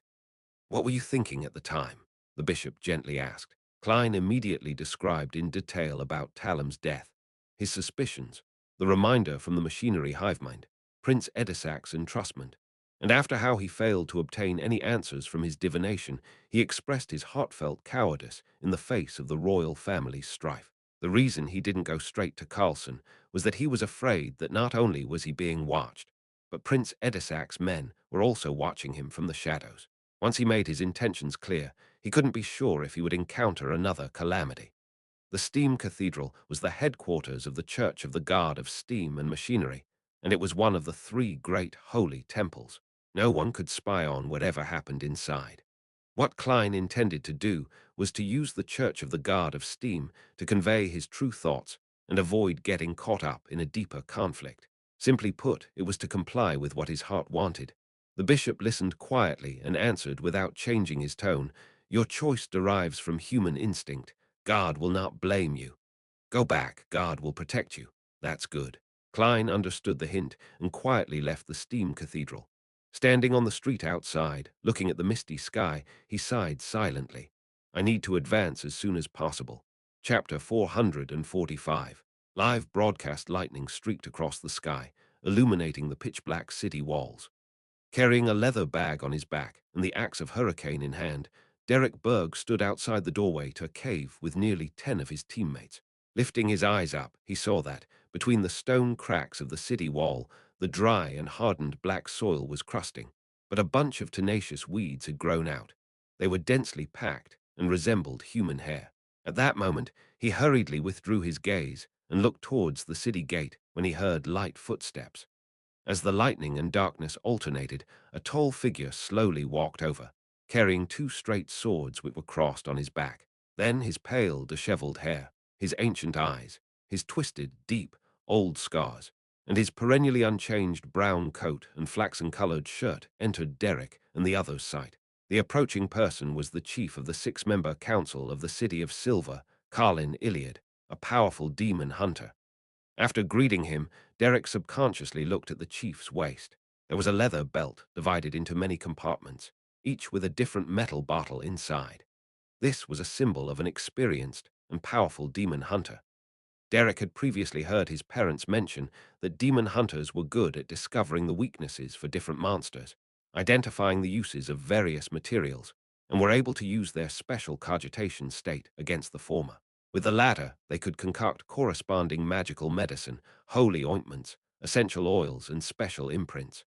Then, through consumption, smearing, and using these items, they could achieve the effect of restraining the target. In a sense, experienced, knowledgeable, well-prepared, and sharp demon hunters were the nemesis of the vast majority of monsters. The amount and variety of small metal bottles at their waist represented their experience. Of course, this was only a portion of the demon hunters' Bayonder powers. Just by relying on these, they couldn't be called demigods or saints. Colin looked around and confirmed that all the team members were present. He then said in a low voice, "Light up. Let's go." Two team members immediately lit the candles in their lanterns, letting the faint yellow light shine through the extremely thin leather. During daytime, when the frequency of lightning was relatively high, there was no need to use candles in the City of Silver as there was illumination every 2 to 3 seconds. Furthermore, the monsters in the nearby area had been cleaned out again and again. However, once they left the City of Silver and entered the darkness, they had to maintain sufficient candlelight. Otherwise, once the lightning failed to illuminate the skies, causing a dark environment that exceeded 5 seconds, there was a high chance for the team to suffer from an assault by certain monsters. Intense fighting wasn't the most frightening development. What Derek remembered so vividly was a story his parents had told him. Once, while they were exploring the depths of the darkness, because of a previous battle with a horde of rotting corpses, the candles couldn't be replaced in time. This led them to endure being engulfed in darkness for as long as 8 seconds. When the lightning flashed again and the candlelight appeared, they were stunned to see that only 5 of their original 8 teammates remained. The other 3 had vanished in silence, never to be seen again. Taking a deep breath, Derek gripped the axe of Hurricane tightly and walked in the middle of the team, following the chief in a predetermined direction. A bolt of lightning flashed, causing the plains covered in tall black grass to appear like an eerie oil painting. The exploratory team of 10 Bayanders walked along the path filled with craggy gravel, venturing deep into the black grass. The lightning subsided, and the dense darkness instantly swept over them, almost completely engulfing them. The yellow candlelight pierced through the leather and weakly swayed to and fro, guarding the surrounding area. East Borough, in a greasy and cheap coffee shop. In accordance with the previously agreed-upon appointment, Klein found old Kohler, who was applying butter to his toast. He glanced at the crumpled cigarette on the table and smiled. Newly bought. No, it's from the past. I haven't smoked since, but I would always carry it with me, occasionally taking it out to sniff at it. Heh heh, this will remind me of that vagrant life of mine. Back then, I really felt like I could die at any moment. Old Kohler's tone carried a hint of fear. Klein took 20 solely in change, which he had changed earlier, and pushed it across the table while sitting down. I was very satisfied with the information from the last time. Without waiting for old Kohler to give a modest reply, he turned his head and looked towards the counter.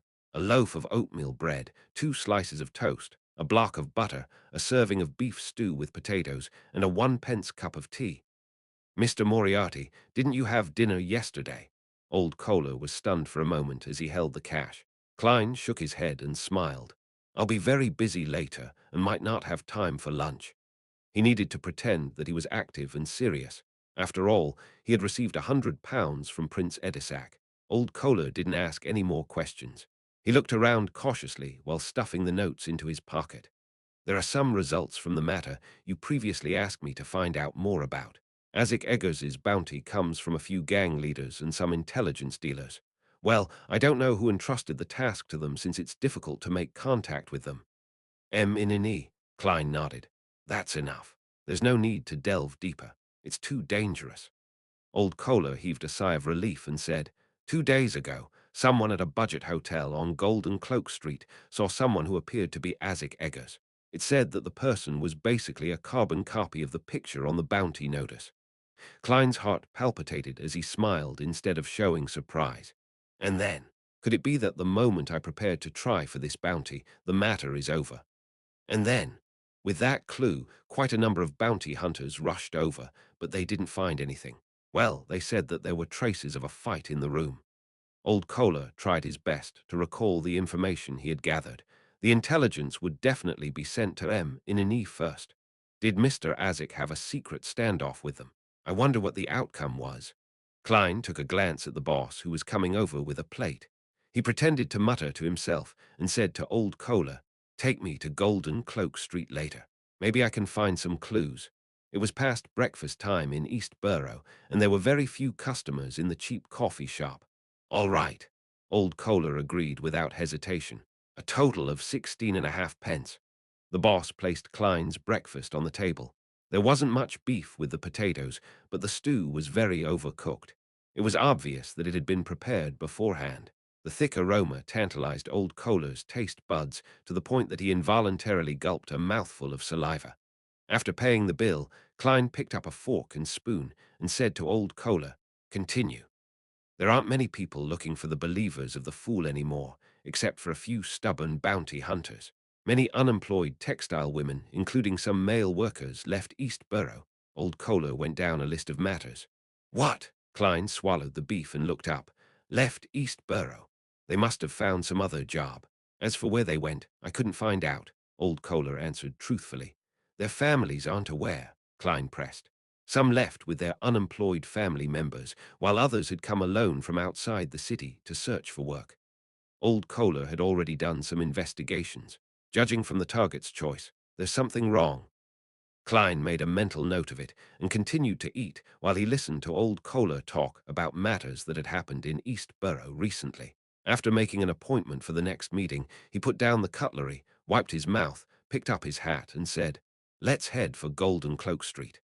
In the only budget hotel on Golden Cloak Street, after the boss accepted a 2 pence tip, he led Klein and Old Kohler to the room which was suspected to be where Isaac Eggers used to live.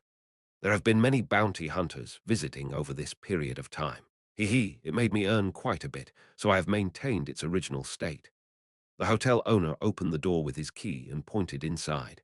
At first glance, Klein saw overturned chairs and rags scattered everywhere. There were no other signs of a fight. With his considerable spiritual perception, Klein cast his gaze under the bed.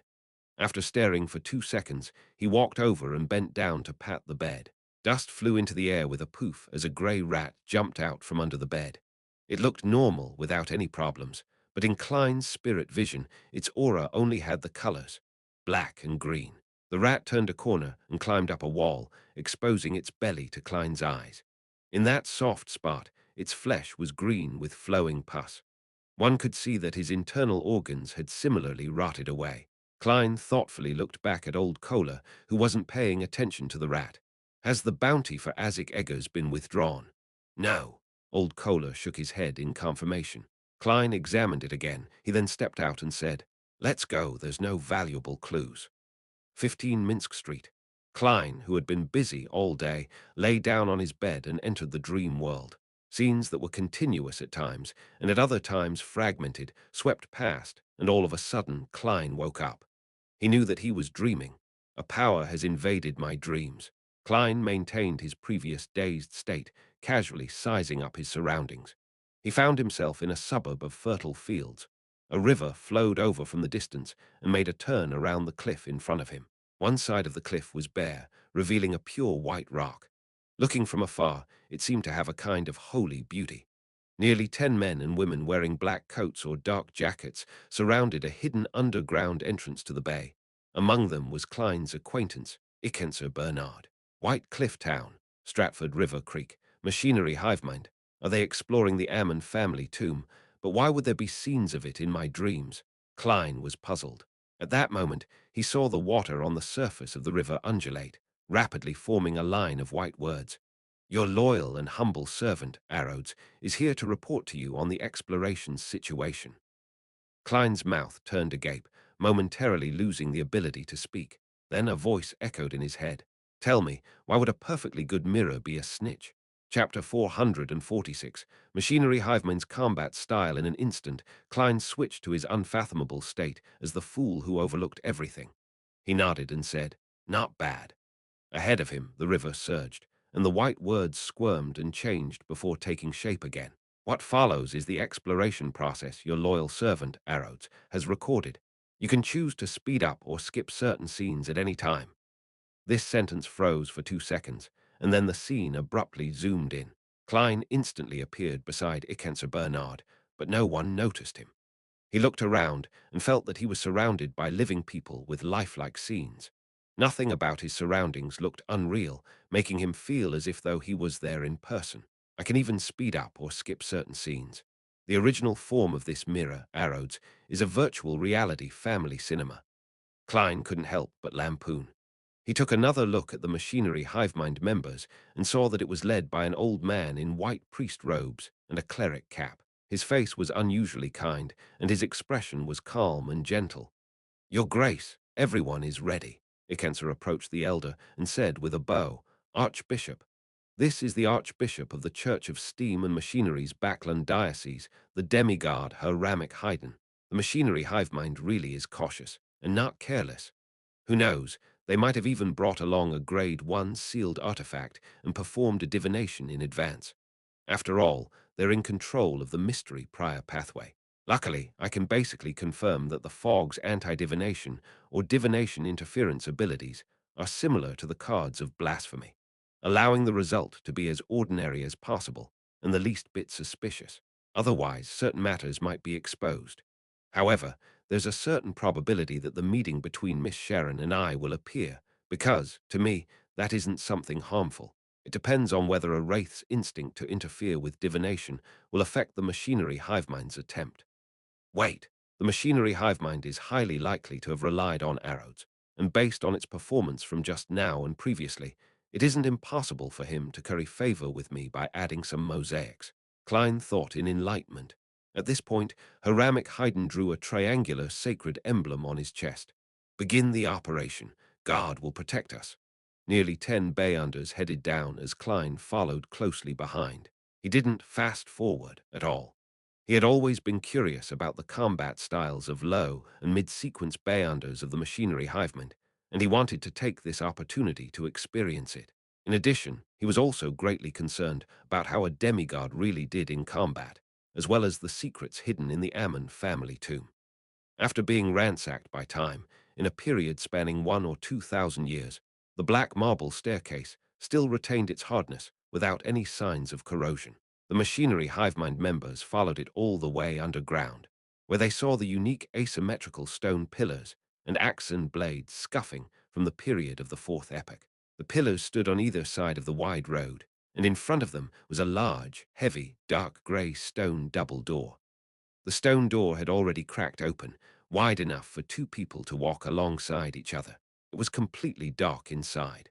The machinery Hivemind members were in no hurry to enter. They carefully searched the surrounding area with lanterns, but they found nothing of value.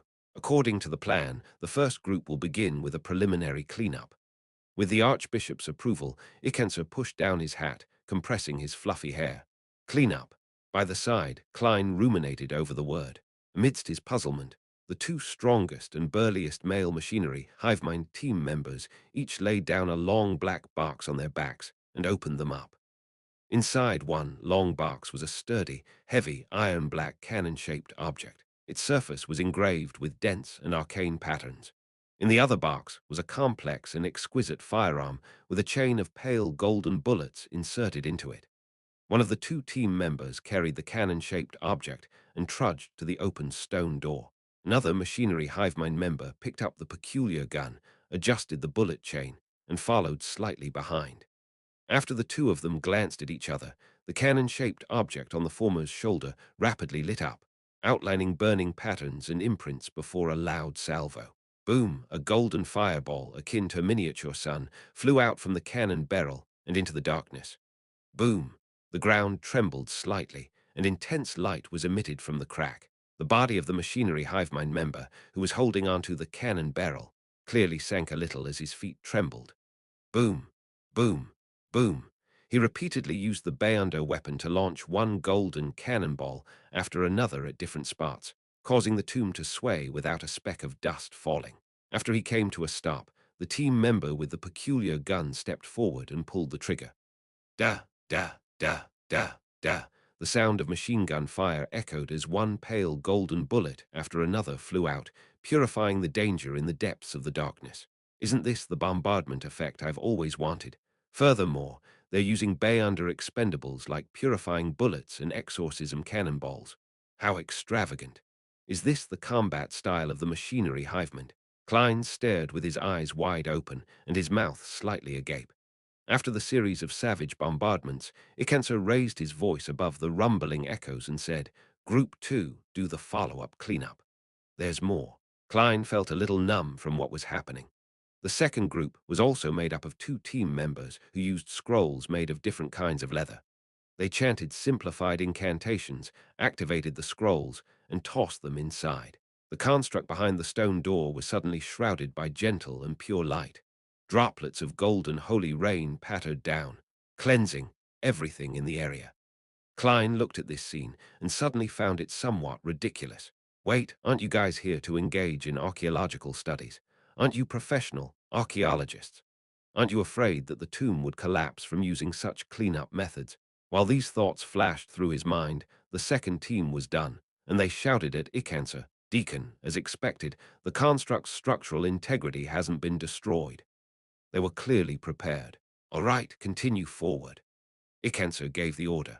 Klein walked in the middle, through the stone door, and saw piles of dirt and debris on the ground. It was impossible to tell what kind of monsters had once been active here, and no one could guess the functions of the mechanisms that had been set up here. After these cleaning up procedures, as long as one didn't dodge in advance, no Bayunder below that of high-sequence Bayunders would be able to withstand it. Klein once again gained a deeper understanding of what the aesthetic of violence was like, and what it meant to be simple, direct, and unreasonable. In what followed, the previous scenes were repeated over and over again. The machinery hivemind team members smoothly approached, exploring one area after another, occasionally harvesting some Bayunder characteristics that were beginning to gather. There are no murals. Seeing the main tomb chamber in sight, the Archbishop of the Church of the God of Steam, Heramic Haydn, stopped and muttered to himself in puzzlement. Klein, who was considered half a historian, was equally puzzled. Generally speaking, a noble family member's grave would more or less express their position and honor when they were alive. And when a grave became a tomb or even a mausoleum, it was very common for a mural to be used to describe its master's life when it possessed enough space.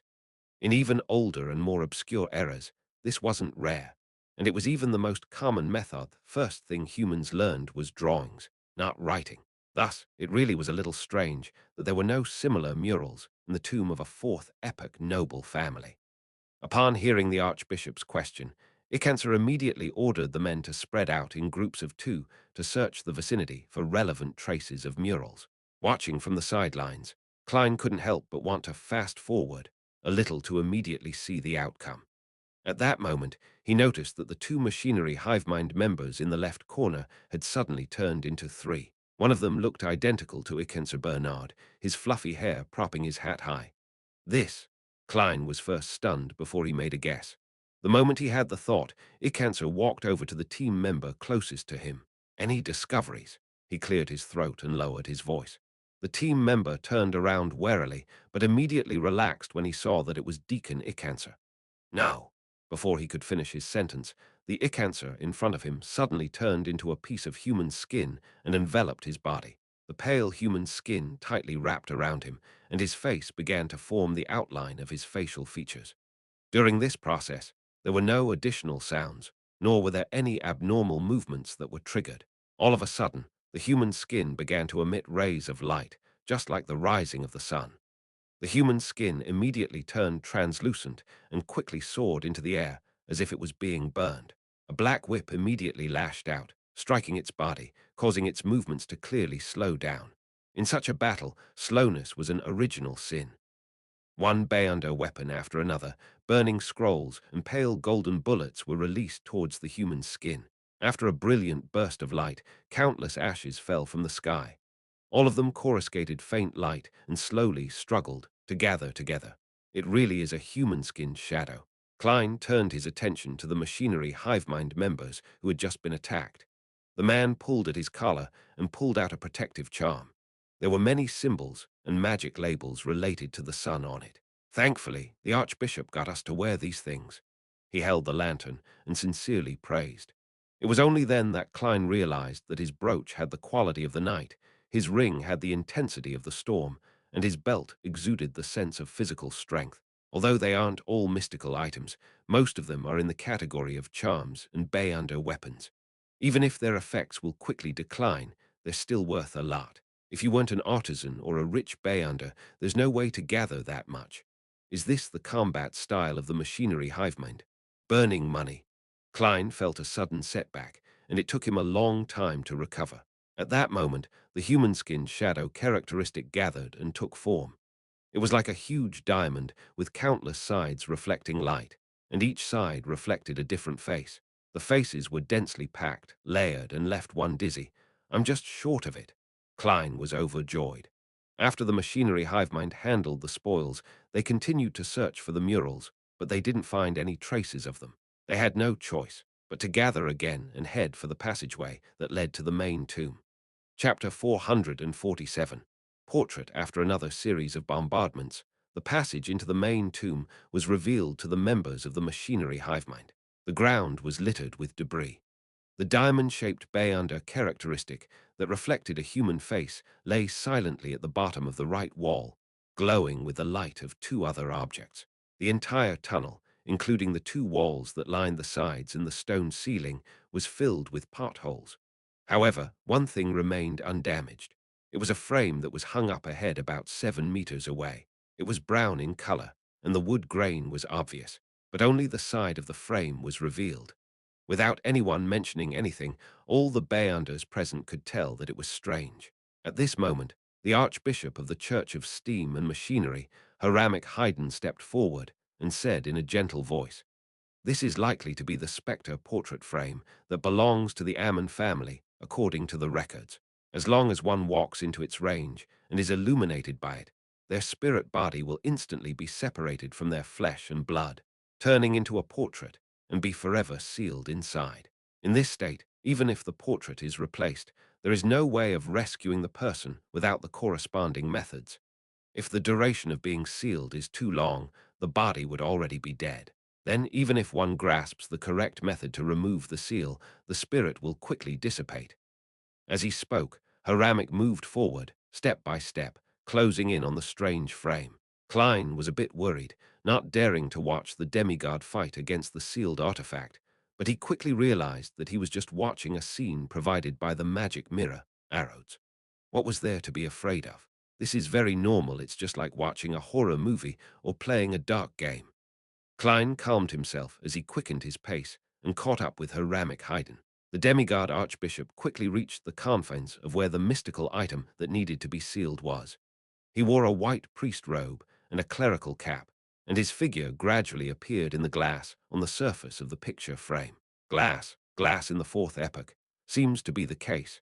There has at least been glass in the fifth epoch's history all this time, and there has been no mention of who invented it. Klein waited with great interest for the battle between the demigod and the strange sealed artifact.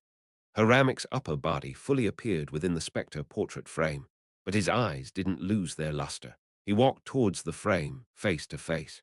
The silhouette within the painting flickered, as though it was constantly shrinking, yet it was unable to succeed. Haramic stopped, took out a large, almost opaque black cloth he had long prepared, and he covered the spectre portrait frame. The frame trembled a few times, but in the end it was completely covered by the black cloth and turned silent. Haramic seemed to be unaffected as he effortlessly removed the spectre portrait frame and finished wrapping it with the black cloth before tying a knot on its back. This doesn't make mystical sense. Didn't you say that your spirit body would be absorbed into the frame and be turned into a portrait?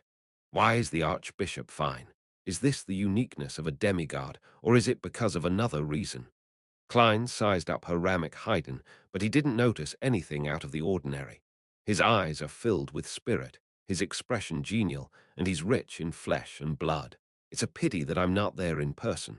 Otherwise, I could activate my spirit vision and have a look. Klein retracted his gaze and waited for the machinery hivemind members, such as Icancer, to come over. Hiramic handed the spectre portrait frame to a member of the team and walked towards the main tomb at the end of the passage. There was a black stone door filled with scrapes carved by blades and axes. In the middle of the door was a grayish-white disc. The surface of the disc was divided into 12 segments. There was a black needle, just like a clock from the outside world. However, the segments weren't evenly distributed across the disc. They were of varying sizes and extremely incongruous.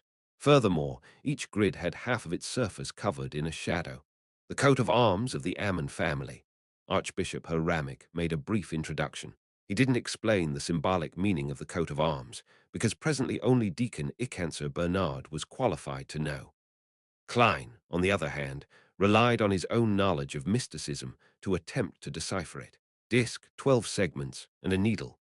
Combined together, they clearly represent time. It matches the worm of time which Ammon's avatar left behind after it was wiped out. What should be 12 equal segments on a disc are unequal in size, and there's a shadow over a portion of it. Does this mean that the Ammon family is the dark side of time? Then, where does their title as a blasphemer family show itself? While Klein was thinking, Archbishop Hiramic pushed open the stone door without any protection.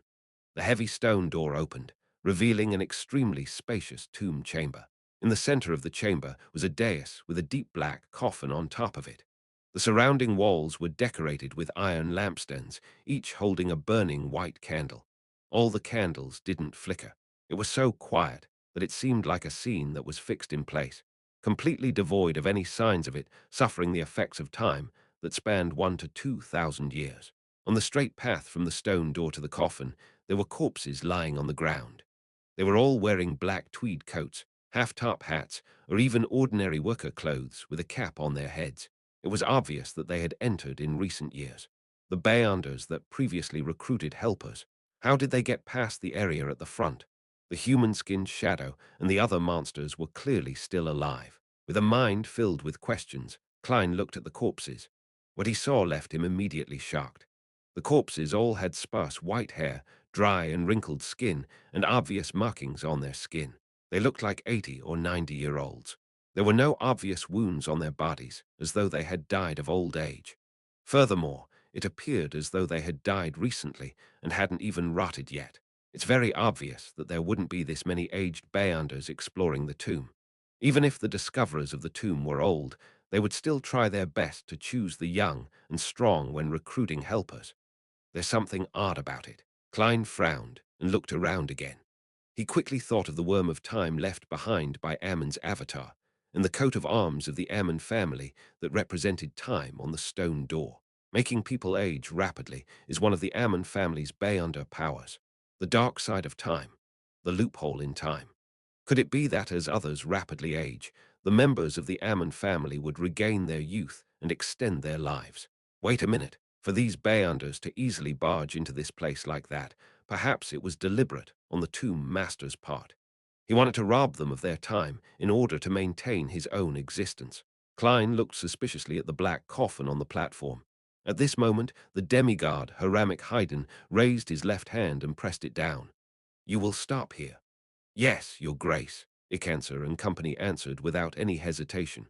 As members of an official organization, they had read up on a large number of past Beyonder events. They knew that under similar circumstances, they had to obey the will of a high-sequence Beyonder and absolutely couldn't act rashly or else they would die without knowing how.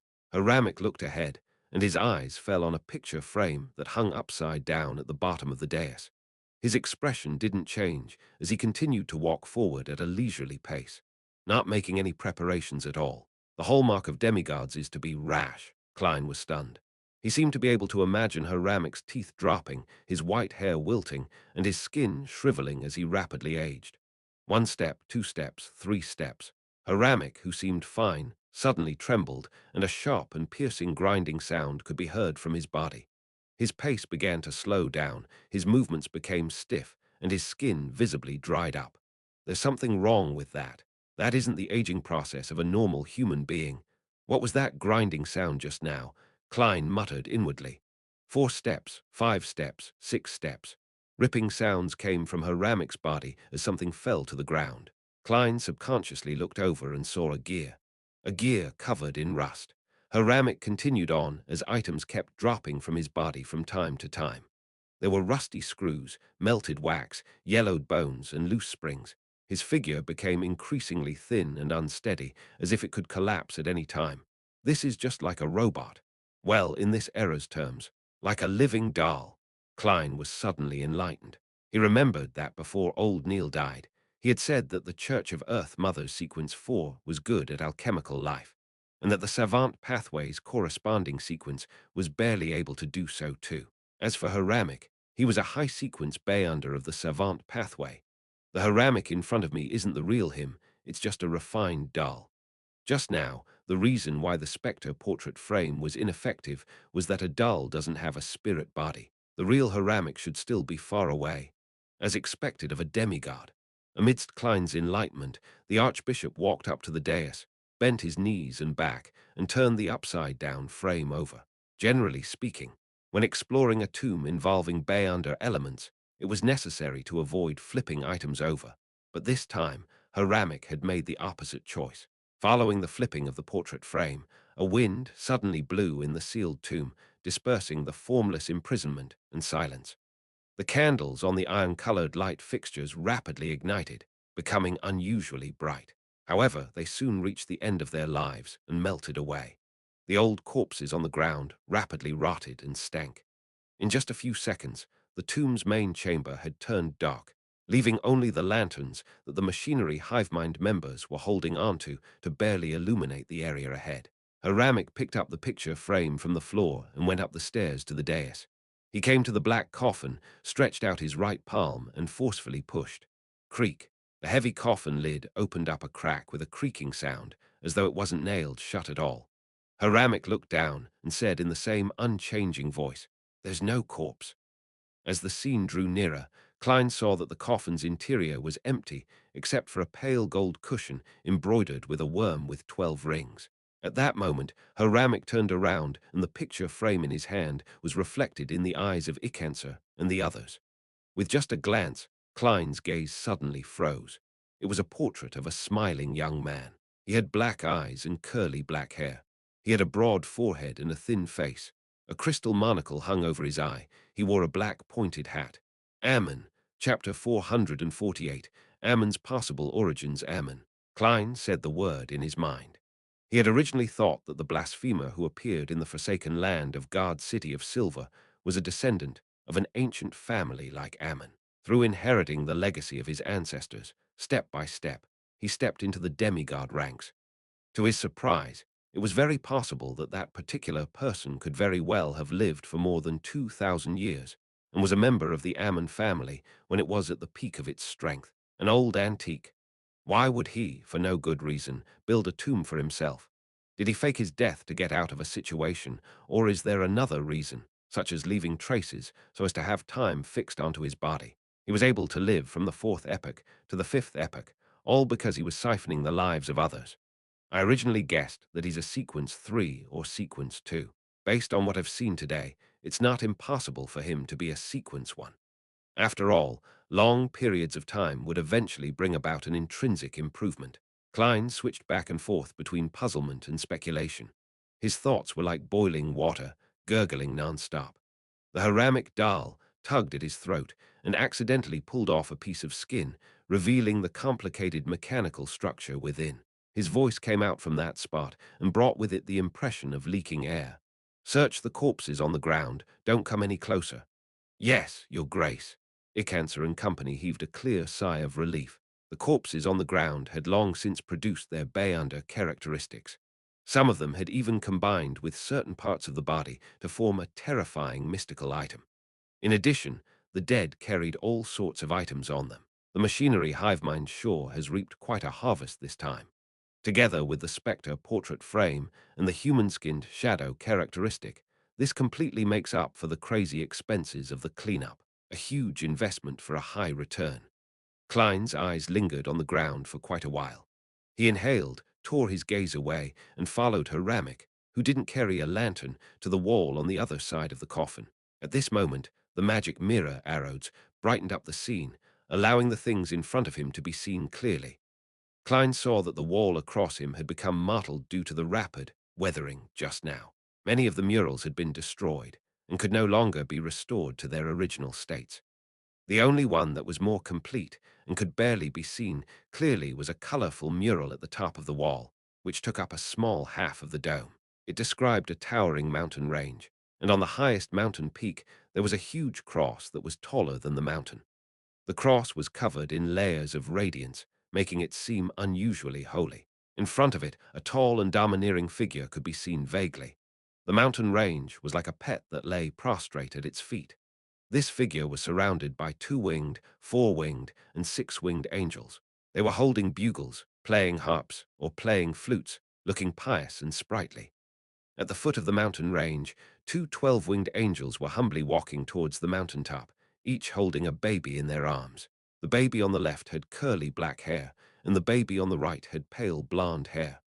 One of their eyes was black, the other golden. Elsewhere in the mountain range, there was a vague depiction of a giant with chains at its legs and a dragon that had its legs bound and never be able to land. Haramic first looked at the baby on the left, and his genial expression became increasingly serious. He said a word in a very low voice, Ammon. Then he turned to look at the baby on the right, and after a few seconds of silence, he said another name, Adam, Ammon Adam. As Klein repeated the names, he felt that the fog that hung over the history of the fourth epoch and the third epoch was growing thicker. He combined all the information he had learned and quickly made a guess. On the mountaintop, the figure in front of the glowing cross is surrounded by angels, with giants and dragons submitting to it.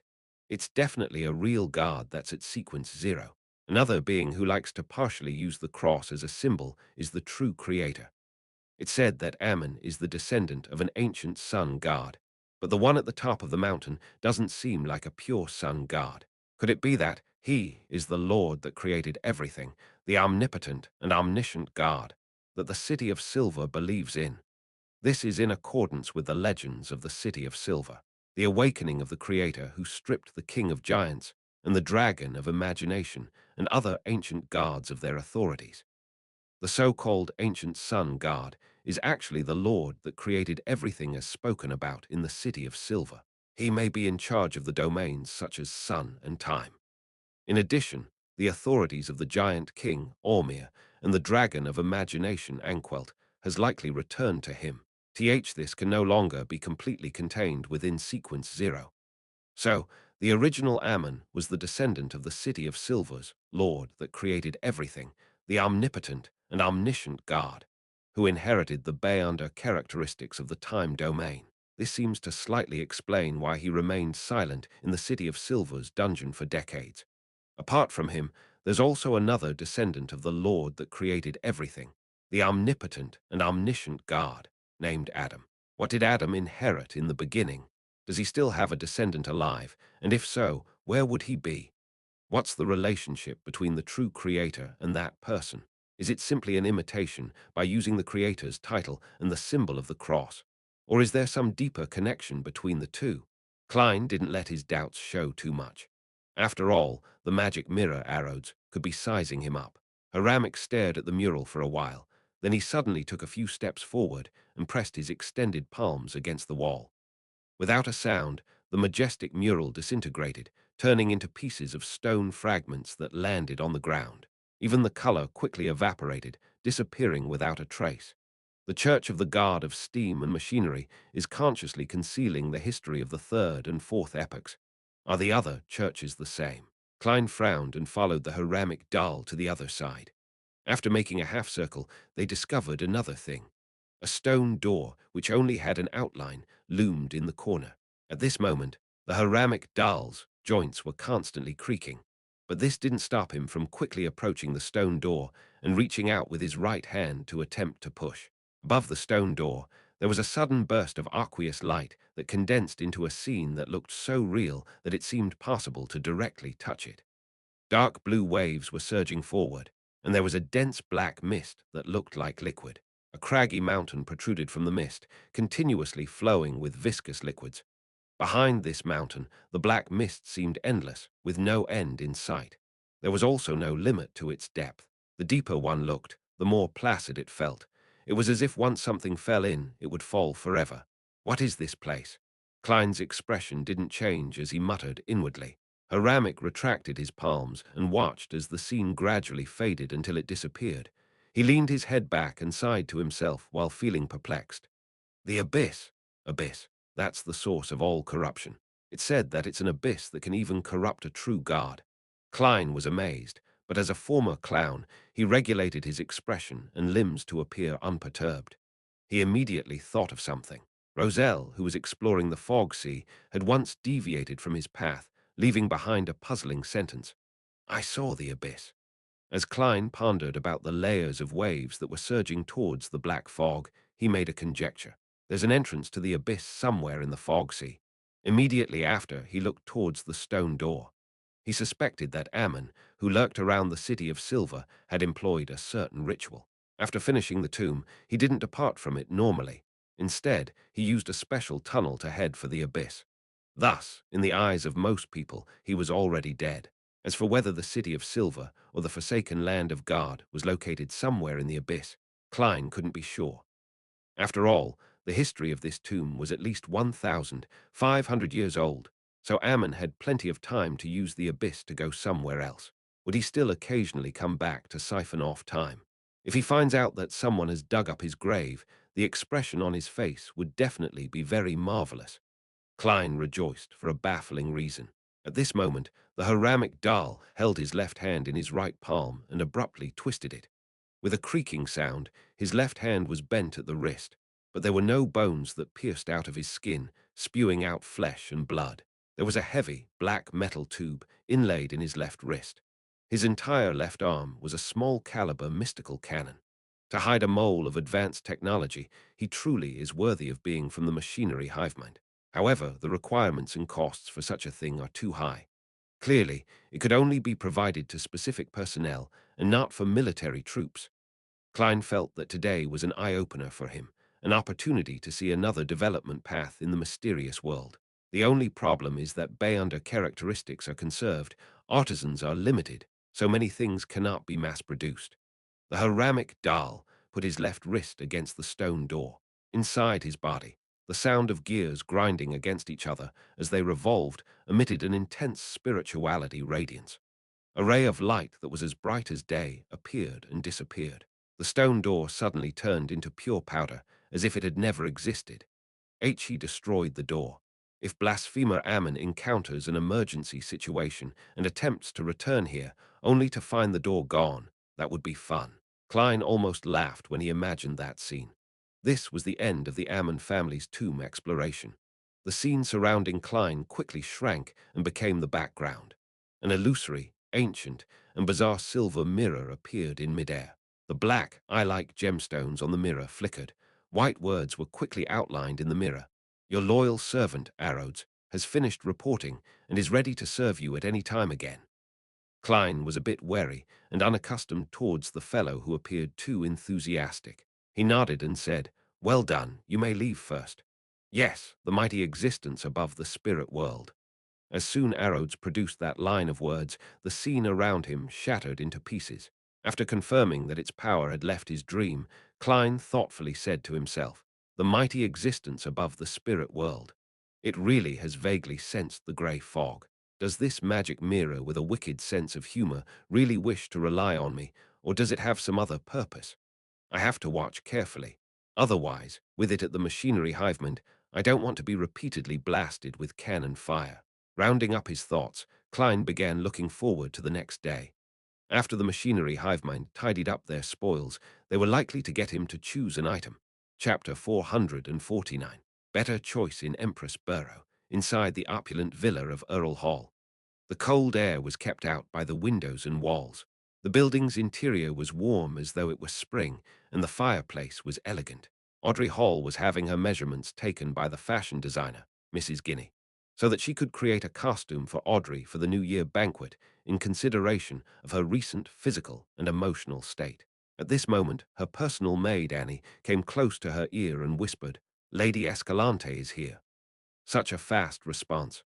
Audrey was delighted, but she didn't make an obvious show of it on her face. With a faint smile, she said, "Please get her to wait in my art studio. For 5 minutes." Art studio? Annie asked in surprise. "Yes, I'd like to ask her to admire my recently completed oil painting. She says that content that is painted in a relaxed state easily allows one to express their true thoughts and emotions," Audrey explained unhurriedly. Annie suddenly felt enlightened. "Yes, miss." Less than 5 minutes later, Audrey entered the studio and saw Escalante admiring the paintings on the walls. "That's Mr. Sensei's Inner Heart's Night, a masterpiece that allows one to feel peace," she smiled, and introduced the painting to Escalante. "Sensei's Inner Heart's Night, one of the top 10 works of last year's top 100-century-old paintings that the Tussock Times voted for." Escalante was obviously the kind of person who often read newspapers, and as a beyonder of the spectator pathway, she had a good memory. "Yes," Audrey replied simply, as though it was a trivial matter. "I actually have the honor of seeing the real deal." Escalante looked up at the painting again. She swallowed back the words, "This is worth at least a manor," unwilling to appear too Philistine. Audrey didn't continue introducing the other paintings. She found a reason to send Annie away and motioned to Susie to stand guard outside the door. Susie read her hint without any hindrance, wagged her tail, and scampered out. Escalante closed the door and went back to the easel's side.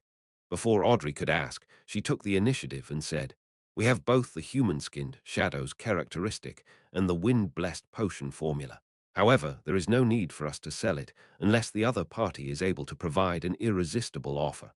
The willingness to negotiate means there's hope." Audrey's green eyes darted slightly as she asked with a chuckle, "What do you wish to receive in exchange?" Escalante stroked her hair and gave her pre-prepared answer. £500 for the human-skinned shadow characteristic and £30 for the wind-blessed potion formula. Quite a huge premium. Although Audrey didn't find them expensive, she lamented the fact that the psychology alchemist's premium had exceeded 50. According to the description given by the hanged man, under normal circumstances, the formula for sequence 6 would have cost less than £20. But the closer it was to a high sequence, the fewer potion formulas there were to circulate, making it very difficult to buy them. There was no normal situation, and what was even more important was that even if one chanced upon a sale, it was very difficult to ascertain their authenticity. At that moment, Escalante added, "If the other party can barter with mystical items, all that's needed is for them to be of roughly the same value. That is to say, you want mystical items more and can accept a price reduction for them. The Psychology Alchemists is one of the youngest secret organizations. They clearly haven't accumulated enough in this area compared to the others." Audrey pursed her lips and said, "I'll inform them, but I can't guarantee that they'll accept it." She wasn't the least bit worried that the psychology alchemist would notice that she hadn't been involved in any Beyonder gathering recently. After all, her schedule was rather tight: afternoon tea, music lessons, dinners, dances, equestrian training, language lessons, dancing lessons, and so on. There were too many opportunities for her to interact with different people. In that case, perhaps a particular dinner was a cover for Beyonder gatherings, or perhaps the music teacher was a senior Beyonder, and it was almost impossible for the psychology alchemists, who hid in the shadows, to investigate it when they couldn't act openly. Having said this, Audrey curiously asked, "Miss Escalante, I thought you wouldn't sell the wind-blessed potion formula since it's already at sequence 6. "Heh heh. If there's a chance, it might be more useful to spread this information out," Escalante answered vaguely. In her mind, although Miss Audrey was a new member who had a high level of importance attached to her by the organization, she was still a new member after all. There were many things she couldn't know about. Why? Audrey suppressed her doubts and smiled sweetly. She asked innocently, "Miss Escalante, if this deal succeeds, can you count it as my contribution?" Escalante broke into a laugh. "Yes." Klein busied all morning until he returned to Minsk Street. He filled his stomach and prepared to rest. Only then did he have the time and opportunity to listen to prayers above the grey fog. Someone on Miss Justice's side has the human-skinned shadow characteristic. Seriously. Either it doesn't come or it comes in pairs. As a secret organization, the Psychology Alchemists is quite qualified in the field of resources. Klein was suddenly left in the throes of happiness from having a choice. Even if he counted the £500 which the hanged man still hadn't paid him, he only had £1,335 in cash. This didn't prevent him from seriously considering the request for a deal with the Psychology Alchemists. After thinking for a dozen seconds or so, he passed Justice's words to the hanged man to see what choice the latter would make. £30. Alger Wilson, who was still in Rorsted Archipelago's capital, the city of generosity, felt as if someone had struck him hard. After he became captain of the Blue Avenger, he sometimes played the role of a pirate and sometimes a law enforcer, secretly exterminating several groups of pirates. But even so, the total value of his spoils of war didn't exceed £20, and a portion of it had to be distributed to the sailors under him. Of course, this didn't include the ships and cannons which were captured, as they had to be handed over to the Church of Storms. This made Alger often sigh that most pirates weren't rich, that they were used to squandering on having opulent liveslliquor, barbecue, whores, marijuana, and gambling had drained the pirates of their money. Unless I meet a pirate crew with bayonders, it would be very difficult to get rich so suddenly. Alger paced a few steps, then he made up his mind. He took out a gold mask from his undergarment pocket. The mask had rough facial features, and the way they were formed had the characteristics of a primitive human being from an ancient forest. Alger sat down, humbly recited the honorific name of the fool, and said, "I'm willing to use this mystical item to barter for the wind-blessed potion formula. As long as the user wears this mask, they will become extremely calm and emotionless. At the same time, they will also obtain an extremely strong regenerative ability, exaggerated speed, and outstanding strength, as well as grasp a certain amount of black magic and primitive curse techniques. Its weakness is that, as the number of times it's used increases, the wearer will become more and more unlike a human being. They will turn colder and colder, eventually treating themselves as a god." Sitting in his seat as the fool, Klein looked at the £500 note in front of him, the 5 strands of dark blue hair as thick as a tiny snake, and the simple golden mask. He tapped the edge of the long table with his finger, thinking carefully about what mystical items he could use for a trade. The all-black eye? Certainly not. This is the main ingredient of a Sequence 5 mariontist. It's just short of having Little Sun to obtain the method to remove the mental corruption. Black Emperor card. This card, which cannot see the light of day, has a value countless times higher than that of a human-skinned shadow's characteristic. Mr. Azik's copper whistle. At the moment, its only function is the summoning of a messenger, and it's an important tool for communication. I can't sell it. The copper whistle of the numinous episcopate member who left behind white feathers. Similarly, it can only summon a messenger, but the target on the other side of the messenger seems to be very dangerous. Sun brooch. This is something I want to use for myself. It effectively makes up for my weaknesses. Master key. It involves Mr. Door and has too many hidden secrets. In addition, just from the value of its effects, it pales in comparison to the human-skinned shadow's characteristic. Biological poison bottle. This is very compatible with my spirit-body state. If I use it well, I can even fight a group of bayonders. Demon hunting bullets, purifying bullets, exorcism bullets. These are not mystical items and are considered consumable bayonder weapons. They are of very low value. The Book of Secrets. This isn't a mystical item either. The psychology alchemists likely do not lack such knowledge. At present, only the bayonder characteristic of an interrogator can be sold. However, the psychology alchemists wants mystical items. Furthermore, the trading venue is in Backland, so it would easily expose information pertaining to hero bandit Black Emperor.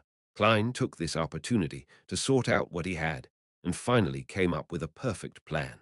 He first took the form of Mr. World, manipulating him to take up a praying posture, and then he responded with a hoarse voice. "I accept the price of £500, but give me 2 days to raise the money." Immediately following that, Klein threw the reply scenes of the Hanged Man and the world to the Crimson Star, which symbolized Miss Justice.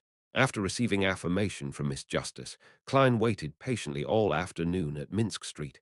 It was late afternoon when the Machinery Hivemind member, Carlson, rang his doorbell. Klein didn't ask anything further. He followed the man to the Lever Cathedral near the West Balham Dock and entered a three-story building next to the cathedral. The signboard wrote, Backland Institute for Mechanical Research. How academic. Klein suddenly thought of the Blackthorn Security Company and cracked the corner of his lips into a smile. Under Carlson's guidance, he passed through some strange devices and found himself in a windowless room. On the long table in the room, there were many items emitting strong spirituality, including the human-skinned shadow characteristic and the spectre portrait frame, which was covered in black cloth. However, there were no characteristics left behind by the dead Bayanders. Obviously, the higher-ups of the machinery hive mind don't want me to know about the law of indestructibility and conservation. Klein wasn't the least bit surprised. You can choose one. The hatless Icancer pointed at the long table. Klein scrutinized the items several times before sighing.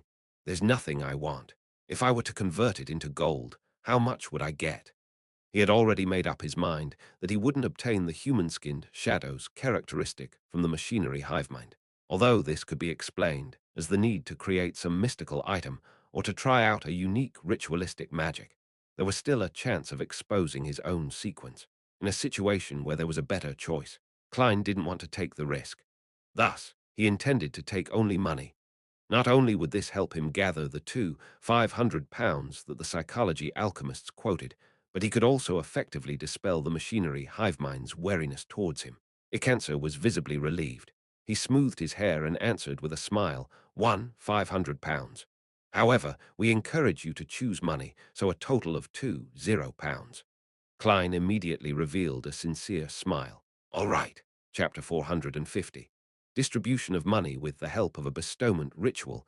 Klein handed £500 in cash and the gold mask provided by the hanged man to Miss Justice, and he used the image of the world to urge her to close the deal as soon as possible.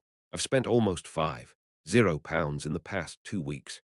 If I didn't leave Tingen, this amount of money is enough for me to maintain a lifestyle just like my landlady's family. A dull ruins one's life. Consuming potions bankrupts you for 3 generations. Klein looked at the vast fog and the ancient palace, which had returned to silence. He was a little upset, as though he had lost something important. He was quiet for a few seconds before returning to the real world. He picked up the remaining £830 on his desk, and he counted out 6 £5 notes.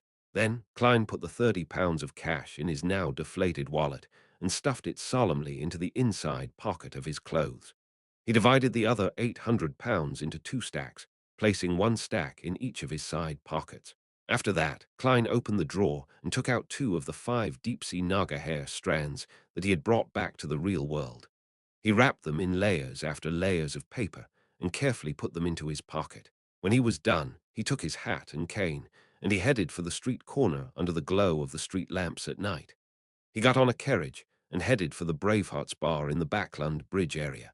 In the heated and noisy environment, Klein insisted on finishing his glass of Southville beer before he slowly made his way out of the bar and into a rental carriage through the thundering cheers for the boxers. Taking in the rumbling of the wheels, he intentionally closed his eyes. Suddenly, he heard the sound of the window being lightly tapped. Klein's facial muscles twitched slightly as he opened his eyes and looked in front of him. He saw the pale and exquisite Miss Sharon sitting quietly across him. Without waiting for her to question him, Klein smiled and said, I sold the information you gave me last time for a good price, the one about the Ammon family tomb. Sharon looked at him silently. Leaning his cane to the side, Klein took out 2 stacks of cash and a small clump of paper from his pocket. £800 plus 2 strands of deep-sea naga hair for a total of about £1,000. That's what you deserve. Klein took a silent breath and smiled as he handed over the cash and paper clump. Sharon glanced at him and reached out her hand to take both items. She lowered her head, looked at the items in her hand, and asked in an ethereal voice, How much did you sell it for? £2,000, so we split it equally. Klein chuckled. If the machinery hive mind had only paid me £500 according to the original plan, then I'll have to first owe you a portion of it, he thought gladly. With a flip of Sharon's bloodless hand, the cash and the paper clump disappeared without a trace. She raised her head and tersely acknowledged before asking succinctly, What's in the tomb? I don't know. I didn't go. Klein didn't disclose the help he had received from the magic mirror arrows. For an instant, he felt that if he described the experience in detail, Miss Sharon would have listened attentively with one hand on her cheek, as she had done before. This wraith lady seems to have a hobby of watching situational scenes and dramas or listening to all kinds of rumors. Klein summed up. Sharon's expression didn't change. After a few seconds of silence, she said, "Someone is digging a tunnel to the underground ruin." Ha! Klein wasn't able to react for a moment to what Sharon was talking about. However, he soon understood which underground ruin Sharon was referring to. There was only one underground ruin the two of them knew of, and that was the fourth epic Tudor dynasty ruin. Someone is digging their way into the underground structure. Klein pondered for a few seconds, then he suddenly came to a realization. Is it that baronet? He had already forgotten the name of the hidden Tudor dynasty descendant, other than knowing that he had an aristocratic title of a baronet and that he lived on Civilhouse Street, where the Backland police station was located. Yes, Sharon gave him a positive answer. What is he looking for? Doesn't he know that there's an evil spirit inside? Doesn't he know that all the Bayanders from his family died in there? Klein asked himself a few questions. Sharon sat up straight and replied seriously, I don't know if he knows or not. How much longer will he take to dig through? Klein asked in deliberation. Another 2 to 3 months. For the time being, he's doing it on his own. Sharon provided her own judgment. Phew, Klein let out a small sigh. There's no need to rush. When I'm ready, then we can go visit him together. At this point, he explained with a smile, as you know, I like to make sufficient preparations in advance. I won't get involved in anything until I advance to Faceless. He warned himself inwardly. All right. Sharon didn't ask him what he was going to do, but her figure faded quickly, and she disappeared from the carriage. Klein leaned back against the wall, feeling relaxed. The ingredients for the Faceless potion has been reserved, and I'm just waiting for the delivery. My debts have all been paid off, so there's nothing to worry about. His mood was like a fizzy wine that had settled. Occasionally, there would be a little bit of joy that would silently surge upwards. The only problem is... Klein touched his left breast, where there was a shriveled wallet. He sighed and said to himself silently, only £30 in cash, 5 gold coins and some change. Thursday afternoon. Audrey Hall was waiting in the study for the arrival of Miss Escalante. After receiving the hanged man's and the world's replies, she had immediately sent a servant to send a letter to Escalante. The content of the letter was very ordinary. Audrey hoped that the second psychology class this week would be brought forward to Thursday. In reality, Audrey had already made an agreement with Escalante. Once she expressed such an intention, it would mean that the other party had agreed to the conditions. Tick, tock. The wall clock on the wall moved briskly, and Escalante, with her waist-reaching long hair, entered the room with several teaching materials in hand. Audrey immediately gave Susie a look.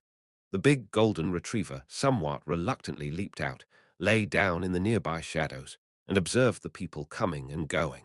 Escalante closed the study door, looked around slowly, then sat down across the small white round table and put down the teaching materials. Are they paying for it in cash, or with some kind of mystical item? This member of the psychology alchemists asked in a low voice.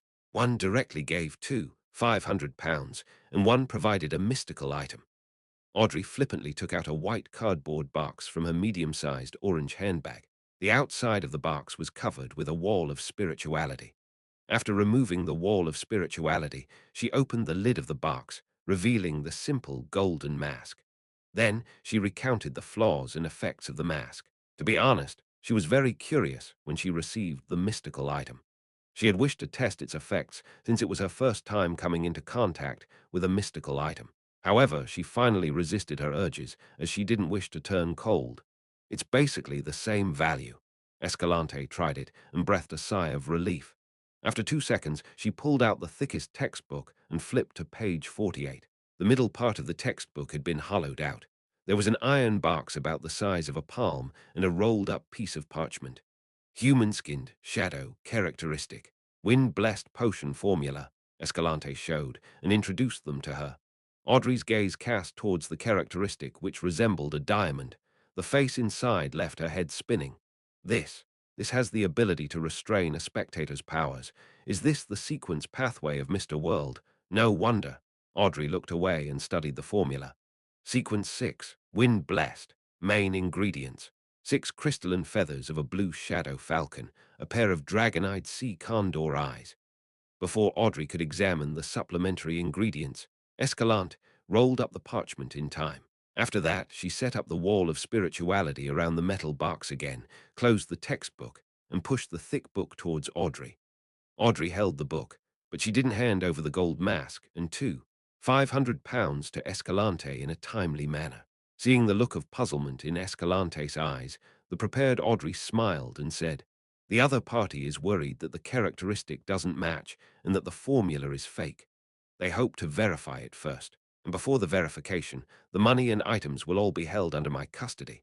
All of them believe in my trustworthiness, and I do not wish to lose this reputation. I understand their concerns." Escalante paused for a moment before saying, "We trust you too." Since the money and items were in the hands of one of her own members, she wasn't worried about being cheated despite feeling upheavals. Besides, Miss Audrey is rich and powerful. She can be trusted to be a guarantor, Escalante thought with relief. In the ancient palace above the fog, Klein held a spirit pendulum in hand, divining the authenticity of the wind-blessed potion formula. He didn't wish to inadvertently lose the most experienced and powerful member of the Tarot Club, Mr. Hanged Man. When he opened his eyes and saw the topaz pendant turning clockwise, Klein heaved a sigh of relief and sent his thoughts to the crimson star that symbolized the Hanged Man. City of Generosity. Alger first saw the endless grey fog before hearing Mr. Fool's low but distant voice. Miss Justice has completed the deal. An illusory piece of parchment appeared in front of Alger. On it was the wind-blessed potion formula. With the potion going through Mr. Fool's hands, he had no qualms about the authenticity of the formula. He bowed his head respectfully and thanked him.